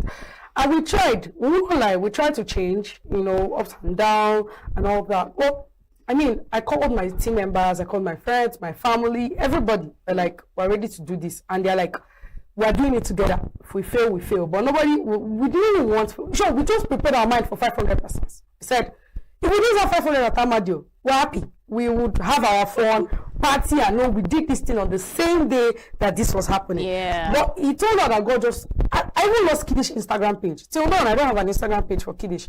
My personal page is gone. When we lost the Instagram page, we felt like there was no hope, no way to push on social media, because I was creating content back to back on my personal page. Sometimes I climbed the bus. Sometimes I'll be on the road talking to myself, so many weird things that I did to make sure that Kiddish went outside. But it wasn't even clicking till, when we lost the page. So sometimes I'm grateful that we lost the Instagram page this year. I don't know, but it's my own. So it's more like a disappointment is a blessing. Yes, I think that is what it is. Anyways, Cecil, we are super proud of you. Thank you. I'm so sorry we can't continue this conversation. I experienced the Kiddish and I'll say it was fun. I love the whole idea of nostalgia. It gave the whole vibe of I'm tired of being an adult. I need to be a baby. We're super proud of you, and of course, I wish you so well.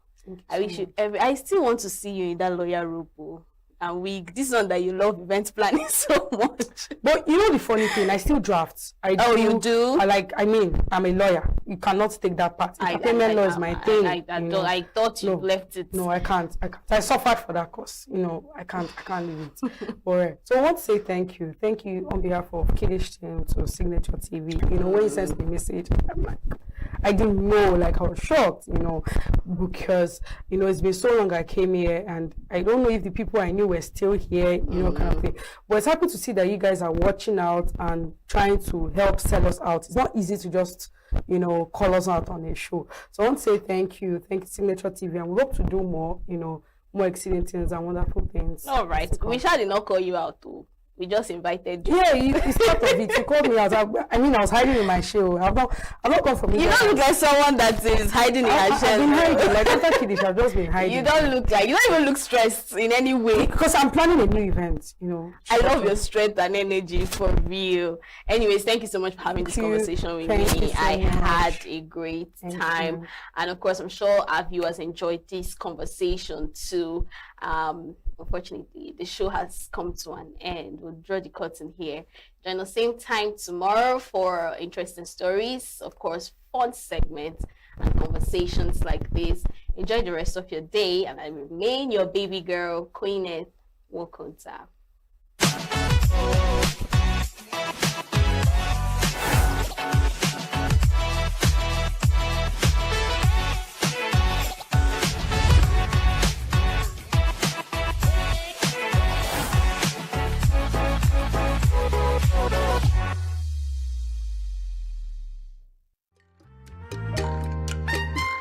The way we see the world shapes the way we change it. Gender isn't just a checkbox, it's a lens, one that helps us understand the world more deeply and act more fairly. Gender Perspectives, a program for those ready to see more, do more, and be more. Designed to challenge assumptions, ignite conversations, and build inclusive solutions across every sector of society. We are not, fighting the men. We are not saying we are equal in terms of rights. We're only asking they should recognize our existence. Join us on Gender Perspectives, showing every Saturday by 4 p.m. Repeat every Wednesdays by 5 p.m. and Thursdays by 3 p.m. Change begins with perspective. Let's widen yours.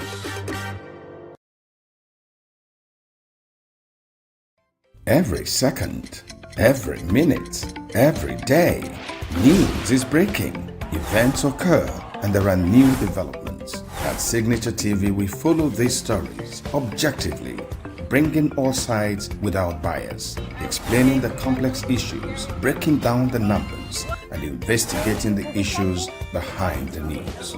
Anywhere and everywhere, near or far, wherever the news is, we will be there. Signature TV. News in your pocket. New every morning on Signature TV, we open the day for you with needed energy, information, and required vibes to shape your day. From sizzling snippets of stories in various areas of life to intriguing conversations with net worth guests. When you have people who have no track record becoming your leaders, you have a problem. There's no outstanding graduate when Obi took over from me. I left, in all the accounts of Anambra State, 13.8 billion for him. Your day cannot be complete without Signature Morning on weekdays and Signature New Day on weekends. There is no better way to start your day except Signature Morning and Signature New Day every day on Signature TV.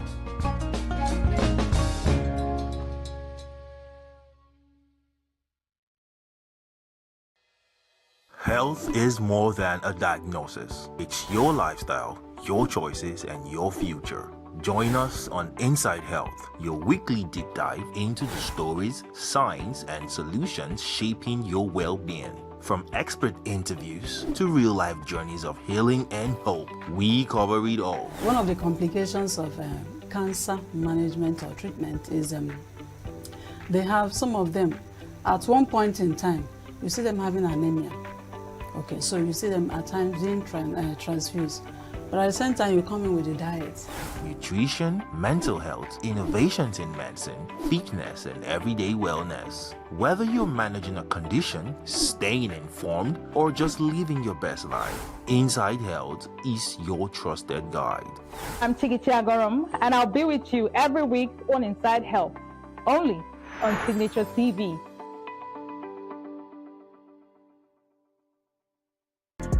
Get plugged into the heartbeat of entertainment on The Hub, your ultimate show on eVibes. From trending stories and social media drama to top charting music, must-watch movies and exciting moments from the world of arts, we've got it all. Join us for unmissable conversations with your favorite entertainment personalities, plus fun segments every week. So I should try harder. So Okay, I don't know that one. outfit of the day. Oh, I don't do that. That's some Gen Z stuff. Oh, now you say it's a Gen Z stuff. It's everything you love about entertainment, served fresh every week at 1 p.m. with weekend repeats just in case you missed it. The Hub's on eVibes, where the vibes never stop. Only on Signature TV.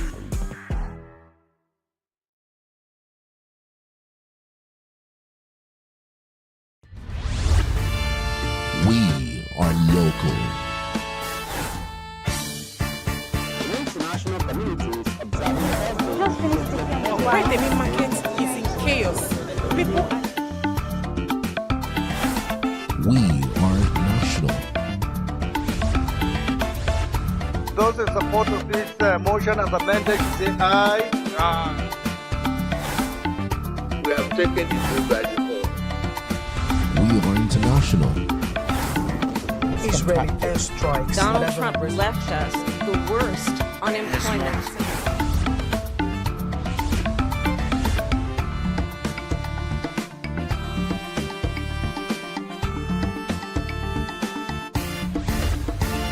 Signature TV, news in your pocket.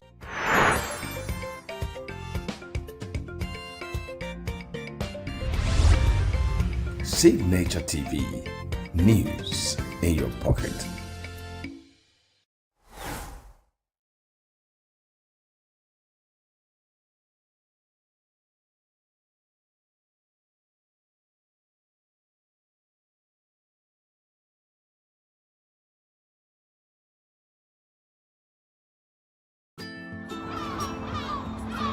Bright and early as the day breaks, as the newspaper headlines trail the stories that shape the day. We at Signature TV trail the headlines that trail the day. We interrogate the headlines. We analyze the stories that make the headlines. WAEC is overrated, and they even overrated themselves and went into CBT.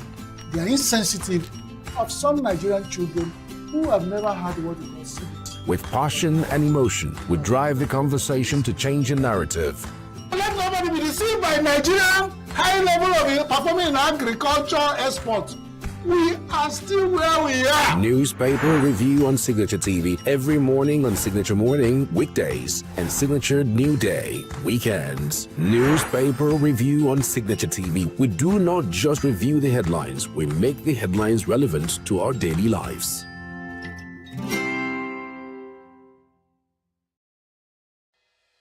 Health is more than a diagnosis. It's your lifestyle, your choices, and your future. Join us on Inside Health, your weekly deep dive into the stories, science, and solutions shaping your well-being. From expert interviews to real-life journeys of healing and hope, we cover it all. One of the complications of cancer management or treatment is they have some of them, at one point in time, you see them having anemia. Okay, so you see them at times being transfused. But at the same time, you come in with a diet. Nutrition, mental health, innovations in medicine, fitness, and everyday wellness. Whether you're managing a condition, staying informed, or just living your best life, Inside Health is your trusted guide. I'm Chigichi Agorom, and I'll be with you every week on Inside Health, only on Signature TV.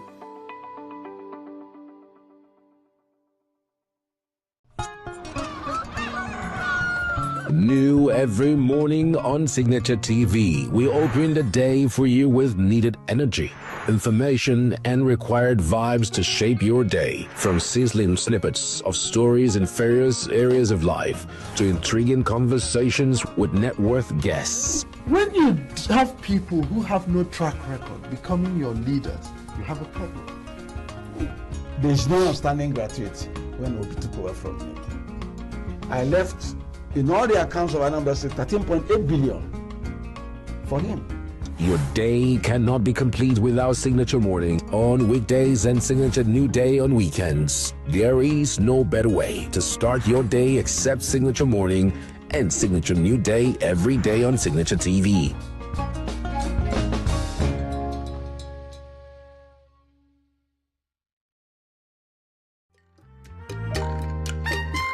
The way we see the world shapes the way we change it.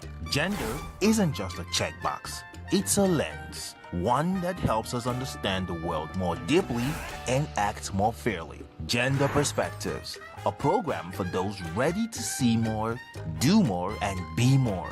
Designed to challenge assumptions, ignite conversations, and build inclusive solutions across every sector of society. We are not, fighting the men. We are not saying we are equal in terms of rights. We're only asking they should recognize our existence. Join us on Gender Perspectives, showing every Saturday by 4 p.m. Repeat every Wednesdays by 5 p.m. and Thursdays by 3 p.m. Change begins with perspective. Let's widen yours.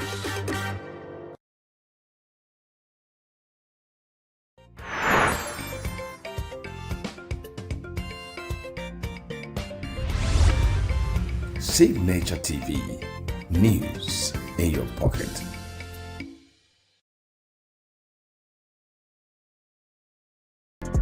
Get plugged into the heartbeat of entertainment on The Hub, your ultimate show on eVibes.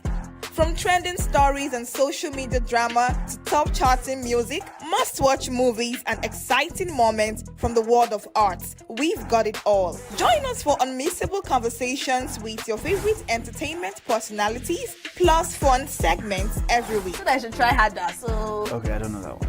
outfit of the day. Oh, I don't do that. That's some Gen Z stuff. Oh, now you say it's a Gen Z stuff. It's everything you love about entertainment, served fresh every week at 1 p.m. with weekend repeats just in case you missed it. The Hub's on eVibes, where the vibes never stop. Only on Signature TV.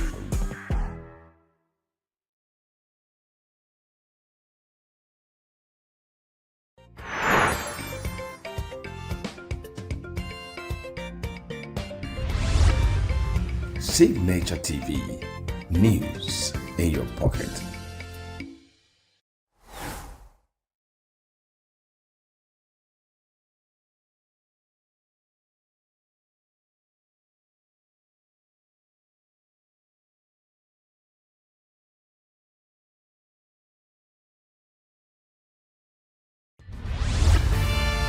We are local. International communities observing Why the meat market is in chaos. People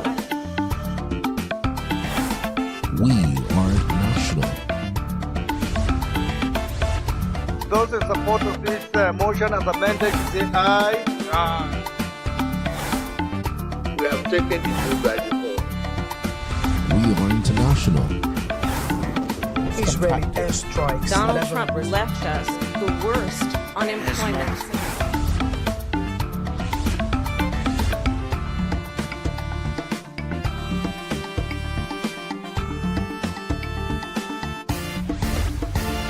Signature TV, news in your pocket.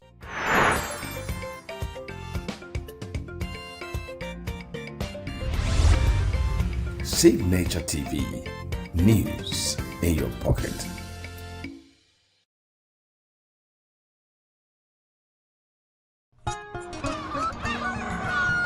New every morning on Signature TV, we open the day for you with needed energy, information, and required vibes to shape your day. From sizzling snippets of stories in various areas of life to intriguing conversations with net worth guests. When you have people who have no track record becoming your leaders, you have a problem. There's no outstanding gratuity when Obi took over from me. I left, in all the accounts of Anambra State, 13.8 billion for him. Your day cannot be complete without Signature Morning on weekdays and Signature New Day on weekends. There is no better way to start your day except Signature Morning and Signature New Day every day on Signature TV.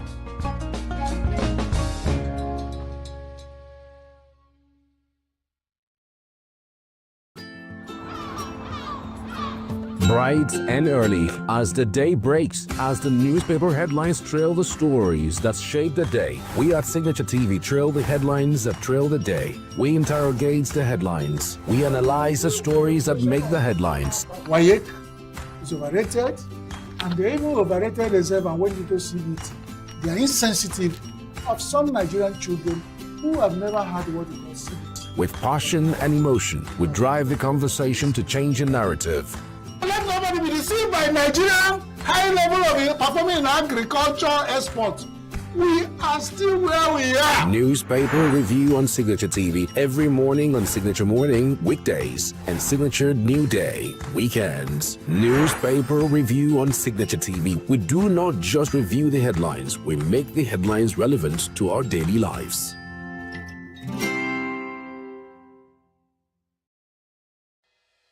Health is more than a diagnosis. It's your lifestyle, your choices, and your future.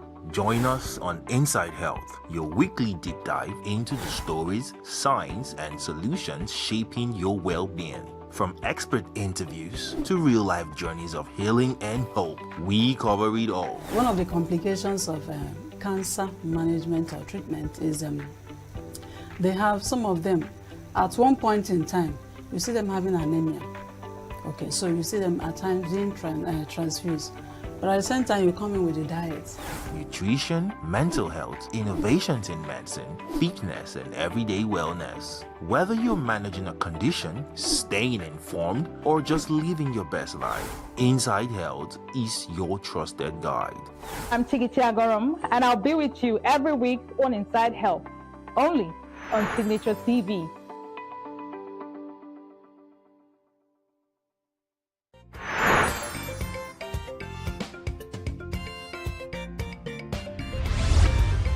Signature TV.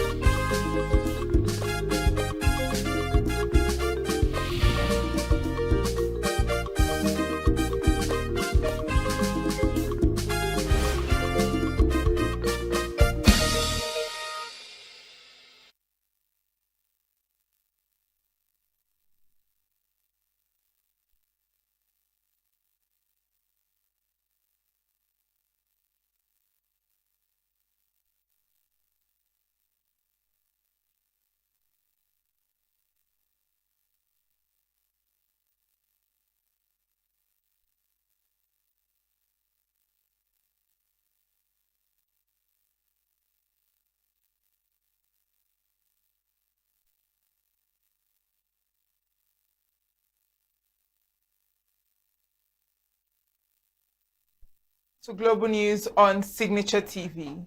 I am Uchenna Chimbi Oluoha. In the headlines, University professor calls for urgent reforms to check neonatal deaths in Nigeria. Gunmen abduct UTME candidate in Benue. Court issues arrest warrant against ex-minister Sadiya Farouk. And Australia's most decorated living soldier granted bail over war crime charges. Details in a moment. Every second, every minute, every day, news is breaking, events occur, and there are new developments. At Signature TV, we follow these stories objectively, bringing all sides without bias, explaining the complex issues, breaking down the numbers, and investigating the issues behind the news. Anywhere and everywhere, near or far, wherever the news is, we will be there. Signature TV. News in your pocket.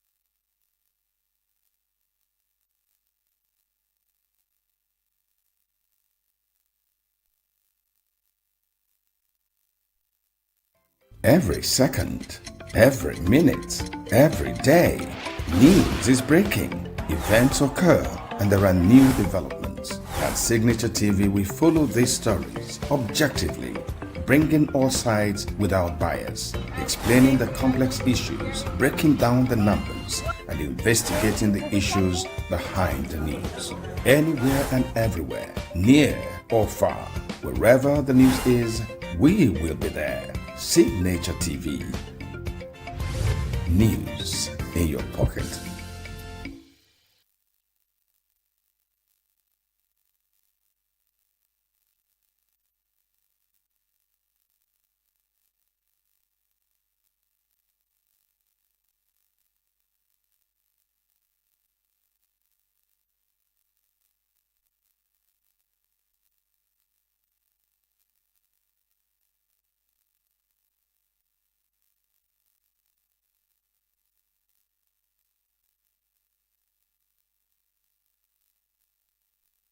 Professor of Pediatrics and Consultant Neonatologist Kenechukwu Kosisochukwu Ilo is calling for an urgent and systematic action to reduce preventable infant deaths in the country. Professor Ilo, who made the call at the 238th inaugural lecture of the University of Nigeria, regretted that the rampant cases of neonatal deaths has cast a long shadow over the healthcare system, making what ought to be rare tragedies to become dangerous routine. Correspondent Christopher Lele witnessed the inaugural lecture.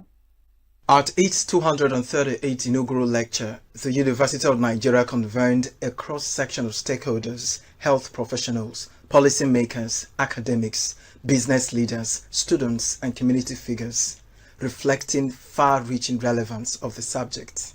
Representing the Vice-Chancellor, Professor Simon Otoanya, the Deputy Vice-Chancellor in charge of administration, Dr. Josephat Onwumere, described the lecture as both timely and necessary. He painted at the rising health concerns and the urgency of informed intervention. Today's inaugural lecture is being delivered by our own Professor Kenechukwu Kosisochukwu Ilo, Professor of Pediatrics and University of Nigeria. On behalf of the Vice Chancellor, Professor Simon Uchenna Otuanya, I declare this inaugural lecture open. The inaugural lecturer, Professor Kenechukwu Ilo, a consultant neonatologist and professor of pediatrics, delivered the compelling discourse titled A Normalized Tragedy, the Paradox of Life Ending at Birth, and the Path to Survival in Nigeria. Drawing from decades of clinical experience and over 70 scholarly publications, Professor Ilo unpacked Nigeria's persistent neonatal mortality crisis, highlighting a troubling shift from culturally attributed causes in the past to largely preventable system-driven failures today. Track up. He called on expectant mothers to avoid unregulated delivery centers while urging the government and private stakeholders to strengthen neonatal care, expand awareness, and close critical gaps in access to quality health care. When to deliver, they accompany somebody, ask them about bag and mask. If they don't have it, please walk away from that place. And it must be the neonatal one, not the adult one, the big one, the very big one that you use to rupture their lungs. They don't need those big things. What they need is this, very small and quite effective. He called on expectant mothers to avoid unregulated delivery centers while urging the government and private stakeholders to strengthen neonatal care, expand awareness, and close critical gaps in access to quality health care. The call is for all of us to continue to raise awareness and then for us to invest in neonatal care. The government must start treating the neonatal mortality rate the way it should be, not with kids' glove, not with just talking. They must invest their money, they must invest in training, they must invest in equipment, they must invest in maintenance of the equipment that they have delivered to the hospital and track them to make sure that there is accountability in its use. And people should be punished. People that don't do well should be punished. Chairman of the Senate Ceremonials Committee, Professor Ozioma Onuzulike, noted that inaugural lectures are more than academic rituals, describing them as platforms for translating research into real-world impact. For the university, it is a way of helping the university community and the general public understand what is happening in the academia. It's like a town and gown event where the academia has a public engagement with the general public on these academic issues and how they reflect the society. Colleagues in academia commended the depth and relevance of the lecture and its contribution to ongoing health discourse in Nigeria. Professor Ilo is a wonderful person, a great personality and a distinguished academic. He has done a lot for Nigerian children, particularly for the very young, the newborns. And that's what this lecture has reflected. It was well delivered. It's a wake-up call that Nigeria needs to do more. We need to take our very young very serious and begin to think about how to save their life. It's an anomaly for babies to be dying at birth. It's an anomaly for newborns to be dying like if they are killing rats. It's time for all of us, all the stakeholders, to really stand up to it and say enough is enough and get our children to live. For the wife and daughter, Professor Ilo's inaugural lecture is a moment of pride and reflection, describing his achievement as a new standard for the next generation. I'm really proud of him. I'm glad today has come. He had wanted to do this for a bit, and I'm glad that today has finally come. I'm very proud of him. I'm proud of how well he delivered it. And I hope really that the message resonates in the minds and hearts of people so that the message is passed on today. It won't be something I'll just end after today. It's something that people remember and put into practice so that there can actually be a change in this neonatal mortality rates. I feel very proud of him, honestly, because I know that he worked very hard to prepare for this inaugural lecture.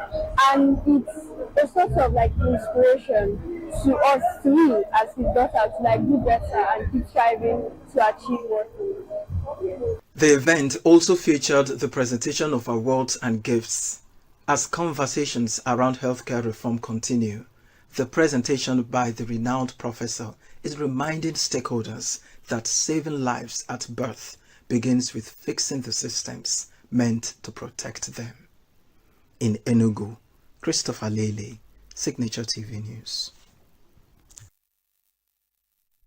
About 17 candidates traveling to their centers in Otukpo, Benue State for the ongoing Unified Tertiary Matriculation Examination, UTME, are feared to have been abducted by gunmen believed to be kidnappers. The gunmen attacked a commercial vehicle belonging to Benue Links, the state-owned transport company, between 7 to 8 p.m. on Wednesday, although the exact number of the victims remains unclear. The assailants waylaid the bus and robbed the occupants of their belongings before whisking them away into the bush.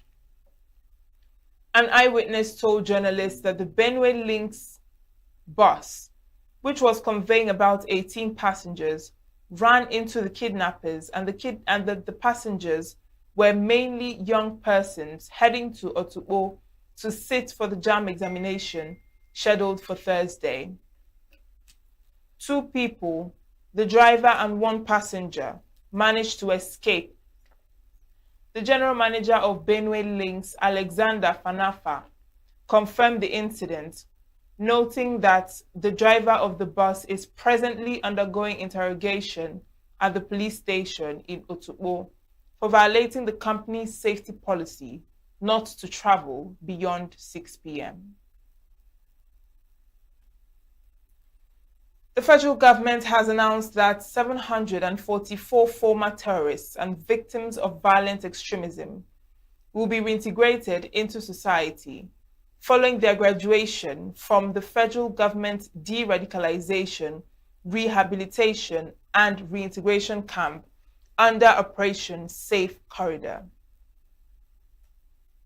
The breakdown of the former terrorists include 2 from Abia State, 10 from Adamawa State, 1 from Akwa Ibom State, 2 from Anambra State, 12 from Bauchi State, 597 from Borno State, 3 from Ebonyi State, 1 from Enugu State, 15 from Kano State, and 3 from Katsina State. Further breakdown shows that 1 former terrorist is from Kebbi State, 5 from Kogi, 4 from Nasarawa, 2 each from Niger, Plateau, and Sokoto State, and 58 from Yobe State. as well as foreign nationals, comprising 1 from Burkina Faso, 1 from Cameroon, 2 from Chad, and 4 from Niger Republic. According to the reports, 733 of the beneficiaries are Muslims, while 11 are Christians. Speaking during the ceremony held in Gombe State, the Chief of Defense Staff, General Olufemi Oluyede, said the reintegration forms part of a broader plan to curb violent extremism and promote lasting peace, stressing that the program is not a reward for wrongdoing. The beneficiaries, drawn largely from the Northeast, underwent months of rehabilitation, including psychosocial support, vocational training, religious reorientation, and civic education, aimed at preparing them for peaceful civilian life. The federal government urged the graduates to embrace the opportunity and avoid returning to violence, warning that they now bear the responsibility of contributing positively to their communities. Security agencies have moved to reinforce security around the airports and correctional facilities in Abuja and neighboring Niger State amid suspected insurgent plots targeting the facilities. The Nigeria Police Force, the Nigeria Immigration Service, and the Nigeria Correctional Service say they have proactively strengthened security around the airports and custodial centers. An internal memo from the Nigerian Customs Service had alleged that there are plans by terrorists to attack the Nnamdi Azikiwe International Airport and Kuje Custodial Center in the Federal Capital Territory and the prison facility in Niger State. It said the attacks are being planned by fighters of the Islamic State West Africa Province, Boko Haram, Ansaru, and Jamaat Nusrat al-Islam wal Muslimin. The two-page document claimed the ISWAP fighters have already infiltrated the FCT in preparation for the attack on the airport and Kuje prison in a move to release detained insurgents. The document noted that the planned airport attack bore similarities to Islamic State strikes on aviation facilities in Niamey and Tahua in the Niger Republic, suggesting a possible intent to replicate the pattern inside Nigeria. Speaking on countermeasures, the spokesperson for the Airport Police Command, Adeola Mohammed, said the agency remains fully alert and in control of security operations. He assured that security architecture at the airport is designed to stay ahead of evolving threats, noting that multiple layers of checks at the aerodrome are capable of detecting any suspicious activity. President Bola Tinubu says he is not intimidated by the opposition, describing them as noisemakers who do not respect the rule of law. Tinubu spoke during a meeting with leaders and coordinators of the Renewed Hope ambassadors from the 36 states of the Federation, led by Imo State Governor Hope Uzodinma, who is the Director General of the organization at the State House, Abuja. Tinubu told the gathering that his political journey, including the primaries and general election that brought him to office, had already prepared him for current challenges, insisting that he would not be distracted. He said his presidency is an opportunity of a lifetime to break the shackles of poverty, ignorance, put freedom in the heart of the people, and ensure that democracy survives. He urged members of the All Progressives Congress to remain united, saying the party must stand against those he said do not want national transformation. The president also criticized former Vice President Atiku Abubakar, a member of the African Democratic Congress, referencing his past role as chairman of the National Council on Privatization, and questioned the outcomes of some privatization exercises carried out under his tenure. He also said the renewed hope ambassadors had been mobilized and empowered to support the APC ahead of the 2027 general elections. An Abuja Federal Capital Territory High Court, presided over by Justice Jude Onwebuzie, has issued a warrant of arrest against a former Minister of Humanitarian Affairs, Disaster Management and Social Development, Sadiya Farouk, and a permanent secretary in the ministry, Bashir Nura Al-Khali. Justice Onwebuzie issued the arrest warrant over their failure to attend court for their arraignment on a charge linking them to an alleged fraud involving $1.3 million and 746.6 million naira. The judge issued the arrest warrant while ruling on an ex parte motion filed by the EFCC Prosecution Counsel, Rotimi Jacobs, SAN, after the two defendants failed to appear in court for their planned arraignment. Before moving the motion, Jacobs applied for a slight amendment to exclude the name of the third defendant, Sani Mohammed, who was present in court. The EFCC had filed a 21-count charge against them, in which they are accused of offenses bordering on criminal breach of trust, abuse of office, fraudulent award of contracts, and diversion of public funds. Mrs. Farouk, who was in office from 2019 to 2023, supervised key social intervention programs, including the National Social Investment Program. Lawyer to the defendants, Abdul Ibrahim, said the ex-minister was absent on grounds of ill health. Justice Jude Onwebuzie subsequently adjourned the case to May 18th for arraignment. The federal government says Nigeria's development must be anchored on constitutional planning, saying strong institutional coordination and sustained reforms to achieve inclusive economic growth. Speaking at a national policy dialogue in Abuja, the Minister of Budget and Economic Planning, Abubakar Atiku Bagudu, said national planning remains a constitutional responsibility of all levels of government. He commended the collaboration between the executive and the National Assembly in advancing reforms under President Bola Ahmed Tinubu, noting that key policies such as fuel subsidy removal and exchange rate unification have strengthened public finances and boosted revenue allocation to state and local governments.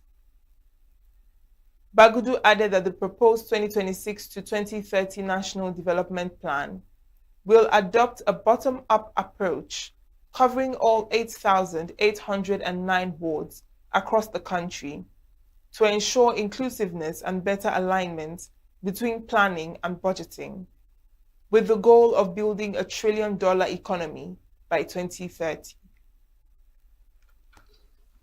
Development planning is necessary. It's an absolutely necessary. But what Mr. President has invited us to do, like I said, without blame game, is to say, why did we get it wrong? What have we missed? What are we not doing right? So that in this plan, we can fix those things and ensure that we are not just producing a plan, 2026 plan that is like others.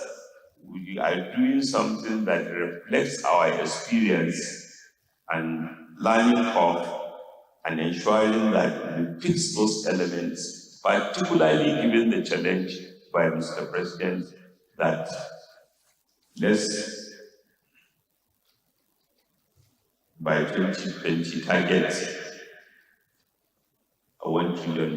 We may be too ambitious, like maybe you hear more brilliantly from you. Minister of State. But a target can mobilize everyone and can even expose to you hitherto unknown potentials that you have ignored. Secondly, Mr. President, I've challenged us that in this plan, let's ensure that it's all inclusive. To the extent that we can eliminate poverty by the year 20. Lawmakers also reaffirmed their support for the initiative. Chairman of the House Committee on National Planning and Economic Development, Boyega Isiaka, alongside Chairman of the Senate Committee on National Planning and Economic Affairs, Musa Mustafa, said the National Assembly is working closely with the executive to bridge gaps between development plans and budget implementation. They stressed that the dialogue is aimed at aligning national development strategies with the budgeting system to ensure efficiency and deliver sustainable growth under the Renewed Hope agenda. Determined, both the House and the Senate, we are determined to continue to work together very well with the ministry, so that the national planning process, we want to make sure that our planning and our budgeting will continue to work hand in hand, so that exactly where we want to reach. Following the fact that the 2026-2030 plan is due, taking itself from the perspective plan, the 30-year perspective plan. We know that a lot of work will need to be going into this. I want to be practical in putting that together. We're also aware of the $1 trillion objective economy that the federal government is pursuing, the executive is pursuing. We have had sessions with various NDAs, and we are aware of some of the questions that have been raised about the envelope system of budgeting. The various reforms that we have going on in the nation, fiscal regime, monetary regime, and all of that, we are aware of also the type of questions that have been raised about that. This dialogue is not just another talk show, it is a strategic intervention designed to ensure that the National Development Plan is more than just a document on the shelf. It is driving force behind the federal budget. We want to ensure that every naira budgeted is directed towards productive, sustainable economic growth, closing infrastructural gaps, and fostering economic stability. The collaboration behind this dialogue shows a united front to address these challenges. Together with the expertise in this room, representative of the legislature, executives, experts, and stakeholders, we will develop a strong mechanism to enhance revenue mobilization and fiscal discipline, setting Nigeria on a firm path to sustainable economic prosperity. US panel approves Trump's design for massive arch in Washington, D.C. Finance ministers and top bankers raise concerns over Mythos AI model. Details of these and more on the international scene. United States President Donald Trump's goal of erecting a colossal arch in Washington, D.C. has taken another step forward, with a key agency approving his proposed design for the monument. The U.S. Commission of Fine Arts, whose members were appointed by Trump, gave its go-ahead to the president's design for a lofty 76-meter-high arch. If given final approval, the arch would be built on Memorial Circle between the Arlington National Cemetery and the Lincoln Memorial. It would tower above other landmarks in the national capital. White House spokesperson Davis Ingley hailed the commission's approval as a step in accomplishing President Trump's promise to the American people from the campaign trail to make America safe and beautiful again. The enormous arch is another effort by the U.S. president to leave his mark on the fiscal landscape of Washington, D.C. But the arch has faced criticism, including for potentially obscuring views of the National Cemetery, a resting place for war veterans. Australia's most decorated living soldier, Ben Robert Smith, has been granted bail over alleged war crimes. The Victoria Cross recipient and former corporal in Australia's Special Air Service Regiment was taken into custody last week, charged with 5 counts of the war crime of murder. Investigators allege that the 47-year-old was involved in the deaths of several unarmed Afghan detainees, either by killing them or ordering a subordinate to do so, between 2009 and 2012. On Friday, lawyers for Robert Smith, who denies the claims, argue the unprecedented case will face long delays and ongoing imprisonment would prevent him being able to properly mount a defense.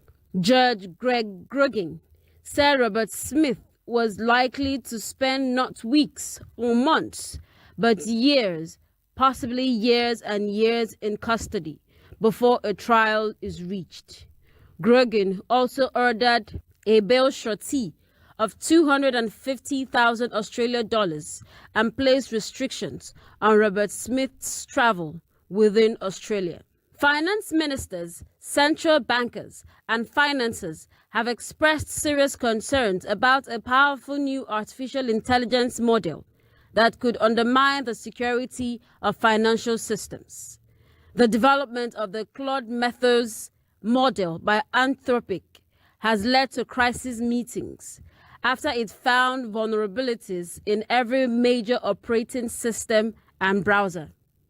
Experts have warned that the model potentially has an unprecedented ability to identify and exploit cybersecurity weaknesses.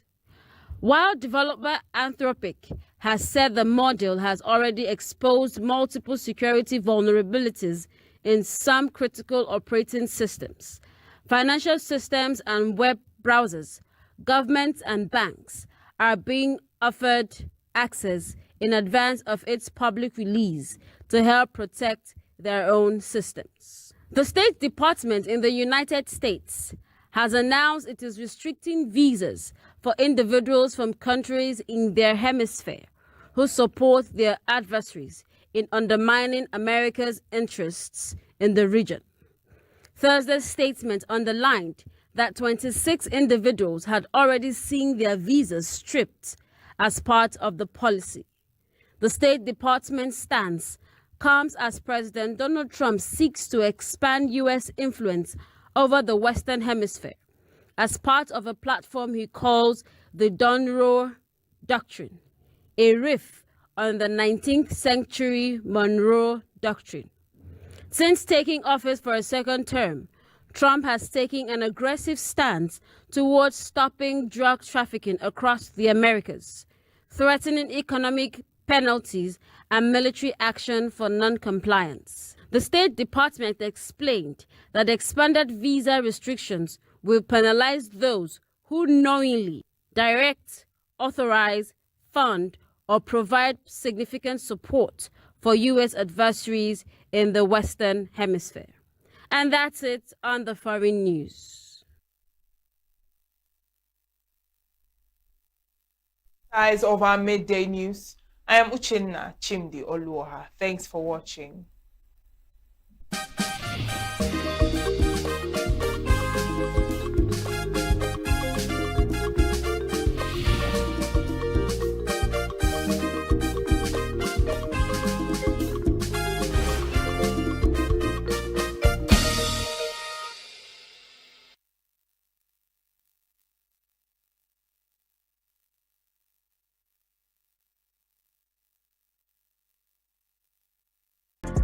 Get plugged into the heartbeat of entertainment on The Hub, your ultimate show on e-vibes.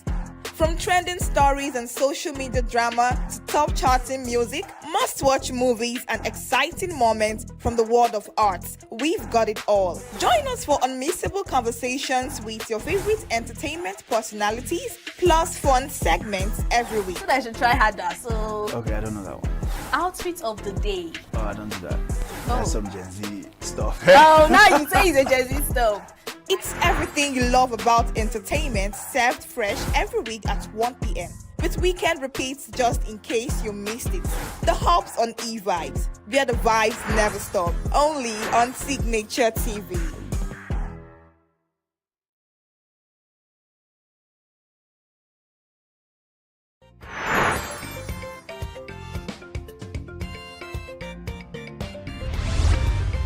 Signature TV, news in your pocket.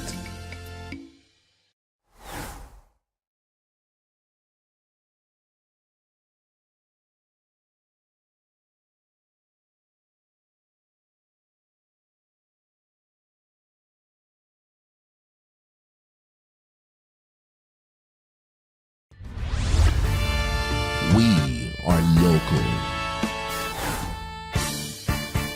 International communities observing Why the main market is in chaos.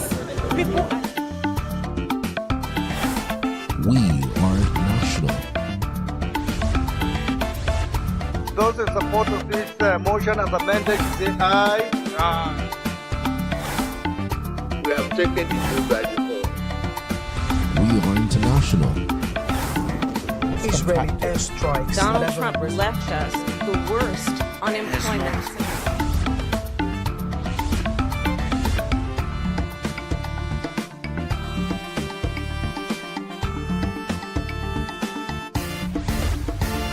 Signature TV, news in your pocket.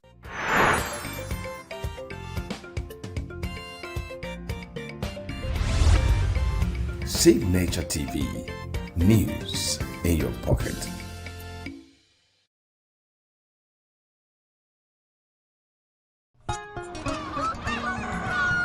New every morning.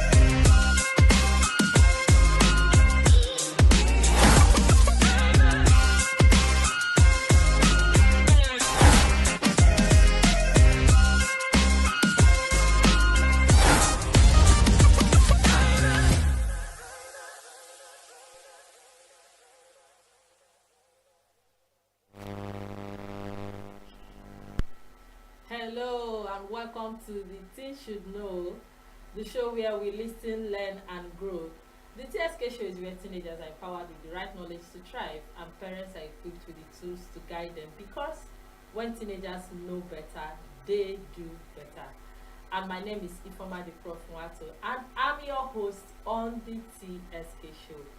So today I will be talking about a very interesting topic, and I have amazing girls in the studio with me today to talk about this interesting topic. But before I introduce the topic of the day to us, we'll go on a short break, and when we return, we'll talk about the topic and we'll meet our guests at the same time. Stay tuned.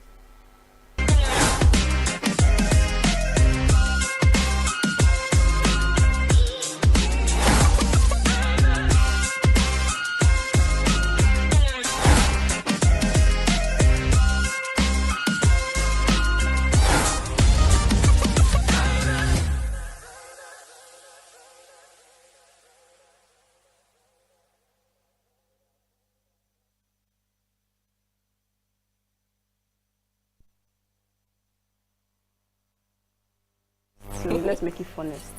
All right, welcome back. So today we are talking about a season every teenager looks forward to: life after secondary school. You know, that excitement of I'm out of school and all of that. The moment when you step out of the school system and suddenly realize, wow, this is real life now.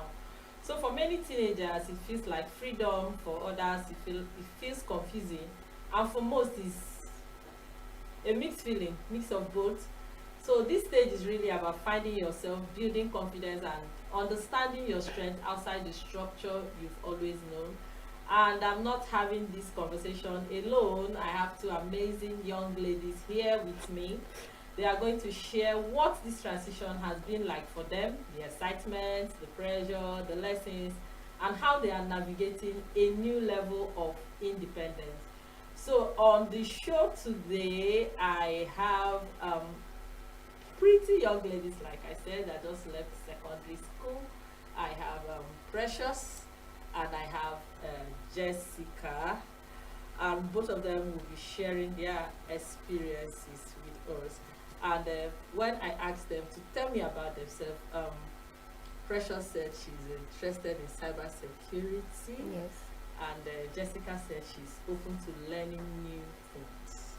So today, we're going to have this very interesting discussion, and I know you are ready to be a voice of representing other teenagers.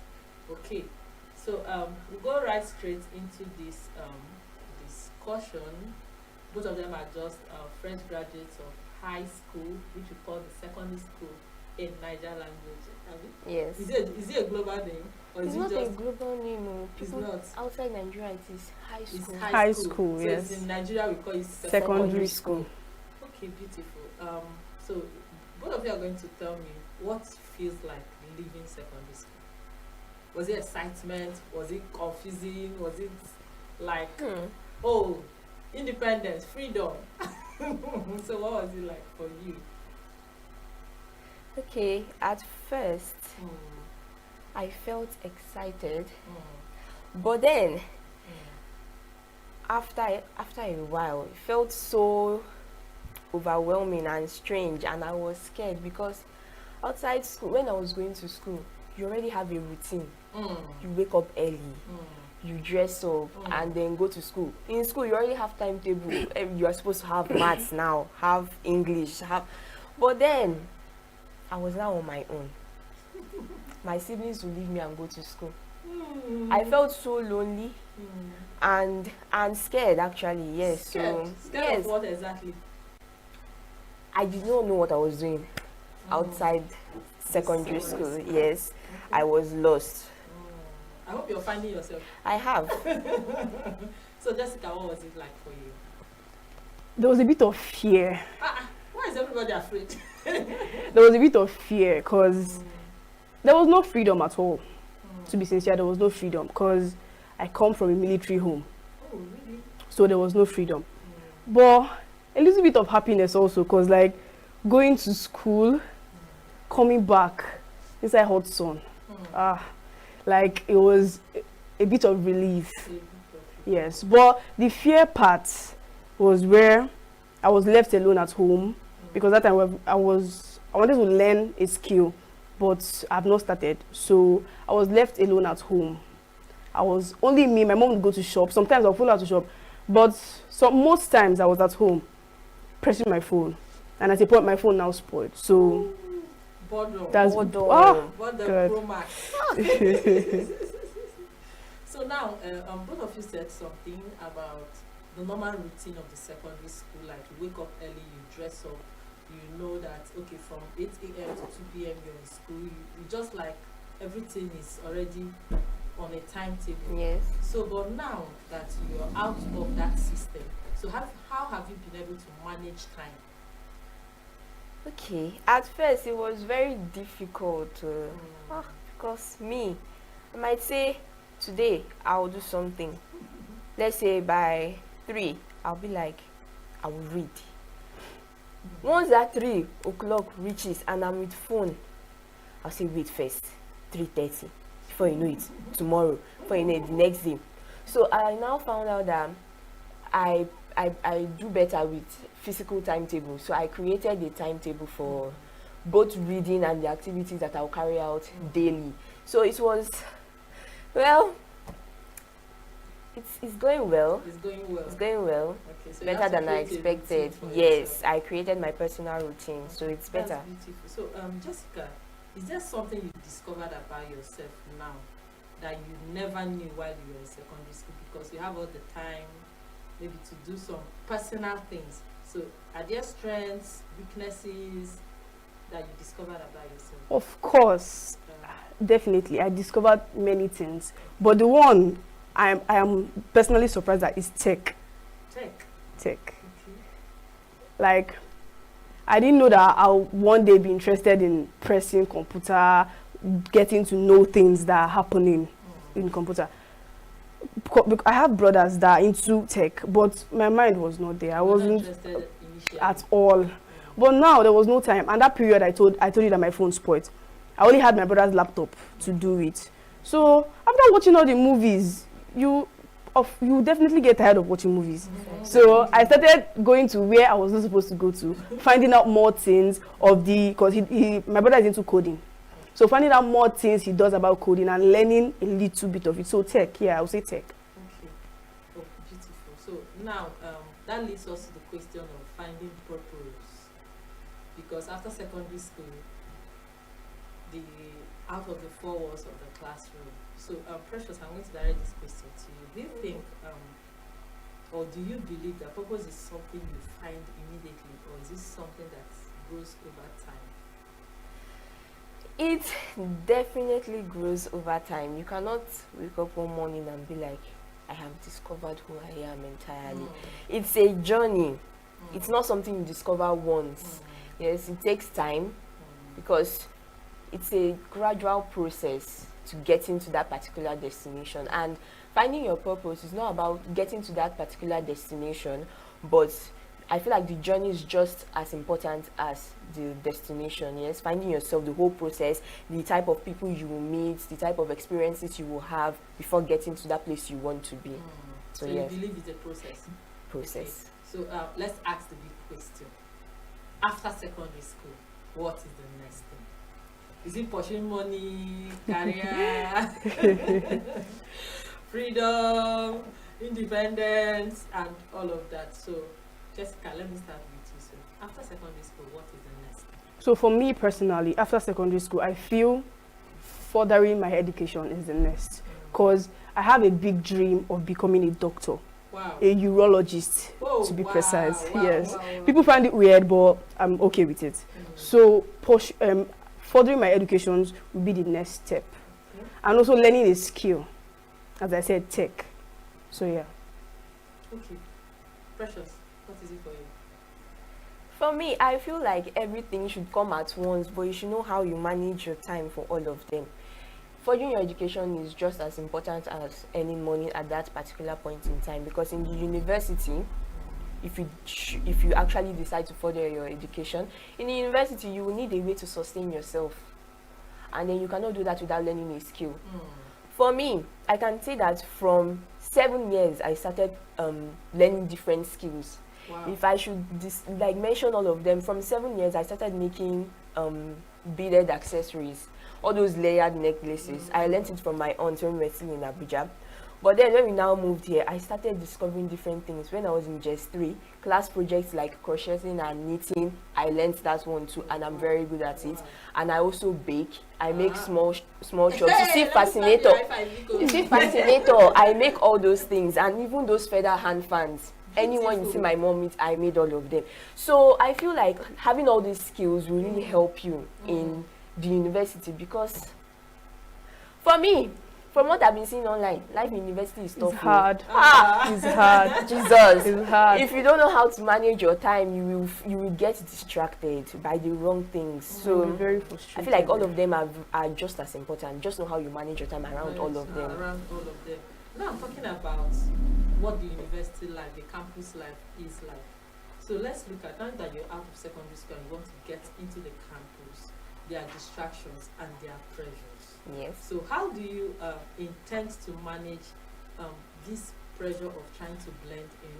You know, while you're in secondary school, there are restrictions even to your fashion, the gadgets you have access to, and so many other things. So now that you're out, you know, somehow you're like, it's not those days I was in secondary school that there are so many restrictions. So how do you manage the pressure of trying to blend in and fit in into some of these areas I've mentioned now, Jessica? Okay, in the sense of fashion, I would say I am mostly called a tomboy. But why? From my dressing. From the way I speak, from, I would say, the environment I stayed in. I'm an only girl of 4 boys. Oh wow. So it's expected Oh, for some why? people. So you are like Very much. So I'm an only girl of 4 boys. My dad is still a soldier. Oh. So the dressing is follow come, e dey blood, that kind of thing. So for my fashion sense, there have been pressure whereby sometimes I will wear my sister's clothes, my cousin's sister, because people say that you're dressing like a boy, so you're not supposed to dress like a boy, you're a woman, will you not marry one day? But then my mom talked to me one day. I was like, Amarachi, do what you want to do. Don't listen to what others are saying. She told me that if you listen to what others are saying, you will not be where you are today.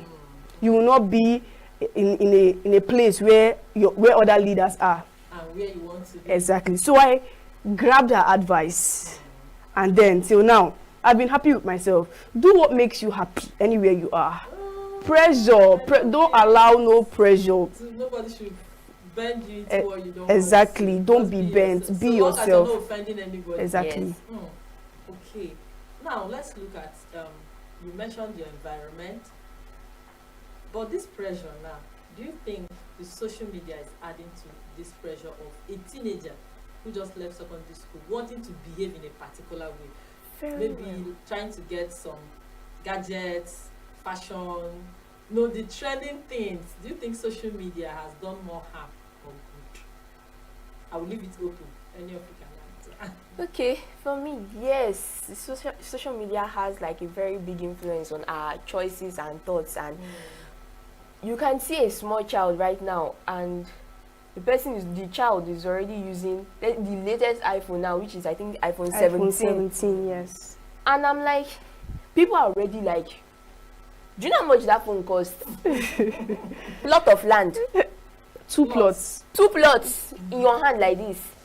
So social media makes people feel like without this thing, you are missing out. You are not yet ready. Yes, you are not yet ready to enter the real life. But then for me, if you know what you want, if you know what you're comfortable with, if you know what you like, you can keep true to yourself. Don't keep on following the trend, because one day the trend will outrun you. Of course. Just keep true to yourself, and then you will still have that timeless look, that timeless feeling, and people will actually admire you because they know you're not following every single trend that comes up. You are keeping true to yourself. You're being yourself. Beautiful. I know that viewers at home and teenagers that are watching, they are also learning from my beautiful young ladies, intelligent and brilliant young ladies. So you teenagers at home, I think by now you should know that leaving the secondary school doesn't change who you are. You should be yourself, be confident, be bold. Don't even allow the social media and the trends happening here and there make you lose your values. So we'll go on a short break now. When we return, we'll continue this wonderful conversation. Stay with us. Get plugged into the heartbeat of entertainment on The Hub, your ultimate show on e-vibes. From trending stories and social media drama to top charting music, must-watch movies and exciting moments from the world of arts, we've got it all. Join us for unmissable conversations with your favorite entertainment personalities, plus fun segments every week. So I should try harder. So Okay, I don't know that one. outfit of the day. Oh, I don't do that. That's some Gen Z stuff. Oh, now you say it's a Gen Z stuff. It's everything you love about entertainment, served fresh every week at 1 p.m. with weekend repeats just in case you missed it. The Hub's on e-vibes, where the vibes never stop. Only on Signature TV.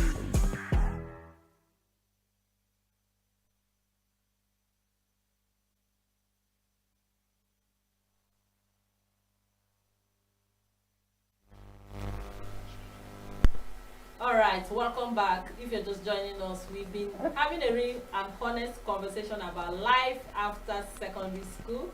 And I have 2 amazing teen girls on the show today talking about what life after secondary school has been for them and what they are looking at for the future, because both of them said education is very important and learning a skill is also important. So while you're waiting for the bigger picture, while you're waiting for the campus life, you don't need to waste. You need to get yourself busy with something.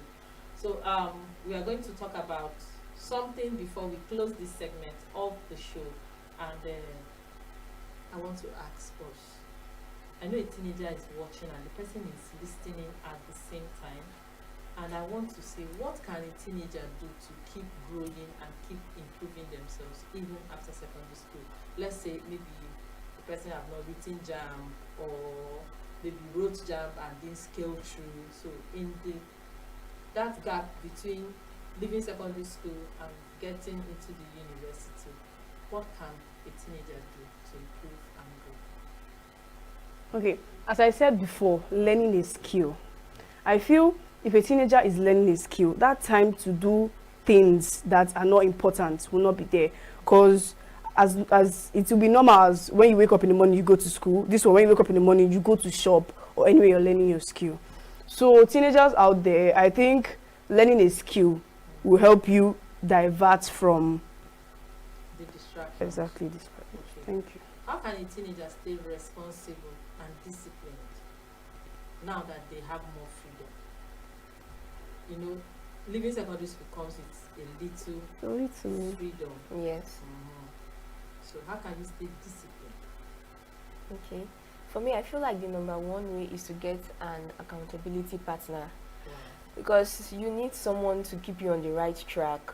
You might tend to fall off the track, but you need someone to push you back on and keep you on that right track. And then, to be disciplined, yes, you need to have probably a journal to track your progress. Yes, so those two things, I feel like they are the main ones. Yes.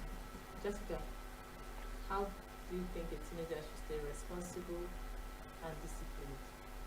Okay, I don't feel leaving secondary school will make you not to be disciplined. I feel discipline is if you're true to yourself, you'll be disciplined. It doesn't come from leaving secondary school or when you're in secondary school. Discipline comes from home training. From my side though, it comes from home training. Because if you're in secondary school and you're not disciplined, you're not responsible, when you leave, it can't change. Except you have someone like a mentor after secondary school that coaches you.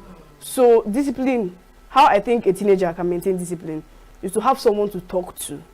Because even if you don't have anyone in secondary school, now that you're out, look for someone to talk to. That you can explain your problems to, and the person will give you positive feedback. So generally, what advice would you give to teenagers? Because what you said boils down on self-awareness and building confidence also, and going through mentorship and getting accountability partners. So how can, what would you advise a teenager? How would they build their self-awareness, know their strengths, their weaknesses? Because when you're getting a mentor, you should be able to be open to the person and say, okay, this is where I'm battling, this is what I'm struggling with. So what would be your advice? Okay, first, there's some people that lie to themselves. Stop lying to yourself. You have a problem here. Agree you have a problem here. You might see somebody, person is doing the wrong thing. You are telling the person be like, no, I know what I'm doing. Please be true to yourself. You need to know your strengths, your weakness. You can get that journal stuff is actually very helpful and important. You can get a journal where you can be journaling weekly. Ask yourself, what stressed me out this week? What did I run away from because I could not do it? There are some people that will never agree they are not good at something. Everybody wants to be good at everything. It is not possible. We are not looking for perfection. We are looking for progress. Progress is better than perfection. Ask yourself, what are my strengths? What did I gain this week? Okay, yes, and also getting a mentor, very, very important. I feel like all these would really help someone, yes, in this aspect. Okay. Oh, wow. I want to say a very big thank you to the both of you for coming on the show today. Before we wrap off this section, one advice for parents. Jessica, I will go with you. What would you tell a parent who just have a teenager that just left secondary school, that is at home? Because some will want to bombard the person with house chores, like since you're at home, everything now is on your head. Okay, so what advice would you give to parents? parents should calm down with pressure. They should calm down. Calm down with pressure, like calm down. The pressure is too much. They feel after secondary school you'll be exposed to life. But calm down with the pressure. The more you pressure the child, the more the child wants to know what is outside. Yes. But that's what they don't know. I love this. So they should calm down with pressure. And another thing is comparing your child, comparison. I hate. Thank you very much. Say it. I hate Somebody have to say it. comparison. I hate it. It's not even good. It's not good. My dad was a victim. I was a victim. He'll be like, see, Ada is this, Ada is that. Jessica, what are you? Ada is this. I'm like, Daddy, me and Ada, we are not the same people. We are different people. Like, exactly, it kills self-esteem. You'll be like, you're doing this thing very good. But the next time your dad will be like, or your parents will be like, what are you doing? Can't you see what your mates are doing outside? Your mates are hawking pure water. Daddy, I'm not hawking pure water. I'm not my mates. There are some of my mates that are doing worse than me. Yes. I'm still better. And there are people you're doing better than. Better than, exactly. So they should calm down with the pressure. And they should not feel that all the house chores is on our head. We have other siblings that they can share the house chores. But because you are at home, they'll be like, you're doing everything from beginning to end. There's nothing you're doing at home. You're Enough time. my dad will say a lazy man is a devil workshop. I mean something like that. It's not always like that. It's not always. And phone. Let's see that as a distraction. Yes, phone is not a distraction. There are many things I've learned from my phone. Yes. I feel that most times when you say go and drop your phone, because most times you just collect my phone. But the truth is that in recent time, phone has become one of the greatest addiction of teenagers. So I don't blame parents for telling you to drop your phones. I won't lie. But they should know that it's not only bad things that come from using a phone. Exactly. There are also good things. So There are more good things than bad. Okay, more good things than. Yes. So I think parents should also look at screen time management, even the teenagers also, because if you manage your screen time very well, I don't think that conflict between you and parents will be there. So I think we'll come back on this show, both of you, to talk about the usefulness of phone and gadgets for teenagers. What parents should know about it. So they don't just say drop your phone, drop your phone. Say there are good things that you do with your phones. Okay, so we are going to wrap up today's episode. It's been an interesting one, and I want to say thank you, Jessica and Precious, for coming on the TSK show. I believe that the teenagers at home, they have learned a lot. So one thing is clear: life after secondary school is full of freedom, challenges, and opportunities as well. So teens, stay responsible, discover your strengths, and pursue your purpose with focus. Growth doesn't stop because you left secondary school, but this is your season to try. So I want to say, remember, knowledge is power, and you have been empowered to try. So until next time on the TSK shows, keep learning, keep growing, and keep showing up for yourself.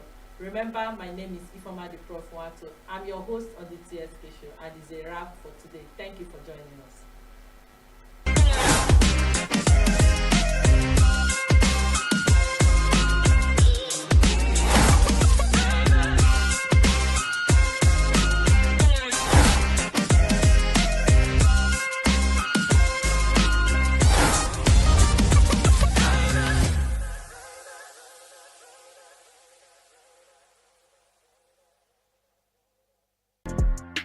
Plugged into the heartbeat of entertainment on The Hub, your ultimate show on e-vibes.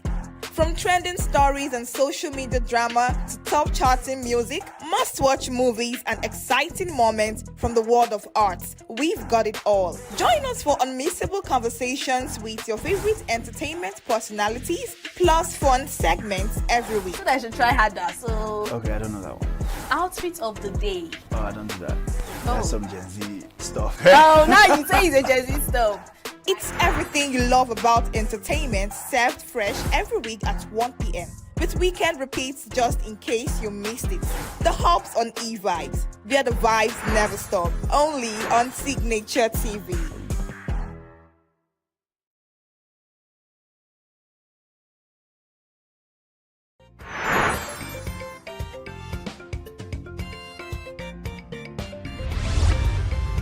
Signature TV. News in your pocket.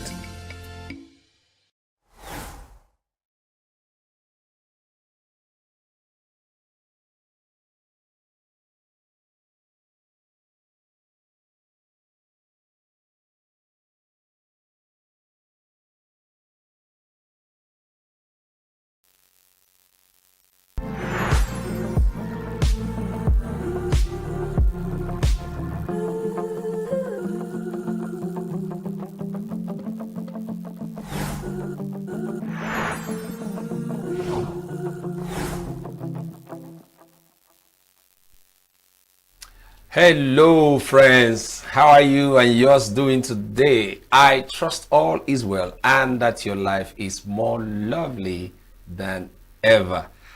I have so much great joy in my heart and I welcome you to today's episode on Gospel Lounge. It is going to be educative and informative. You know how it goes here on Gospel Lounge. Therefore, gather your friends and family together. Let's enjoy the show. My name is Victor Chief Judge. Welcome to Gospel Lounge on Signature TV.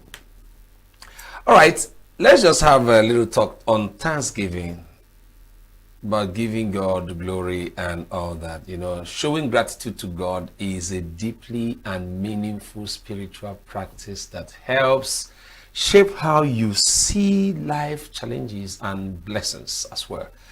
When we thank God, we truly express our loyalty and trust in what and who He is, even though there are disheartening events that are everywhere, very visible in our environment. But we know that all things work together for good to them that love the Lord, even to them who are called according to His purpose. So however you choose to thank God, whether you want to sing, you want to dance, however you want to do it, all right? For all His mercies in your life, all the things He has done for you and everything that concerns you. Do it with all your heart and with all your might. And together I join you to say to God who has been so faithful, to God who has been so loving to us, to His name alone be glory, honor, and majesty forever and ever. In the name of Jesus Christ. Amen and amen. Oh, wow. I'm so glad to be here today. We are going to go to our next segment, which is the segment of reflection. And I want you to prepare your heart as we go to that very segment. You know, reflection is the act of taking time to think deeply about your experiences, actions, and beliefs, all right? This practice has several benefits, both physically and spiritually. Reflection gives you a better self-awareness, right? Better decision making, better personal growth, emotional balance, and all that. So in this segment, please pay rapt attention. I bet you something different will happen to you, all for good. And I'll be right back to continue the show with you.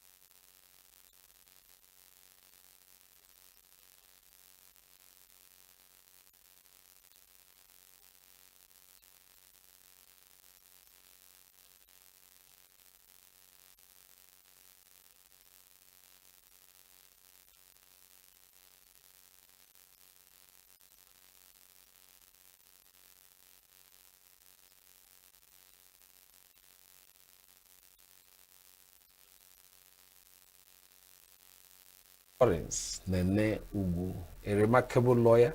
She's a chef. Maybe after this show, we are going to go to the kitchen to do one or two things.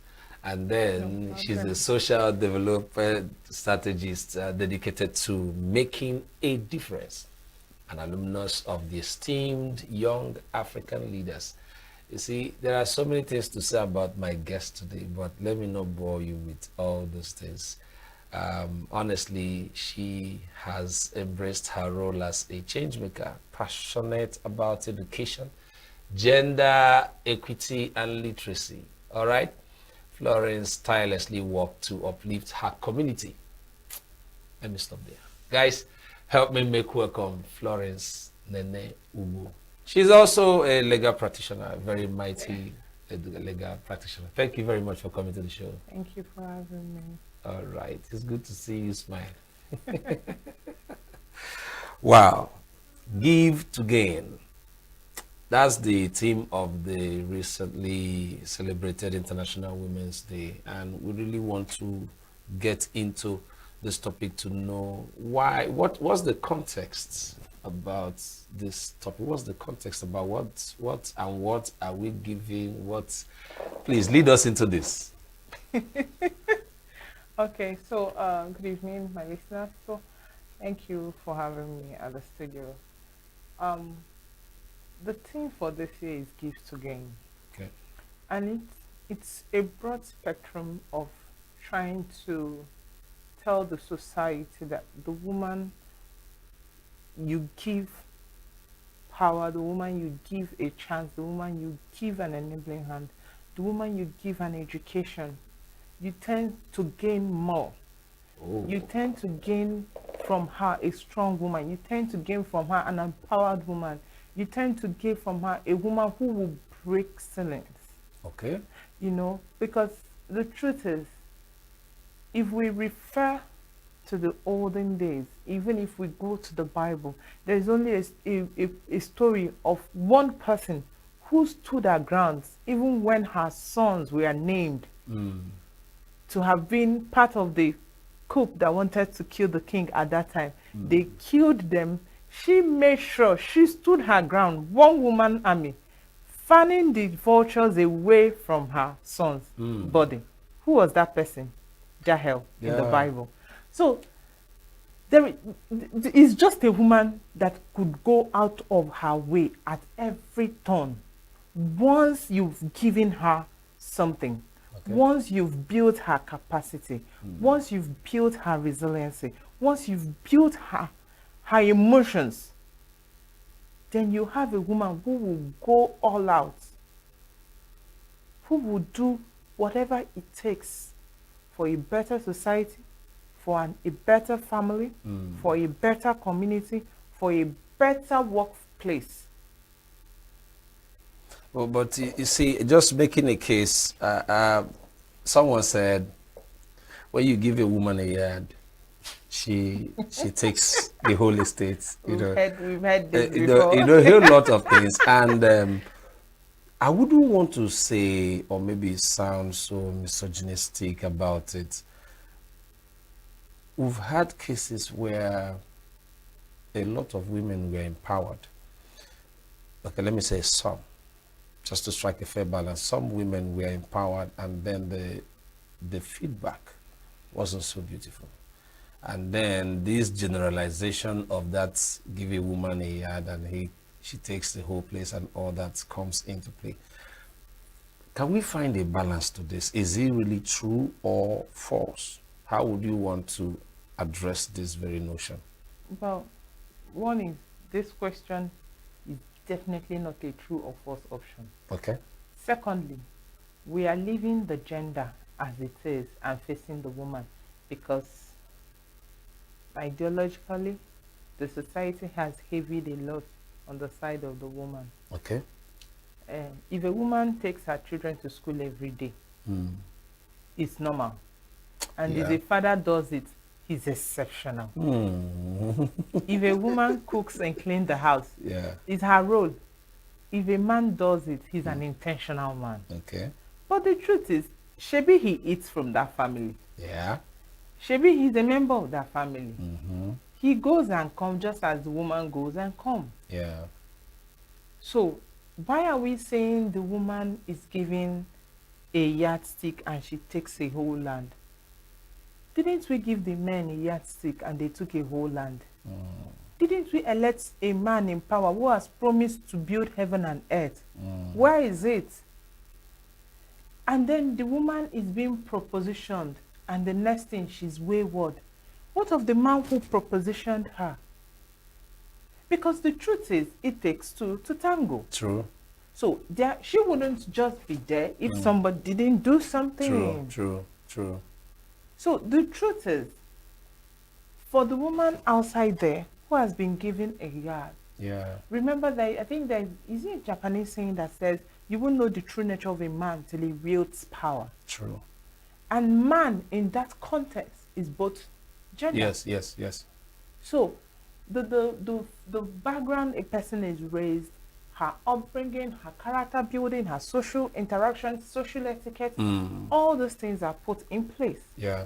So we won't know who is who. The same thing this woman who has taken a plot, who was just given a yard, is the same thing a man with low character building, social interaction, and etc. will do. Because it's not about the gender this time. It is the personality of that person. Okay. It is the character component of this person. Yeah. So it's not about a woman or a man. It's a thing of both gender. Yeah. It is now about the character, the formation, the upbringing, the values, the goals, a lot of things. Yes. A man could have as well done what this woman who took a plot did. That's right. That's the right. truth. Now, but let me still make another case here, because the essence of this conversation is because we really want to get a balance.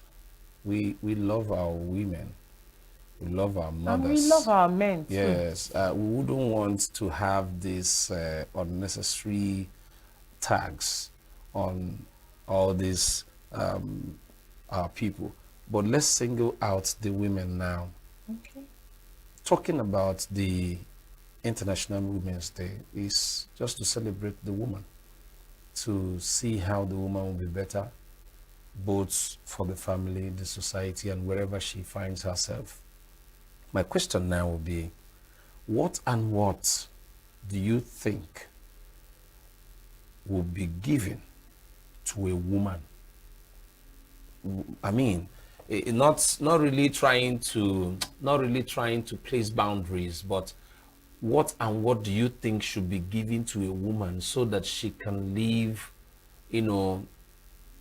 up to the standard that God has made her on earth? What do you think should be given to a woman?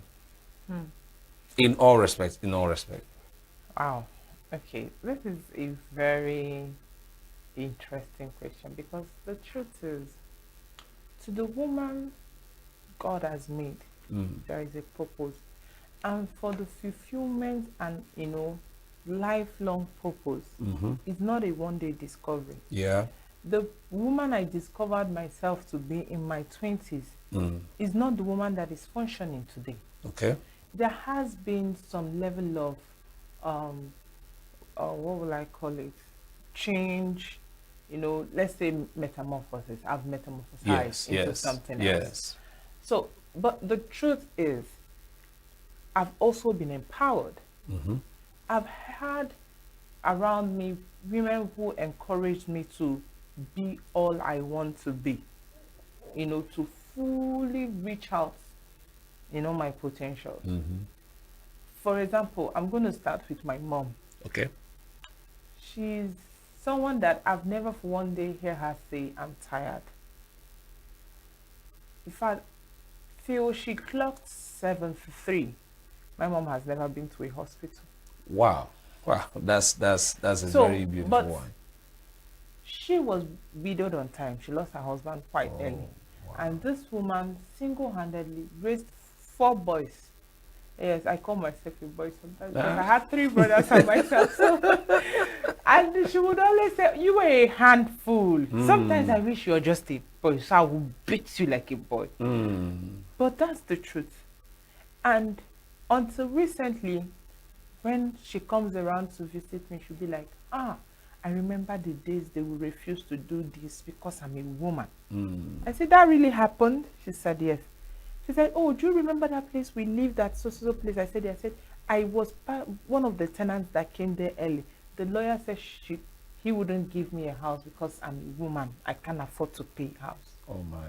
Oh yes. So these are some of the barriers our mothers, the women before us, faced. So now they've made it easy.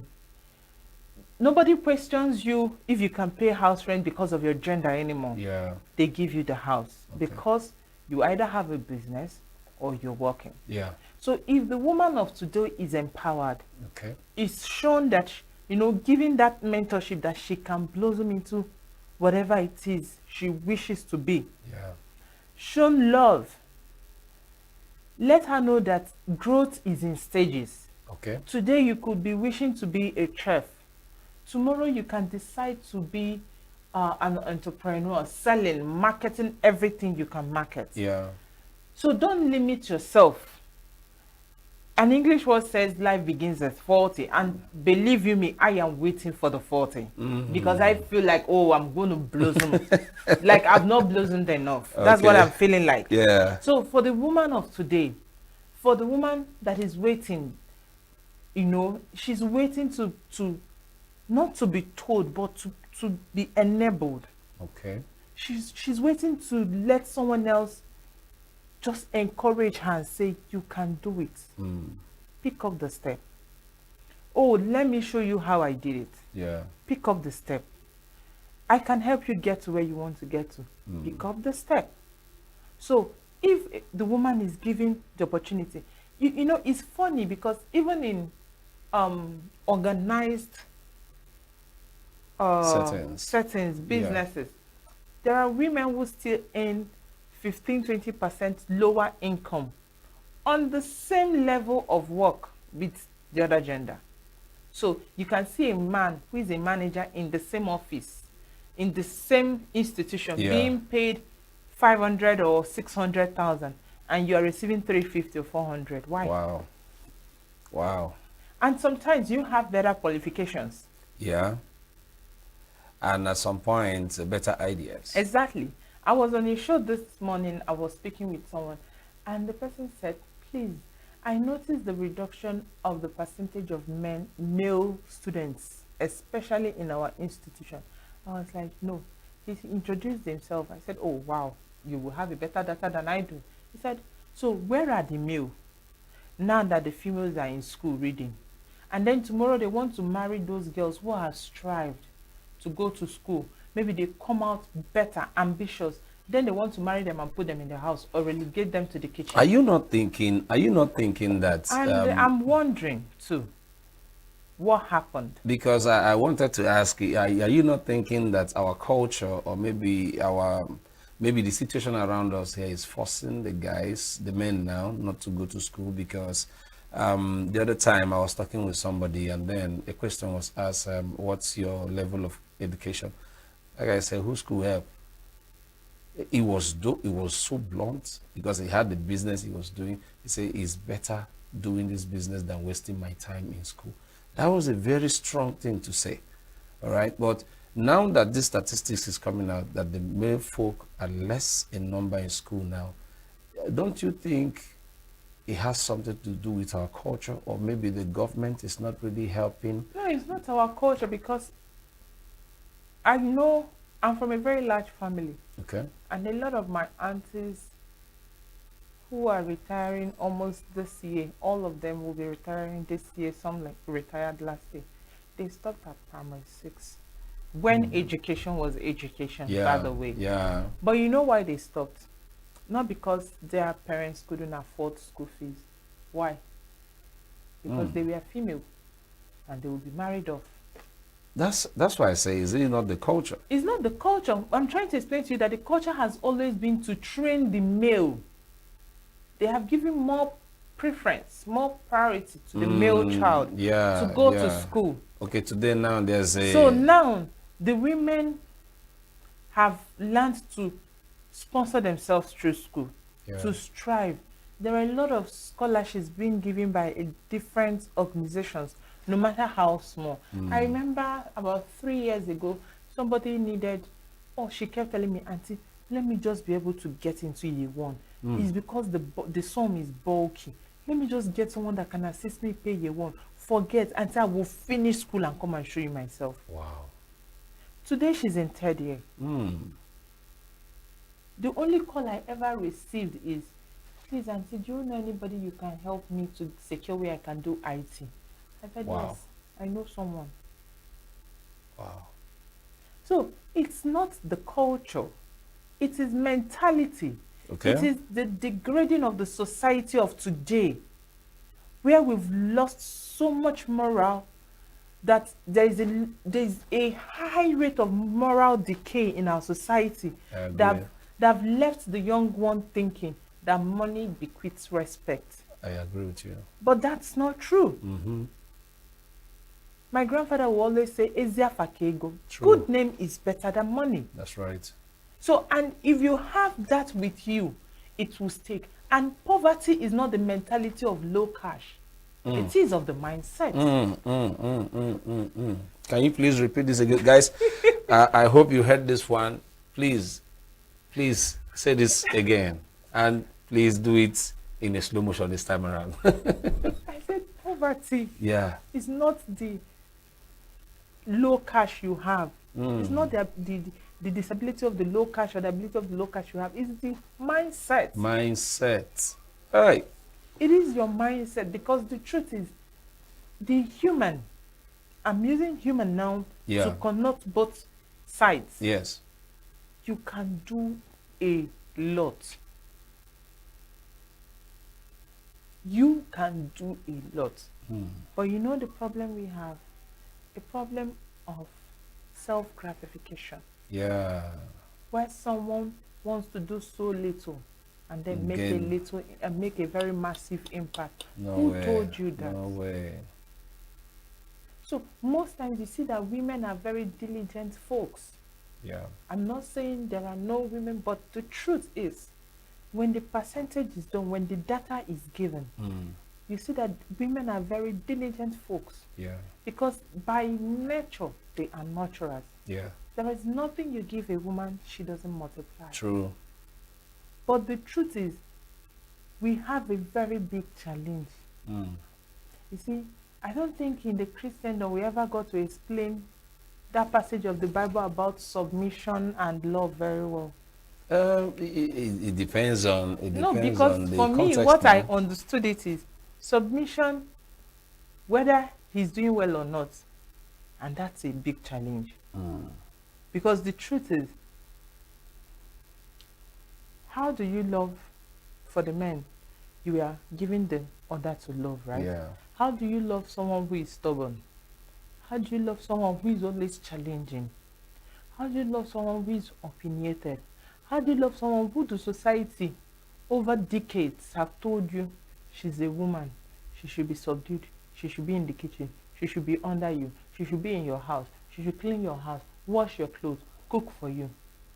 It boils down to that mentality. And a lot of people have not really gotten to know the proper interpretation of that scripture. But it's a very, that's what I'm telling you.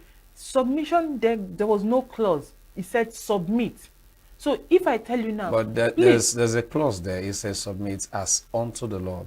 Exactly. No, what I mean, that's a full sentence. Yeah. It didn't say, but only when she's obedient. No. That's what I'm trying to. So if I say to you now, please come and meet me at Mommy Gate.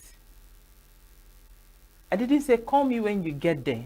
I didn't say I will be standing beside the whatever. I just said come and meet me at Mommy Gate. What will be your movement? Is it not just to get to Mommy Gate? Yeah. That's where we're failing it. We always want to give with conditions attached to it. Yeah. But the idea is to give without condition. The idea is to give the woman chance to blossom. The idea is to encourage her to blossom. The idea is to give her space to be all she can be. The idea is to love her into submission. You are really raising a serious case here. And a whole lot of people are out there looking at us and then, well, are you sure what she's saying is going to really line up well? Now I'm talking about the male folk now. And then some women say, am I really sure she understands? I just want us to create a balance now. What you're saying is so true and clear. But we've had issues in the society where, and I said this before, where a woman is giving and then the result wasn't so beautiful. And then the men tend to withdraw. And then because of this withdrawal, some of them now goes into it fighting for themselves, standing for themselves. And because the capacity they have to do has given them some strong edge. When you're talking about the male folk, excuse me, because in their life and their experiences, when they calculate their journey, there's no male folk there. They see it that this is what I have achieved for myself without these people. So nobody would tell me anything that I'm supposed to listen to because they didn't give me what they're expecting from me. Looking at all this scenario, how do we help our people out there, both the male folk and the female folk, that while we give to our women, the women should also understand, you said something very striking here, that the nature of a woman is to nurture. And there is nothing you give to her that she doesn't multiply. There are women out there now looking at us saying, this thing you're saying now, how is it going to be possible? A lot of people are waiting for the ones that will give to them. A lot of people are trying to find a way to give to themselves.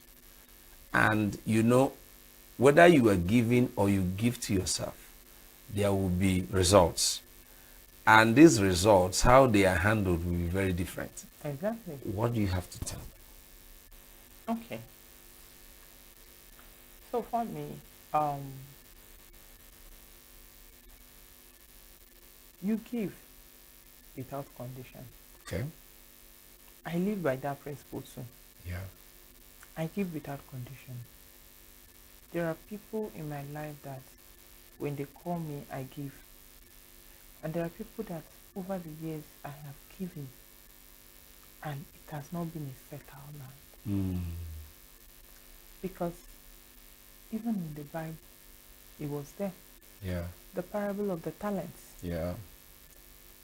The ungrateful talenter was the one that went to bury his one talent. That's an ungrateful man. That's an ingratitude. So, for the woman out there, I know it's difficult.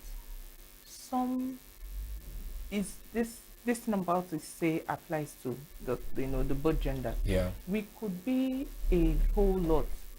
Some men would want to sit on you just because of the fact they were able to help your parents train you in higher education. Yeah. And then you come into their home, you become the breadwinner, the fighter, the everything.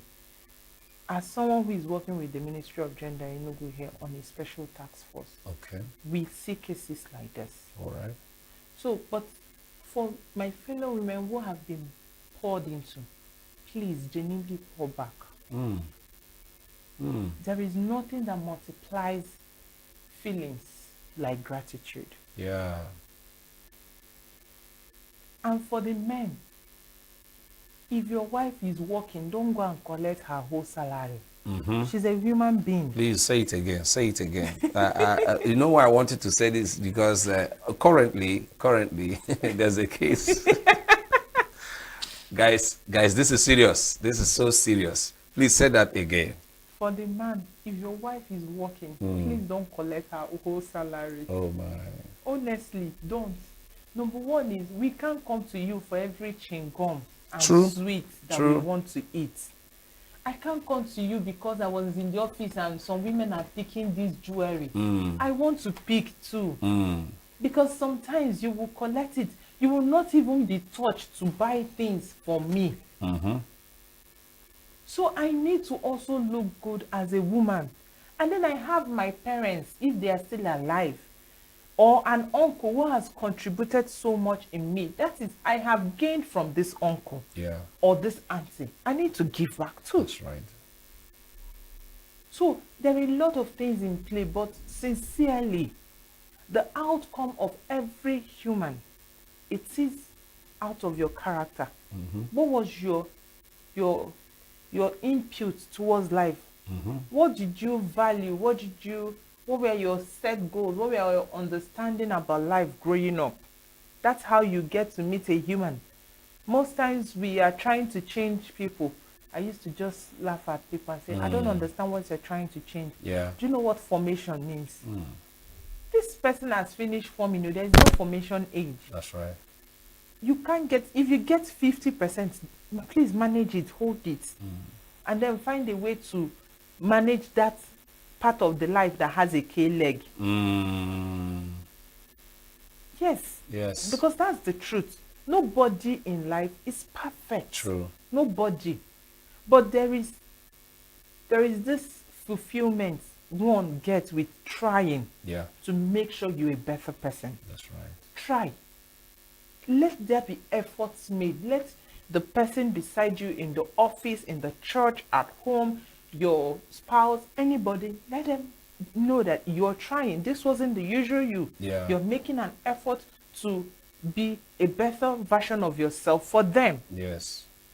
So, for the woman who has been invested into, please assist your home, your parents, your siblings. It can be a lot. They can be so demanding. Yeah. Believe you me. And it could be so stripping. You know, it could strip you of your emotional strength and everything. But you also need to learn self-boundary. Know when to cut off. Mm-hmm. So that you also protect your own sanity. Exactly. Exactly. So that, because you can't be bleeding and be mending another. You're going to stain the person. Yeah, yeah. Your cup cannot be leaking and you're looking for who to feed. You have to seal up yourself first. True, true. You can't be halfway full. Maybe you're hungry somehow and you're trying, you're managing to save up something. And somebody just comes and says, please assist me. I'll tell you, I'm sorry. I cannot, because at that time, I do not have the capacity to assist. But I could help you, maybe make a few calls and see if somebody needs, you know, an assistant. Make a few calls if somebody needs a worker. Make a few calls if somebody needs this. These are ways to give. Yeah. In turn, I will gain the person's gratitude. That's right. Thank you very much. Chikina, there's nothing remaining. God bless you, ma. See, I will go and collect that my blessings from God. Definitely. There's nothing remaining. But sometimes we don't get it. We're waiting for the physical reimbursement. Yeah. And then we are missing the biblical quote. Yeah. You have gained your gain. Yeah. There is nothing else. True. So it's deep, but it's also something we can all understand. That's right. Give a little help. Giving heals. Giving releases burden. Just give a little.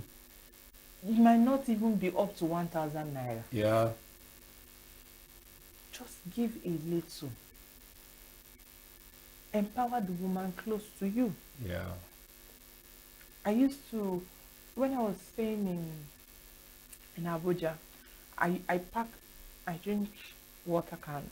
So I pack my water, and then I'm always looking for a woman who does recycling so she can come and carry it. Okay. Then when I can't find women, I look for the little boys, the little children who are doing them. Yeah. Because I know in ENUGU, before I left, I started the recycle to gain. Okay. So you recycle we give you books, pen, school sandal, backpack, anything. And I'm about to start it again because then I had like almost 10 children under us as scholarship. Wow. That's great. That's so great. You might not know who you're taking a burden off from. That's right. The mother at home who is probably a petty trader. The son or daughter will now come back and say, Mommy, when you been at school, I wait my for. Yes, yes. She's excited. She got excited. And that's a great but relief. You did not know that you've just saved 2 people. Oh, yes. The mother who will be like, hey, thank God. Come on, look where God is in a business. That's right. And the father will be like, oh, thank God, I'm not putting hand lotata. You've saved 2 people from thinking all through the night how they are going to buy exercise books. True. So it's a very simple instruction, but it's a deep one. Give. For the past 4 years now, we've been fighting for 35% affirmation for women. And this year seems to be like they swallowed us. Out of 300 and something seats, I think we have only... Is it up to 17 or 15 women? It's not up to in that. the national state. Oh, God. That's terrible. And then my state, my beautiful ENUGU state. How many women do we have in the house? I don't think they are up to 10. You don't even say 5. It's 10. I'm just trying to strike a fabulous. Maybe they have intentions to do, or maybe they are waiting for the next 10. I think I just know about 3 of them there at the State House of The number is so insignificant. So, but what will it gain them? It will benefit them, because go and check every nation that is doing well in Africa before we go to the global world. Yeah. Women are at the affairs of things. That's right. If you see a woman you feel or know she can do something, push her. Forget the fact she's a woman. Forget no lube turn here. Party turn by turn level. It's okay. I understand turn by turn level. But sometimes let's begin to also support capacity and intellectual balance. Wow, it's been a very wonderful. I'm not going to let her go, but I'm just going to fire one more question to her, but I'm going to do that after this short break. Stay with us.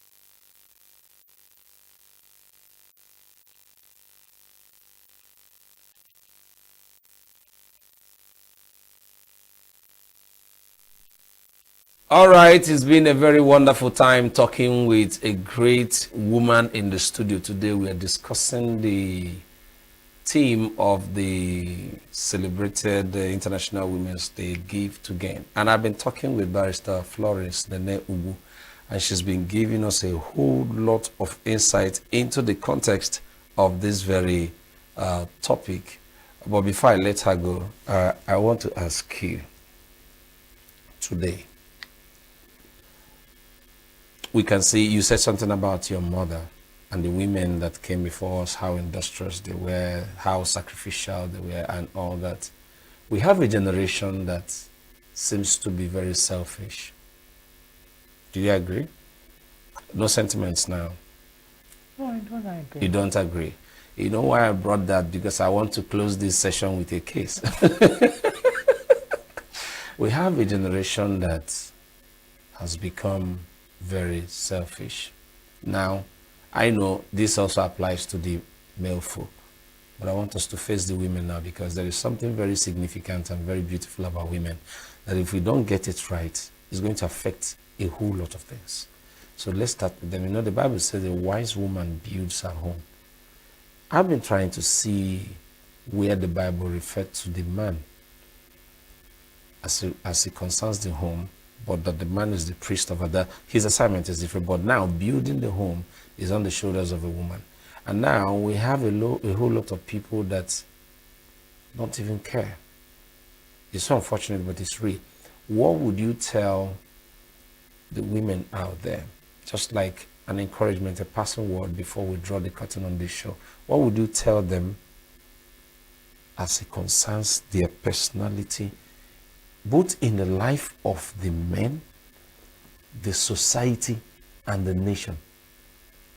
You know, there's no time. There's something I want to talk. You know, women are gates. Definitely. That's why I said I want to face the women. There's something very significant about them. If we don't get it right, it's going to affect a whole lot of things. What would be your advice to the women out there looking at us now, knowing that if they do well, the family unit, the society, and the nation at large will be very, very beautiful? What will you tell them to do going forward?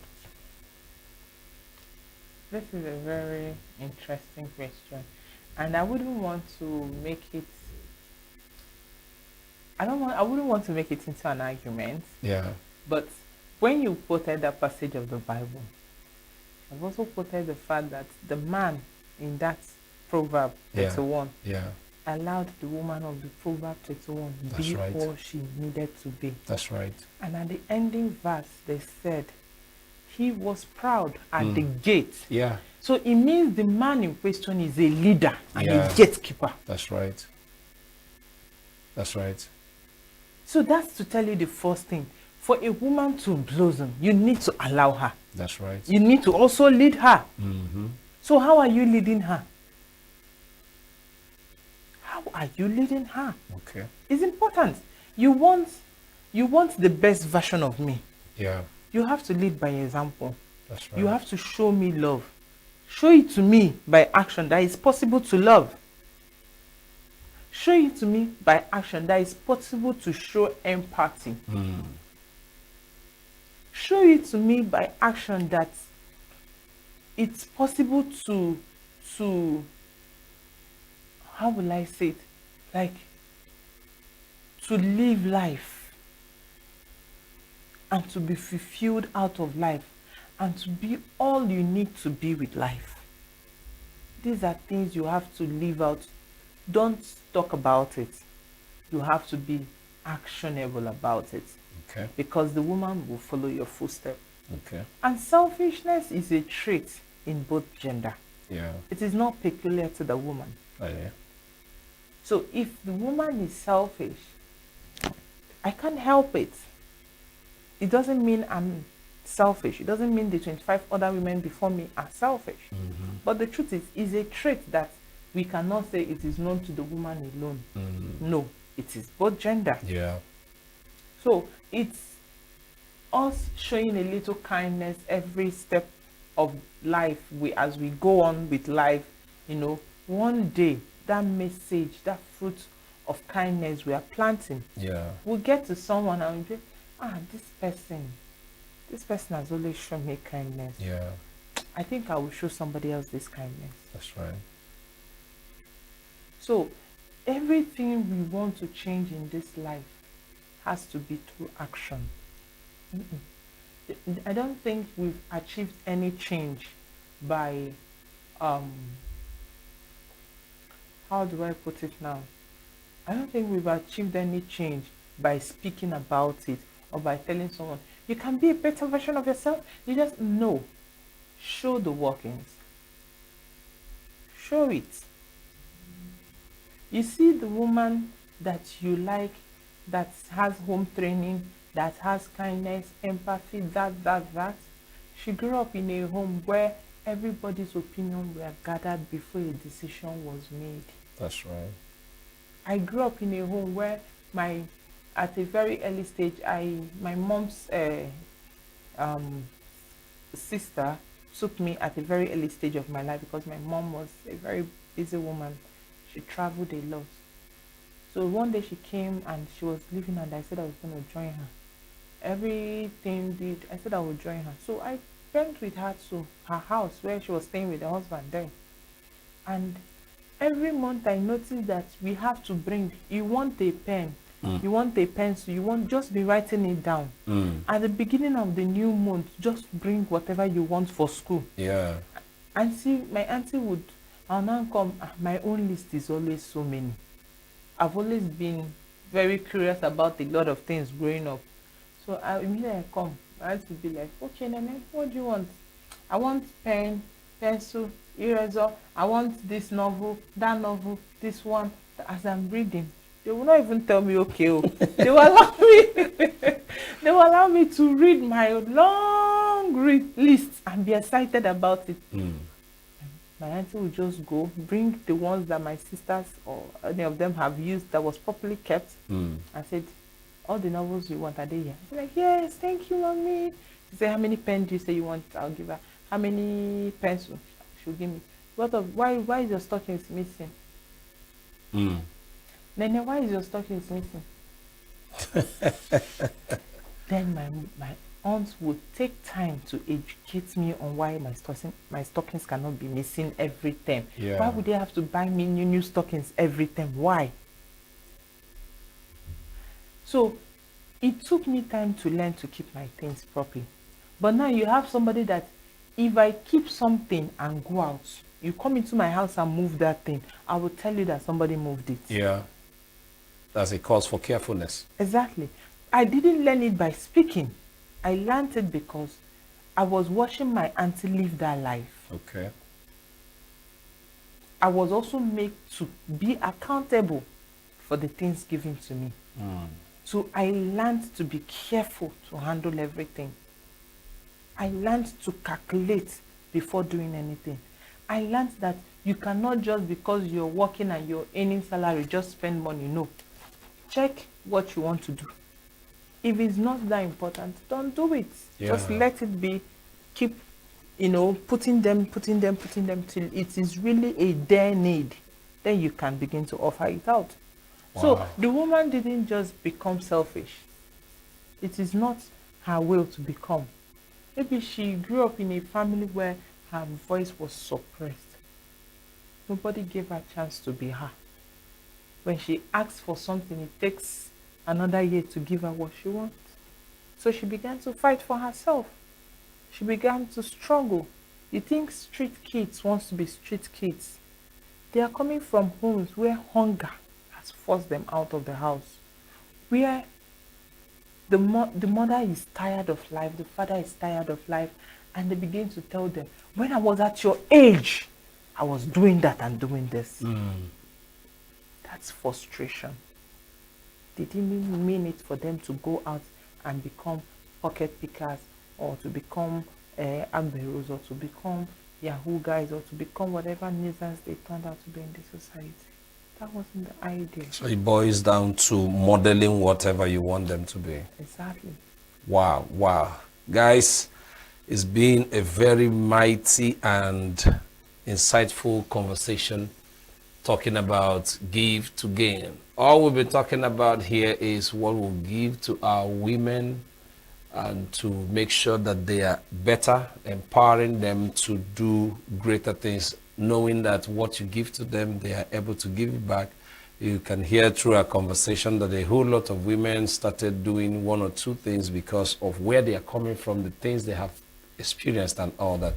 But the essence of the conversation is to have a very beautiful balance, knowing that no matter what you have passed through, you are qualified to be given by someone. You can also give to yourself, knowing that there is something to gain All right, the family unit will gain, the society will gain, the nation, anywhere you find yourself, the community, the community, where you are yeah, will gain. you will So be a forget, very, try to heal from your trauma, your hurt, yeah, and be a better person in the society. That's it. Give, because when the society gains, even you will gain. That's right. If you give back, if you're a commissioner for education or whatever post you're holding, you give back, you bring out people with balanced intellectuals to make the system a better place. That's right. If you're a woman who is a politician, you occupy a seat, please mentor other young girls behind you. Let there be an open door. Be accessible. There's no need feeling on top of the world. Because the truth is, whichever way you got there, the universe has a way of making them. Let me not be biblical before this. Everything in Nigeria is church. No, but the truth is, but the truth, you will say the truth. God will also make a way for somebody to get to that position. Right. That's right. Where you were, and you were not accessible. That's right. In fact, when there is a force for somebody to be in a position anywhere, God, the universe, everything will come together in alignment to push you to that place. So beautiful. Friends, on this note, I would like to call you to action. So it's been a very wonderful time talking with Barrister Florence. The woman or the female gender in most cases has been classified as a weak unit and therefore doesn't deserve serious or intentional attention. That is totally wrong. You've heard our conversation. It's totally wrong. Even the Lord who made them never ruled them in such a notion, because their makeup and assignment both to the male gender and to the ecosystem is very powerful. I don't have time to go into some theological things now. You know, when the Bible calls the woman helpmate, that's an interpretation. Someone that comes to help someone is stronger. Yes.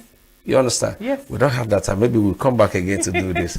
So, please, do not take them as a weaker vessel as such. They are not weak, but that's the way God wants us to look at them so that we can give a tender care and attention to them. Therefore, intentional and meticulous investment in them is a proper response to fulfilling God's agenda in bringing them to existence, whether in education, whether it is formal or informal, mentorship, releasing of resources to them, empower them. What can you do? What can you do?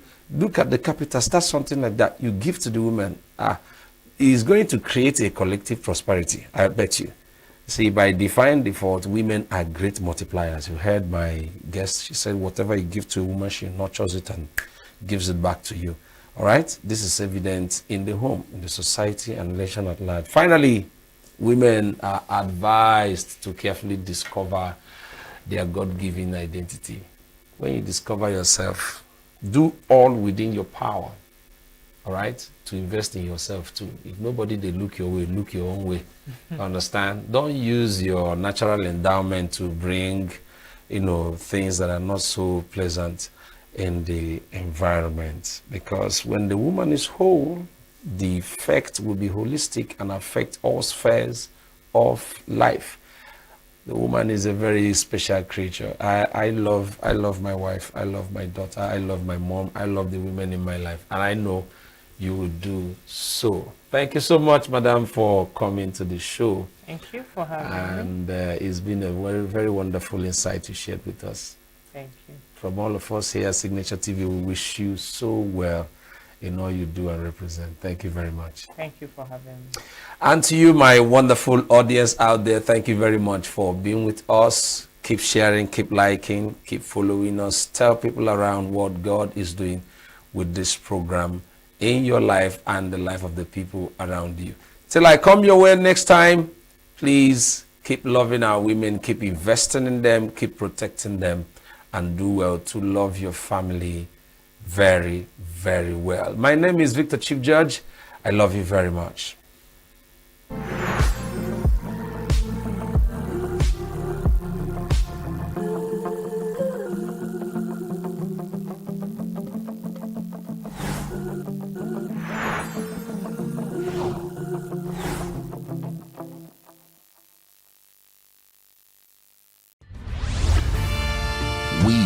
are local.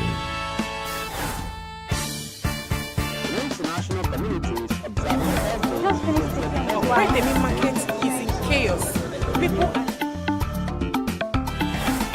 We are national. Those in support of this motion as amended, say aye. Aye. We have taken it through by default. We are international. Israeli airstrikes. Donald Trump left us the worst unemployment.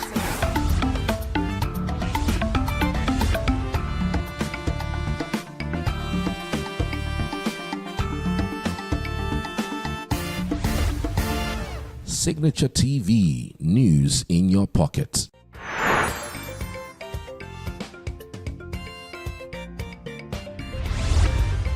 Signature TV, news in your pocket.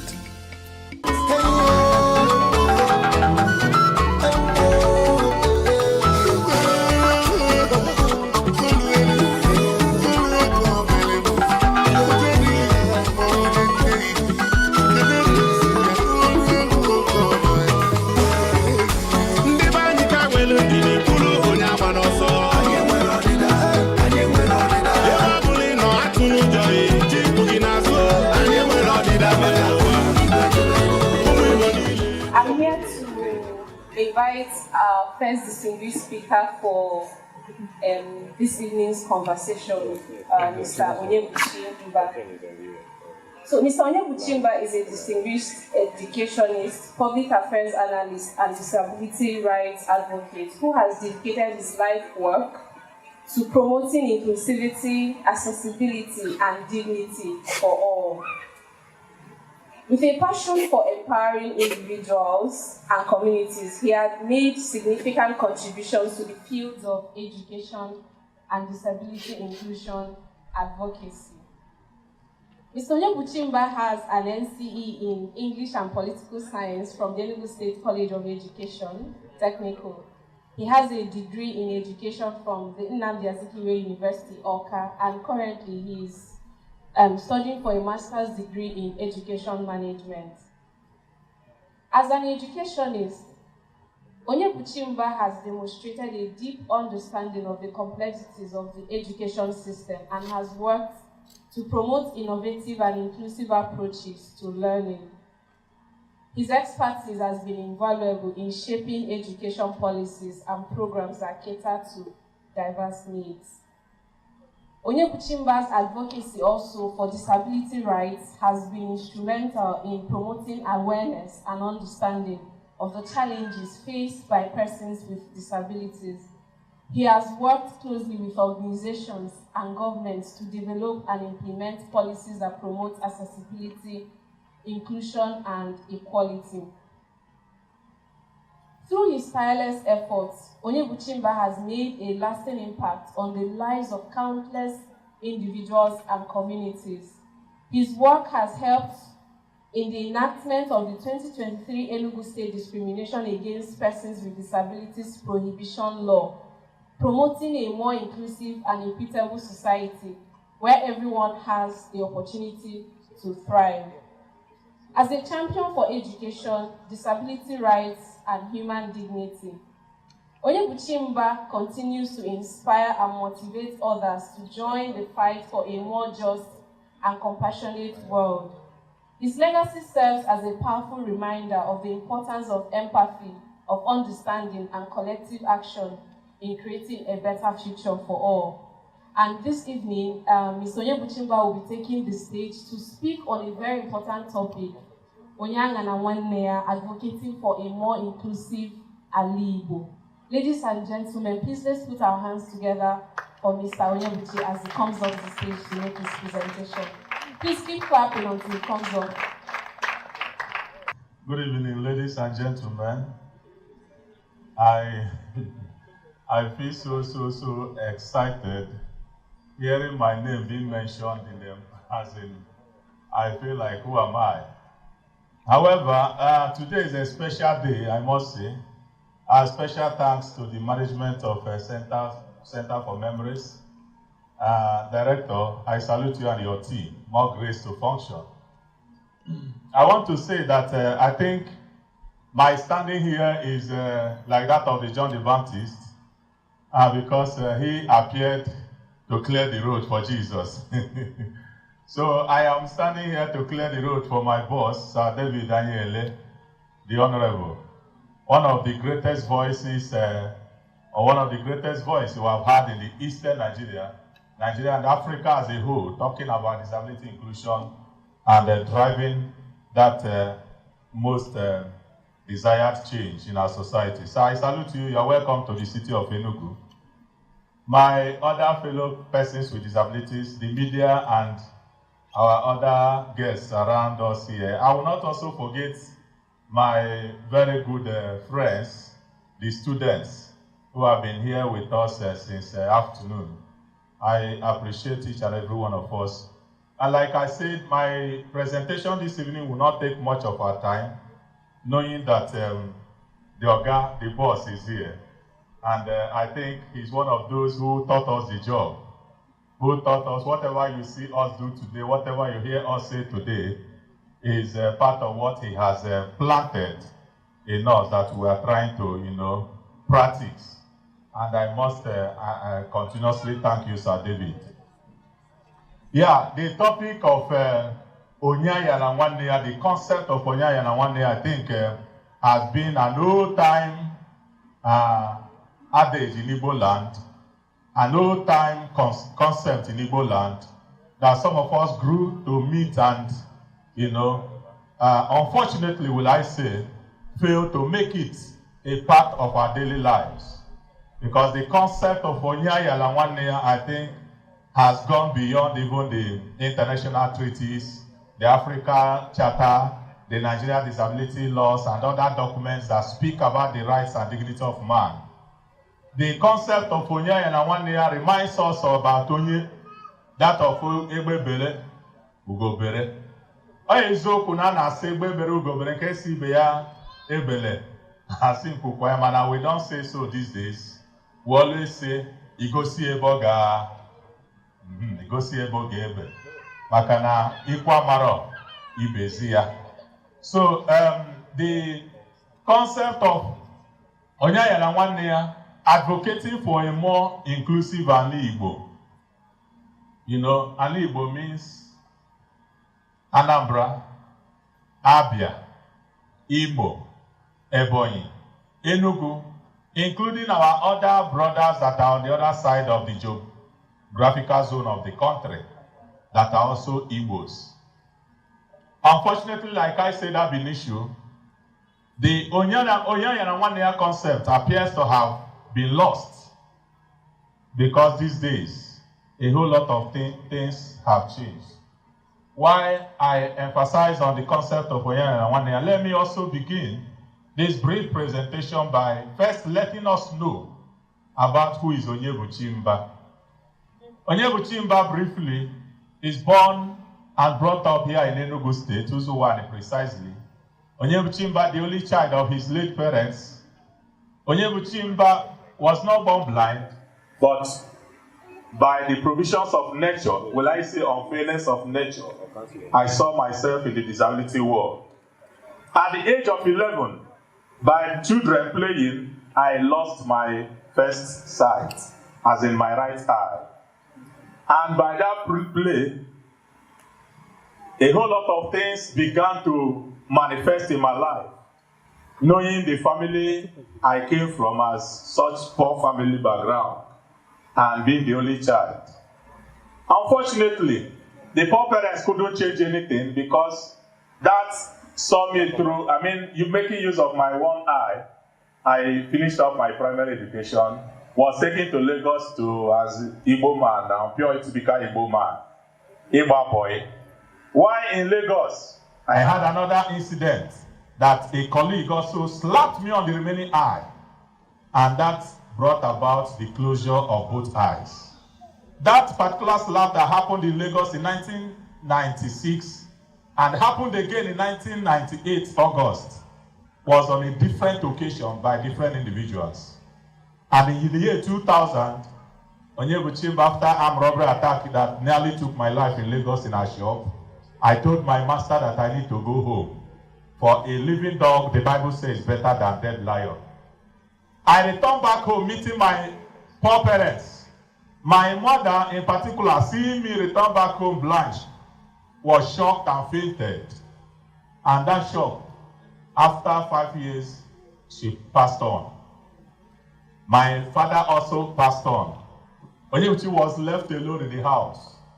You know, people come in, if you want to eat, come to my house. If you want to drink water, come to my house.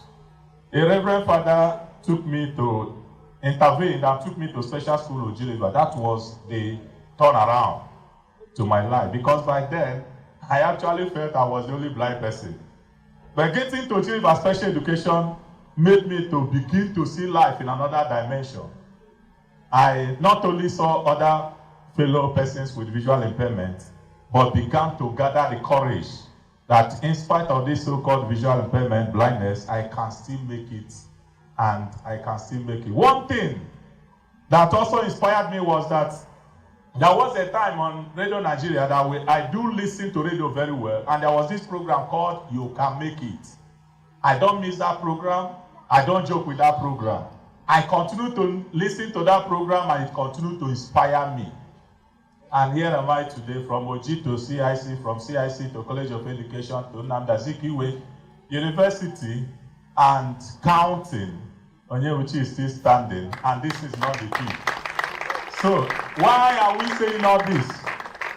We are saying all this because somebody somewhere desires that inspiration. Somebody somewhere may be down, thinking that all hope is gone. If you are here and you know a boy, a girl, a child with disability, any form that is down there in the different families, maybe the family may have been hidden and hiding that child. Go and tell them that there is hope in every disabled child, or in every physically challenged child. Go and tell that family to bring out their child, that child can still be useful, not only to himself, not only to the family, but to the society. So, I want to say that I would like to introduce us to international documents that are speak to the dignity of man, that are speak to the inclusion of one another in state and societal affairs. Unfortunately, it appears we have a whole lot of documents and policies that were never implemented and that have not really solved the problems of man, including, particularly persons with disabilities. If you talk of United Nations rights on persons with disabilities, the Convention of UN on Rights of Persons with Disability, it speaks on three key concepts: accessibility, participation, and inclusion. And if you are to bring it down to Igbo, how is that accessibility in our own society? How is that participation in our own society? How is that inclusion in our own society? I understand the fact that disability law sometimes, a few years ago in Nigeria, appears to become the order of the day. But like I said also, we have too many policies, too many documents, but the problems appear to be on the increase, unsolved. Lamentations, issues affecting persons with disabilities on the rise, without much attention given to it. And one is beginning to ask a different question: what is the problem? There was a time we thought disability law, absence of disability law in Nigeria has become the problem. But we had disability law. 2018, this is 2025. About 23 states or more in Nigeria have actually domesticated this law. And Southeast in particular, Abia has done theirs. Disability Commission is ongoing, running. Anambra has also done theirs. The commission is running. Imo State has also passed and signed into law, waiting for the Disability Commission to come on board. Ebonyi State has also done theirs, waiting for governor's assent to the law, to the bill, for it to become a law.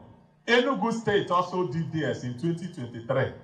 And then 2 years down the line, there is nothing to show about the much desired Disability Commission. And we are asking, what other measure, what other approach can we begin to adopt to get not only the attention of the state actors, but also you and I in the society, but also the market women, but also the religious leaders, for us to connectively know that we are talking about Egbebere, Ugobere. Onyaya na nwanne ya concept in United Nations, they call it Operation Leave No One Behind. Leave no one behind is a slogan from UN. And we're asking that question. In Nigeria today, Southeast as a region, Ali Igbo, how far are we? Where are we in all of these? Is it that we are to leave the aspect of the laws? What stage are we currently? The state actors appear not to be giving a listening ear to disability matters.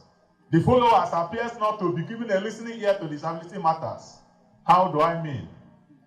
Every society, Nelson Mandela said that every society is measured by the way and manner such society regards and treats issues affecting the vulnerable. Our political leaders today, appointments 2 years down the line, too many appointments have been made.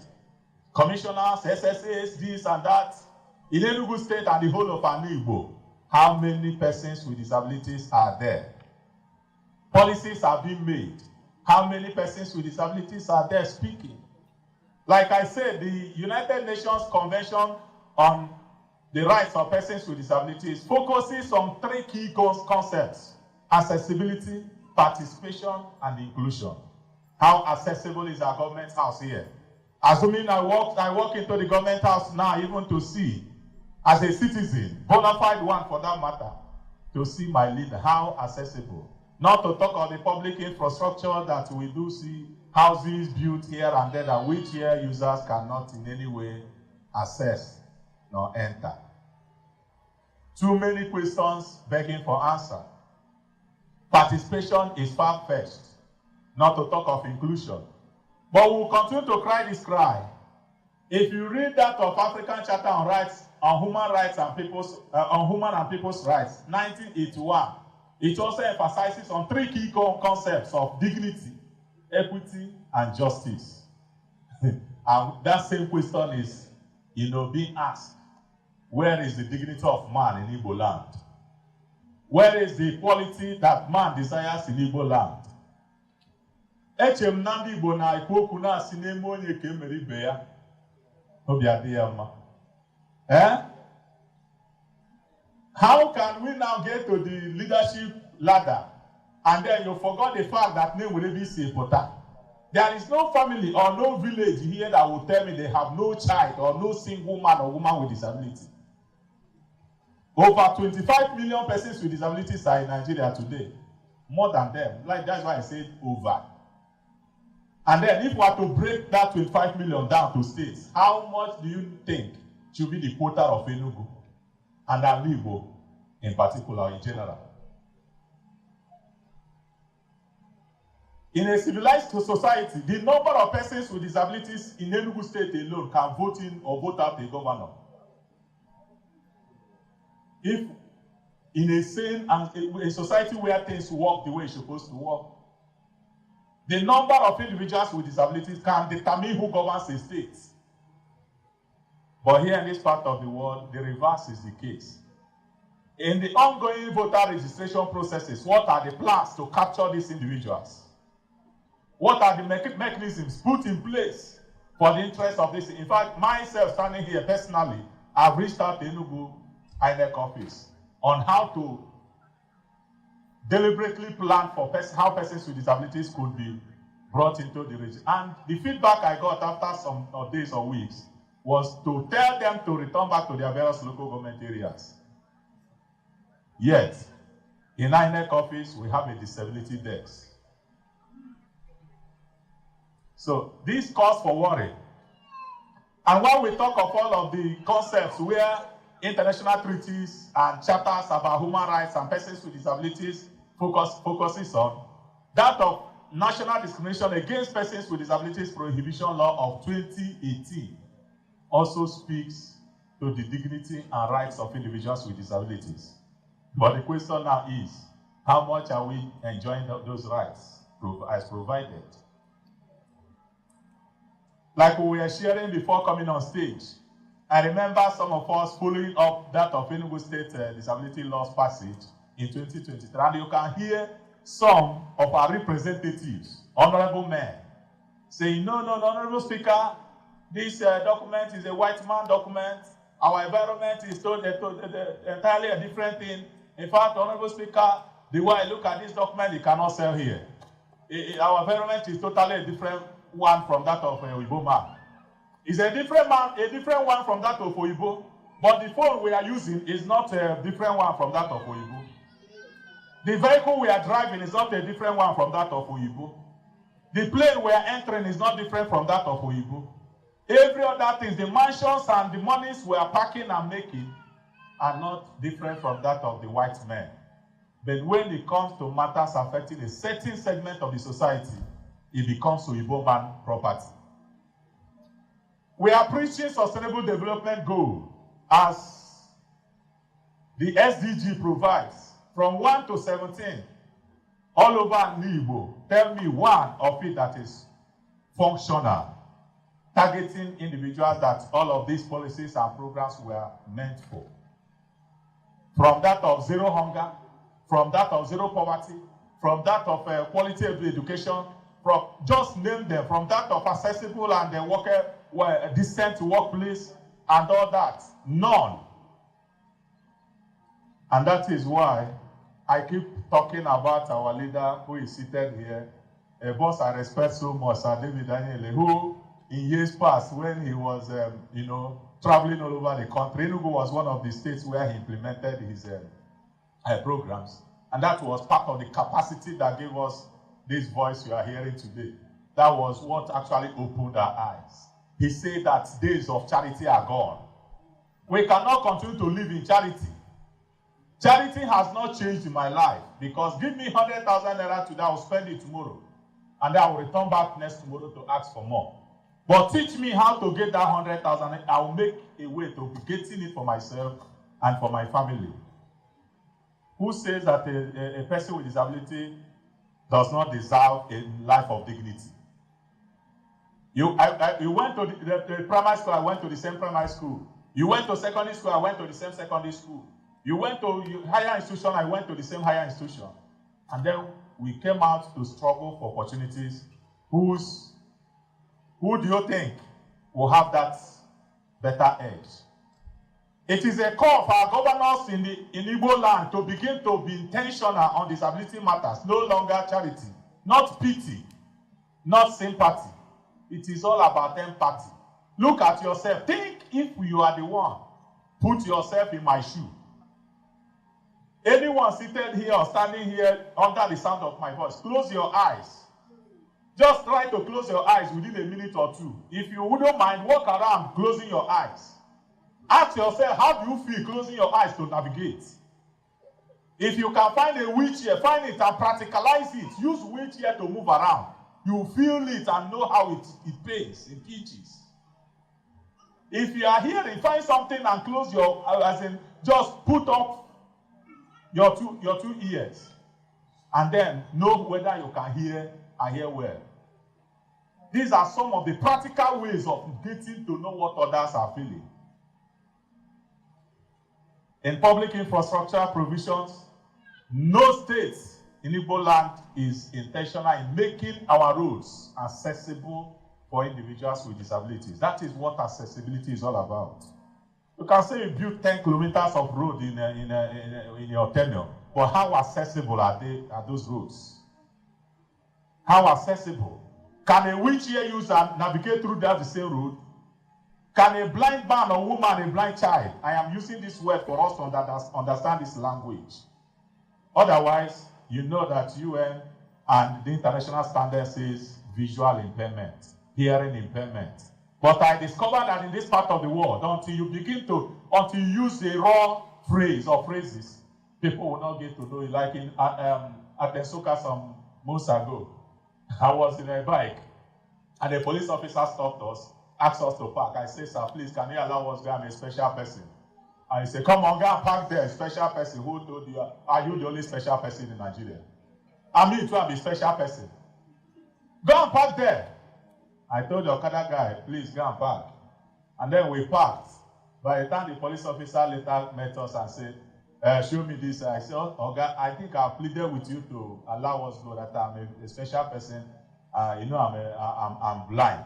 And then he said, now you are talking. You should have told me that you are blind and you're telling me special person.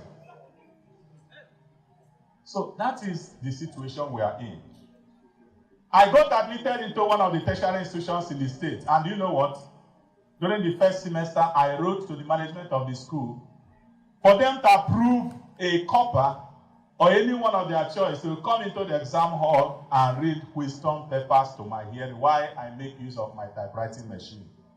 Second in command, after reading my letter, queried why I was admitted into that school. Who admitted a blind person in this school? How did I get here?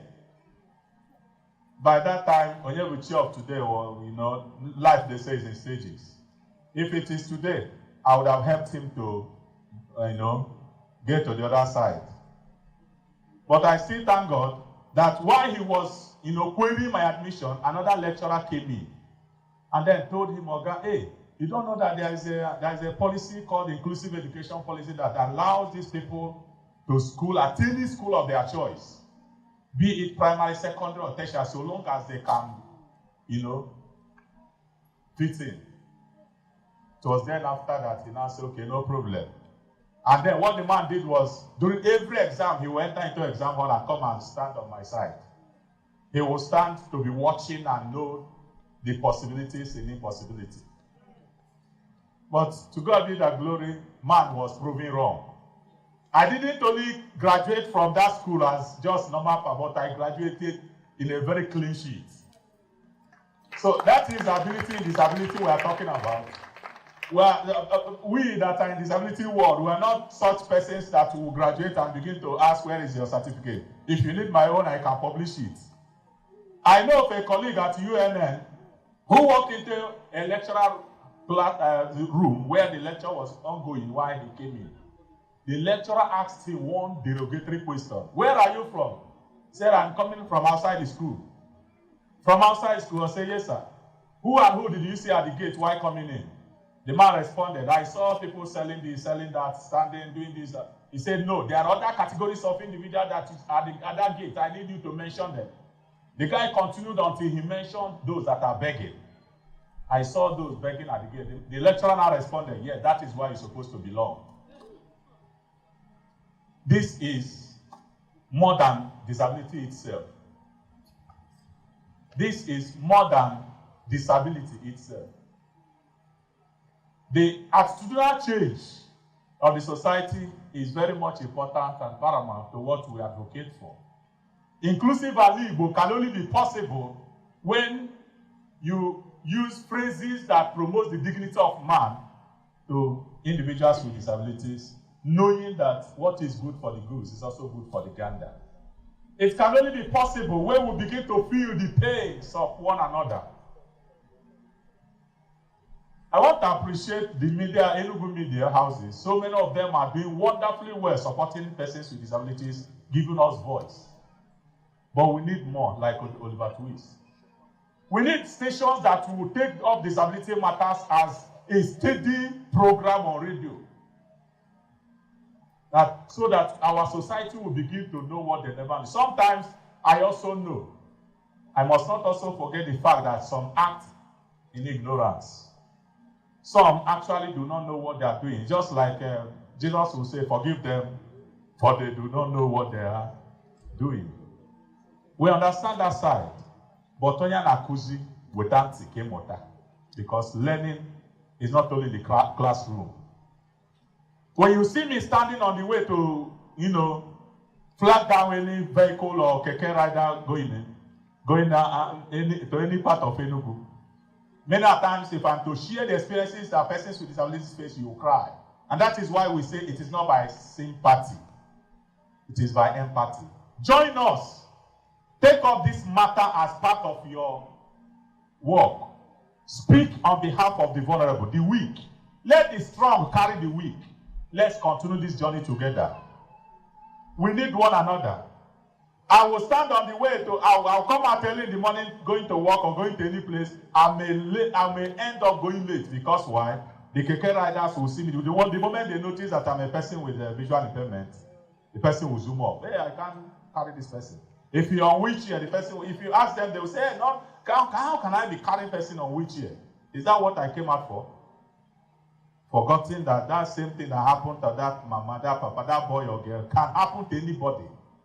It is not me tomorrow, it can be me tomorrow. I mean, it is not me today, it can be me tomorrow. The message is clear. I want to emphasize more and round off by saying that a call to ENUGU State Disability Commission is no longer, it has become a matter that should no longer be postponed. We call on ENUGU State Government, we call on Ebonyi State Government, we call on Imo State Government to implement and inaugurate the Disability Rights Commission of their various states.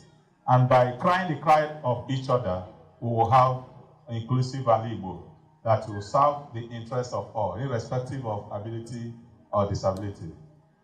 I will end here for the purpose of time. God bless us all. All right, so very quickly, I'm going to be introducing our next speaker for today's conversation, and that will be Mr. David Anyele. So David Anyele is a pioneer chairman, the pioneer chairman of the Abia State Commission for the Welfare of Disabled Persons, and also the founder and executive director of the Center for Citizens with Disabilities.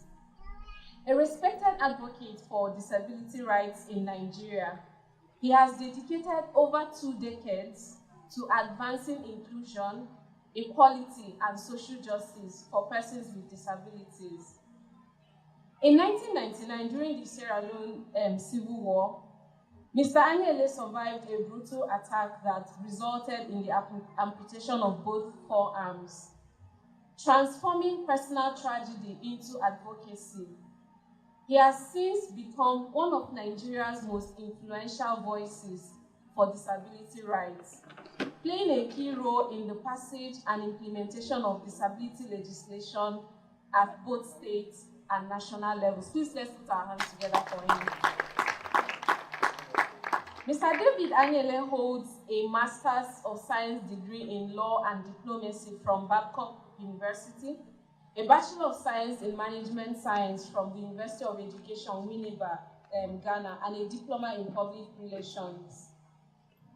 Widely regarded as a seasoned administrator and visionary leader, he continues to inspire resilience, self-empowerment, and collective action among persons with disabilities across Nigeria.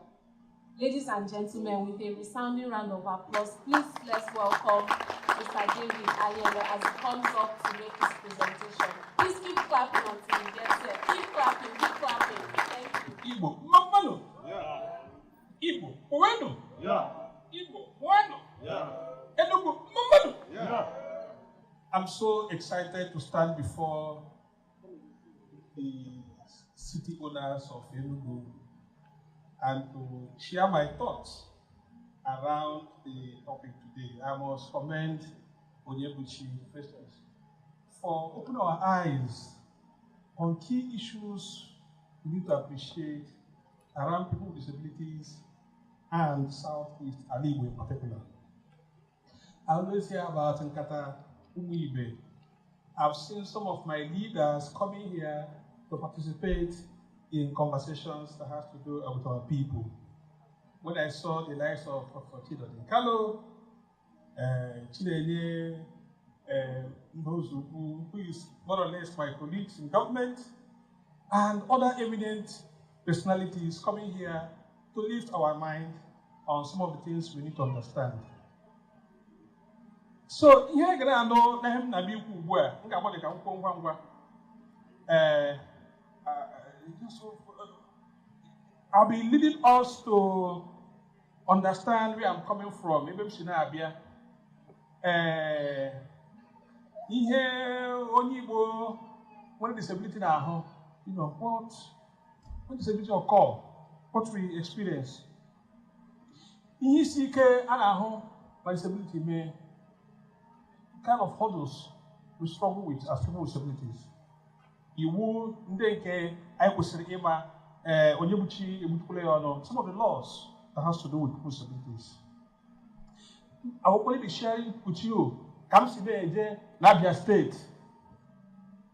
Then, about the point where you can, ije ho, nanko ihe kwesịrị ime as Igbo, a kind of recommendations why we have this conversation.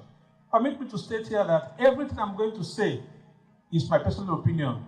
It has nothing to do with the office I occupy, I've occupied before, but personal experience, because as they told you, I'm a political appointee and I work with the government. Ladies and gentlemen, disability is real. Disability can occur at any time. As we are sitting here, someone, somewhere, is losing either his eyes, his ear, or his limbs. If you want to understand what I'm talking about, you can go to orthopedic hospital here. You will see people, either their hand is up or their leg is up. You can see other people who are struggling with part of their body. So it has nothing to do whether I'm rich. In fact, the more rich you are, the more vulnerable. You can suffer diabetes, and diabetes can amputate your 2 legs or your 2 hands. The more poor you are, the more susceptible you are to acquiring disability. So if you are poor, you will face disability. So when we talk about inclusive Alibo, we are looking at to what extent do we accommodate everybody, whether you have disability or not. I don't know much about disability until you had a part of it when I lost my 2 hands in Freetown, Sierra Leone. I'm a businessman. I started life as a clearing and forwarding agent in Port Harcourt. I did clearing. From clearing and forwarding, I started exporting. I was exporting to Angola, to Rwanda, to Sao Tome and Principe. I was also exporting to far South Africa, Mozambique. Then later, I also started investing in business around West Coast. West Coast is from Ghana, Liberia, Sierra Leone, Senegal, Burkina Faso, and all the rest, because I enjoy export. Export is like when you do pound 1 from 10. You know, when you export, they pay you in dollar. By the time you get back to Nigeria, if you change it with the current exchange rate, you'll be smiling. In those days, the exchange rate was $1 to 18 naira. So when you know what it means, you do export. When you come back to Nigeria, you are happy. So if you can do once in a quarter, if you can load 1 container load of goods and you export it, you're okay for the quarter. So export was good for me. So I decided to invest in West Coast. Unfortunately, the RDF rebels, they were fighting to overtake the government. They captured me because of my identity as a Nigerian. And in the course of the interrogation, they decided they are going to cut off my 2 hands. I begged them. I said, go to my warehouse, go to my residence, anything you like, just take. But don't cut my hand. But they told me that the instruction was that any Nigerian found in this place must be killed. Better still, the 2 hands must be chopped off. So while I was arguing, negotiating for them to release other Nigerians that were captured within my area, they came and said the instruction was that my 2 hands must be chopped off. So they asked me to position my hand in a stool. That same stool and the knife has been used to cut other people's hands in my presence. One of them is Benedict Ebuna. He's from Anambra State. And Emma Ebuna. They are all my friends. And Benedict did not survive it. Benedict died on the spot. But Emma also survived like me. But my own was more severe. So when they cut my left hand, I said, how much do you want? Let me buy the right hand. I don't want you to cut my right hand. They said, no. That the instruction is that my 2 hands must be chopped off. So I started begging. While I was begging, the rebels, about 14-year-old boy, cocked the AK-47 and wanted to open fire on me. I said, okay, you can cut the right hand. So I gave him the right hand. I put it in a stool. They cut it and cut it and cut it. So as I was crying and shouting, I was calling on God to help me. One of the rebels came to me and said, why did I call God here? That we don't call God here. So they brought fuel and poured on me and set me on fire. So while the fire was blazing, the commander came and said, who set me on fire? Then they should remove the fire, they should off it. And the instruction is that I should go and tell the ECOMOG commander, who is a Nigerian, General Masu Ekobe, that they should leave Nigeria, leave Sierra Leone, that Sierra Leone is not for Nigerians. So as I was moving from that place, as I was going, they pour water, they remove the fire, and then I started walking along the waterside junction. It was there that the UN contingents came to rescue me. The Nigerian contingent of ECOMOG cleared the way, captured the area, and I was asked to move me. And from there, they moved me to Kodot Hospital in Freetown, where I was given first aid. The Nigerian contingent of ECOMOG came, and they lifted me and took me to ECOMOG Hospital, where I was treated. Then they brought their aircraft called Charlie, and they brought Charlie. I was evacuated with Charlie with helicopter, flew back to Lunge Airport, from Lunge Airport to Yaba, Lagos. That was on the 3rd of February, 1999. And I was in the whole of 1919, that's February to August, I was being treated at the military hospital in Yaba. I was confirmed stable, August 30th, and I was discharged. Discharged to face the reality. Discharged to see how it means to be a person without hands. So everybody believes that the future is bleak and nothing good will come out of me again. In moment I got back to Aba, where I was raised, where we live, stigma, discrimination, isolation was activated. So I was like, how am I going to do? How am I going to live life? How am I going to overcome the stigma of disability? My friends, when they see me, because we live in a first floor, when they see me, they will pass the other way so that they will not see, interact with me. Sometimes when guys are drinking in the bar, they will be discussing me, and when I'm coming, people will put their hand in their pocket to look for money they will give to me. So immediately I was classified as a beggar. But something happened. I was writing to different governments, asking for support. I wrote to Abia State government. My request was rejected. I wrote to ENUGU State governor. All the governors in the eastern states of Nigeria, I wrote to all of them, asking for support. Because my case was televised in the television. People were listening to it. It was being read everywhere. And guess what? Nobody cares. Nobody was interested in my story. So, what I did was it got to a stage, it was affecting my mental health. So I had to leave Alibo. I have to leave Alibo and move to Lagos. On getting to Lagos, the governor then of Lagos State, his name is Senator Bola Ahmed Tinubu. He was the governor of Lagos State. The same letter I wrote to my governor, I sent it to him, and he replied me and asked that they should conduct medical examination on me and advise him. So the doctors in Lagos State, they called me, they said, His Excellency, I should come. I came, they examined me, they looked at my condition, they asked me questions, and they wrote back to the governor and told him that I need to be evacuated to Germany for medical treatment. Ladies and gentlemen, I must thank the government and good people of Lagos State for rehabilitating me. If there is anything good in me today, beyond my family, it is Lagos State. I must tell you the truth. Alibo is the most hostile place to live with disability. We go to church, but we don't know church. We pray to God, but we don't know God. Alibo, if you're a person with disability, if you want to marry somebody without disability, it's a task. You can't. The sister of the person you want to marry will say no. In fact, our stigma starts from our sisters and our mothers. If your mother accepts you or your sister accepts you as a person with disability, the whole world will accept you. If your sister rejects you or your mother rejects you, the whole world will reject you. What helped me was that my mom and my sister accepted me, and they keep pushing me to where I am today. The question is, why am I here standing talking I didn't mean to come. When I came back, I was flown to Germany, Ottoburg, where my artificial hand was fixed. My artificial hand was fixed. It was the people that contributed the money. They did a fundraising for me. And they got the money. I was flown to Ottoburg. The hand was fixed. So when I came back, I discovered what it means to live with disability in Nigeria, or to be a person with disability.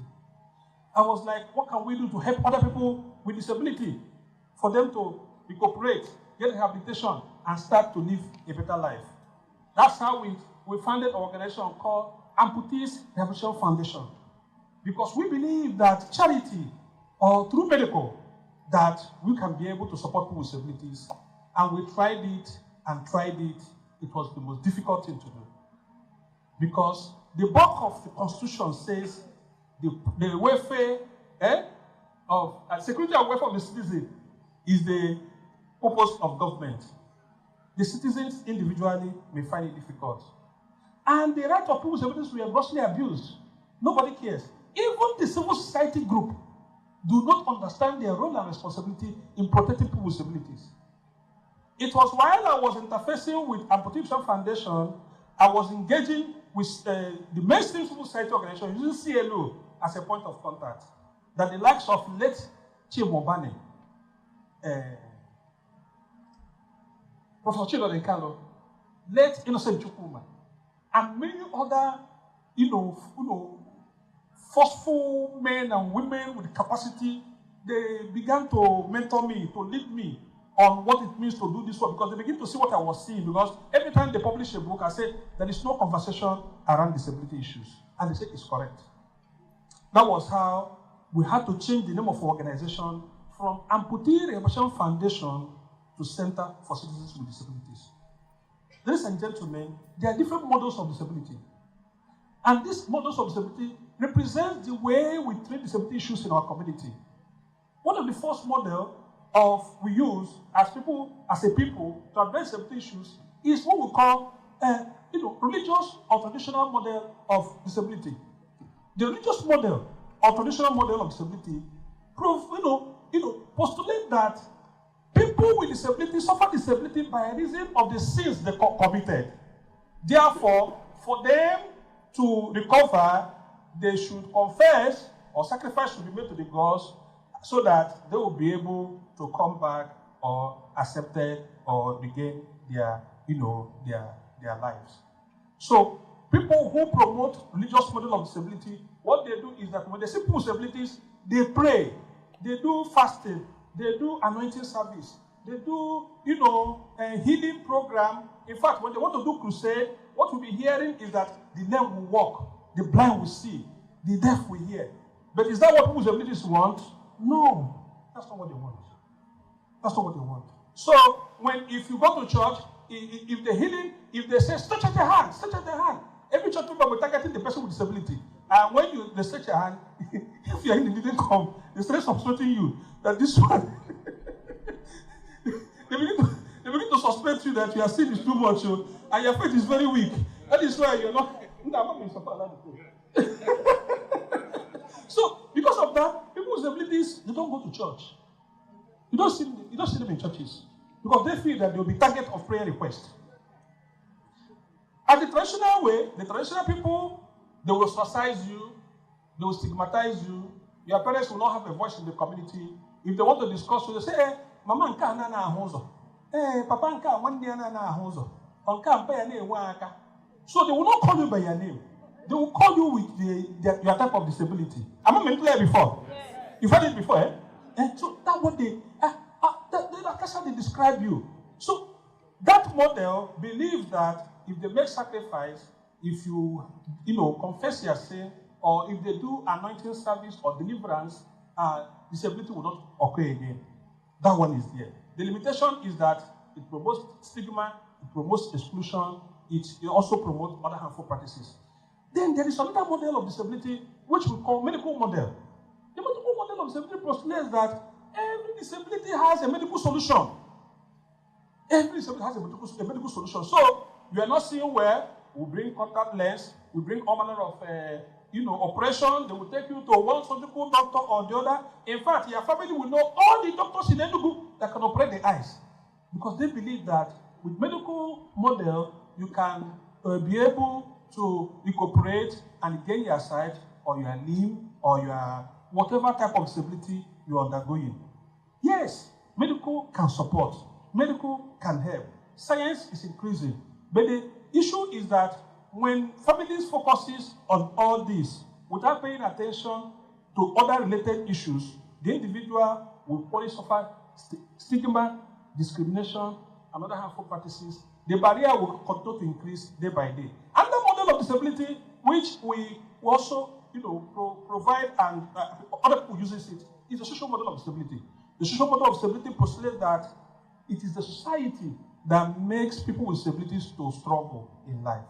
That if societies are able to remove the barrier that hinder people with disabilities, that people with disabilities will be able to participate and enjoy freedom, liberty, and contribute to the socio-economic development. So the social model postulates that we all must take responsibility for the pain and agony and the barrier people with disabilities faces. So the question is, when you go to church, when you go to school, what barrier do you see that hinder people with disabilities that you need to remove? We'll be discussing this barrier. Then the other model, which we also use, is the right-based approach. The right-based approach postulates that we should treat people with disabilities with dignity and respect. That they have right to education, right to health, right to rehabilitation, right to community life, right to access to public infrastructure, communication, name it, all the rights. That is right-based approach.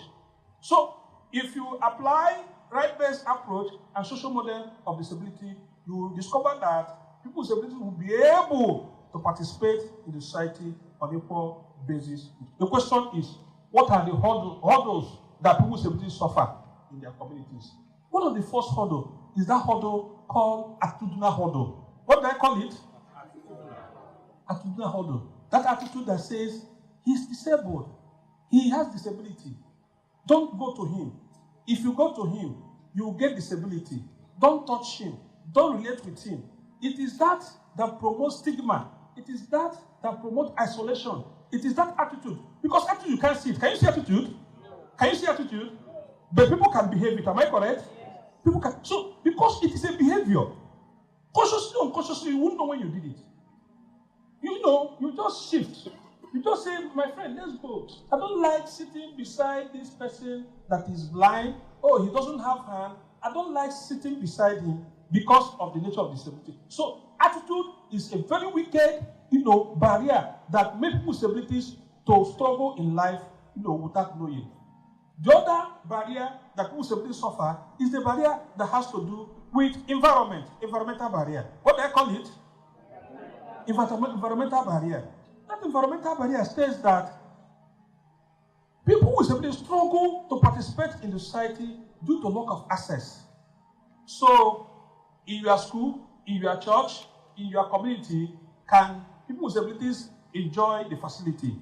Yes, people will say, oh, we have barrier. Oh, sorry, we have RAM, like the one Center for Memories has. Where is behind? You need to go and review that, I've told them that they should go and review it. That place is a suicide joint. But what I'm trying to say is that when you have RAM, access is beyond RAM. It's beyond what? It's beyond what? So access includes that. The toilet. The toilet. Can a person on wheelchair use the toilet? So if a person with disability cannot use their toilet, what that means is that he can access your church. But imagine a woman with disability, if she's pressed on wheelchair, how will she do it? Just look at your church toilet. All of us go to church. Am I correct? We go to church. We go to school. We go to work.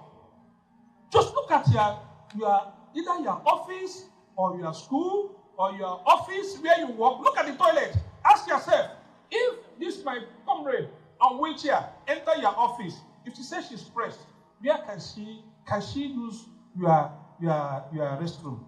So if the restroom is not accessible, there is no access.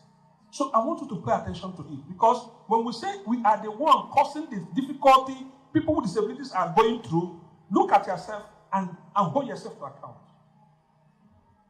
That is environmental barrier. There's another barrier called institutional barrier. What do I call it?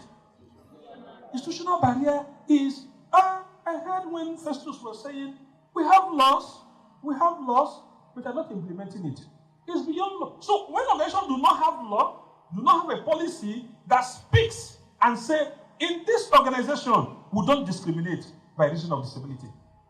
If you don't have such statement, if you don't have such value in your organization, if you don't have such statement in societies where you belong, there is institutional barrier. Constitutional barrier postulates that you should have law, you should have policy, you should have guidelines that ensures that no one is discriminated, no one is blocked, no one suffer barrier by reason of disability. Then the other barrier or hurdle people with disabilities struggle is communication barrier. What do I call it?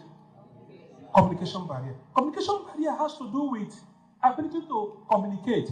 You can see this fine lady beside me here. She is communicating to the deaf community. And the deaf community is hearing what I'm saying because there is a sign language interpreter interpreting to her. The blind community wants to hear, wants to understand, wants to feel, wants to know what is going on within the environment. So, to a blind person, he needs audio. He wants to hear what you are saying. He needs description of the environment so he can be able to hear, to communicate, and be able to fit in within the society. So, if we're able to understand how this barrier manifests in different areas of our work, then you will understand why the laws we have are very, very important. The reason is because we have, as he mentioned earlier, the United Nations Declaration of Human and People's Rights, including the UN Convention, the Discrimination Against Persons with Disabilities Provision Act, the Nigerian Constitution, as well as state disability laws. All they are saying is remove barrier. Nobody is saying. All these laws, they are saying remove barrier, remove barrier, remove barrier, and ensure that people with disabilities are able to participate and be able to enjoy the benefits others are enjoying. And when these barriers are removed, what are we going to get? What we are going to get is that you will see more people with disabilities participating, contributing. You will see the burden of taking care of that person with disabilities lifted, reduced in their family. You only see, improved socio-economic status of these people with disabilities. You can see Festus. He's learned. He has gone to school. He works. He earns. So he takes care of other people, not just for himself, but he takes care of other people. Unlike other people that are not privileged to go to school or be lifted, every member of their family are involved in taking care of them. Today, Chichi will take care. Next tomorrow, Chukwudi will take care. The other day, Ifeanyi will handle, because the individual is not able to live independently like every other person. Another thing is that it increases poverty. It increases what? It increases what? Because disability causes poverty. The cost of taking care of one person with disability is so high. Do you know the artificial hand I'm using now? This artificial hand, when I bought it in 2003, it was $5 million naira in 2003. But today, it's 28 million naira. 28 million. So even if you go to a governor and say, hey, Mr. Governor, I want you to help me to buy an artificial hand. Immediately you tell him how much. He said 28 million naira. The first thing you remember, I can use it to mobilize people to vote for me. I can use that 28 million naira to do empowerment. You want me to give it to only you? I don't think it's possible. You understand what I'm saying? Because that's how politicians think. That's how they think. So so when we are able to open barrier, allow people to participate, allow them to be part of the society, the burden of taking care of them is highly reduced, and the life become more easier for them to participate. Ladies and gentlemen, you may ask, what are we doing? Mr. David, they say you are commission chairman. What are you doing in Abia State in order to change the status quo for people with disabilities? We discovered that passing the law is one. And that is to understand the law.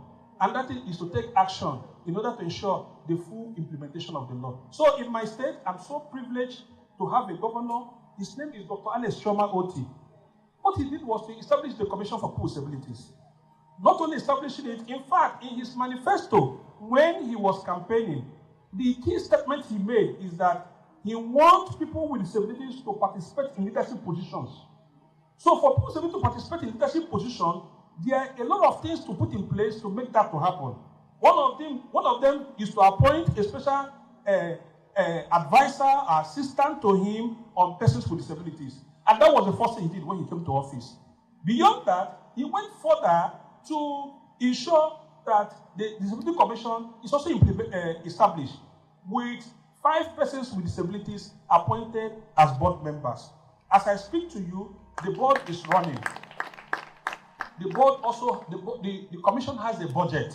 Because one thing is to understand disability issues, one thing is to understand the law, one thing is to know what to do, but if the government does not make budget for its implementation, it can't go far. We've seen different states that have disability commissions with a no budget. You can imagine a commission that their annual budget is 500,000 naira. What are you going to use it to do? You can't even pay flight tickets from Owerri to Abuja and come back. You know what that means. So what that means is that it's just on the paper, much is not being done. I'm privileged to work with a governor who prioritizes inclusion, who prioritizes equal opportunity, who prioritizes participation. So today, we've trained the permanent secretaries in Abia State on disability law on how to make budget and implement it in favor of people with disabilities. We've not only ended there, we've also trained the local government chairmen because we discovered that many people with disabilities that are living in the rural area, they struggle to meet with their the councilmen to get understand. Even the councilmen don't understand. So we said we're also going to build their own capacity. So we had to build the capacity of the chairman of local government. Not only building their capacity on their role and responsibility, but also building their capacity on how to make budget for artificial hand, for wheelchair, for white cane, for interpreters, for accessible environment, so that by the time they start their work, we won't be building again when they are building. If you are building a house and you make provision for that, you won't struggle to redo it again. So they bought into it, and in fact, they are sending me text messages that, Mr. David, what we've said, we're implementing it, because I told them that if they do it well, I'm going to send their name to the UN so that the UN to come and see the good practice they are doing and be able to live their work for international visibility. And it became a competition among themselves. Everybody's trying to see how he can bring out something or the other so that we can use it to showcase that they are doing very well. But beyond that also, we are creating awareness because we discovered that people are not aware about what we are talking about. Just recently, we are focusing on children with intellectual disability. Our budget for 2025 is 35% for health and education. Then we say if we are having 35% for health and education, and health and educational practitioners do not understand disability issues, it's going to be a minus for us. So what we are doing now is that we are training supervisory counselors on education and health, teachers and healthcare service providers in the local government across the state on disability inclusion. Just yesterday, we finished with 3 local governments where their health workers, educational supervisors, and other service providers on inclusion and disability, so that they will be able, as children are coming in to register, when they see a child with disability, they will be able to recognize it. They will be able to know what to do, how to position it. If nurses or doctors see people with disabilities, they know what to do. Let me tell you why engaging the doctors and nurses is very important. When women with disabilities go to hospital, they suffer much, especially if they have hearing impairment or they are on wheelchair, especially when they are pregnant. Some nurses can be rude. Not this one that I hear. You hear all these issues. Hey, who did this thing to you? Hey, the man that pregnant you. That man is a wicked man. That man is a bad man. Why must he do this type of thing to you? As if you don't have right to reproductive health. Everybody have right to reproductive health. Am I correct? Yes. Am I correct? Yes. Every human being, adults, have right to sexual reproductive health. So everybody's entitled to it. And before you know it, many women with disability, they suffer miscarriages. Many of them die untimely because of their struggle with healthcare practitioners vis-a-vis managing their pregnancy or even childbirth. A typical example is my colleague in the commission. After putting to bed, a few months later she died. Just 2 months after her appointment as a person with disability in government. So these are some of the issues that people with disabilities go through day by day, and we don't understand it. So capacity building, training of stakeholders within the government is critical. Therefore, ladies and gentlemen, I want to summarize because we have talked too much. We need to take action. We need to begin to, when we go to our various communities, our various families, our various churches, our various clubs, ask yourself, what does your constitution of your club say about people with disabilities? Hello? Hello? You understand what I said? The constitution of the women's group, the constitution of the club, the constitution of the 8th grade, the constitution of the town union. Please, it's time for us to review it and ask ourselves, how does this constitution speak to disability issues? We need to support the recrafting, amendment of our community constitutions to say no one should be discriminated, all barriers should be removed. What that means is that if your community is building hall, if they are building public toilet, if they are building school, they will take measure to ensure that people with disabilities are not shortchanged. That is one. We're also going to be looking at recognizing success stories that are taking place within our communities. Children with disabilities that are doing well, we need to showcase them. We need to bring them to limelight. We need to make them to be visible so they can serve as role model to other people with disabilities within their communities. Not only the people with disabilities, but people without disabilities, because we draw strength from each other. Am I correct? When we see people who are doing well, we like to copy them. We like to do some of the things they are doing. And we need to demand for implementation of disability laws across the board. I heard when my comrade said that in ENUGU State, they are waiting for the establishment of the Disability Commission. Governor Mba is a hard-working man. He's very industrious. He has a very good plan for the government and people of ENUGU State. And we are seeing it in the work he's doing everywhere. I want to request anybody who is under the influence of this program to kindly whistle to him that there is a law in ENUGU State that needs full implementation. And that law is ENUGU State Discrimination Against Persons with Disabilities Prohibition Law. That law provides for establishment of a commission. What does the commission do? Commission support the government to implement the law. The commission supports all ministries, departments, and agencies in the state to understand their role and responsibility in implementing the law. So when we are able to whistle it to him, when we are able to comment it to him, I strongly believe that he will act on it immediately. It's just that he has not understood it. And the real people that need to talk to him for him to understand it, it doesn't cost much to establish it, because most times government look at cost of establishing such agency.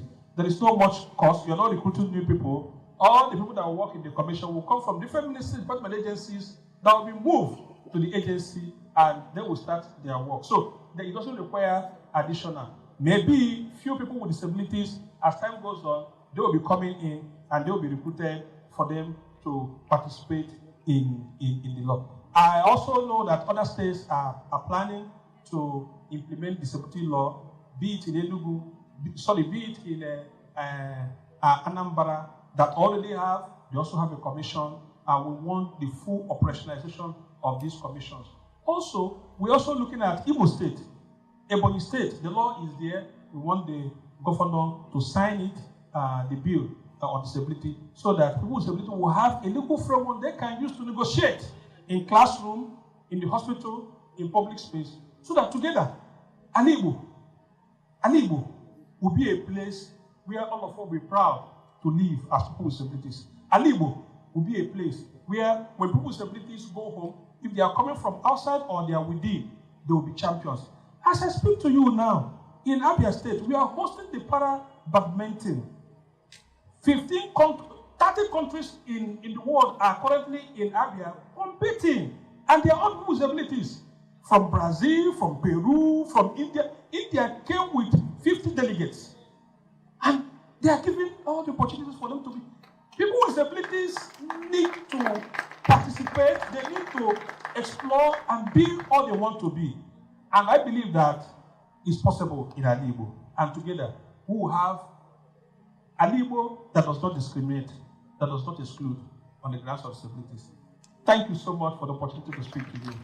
I will quickly now introduce the next session, which is the moderated panel session.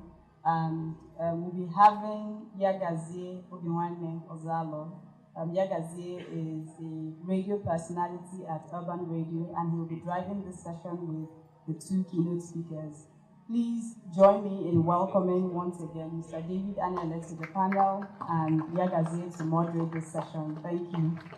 And a big round of applause for the speakers themselves who have given us very insightful speeches. Mr. Anyele and Mr. Ebuchi, thank you very much. I would also like to thank Nkata, that's the events, and the Center for Memories for always organizing this monthly event. It's very sacred and very sacrosanct that we have conversations like this. The Ford Foundation for sponsoring it. The Onyaga and 1 year thing is a very sacred call to everybody. In fact, in my village, we have our own construct of it. I'm from Ngo, and we say, that if you're privileged to have a spoon to eat with, you must also remember that there are those who are using their hands to eat. Although I've queried that sometimes because I ask if there's a competition, an eating competition, I would rather use my hands to eat than to use a spoon because I know I would, get a lot of muscles down there quickly. And yes, just to follow Anole's advice, Yagazie Obiwane is a tall, dark. Am I very tall? Somebody said very tall. Tall black man in his 30s, today donning a black kaftan, northern Nigeria style kaftan. And it's a privilege to be here in the midst of those with special needs. This community is a very important community in our society, and they've done very many things to improve Nigeria. Please, a big round of applause for the special needs community. So yes, my task this evening is not too special. The speakers have already done justice to the subject matter. They've, given us insights. They've told stories that moved us. All I'm going to do is to pry a little bit more into what they have said. Touch on the pain points a little bit more, especially as it concerns Ndibo, and understand how we can make our society inclusive and, accommodating, remove the barriers that are always there, and limiting the experience of our society for those who are living with special needs. So, if you would permit me, then I will begin the questions. Of course, we'll get to a point where you can also ask your questions, you in the audience, and also make your comments. But permit me to ask a few questions. From what has been said so far, I was taking notes. And I'll first of all begin with Mr. Anyele, because you talked about Alibo being the worst in terms of accommodating people with special needs. You said it before in the session that we had inside, and you reiterated it here. And it's, heart-wrenching to know that, because I believe that the people like us who love community should, be able to accommodate each other. But I would like to begin with perception, right? Because you talked about the perception when you came back after the tragic incidents that led to you losing your limbs. Let's talk about the perception. Is there something peculiar about our culture as Igbo and our tradition that makes it easy to lean towards discrimination when it comes to people living with disabilities? There's something that you've noticed that is a cultural thing that has been there for years, or an attitudinal thing?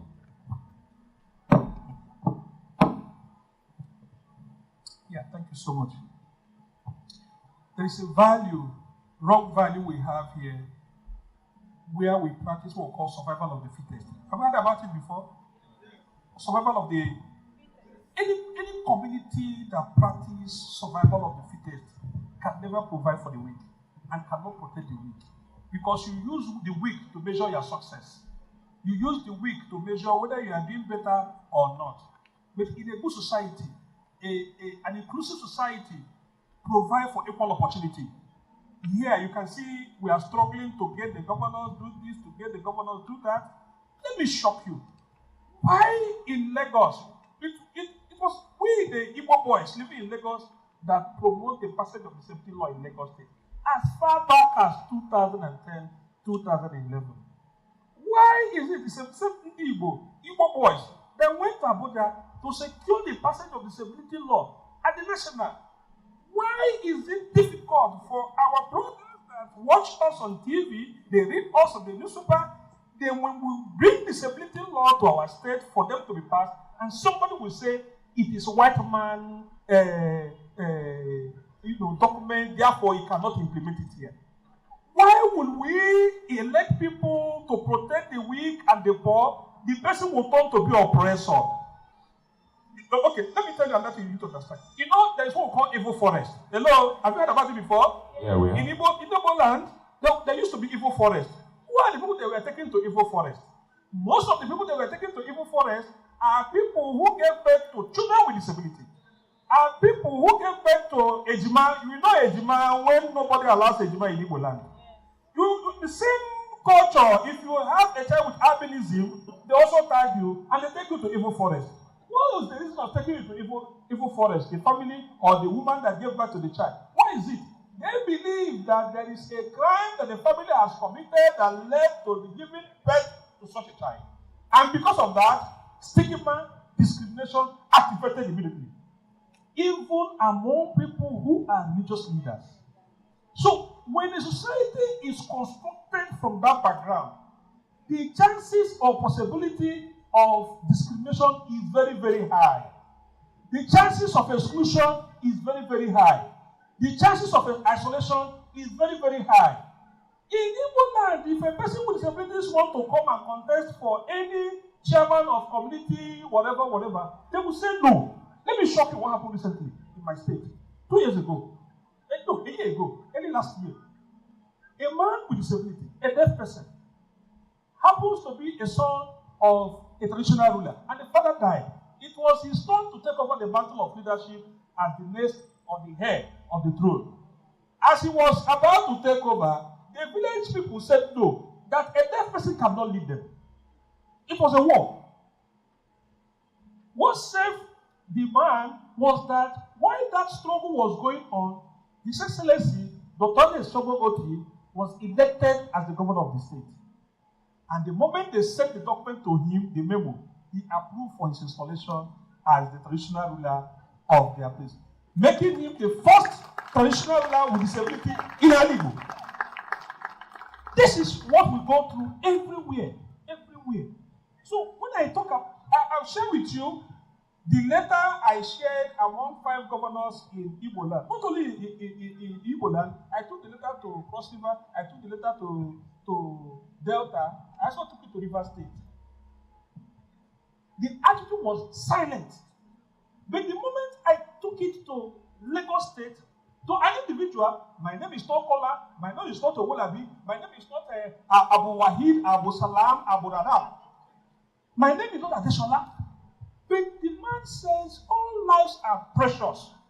Send this guy to medical board. Let them review it and recommend. That is attitude of people who have value for human life, that believe that all lives are precious. And I want an Igbo to believe that all lives are precious. With disability, without disability, all lives are precious. Everyone must be treated with dignity. So that is why this place is hostile. Check any Igbo guy that is doing well within the celebrity fraternity in this country. They are living outside Igbo. Check. Or they were raised outside Igbo. The chairman, the national chairman or national president of the Association of the Blind is my board member in Abia State. Stanley Onyebuchi. Stanley was raised in Kaduna State. He was not raised here. And while he was in Kaduna, the family take advantage of the culture, the relationship, and the values and spaces Kaduna people create for people's abilities, and they took advantage of it to train Stanley Onyebuchi. Today, Stanley is a very successful, prominent man within the scientific movement. If you check Onugbo, Chidi Onugbo, who was the immediate past president of the Nigerian National Association of the Deaf, and currently the West African president of the Deaf, he was trained outside Alibo. He lives in US, he frequents there, and he comes back here. He's from Okwa East local government area of my state. He's doing fantastically well. He was not raised in Alibo, and he's there enjoying himself. If you look at the Nigerian representative at the UN on disability, Chris Manorom is a blind guy. He's PhD holder. He was not raised in Alibo. He's there. And today, he's not only an ambassador of Nigeria in Sao Tome and Principe, but also Nigerian representative at the UN Convention, UN State Party on Convention on Rights of Persons with Disabilities. These guys were not raised here. What I'm trying to say is that this place, our attitude, our behavior, non-acceptance, isolation, goes a long way in making life unbearable for people with disabilities, and we need to change it. And you believe it's a cultural thing, it's something from... I've given you historical, our cultural practices, how we see from perspective from our forefathers. Before we were born, what our forefathers, how they transfer it. You need to know what people with disability go through. Ask my sister here, she's a woman with disability. I'm surprised, when next we are doing this, please bring a woman with disability so we can get women or female dimension to this conversation, so we can enrich ourselves to this issue. So what I'm saying is not about perception, it's data driven. I've given you data. It's also what we experience. You can go anywhere and test people with disability. Ask them what is their name. There is a lady called what's her name? The deaf lady that comes here, Catherine. She's a deaf. She's from ENUGU State. She's a lawyer now. Catherine. I think she's the first lawyer with disability, with deafness from Alibo. She's the first lawyer. Even if Nigeria as a whole, she's the first lawyer. She's from ENUGU State. She's from ENUGU. I interview her. She always cried like a baby. The way our people manages disability issues that makes her sometimes to come here is very difficult for her. So it's not a perception, it's a reality. All right, thank you very much. I'll come to Mr. Onyebuchi at this point, because why I kept on asking is there a cultural thing is because some of these cultural practices are extinct now, like you mentioned, killing of twins, discrimination against, okay, maybe not discrimination, albinos being ostracized and all of those things. Why does it persist even decades after we've, done away with these traditional practices? Mr. Onyebuchi, what was your own experience? Because you also lived in the West and you now live in the Southeast. Is there any peculiar thing that you noticed about our culture and our tradition that makes it, difficult for people living with disability? Yeah, you said decades, as in some of our cultures have gone into extinction. It is a thing of the mind. It exists in the mind. It's just like telling me that churches are all over the places and then there is no longer idol worshiping and all that. But people still do one funny thing or the other. So it is a thing of the already people, we are born into it, we grew up with it, and we are still in it. Practice it. Like the Kate my boss made mention of. Kate told us that at a point she ran away from ENUGU. She ran away to the west. She schooled at Ilorin in Kwara. And every provisions are made there to bring her up. Today, In one of the meetings we had in Abuja, VC, Vice Chancellor of Ilorin University, has to travel from Ilorin to meet Kate in Abuja. How many of our people here that you call that you give? Everything you do here, nobody responds. What our people believe more is, these people are Biafran also. And let me just give them something and let them go. Do you know, let me give us a brief story of how we achieved the passage of this ENUGU State Disability Law. When we got to the government house, I told my people that today is not giving money. If governor gives us money, I will say no. And we agreed to that. They all echoed, yes, we agreed. We never knew that governor was watching us at the camera. At a point, the governor now ordered that they will allow us in. When we came in, the governor said, I've been watching you people at the camera. You agree that you are not receiving money from me today. So you are not taking money. Is that what you agreed on? We all shouted, yes, sir. He continued asking, are you not taking money? My people, the voices went down. If he had succeeded asking the third person, I would be the only one echoing. I was like, where am I? Why here? Was in a lot of things were running in my head. And then after looking at me, he said, okay, where is that you have been talking about? I said, we have it. And that was just, he said, okay, it's to send it to the government at the State Assembly as an executive bill. Because we said we don't need money. And that has been the method. Give us money. They give you money, you go. Tomorrow you give you money, you go. So the situation needs a paradigm shift. We are tired of charity and we cannot continue. Like my boss also made mention. Some of these things start from home. Family. Family, the smallest unit of every society. That is where the whole thing starts from. Where a child with blindness or a child with hearing impairments and all that, and they will take you inside. If you want to get data for this, you visit a special education center, Geneva. Where at the end of every academic section, some of the children there, some of the students there, nobody comes to pick them. They would rather prefer leaving them there than coming to take them home. So it is a call. What we are all only saying is that the world is moving and we need to move with the rest of the world. All right, thank you very much. I would now ask a question around how we can change this perception, because if we have already identified that there is a perception problem and it's predominant here in the Southeast, it has to change because our leaders are picked from amongst us, right? And they would always have that perception. And when you bring bills that are supposed to empower those living with disability, that same perception will pose a hindrance. They will not see the urgency and the importance of that. So how do we begin to change that perception from the family units, presumably? What are your thoughts about how this can be changed? The kind of conversations that must be had to change the perception? Yeah. So that's why I commend the Center for Memories, Kata Umuibe, for bringing us together to listen to some of what we are discussing. I don't know who is sitting here. I don't know who is listening to me, but I know that influential people are here. I know that people who can, change perceptions, change ideology, change behavior, they are sitting here with us. You saw the young people, the students were here earlier today listening to us, trying to catch them young. So what we are trying to say is this: please be our ambassador. Be what? Be what? Ambassadors. If you're not an ambassador, call yourself today. I anoint you and I proclaim you disability ambassador. Just touch yourself and say, I'm a disability ambassador. I am a disability ambassador. Nothing more, nothing else. What do? You be bold to say no to discrimination.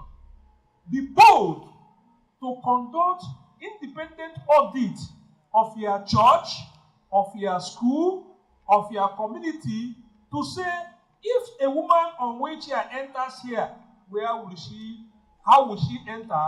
Where will she stay? How do we accommodate the person? If all of us here individually, we can go to our churches, we can go to our village meetings to ask this question and insist that change must take place. My brother, my sister, you've done your part too. Go you therefore and preach the gospel. It's just like that. You don't need to quote Habakkuk or Genesis or Revelation. all you need to do is to just say there must be access, there must be inclusion, there must be participation, barriers must be removed.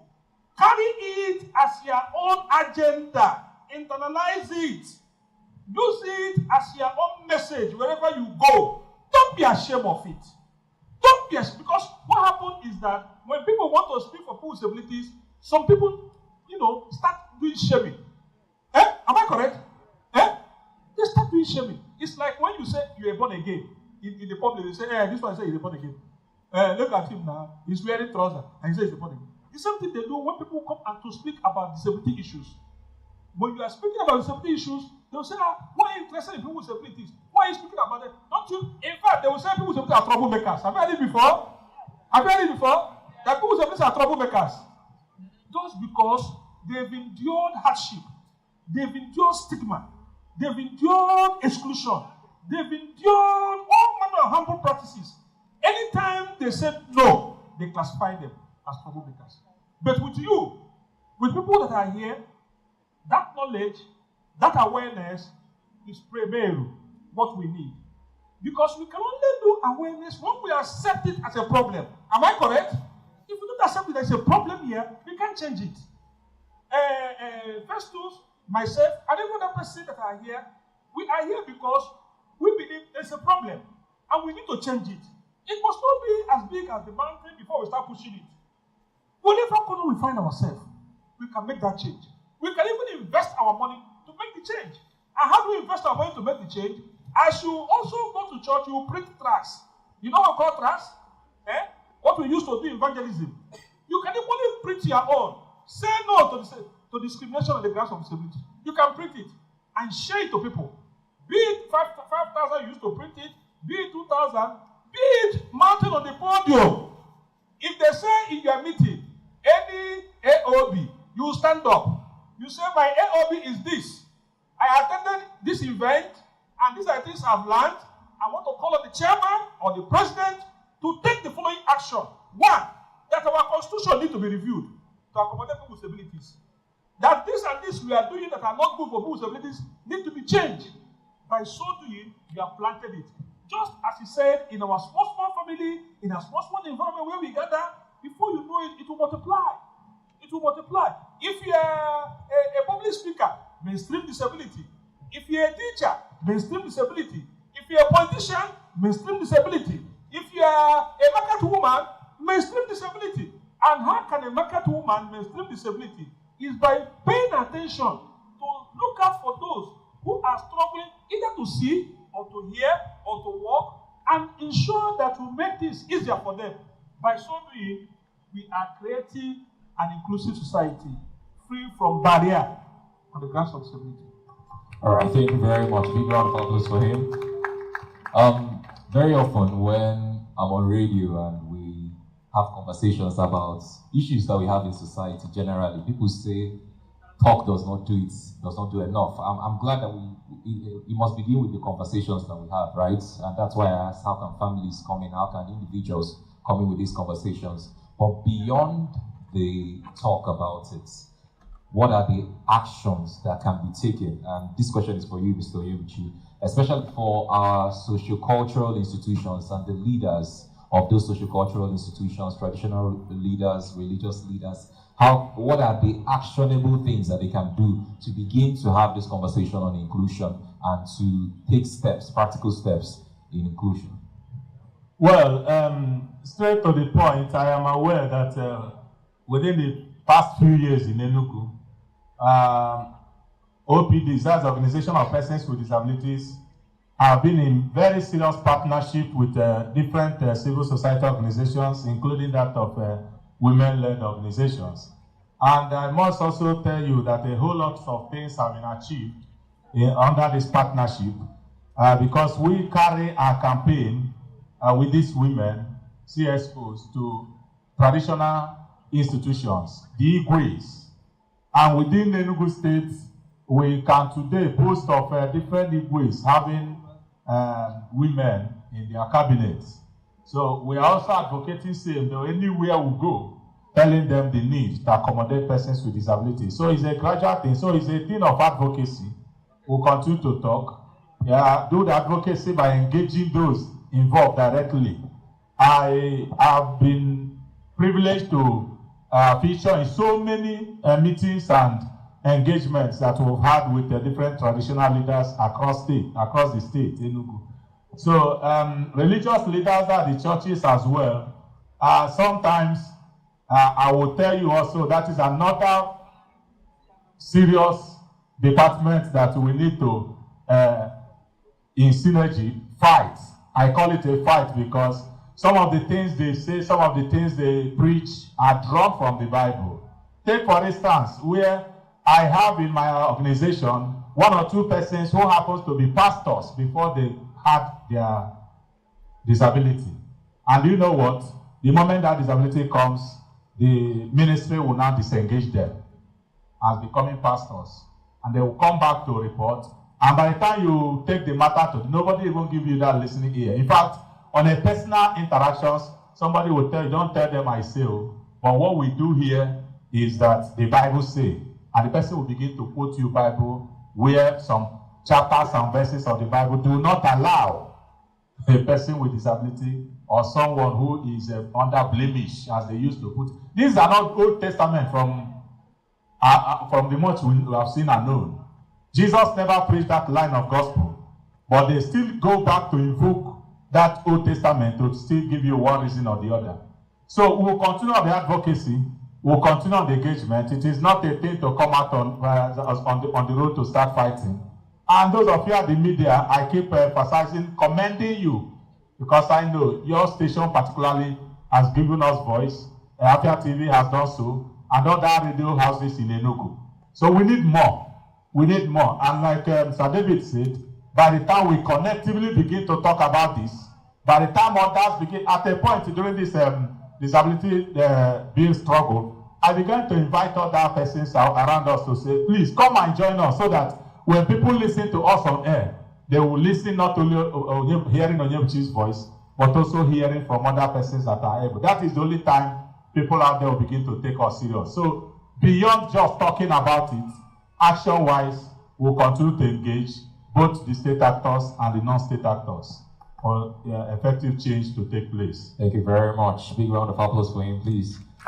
I like what you've said about traditional institutions making spaces for people living with disability. It's important because we often look at the political scene and say we want representation, we want people given special seats in the lawmaking chambers and all whatnot.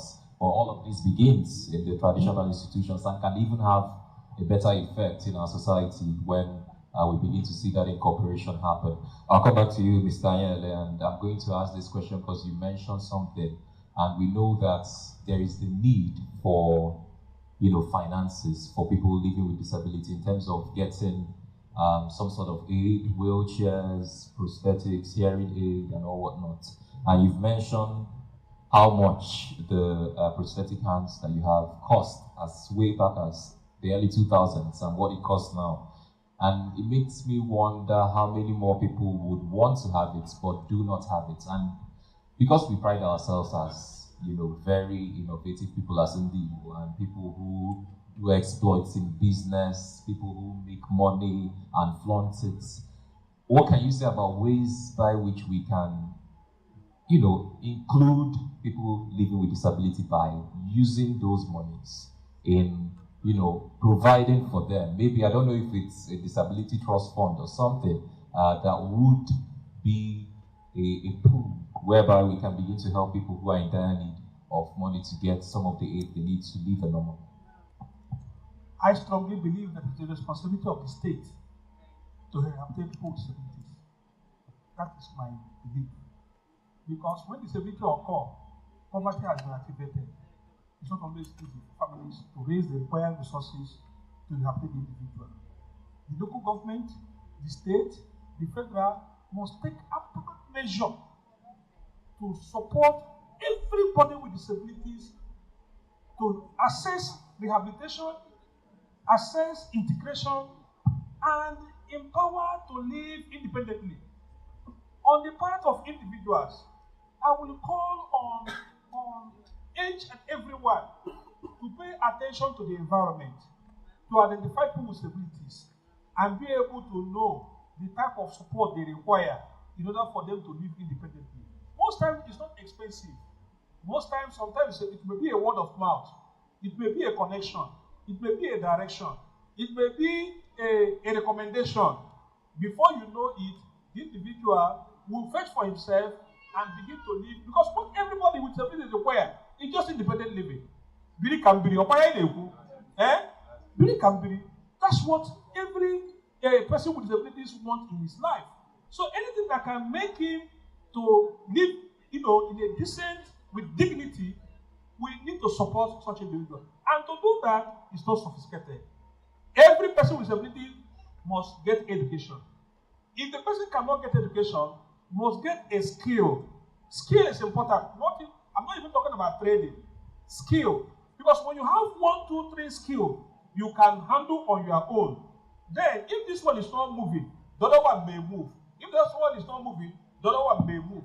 Then, if you want to add it with trading, very good. But skill, for me, is most important for anybody with disability. Let me tell you what I did when I lost my limbs. So when I lost my limbs, I didn't know what to do. As I said earlier, I was into import and export business. All my money has gone. I went to negative. So nothing again. I asked myself, what am I going to do? I begin to say, the only thing I can do is something that will not require me to use my hands to make money. That's what I told myself. However, how do I start it? I need to earn. I've been living independently. Living flamboyant life. Without knowing that one day I will turn to, minus zero. So it was difficult. But you know what helped me? I started with a weaving machine at Tanjosho Market in Yaba. While that weaving machine was going on, I hired somebody to be doing weaving for me. I was going about calling for customers. At the end of the month, I'll pay the individual. From weaving machine, I started with the suit buttonhole machine. From suit buttonhole machine to shape buttonhole machine. From shape buttonhole machine to monogramming machine. From monogramming machine, I began to import again. So, if an individual has a skill, what he can do to be getting money, it will be very, very good for. Not everybody can acquire skill. Be individual with intellectual disability, autism, cerebral palsy, Down syndrome. It's about therapists, packaging, consciously, consistently, building the individual capacity. Before you know it, he become independent and begin to fight for himself. One of the researchers that I work with from UK is a person with autism, a professor. And when he's coming to Nigeria, he comes alone. A professor, and when he comes to do research, every research he conducts, a day, he's being paid £250. Every day, £250, tax it by 30 days. And he will finish that, he will go home, he will go to another country just because he has research skill. Nothing more. So we need to identify skill that such an individual will learn, and by so doing, he will begin to fetch for himself. By fetching for himself, he will begin to support others. And one thing with people with disabilities, let me tell you, people with disabilities are most honest people you can think of. If you hire a person with disability today, you will be the last person to leave the organization. Every other person will go. You know why? When he is acclimatized with the environment, to change another environment is always difficult for them. And because to change the environment is difficult for them, that particular place he's working, he will work the days of his life. So far as you are paying him the salary, so far as he's getting his money daily, he'll be working there. He will work for a receptionist to become a general manager. That is the benefit of hiring a person with disability. That's the benefit of building the capacity and capability of him. If you want somebody to last in your organization, just pick a person with disability, build his capacity, let him work for you. You will not go. Thank you so much. Thank you very much. Well spoken. Just one more question before we turn it over to the audience. Mr. Onyebuchi, I would like to also ask in this regard, how can we leverage technology and innovation? Because I believe that if we develop homegrown solutions, we can have these aids a lot cheaper. The wheelchairs, the prosthetics and all whatnot, it could be produced a lot cheaper if we produce them here. Maybe, I think so. But how do we leverage innovation and technology to make life easier for those living with disability? Yeah, leveraging on innovation to make life easier for persons with disability is a state government thing.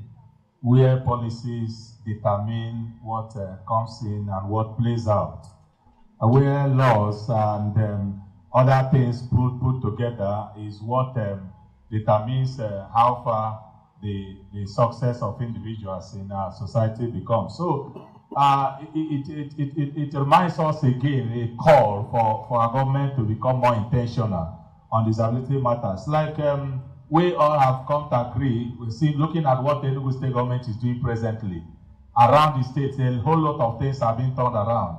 But on the side of disability matters, nothing is happening. So it is only when those machineries are put in place that one can begin to think about. We have one or two individuals who have actually tried, bringing in technology in the disability world. But how far have they gone? We have organizations here in ENUGU that have taken us on a computer ICT training for years now. And now, because they could no longer continue driving that agenda, they have resolved into online-based trainings for individuals with disabilities. And we know that persons with disabilities, the visually impaired in particular, learn more on a physical arrangement other than online. The hearing impaired also learn more other than online arrangement. So that is the limitations that individuals are having. We have individuals that have really done well. We can begin to mention individuals at the national level that are from other geopolitical zones that are good in this field. But how many of them from this eastern part of the country? So that also brings us back again to the nature of the society we have and the kind of individuals that we also have in this part of the country. So that can only be, by my own personal belief, by the machineries that the state set in place for the interests of persons with disabilities. Anything outside that, every other things could be human efforts that has limitations and constraints that sometimes doesn't give you the needed goal and results. Thank you very much. A big round of applause for him, please. Thank you. I will turn it over to the audience at this point. So you've heard the speakers, and they've answered a lot of questions around accessibility, participation, inclusion in the Igbo society. So questions, please, if you have a question, raise your hand. Somebody will pass the mic to you. I can see a hand here, I can see another hand here, and there's another one at the back there. So. Good evening, everyone. I want to thank everybody and thank the Center for Members for putting up this. In fact, I was going to sleep and I said, let me just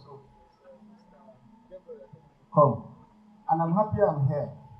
I'm a sculptor and I build anything with metal, anything you can think of.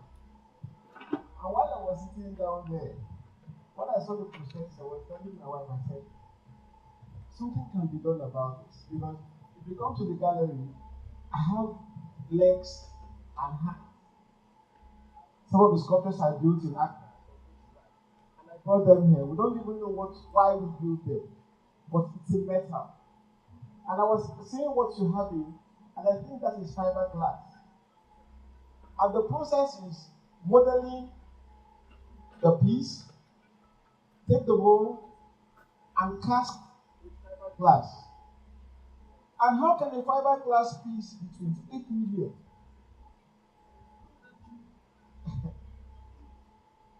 I don't know what to say, but the creative spirit while I was there pushed me, and I think I can create that. Round of applause for you, please. And I'll not only create it, I'll create it much more interesting, because I was looking at how the fingers are, how they are. It's all about modeling and taking the mold and cast with fiberglass resin. And if I see this, so what I would want to say to do at this point is to commit myself and say, if I go through the I've been looking up for how it's being up, because if you check the sculptures of Jesus Christ in Catholic churches, let me tell us what they do there. They get cadavers from the mortuary, fresh ones that nobody owns, and they take the mold of the cadavers. And when they take the mold, they turn it into a sculptural piece. And that's what they do with prosthetics. And that's why many of them are not very, very realistic. Because they're using a cadaver, which is a dead body piece, and take the mold because they want it very, very realistic. That is why when you go out there, you see mannequins, you see some of these things. I'm telling you because I've studied these things and I know them. So if only I could get a one-on-one, meeting with anybody that has been doing this protest, because I know measurements are going to be taken and everything. Only one meeting, I tell you, I'll produce more than 10 of this in 1 month. And I'm looking forward to, when you're saying government, I wish everybody in this world is listening to what is happening here. So many instances were given. I am empathizing. And if I can do anything with metal, I beat metal sheets. I beat them like no man's business. All right. So I want to see what I can do, but once I'm given that opportunity to come up with something and there's a conversation, I think we can do better and take less and even give it to people for free. Thank you. All right. Good evening, ladies and gentlemen. My name is Uche Gabriel, and it's a pleasure. On behalf of everyone who's here, I think we should render an apology for not being inclusive enough. We've done as much as we can. I am the general manager of Solid 100.9 FM. We've had programs with ENUGU and so many other people, but then I think we've not done enough because we need to carry that consciousness of inclusion. When we build, whatever we do, we just need to know that we have special people that we need to take care of. I'm also excited that my state is working. I'm from Abia, I'm from Ohafia. Okay, and then lastly, I'd like to say that solving this problem will require a two-way approach. While we repent, I'd like to ask those in the disability community to also know that there is nothing wrong with them. You also need to begin to reach out. Because if you defeat yourself, it's going to be difficult. I know an average individual does not understand what a disabled person goes through. But I like to see it from an angle. All of us are disabled. We have one form of disability or the other. It's just that yours is physical. But as long as it doesn't affect your mind, then, you're good to go. A few years ago, I think it was 2 years ago, somebody taught me something. I think it was Uju Akope. He said, don't wait to be invited. Show up. Show up at the table. Show up where the conversations are. Don't wait for anybody to invite you. So because the moment you have that feeling that I'm not as good as these people, it will stop you from coming out. So I'd like you to begin to knock on every door that could be knocked. Go to events. Don't ever feel like you're disabled, because that's the beginning of the movement. Thank you very much.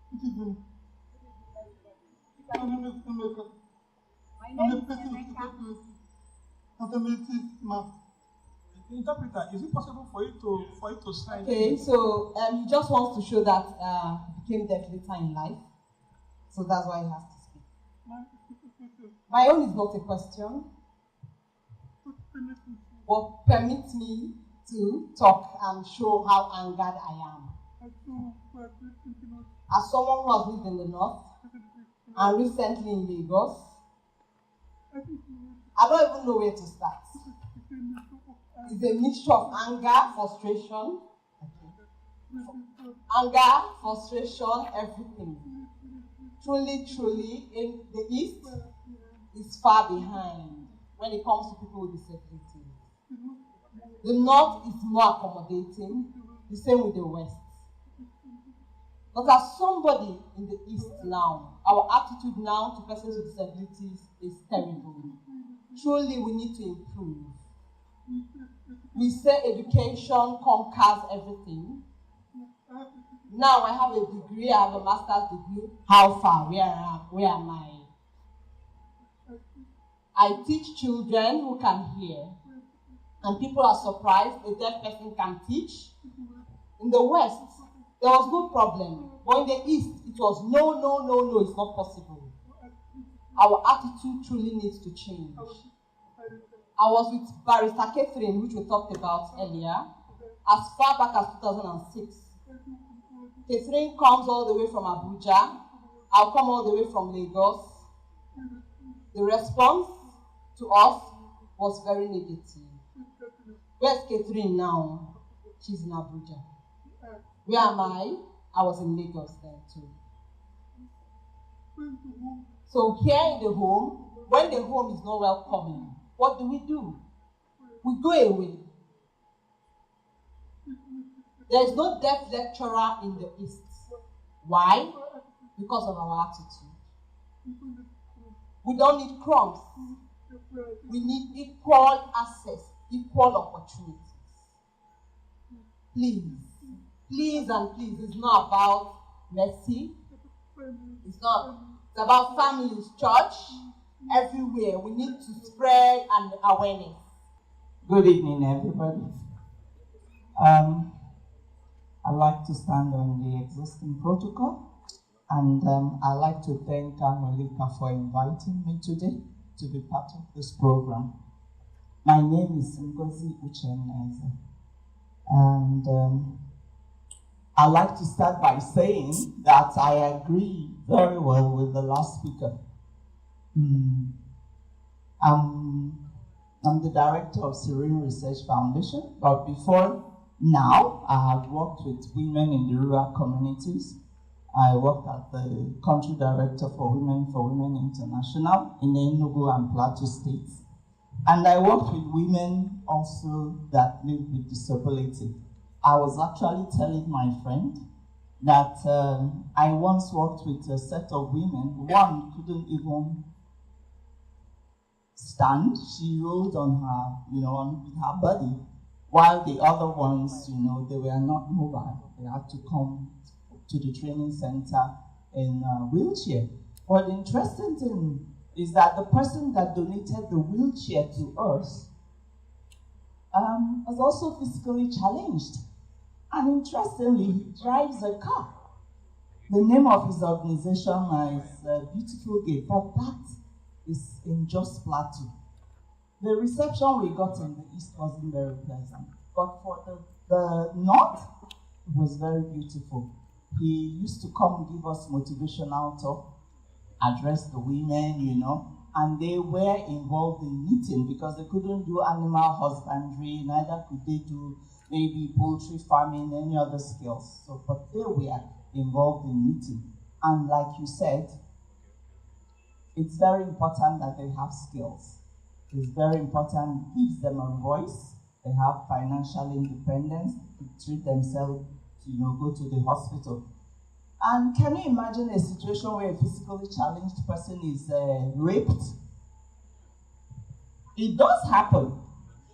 Yes, it's a big issue. Or even when she goes to the hospital, maybe she has a sexually transmitted disease and the way she's treated in the hospital. So it's very important that we do create awareness, but on our own part, each of us will have responsibility. Apart from raising our consciousness, we have to help others to raise their consciousness as well. Because when we don't do that, we become part of the problem.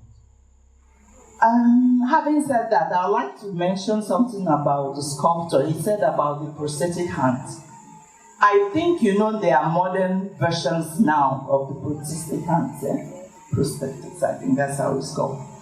Some of them are joined electrically. So that means that if you're going to work, this is my suggestion, you may need to work with somebody that is into that robotics. Yeah.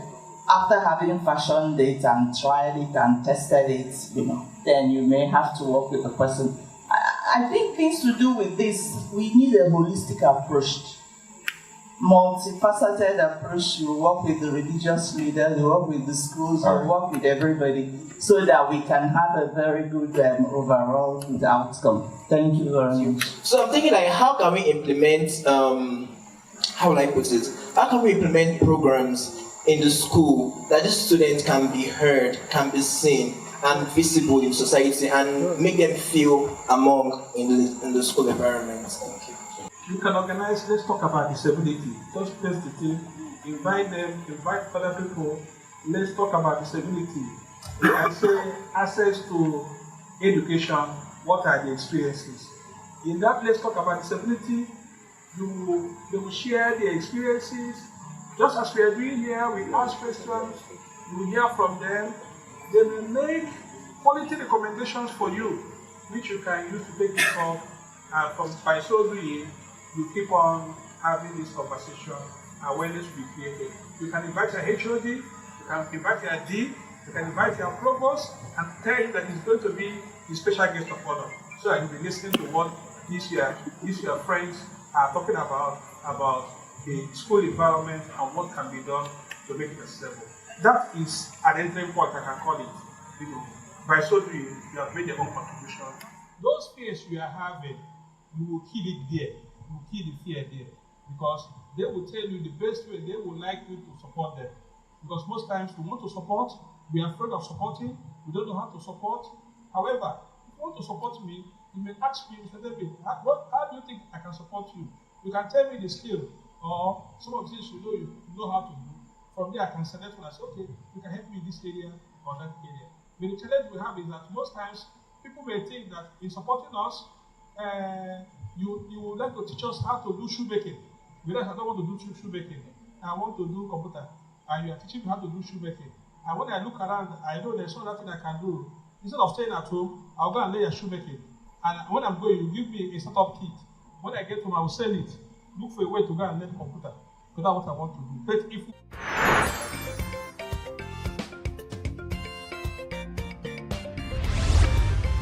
Signature TV, news in your pocket.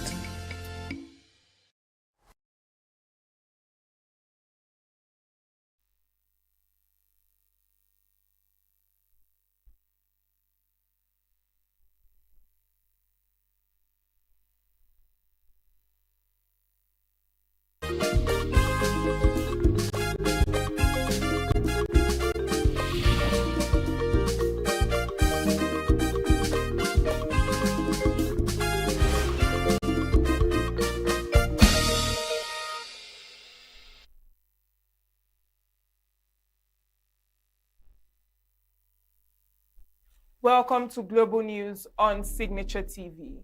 I am Uchenna Chimdi Oluoha. In the headlines, Tinubu signs 2026 appropriation bill into law. FG urges restraint on planned hike in airfare. University professor calls for urgent reforms to check neonatal deaths in Nigeria. And UK Prime Minister Starmer faces pressure to resign. It's ignorance over Mandelson. Details in a moment.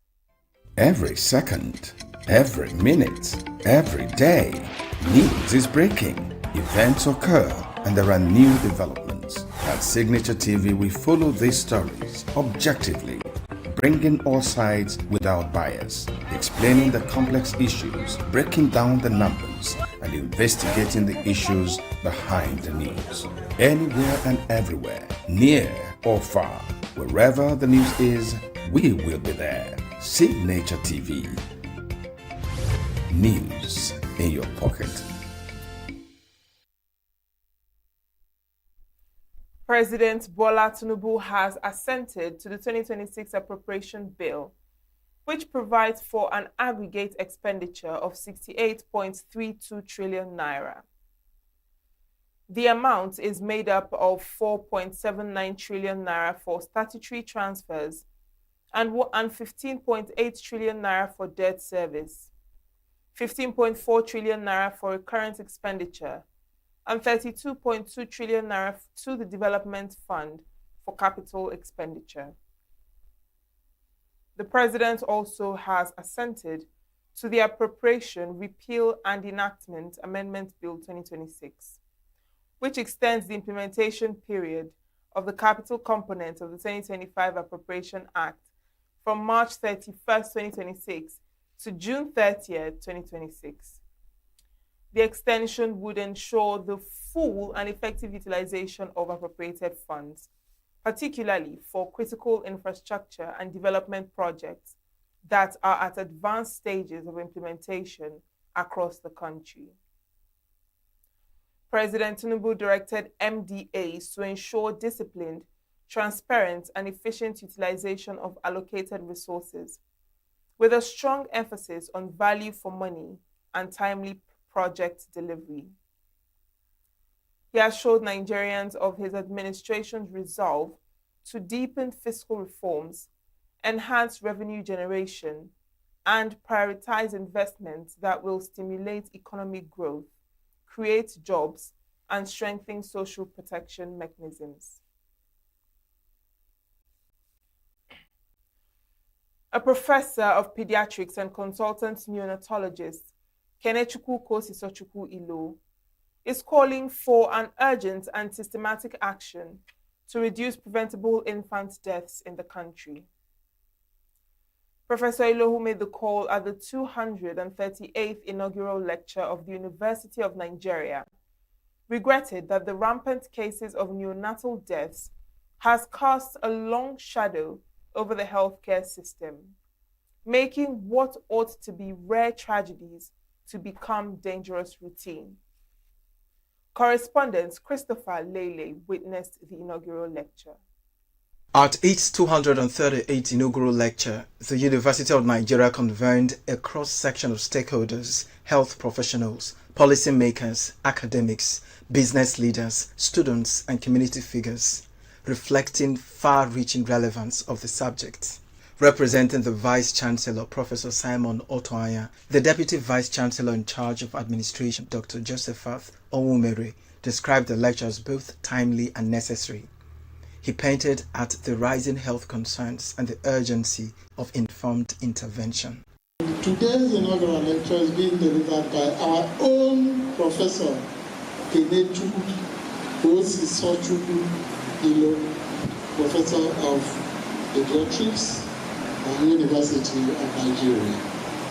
Well, on behalf of the Vice Chancellor, Professor Simon Otoanya, I declare this inaugural lecture open. The inaugural lecturer, Professor Kenechukwu Ilo, a consultant neonatologist and professor of pediatrics, delivered the compelling discourse titled A Normalized Tragedy, the Paradox of Life Ending at Birth, and the Path to Survival in Nigeria. Drawing from decades of clinical experience and over 70 scholarly publications, Professor Ilo unpacked Nigeria's persistent neonatal mortality crisis, highlighting a troubling shift from culturally attributed causes in the past to largely preventable system-driven failures today. When to deliver will accompany somebody, ask them about that and mask. If they don't have it, please walk away from that place. And it must be the neonatal one, not the adult one, the big one, the very big one that you use to rupture their lungs. They don't need those big things. What they need is this, very small and quite effective. He called on expectant mothers to avoid unregulated delivery centers, while urging the government and private stakeholders to strengthen neonatal care, expand awareness, and close critical gaps in access to quality health care. The call is for all of us to continue to raise awareness and then for us to invest in neonatal care. The government must start treating the neonatal mortality rate the way it should be, not with kids' glove, not with just talking. They must invest their money, they must invest in training, they must invest in equipment, they must invest in maintenance of the equipment that they have delivered to the hospital and track them to make sure that there is accountability in its use. And people should be punished. People that don't do well should be punished. Chairman of the Senate Ceremonials Committee, Professor Ozioma Onuzulike, noted that inaugural lectures are more than academic rituals, describing them as platforms for translating research into real-world impact. For the university, it is a way of helping the university community and the general public understand what is happening in the academia. It's like a town and gown event where the academia has a public engagement with the general public on these academic issues and how they reflect the society. Colleagues in academia commended the depth and relevance of the lecture and its contribution to ongoing health discourse in Nigeria. Professor Ilo is a wonderful person, a great personality and a distinguished academic. He has done a lot for Nigerian children, particularly for the very young, the newborns. And that's what he has affected. It was well delivered. It's a wake-up call that Nigeria needs to do more. We need to take our very young very serious and begin to think about how to save their life. It's an anomaly for babies to be dying at birth. It's an anomaly for newborns to be dying like if they are killing rats. It's time for all of us, all the stakeholders, to really stand up to it and say enough is enough and get our children to live. For the wife and daughter, Professor Ilo's inaugural lecture is a moment of pride and reflection, describing his achievement as a new standard for the next generation. I'm really proud of him. I'm glad today has come. He had wanted to do this for a bit, and I'm glad that today has finally come. I'm very proud of him. I'm proud of how well he delivered it. And I hope really that the message resonates in the minds and hearts of people so that the message is passed on today. It won't be something I'll just end after today. It's something that people remember and put into practice so that there can actually be a change in this neonatal mortality rates. I feel very proud of him, honestly, because I know that he worked very hard to prepare for this inaugural lecture. And it's a sort of like inspiration to us, to me, as his daughter, to like do better and keep striving to achieve what he is. The event also featured the presentation of awards and gifts. As conversations around healthcare reform continue, the presentation by the renowned professor is reminding stakeholders that saving lives at birth begins with fixing the systems meant to protect them. In ENUGU, Christopher Lele, Signature TV News. The ENUGU State Governor Peter Mba has been honored with an award of distinguished leadership by the Medical and Health Workers Union of Nigeria for what the union describes as transformative strides in the healthcare sector. The union pointed at the sweeping reforms, improved worker welfare, and major investments in health infrastructure across the state. Correspondent Chinemerem Ikebunam reports.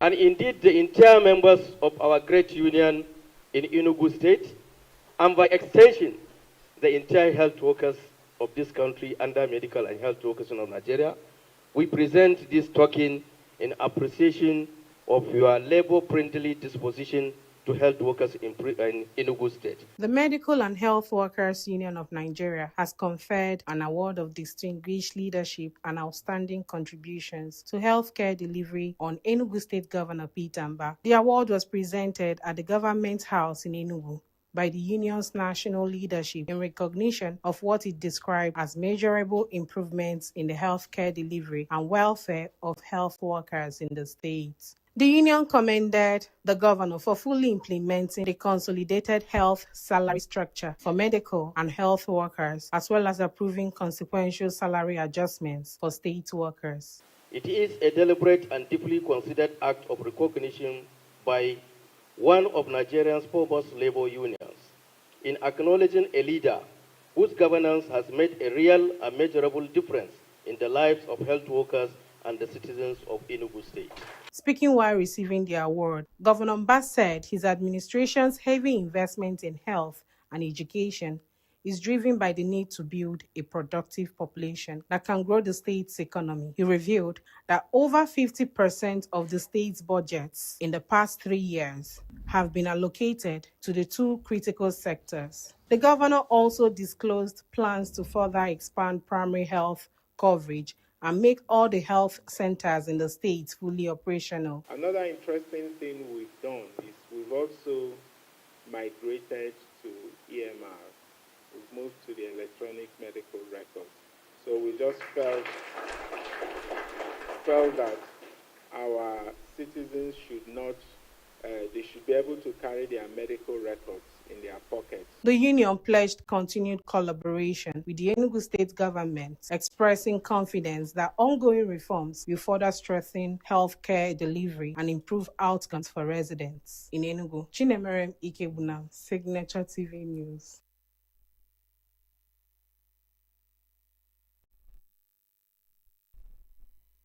Meanwhile, the Enugu State branch of the Nigeria Labour Congress, NLC, has refuted claims that the state government is not paying the state workforce the new national minimum wage.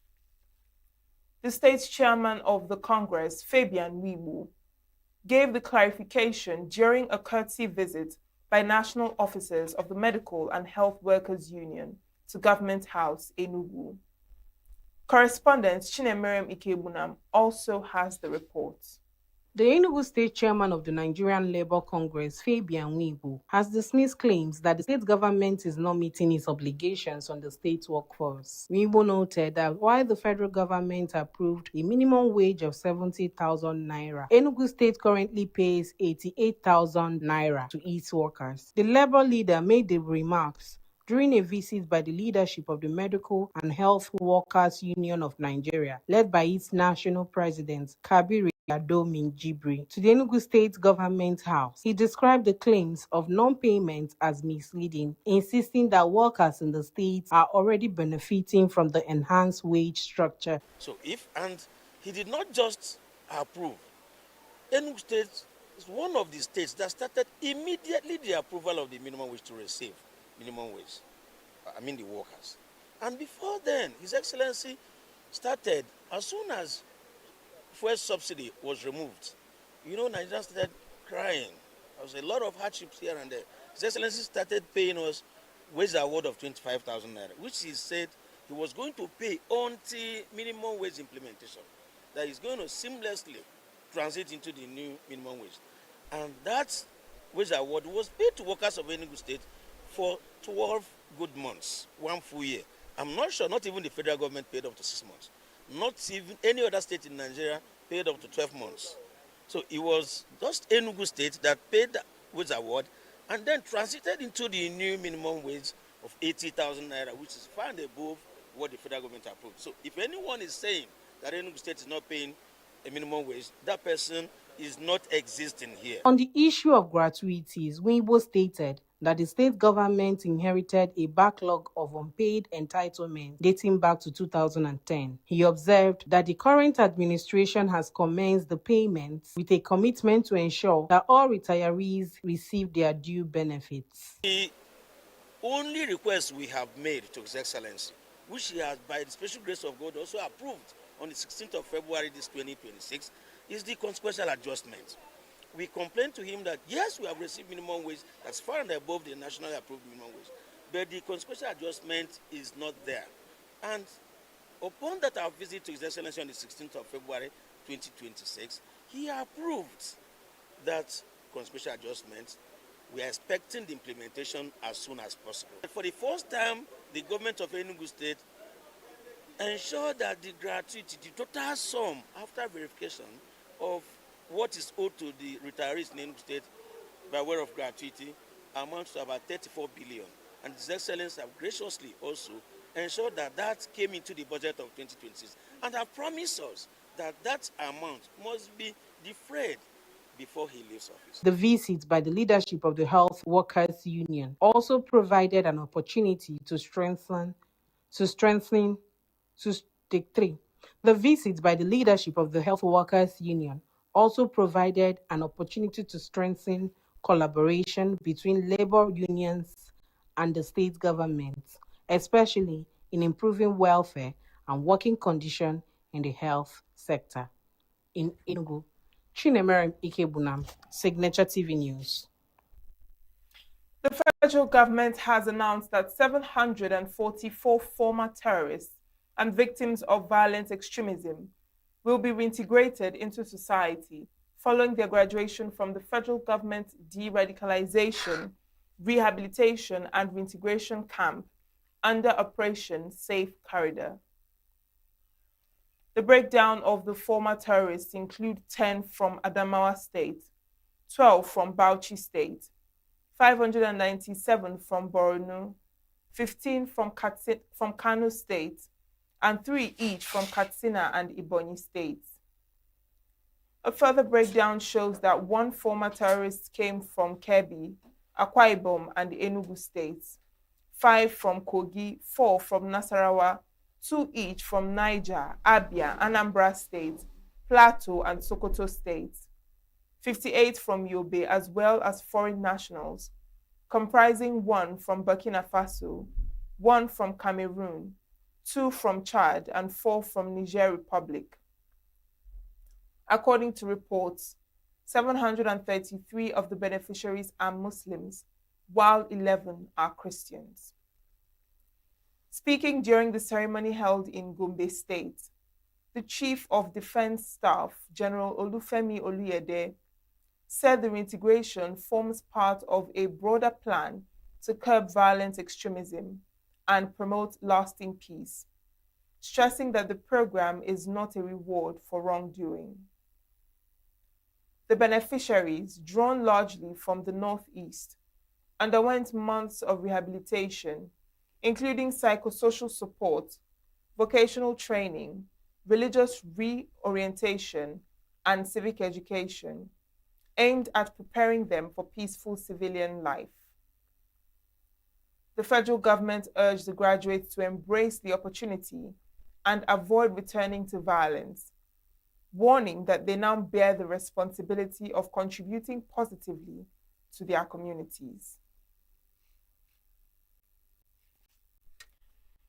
The federal government has appealed to airline operators to exercise over the proposed increase in airfares or suspension of air operators. In a letter addressed to the airline operators of Nigeria, the Minister of Aviation and Aerospace Development, Festus Keyamo, said he was not aware of a sudden hike in Jet A1 fuel from 900 naira per litre as at February 28, 2026, to 3,300 naira per litre as of April 16, 2026. Keyamo noted that while the prevailing costs mount pressure on private air operations, any immediate upward adjustment in ticket prices would impose significant hardship on the traveling public, potentially depress demand, and limit accessibility to air transport for a broad segment of Nigerians. He therefore appealed to the operators for a reconsideration of any planned suspension of flight operations, as such an action would have far-reaching adverse implications for the national economy, disrupt critical mobility and logistics networks, erode public confidence, and undermine the progress recorded under the ongoing reforms within the aviation sector.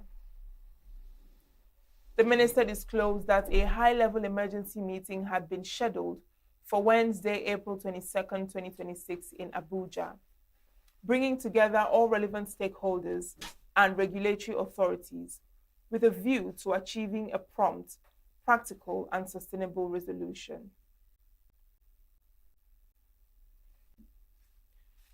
Security agencies have moved to reinforce security around the airports and correctional facilities in Abuja and neighboring Niger State amid suspected insurgent plots targeting the facilities.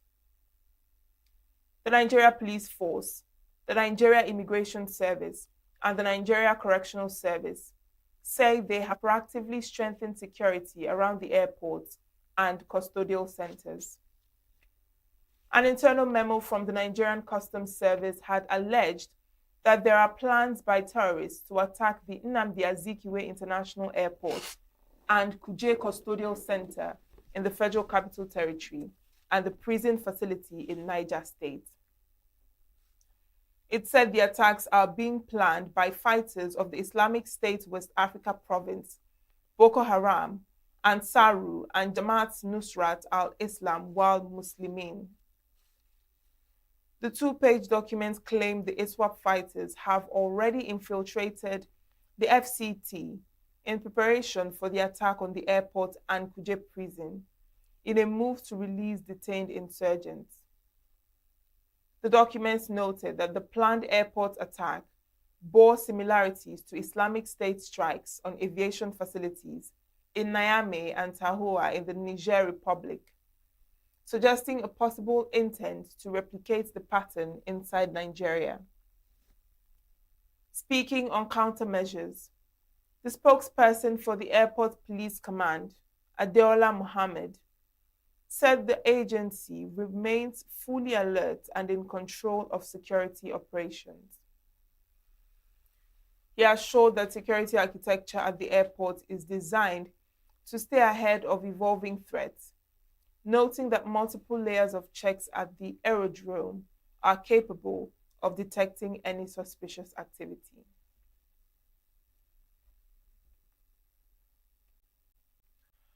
An Abuja Federal Capital Territory High Court, presided over by Justice Jude Onwebuzie, has issued a warrant of arrest against a former Minister of Humanitarian Affairs, Disaster Management and Social Development, Sadiya Farouk, and a permanent secretary in the ministry, Bashir Nura Al-Khali. Justice Onwebuzie issued the arrest warrant over their failure to attend court for their arraignment on a charge linking them to an alleged fraud involving $1.3 million and 746.6 million naira.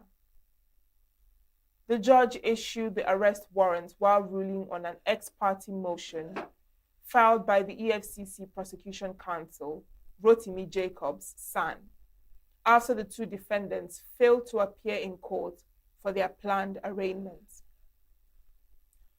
Before moving the motion, Jacobs applied for a slight amendment to exclude the name of the third defendant, Sani Mohammed, who was present in court.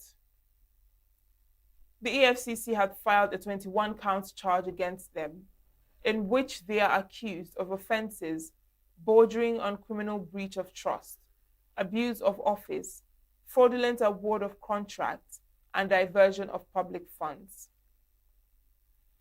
Mrs. Farouk, who was in office from 2019 to 2023, supervised key social intervention programs, including the National Social Investment Program. Lawyers to the defendants, Abdul Ibrahim, said the ex-minister was absent on grounds of ill health. Justice Jude Onwebuzie subsequently adjourned the case to May 18th for arraignment.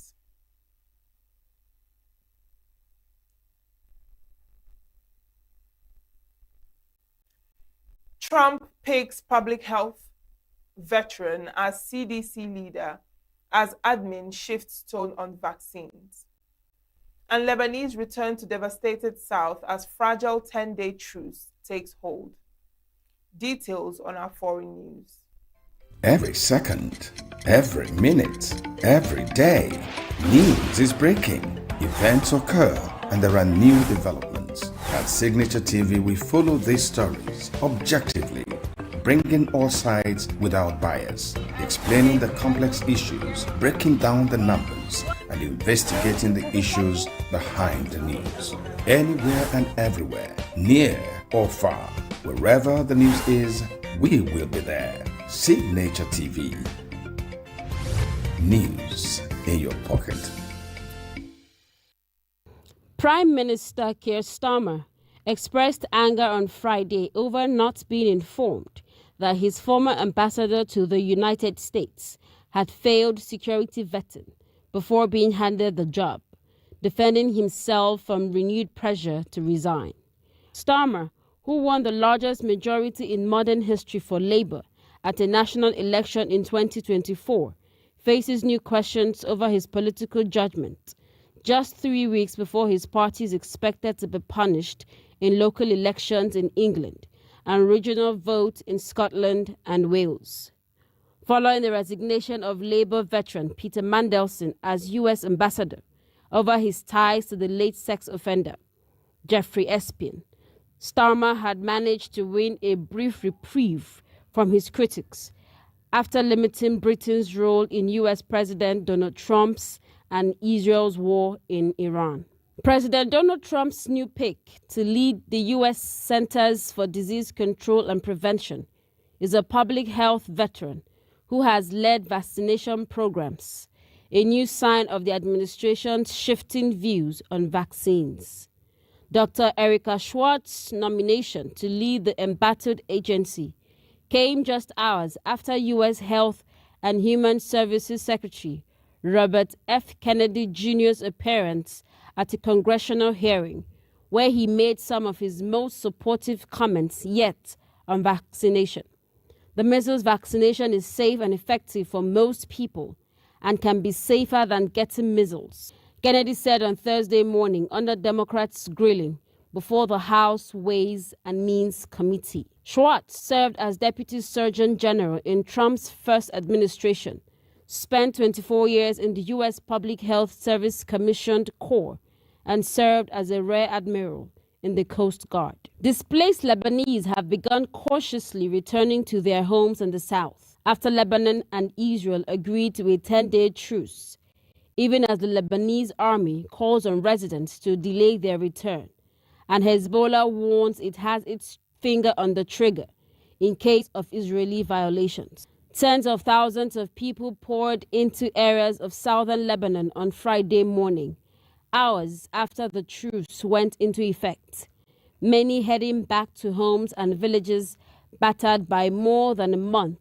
of Israeli attacks. Lebanon's national news agency also reported that unexploded ordnance killed a boar in the town of Majdal Salem, while rescuers uncovered the bodies of at least 13 people killed in attacks shortly before the ceasefire in Tyre.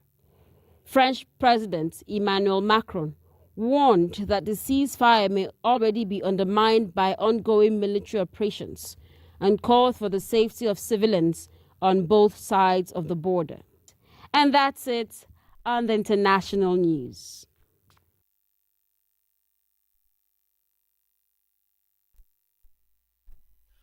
We now join Christopher Lele for the latest on sports. Anthony Joshua has resumed training with former heavyweight rival Alexander Usyk as he continues preparations for a return to the ring that could culminate in a Battle of Britain bout against Tyson Fury later this year. Joshua and Usyk have been in camp together in Valencia for several weeks. Joshua returned to Spain after watching fellow former world heavyweight champion Fury's unanimous point victory over Aslanbek Makhmudov from ringside at the Tottenham Hotspur Stadium on Saturday. Olympic gold medalist Joshua, 36, is being lined up to face Fury in November, possibly at Wembley, but would most likely have to overcome a warm-up opponent beforehand. Joshua's next fight will mark the first time he has been back in the ring since being involved in a car crash in Nigeria in November that killed two close friends of his. He now hopes to receive medical clearance in the next fortnight to resume full training after suffering injuries in the accident. Portugal forward Cristiano Ronaldo played through fatigue and suffered from stomach pains and vomiting during Al Nassr's 1-0 victory over Al Ettifaq on Wednesday. The 41-year-old, who is set to feature in the record 6th World Cup in June, was substituted in the 89th minute of the game. According to Al Nassr coach, Ronaldo was suffering from illness during Al Nassr's clash with Al Ettifaq. He said Ronaldo suffered from cramps and fatigue throughout the match and threw up in the dressing room after being substituted. Despite feeling unwell, he played until the 89th minute of the match. He had 10 shots, 5 more than any other player, with 3 of them on targets. Ronaldo also hit the post and had an effort cleared off the line. In cricket, England fast bowler George Tong has signed a new 3-year contract with reigning county champions Nottinghamshire that will keep him at Trent Bridge until at least the end of 2029 season. The 28-year-old has taken 33 wickets in 7 first-class matches for Notts at an average of 22.8987 since moving from Worcestershire in 2024.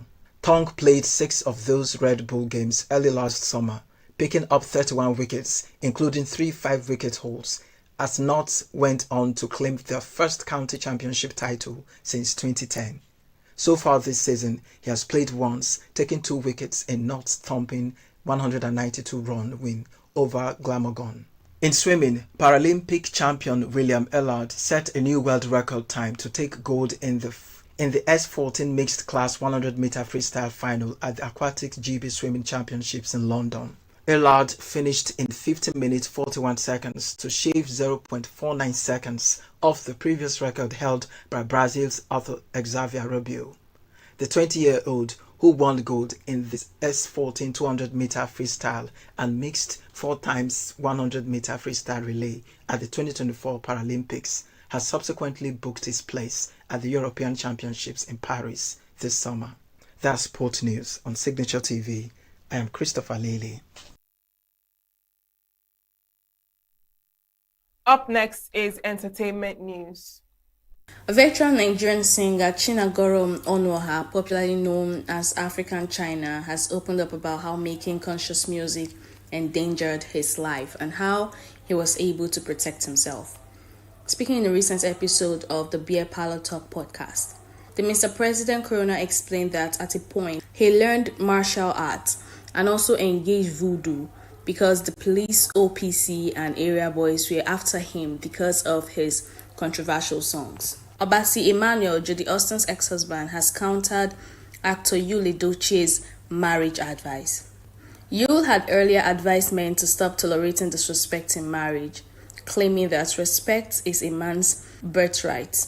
Yul's stance about marriage has sparked mixed reactions online, while stating that a real man's strength lies in his ability to manage a woman's excesses. Obasi, in a direct post to counter Yul's advice, Obasi has also called out Jodie Austin for allegedly denying him access to their children after leaving their marriage to marry Yul. US singer and TikTok personality David has been arrested on suspicion of murdering a 14-year-old girl, Celeste Rivas Hernandez, whose remains were discovered last year. Authorities in Los Angeles have confirmed. According to BBC News on Friday, the 21-year-old, whose real name is David Anthony Burke, was taken into custody by the Los Angeles Police Department and is being held without bail. Police said the case would be forwarded to the District Attorney's Office on Monday as investigations continue into the teenager's death. Police disclosed that Burke was arrested for the murder of Celeste Rivas following months of investigation that began after the girl's remains were found on September 8, 2025, in a vehicle linked to him. Authorities said they were alerted after reports of a foul odor coming from a Tesla that had been towed to the Hollywood yard. Court documents show that investigators discovered the decomposed head and torso of the teenager inside a cadaver bag in the front compartment of the car, which was registered to an address associated with the singer in Texas. Medical officials noted that the remains were severely decomposed, adding that the victim may have been dead for several weeks before the discovery. However, no official cause of death has yet been released. The case had remained largely unclear for months, with authorities initially treating it as a death investigation. A judge later ordered that the teen's death record be sealed in November to allow investigators receive full findings from the medical examiner before making details public. That's the entertainment news. Queeneth Mokunta's Signature TV News. That's the size of our package. I am Uchenna Chimdi Oluoha. Thanks for watching.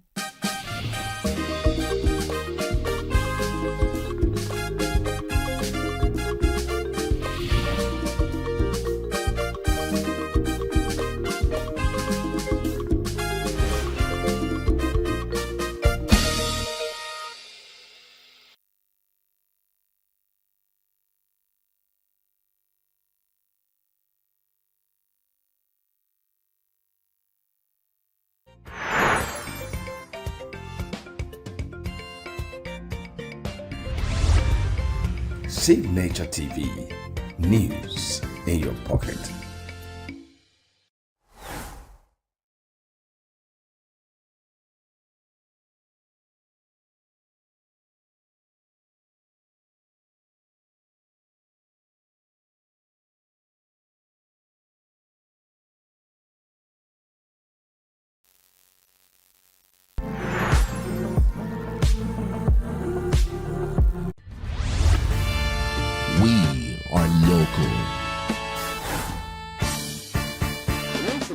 communities observing every. Just finished taking Where the main market is in chaos. People are...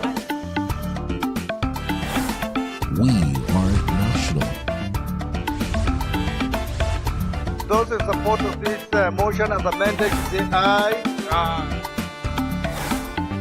We have taken it by default. We are international. Israeli airstrikes. Donald Trump left us the worst unemployment.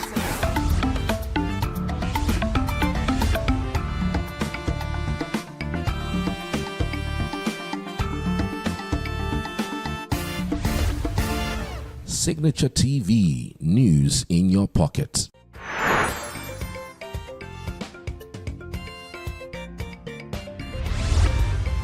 Signature TV, news in your pocket.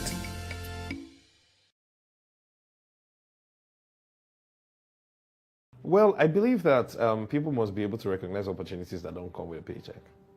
And I think a lot of young people don't. I like that. That's the shaker moment. People must be able to recognize opportunities.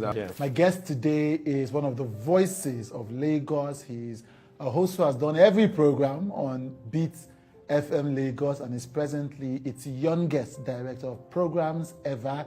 We talk about his battles with depression and attempts at suicide. And if I'm quite open about even at either attempting or wanting to take your own life. Mm-hmm. Yeah, about thrice. Yeah, tried it and... You really tried to take it? Yeah, right. Then somebody walked in.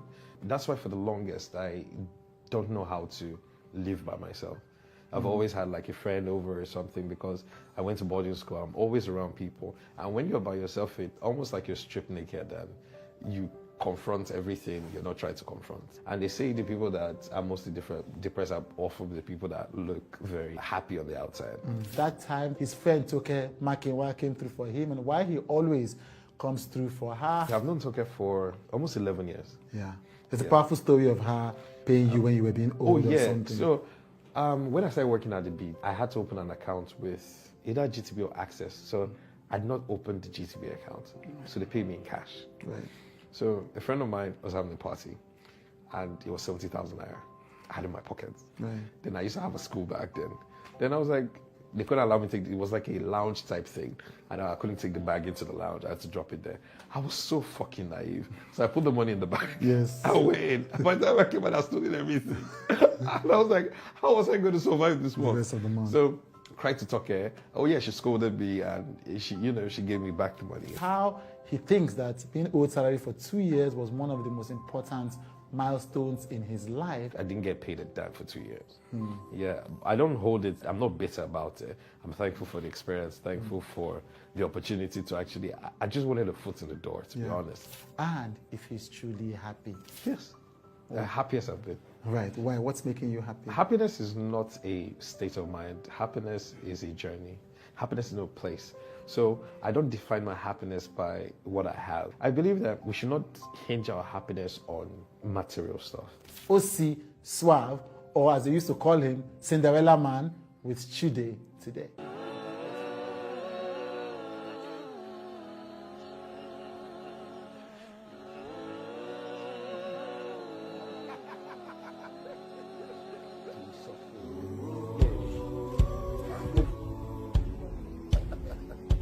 Come for me.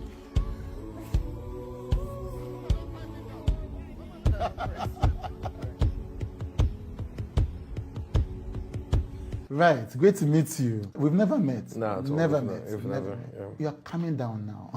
on I've Twitter.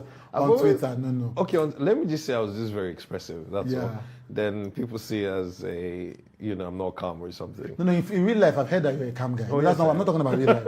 I'm talking about the Twitter energy. Was it deliberate or did it something that kind of evolved to be that vocal? I've always been like that, though. For people that don't know me, a lot of people would always say, I'm a handful. Right. So, I express myself better when I write. I won't say it's an outlet, so it's just I just see Twitter as a way of communicating pretty much. So I just say what comes to my mind. And Right. I think a lot of people try to play safe. Mhm. I just go with it, Yeah. pretty much, yeah. When you talk like a writer. Yeah. Oh, you've been told that? Yeah, you know that? Yeah. Right. So what wasn't it writing that you went into? What was it radio? I used to write a lot when I was in secondary school. We used to have like a magazine thing. Okay. Yeah, so it used to be called the Olumo Pipes. Yeah, I went to Nigerian Navy Secondary School at Belkota, so yeah. So I used to write a bunch of them for that. Okay, my mom did communication and language arts, so I think for a first degree. So I think, that's also spurred me into, writing and all, and all of that. So I just found that I better express myself by writing. So I would say I'm in my head a lot of times. So, and I don't do things that I can't visualize or I can't picture in my head. And the best way for me to express them is for me to be able to, just write them down. So even till today, I still write. They're tied up in my office. We're trying to go paperless, but I would always want to just write down. Yeah. Yeah. One of the few honest personalities, especially radio, who is known. Let people know your brand, know your name, know your face, which is not an easy thing to pull off. Yeah. And you started doing that before people started bringing cameras into the studio. Yeah. Was that deliberate? It was more or less the time I got on the radio. I got on the radio where people were, when social media was booming. At that time when, after the likes of IK and Shola Thompson and, all those people. Yeah. So I think it was, hand in glove, more or less. It was going to happen anyway. So like I said before, there's nothing I've done that I set out to be popular or anything. I just want to be the best at what I'm trying to do, every time. So I guess because of how I did radio that was different from quite a lot of people, then people just found a way to just seek me out. So even till today, when people meet me and say stuff like, "Oh, I'm a huge fan," or "I listen to you on the radio," I still do not know how to react to it. I just say thank you because it's me just trying to be better at my job every day. Where does Cinderella Man come from? Funny story. If I tell you where it came from, you will never believe it. Okay. There's a song by Eminem called Cinderella Man. And and I listened to it one day and I was like, oh yeah, sure, why not? Then for the longest time, it was my Twitter name. It was so a lot of people say Cinderella Man. So I just got tired of it. So yeah, so that's where it came from. Right. Then there was a movie also by Russell Crowe, Cinderella Man as well. So it's basically a grass to grace kind of story. Right. The same with Cinderella anyway. So pretty much that's it. Yeah. Right. So the Suave is gone. It's just OC now. No, it's OC Suave. Actually, right. Where did that one come from? I used to run a magazine in school in University of Benin. Right. So I used to write the entire thing.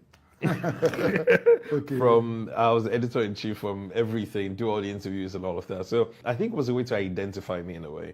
So a lot of people used to call me the OC Suave. So OC, the guy that did Suave magazine. So it just kind of stuck. Right, so, yeah. Right. Yeah. I just thought it would work as you moved. Yeah. But on radio, I never called myself OC Suave. It was OC I used to call myself. So it was my Twitter handle, OC Suave. I was like, yeah, sure, let's go with it. I know that you were doing radio in uni before you graduated.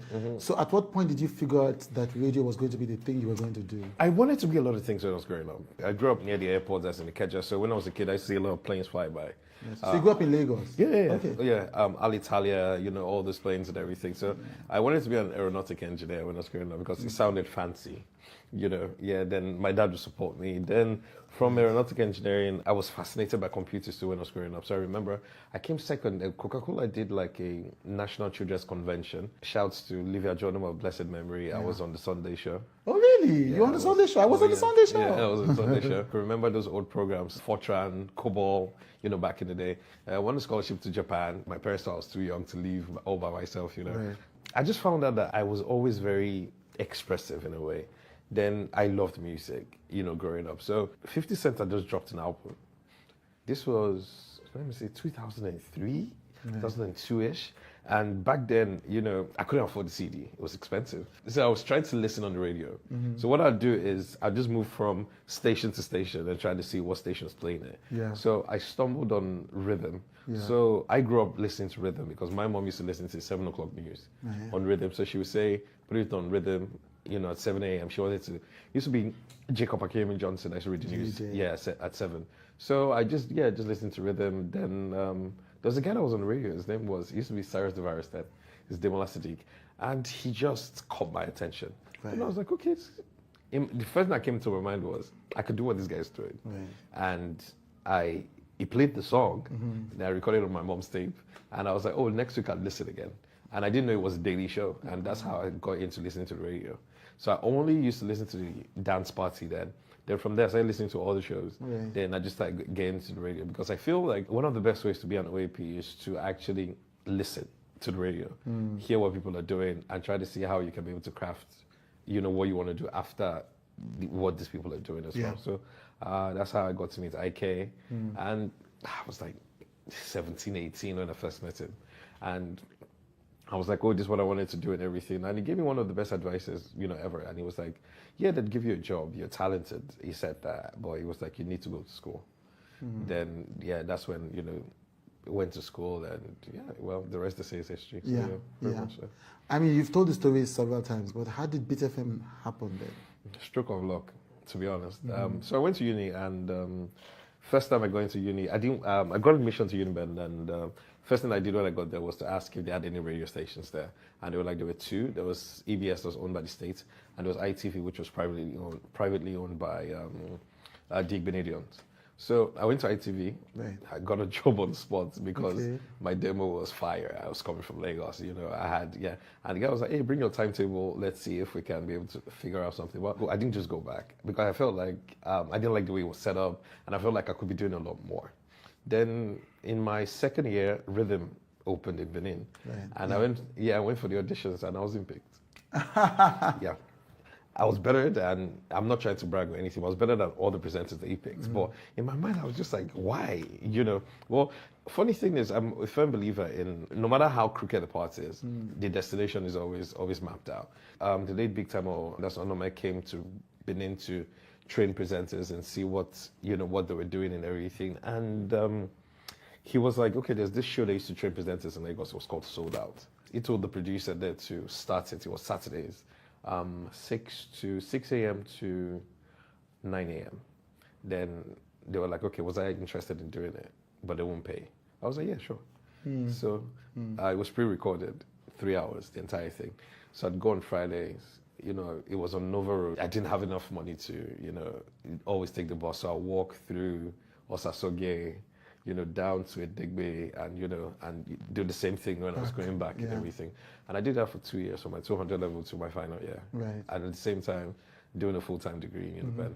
Graduated with a 2-1, top 5 in my class, and everything. But I didn't get paid a dime for 2 years. I'm not bitter about it. I'm thankful for the experience, thankful for the opportunity to actually, I just wanted a foot in the door, to be honest. And then I came to Lagos. I was in NYC camp. I was on the OBS thing, and my mom had a friend at Airtel at the time. And says, oh, they like the way I sound, and they wanted me in their corporate comms, at the time. So I didn't want to go to Airtel. So there was, I served in 2011. So there was this flood in Lagos at the time. Right. It rained heavily. There was that everywhere was flooded. So I found a way to leave camp. Came all the way, called Big Time and says, I'm in Lagos now, love to serve in Rhythm. They were at Jacko at the time. And begged the HR, she's late now, and Aisha for like a request letter. And they told me that, they were paying 10K. I was like, I'll take it. And took it back to camp, and camp posted me, to Rhythm. And that's how I got into Rhythm. So I was pretty much an NYC call member. I used to speak on, almost all the shows and everything. And Bimi sent a bunch of CDs to Rhythm. He had Praise, he had, she used to run Speaker Box at the time. Right. So she had a bunch of clients that she used to do like promotions for and everything. So she was already on radio. She was at Beat. She was acting programs director at Beat at the time. So I called her up and said, we've gotten your CDs, we're playing the music, Then, she added me on BBM. Then from time to time, hey, hi, I'm just checking in.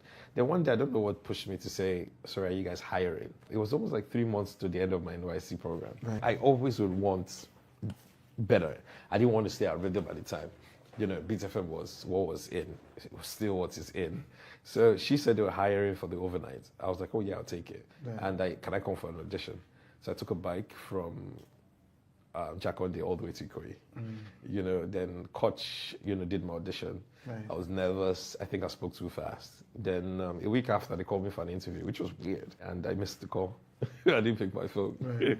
And the person that was calling me now knew a friend of mine and says, I've been trying to call OC. If you reach out to him, tell him to, reach out. Yeah, I did, and my first salary at B was 80K. It's a lot of money then. That was a lot of money then. Yeah. And a massive improvement. Yeah. I still had my service NYC obligations to Rhythm. Right. And they understood. So I was working overnights at Beat. Then during the week, I still had to just show up at Rhythm. And, they're cool about it and everything. That they'll tell me how fantastic I was doing, at Beats, and I couldn't speak on the radio anymore. So you just found a way to just do that.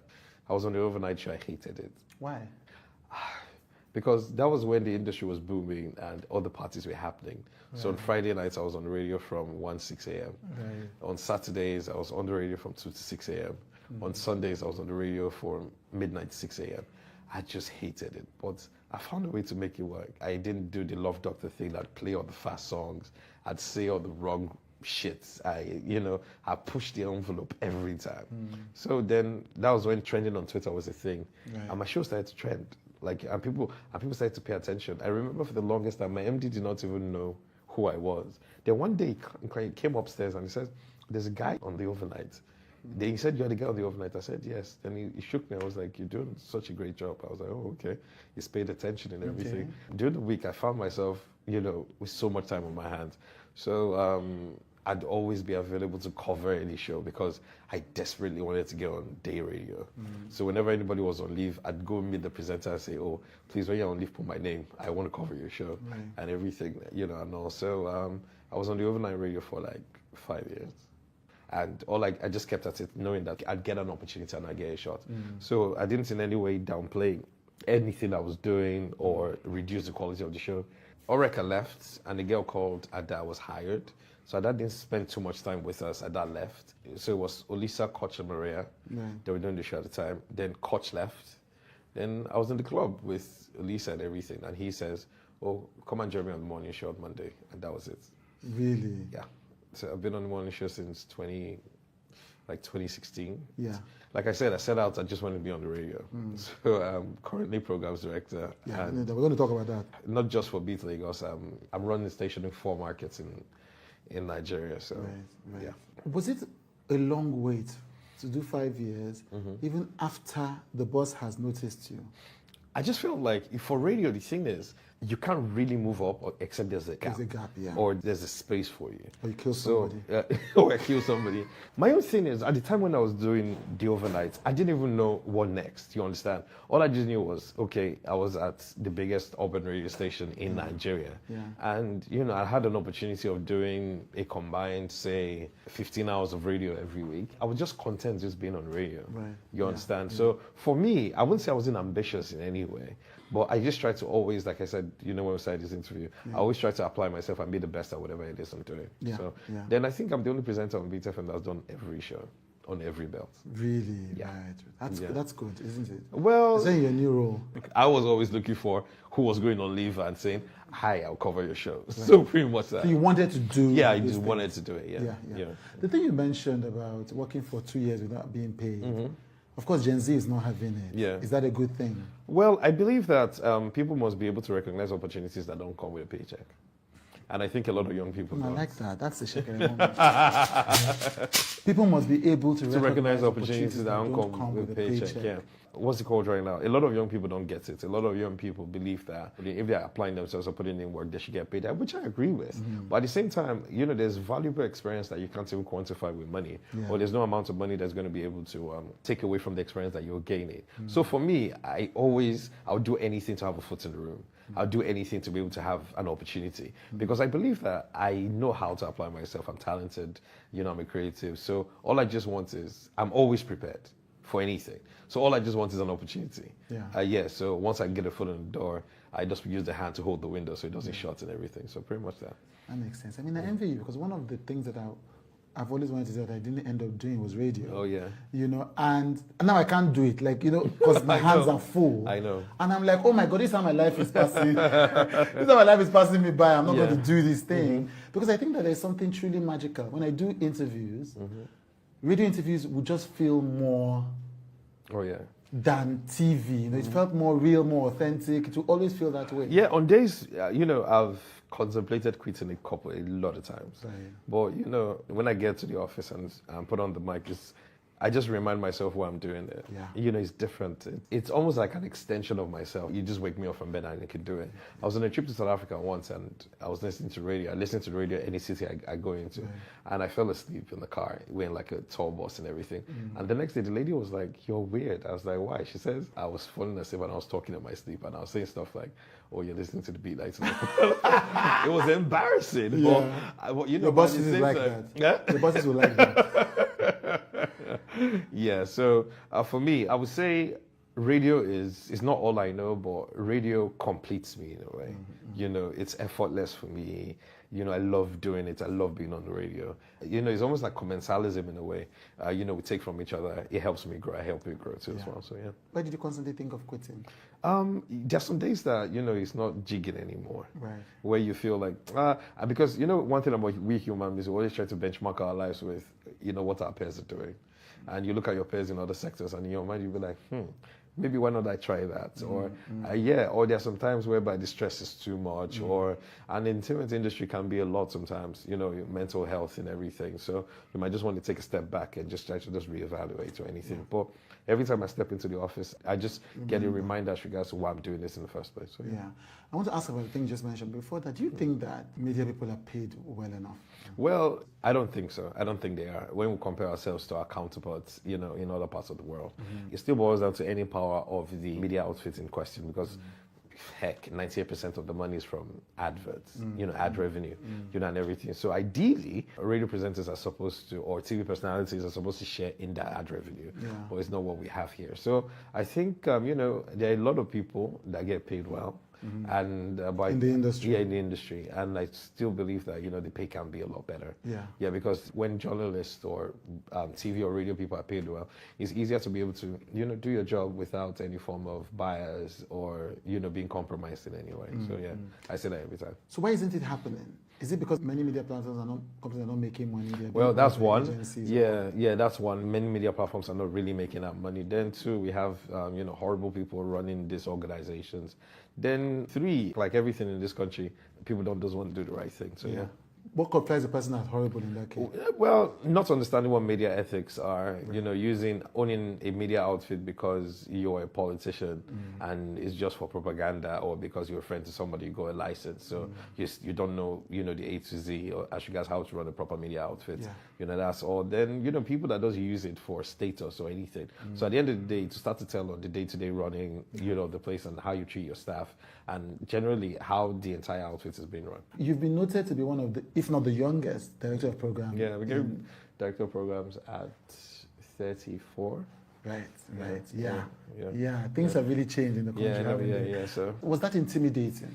For me, yes, because the first programs director for Beats was just programs director for Lagos. Then as soon as we expanded, you know, in the market, we started adding more radio stations. You know, the scope of that, because we had to replicate the success of Lagos across other brands in the markets. You know, the scope of that job, that started to include other radio stations that we had in the market, you know, as well. So mitochondrias and everything. So we had an... Tried to take it. Then somebody walked in. Then I had to be let... by school, I tell them to go home. By school, I tell them to go home. Then, you know, my parents didn't even know how to deal with it, you know, but it was dealt with. Then the other time was, I think, the reality of the pressure of the industry, how it can detach you from reality. Yeah, so I think it just, and how you can be in your head, you know, a lot and everything. So yeah. Final question, are you happy? Yes, happy as I've been. Right. Why? What's making you happy? Happiness is not a state of mind. Happiness is a journey. Happiness is no place. So I don't define my happiness by what I have. I can tell people that I can have 20 million today and I can be broke tomorrow. It doesn't be broke tomorrow. It doesn't define my happiness. So happiness is my journey. And as I go through life every day, I must constantly make sure I'm doing things that will make me happy. Meaning, I love Formula One, I watch Formula One. I love hanging out with my friends, I hang out with my friends. I want to buy ice cream, I buy ice cream. I want to yell at a driver that is driving, that, you know, that wants to probably rear-end my car. I yell at a driver, I feel good about it and everything. So I believe that we should not hinge our happiness on material stuff, you know. Then I tell people a lot of times that I'm scared of success because it's a prison. Right. Because once you say, like when I got on all I wanted to do, was to get on the radio. And when you get on the radio, what next? So that's why we must dream new dreams. That's why we must reinvent ourselves. That's why we must always constantly find ways to, to just keep evolving. So, like I said, I'm the happiest I've been. I have friends, I have family, I have me, I have my mindsets. And, every day I would wake up in the morning and choose me and say, okay, I'll just go out there and just make the most of it. So, yeah. Thank you very much for joining me today. Thank you.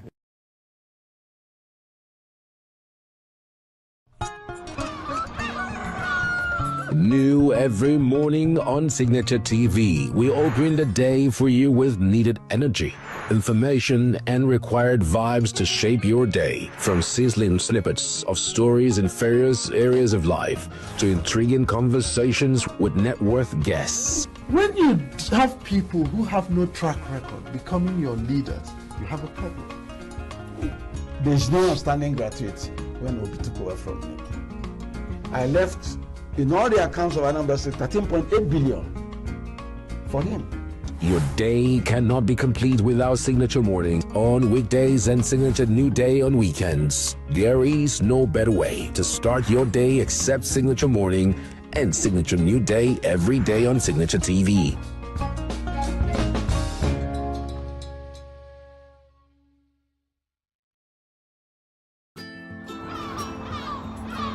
Bright and early as the day breaks, as the newspaper headlines trail the stories that shape the day. We at Signature TV trail the headlines that trail the day. We interrogate the headlines. We analyze the stories that make the headlines. Wayek is overrated, and they even overrated themselves, and when people see it, they are insensitive of some Nigerian children who have never had what they call CBT. With passion and emotion, we drive the conversation to change the narrative.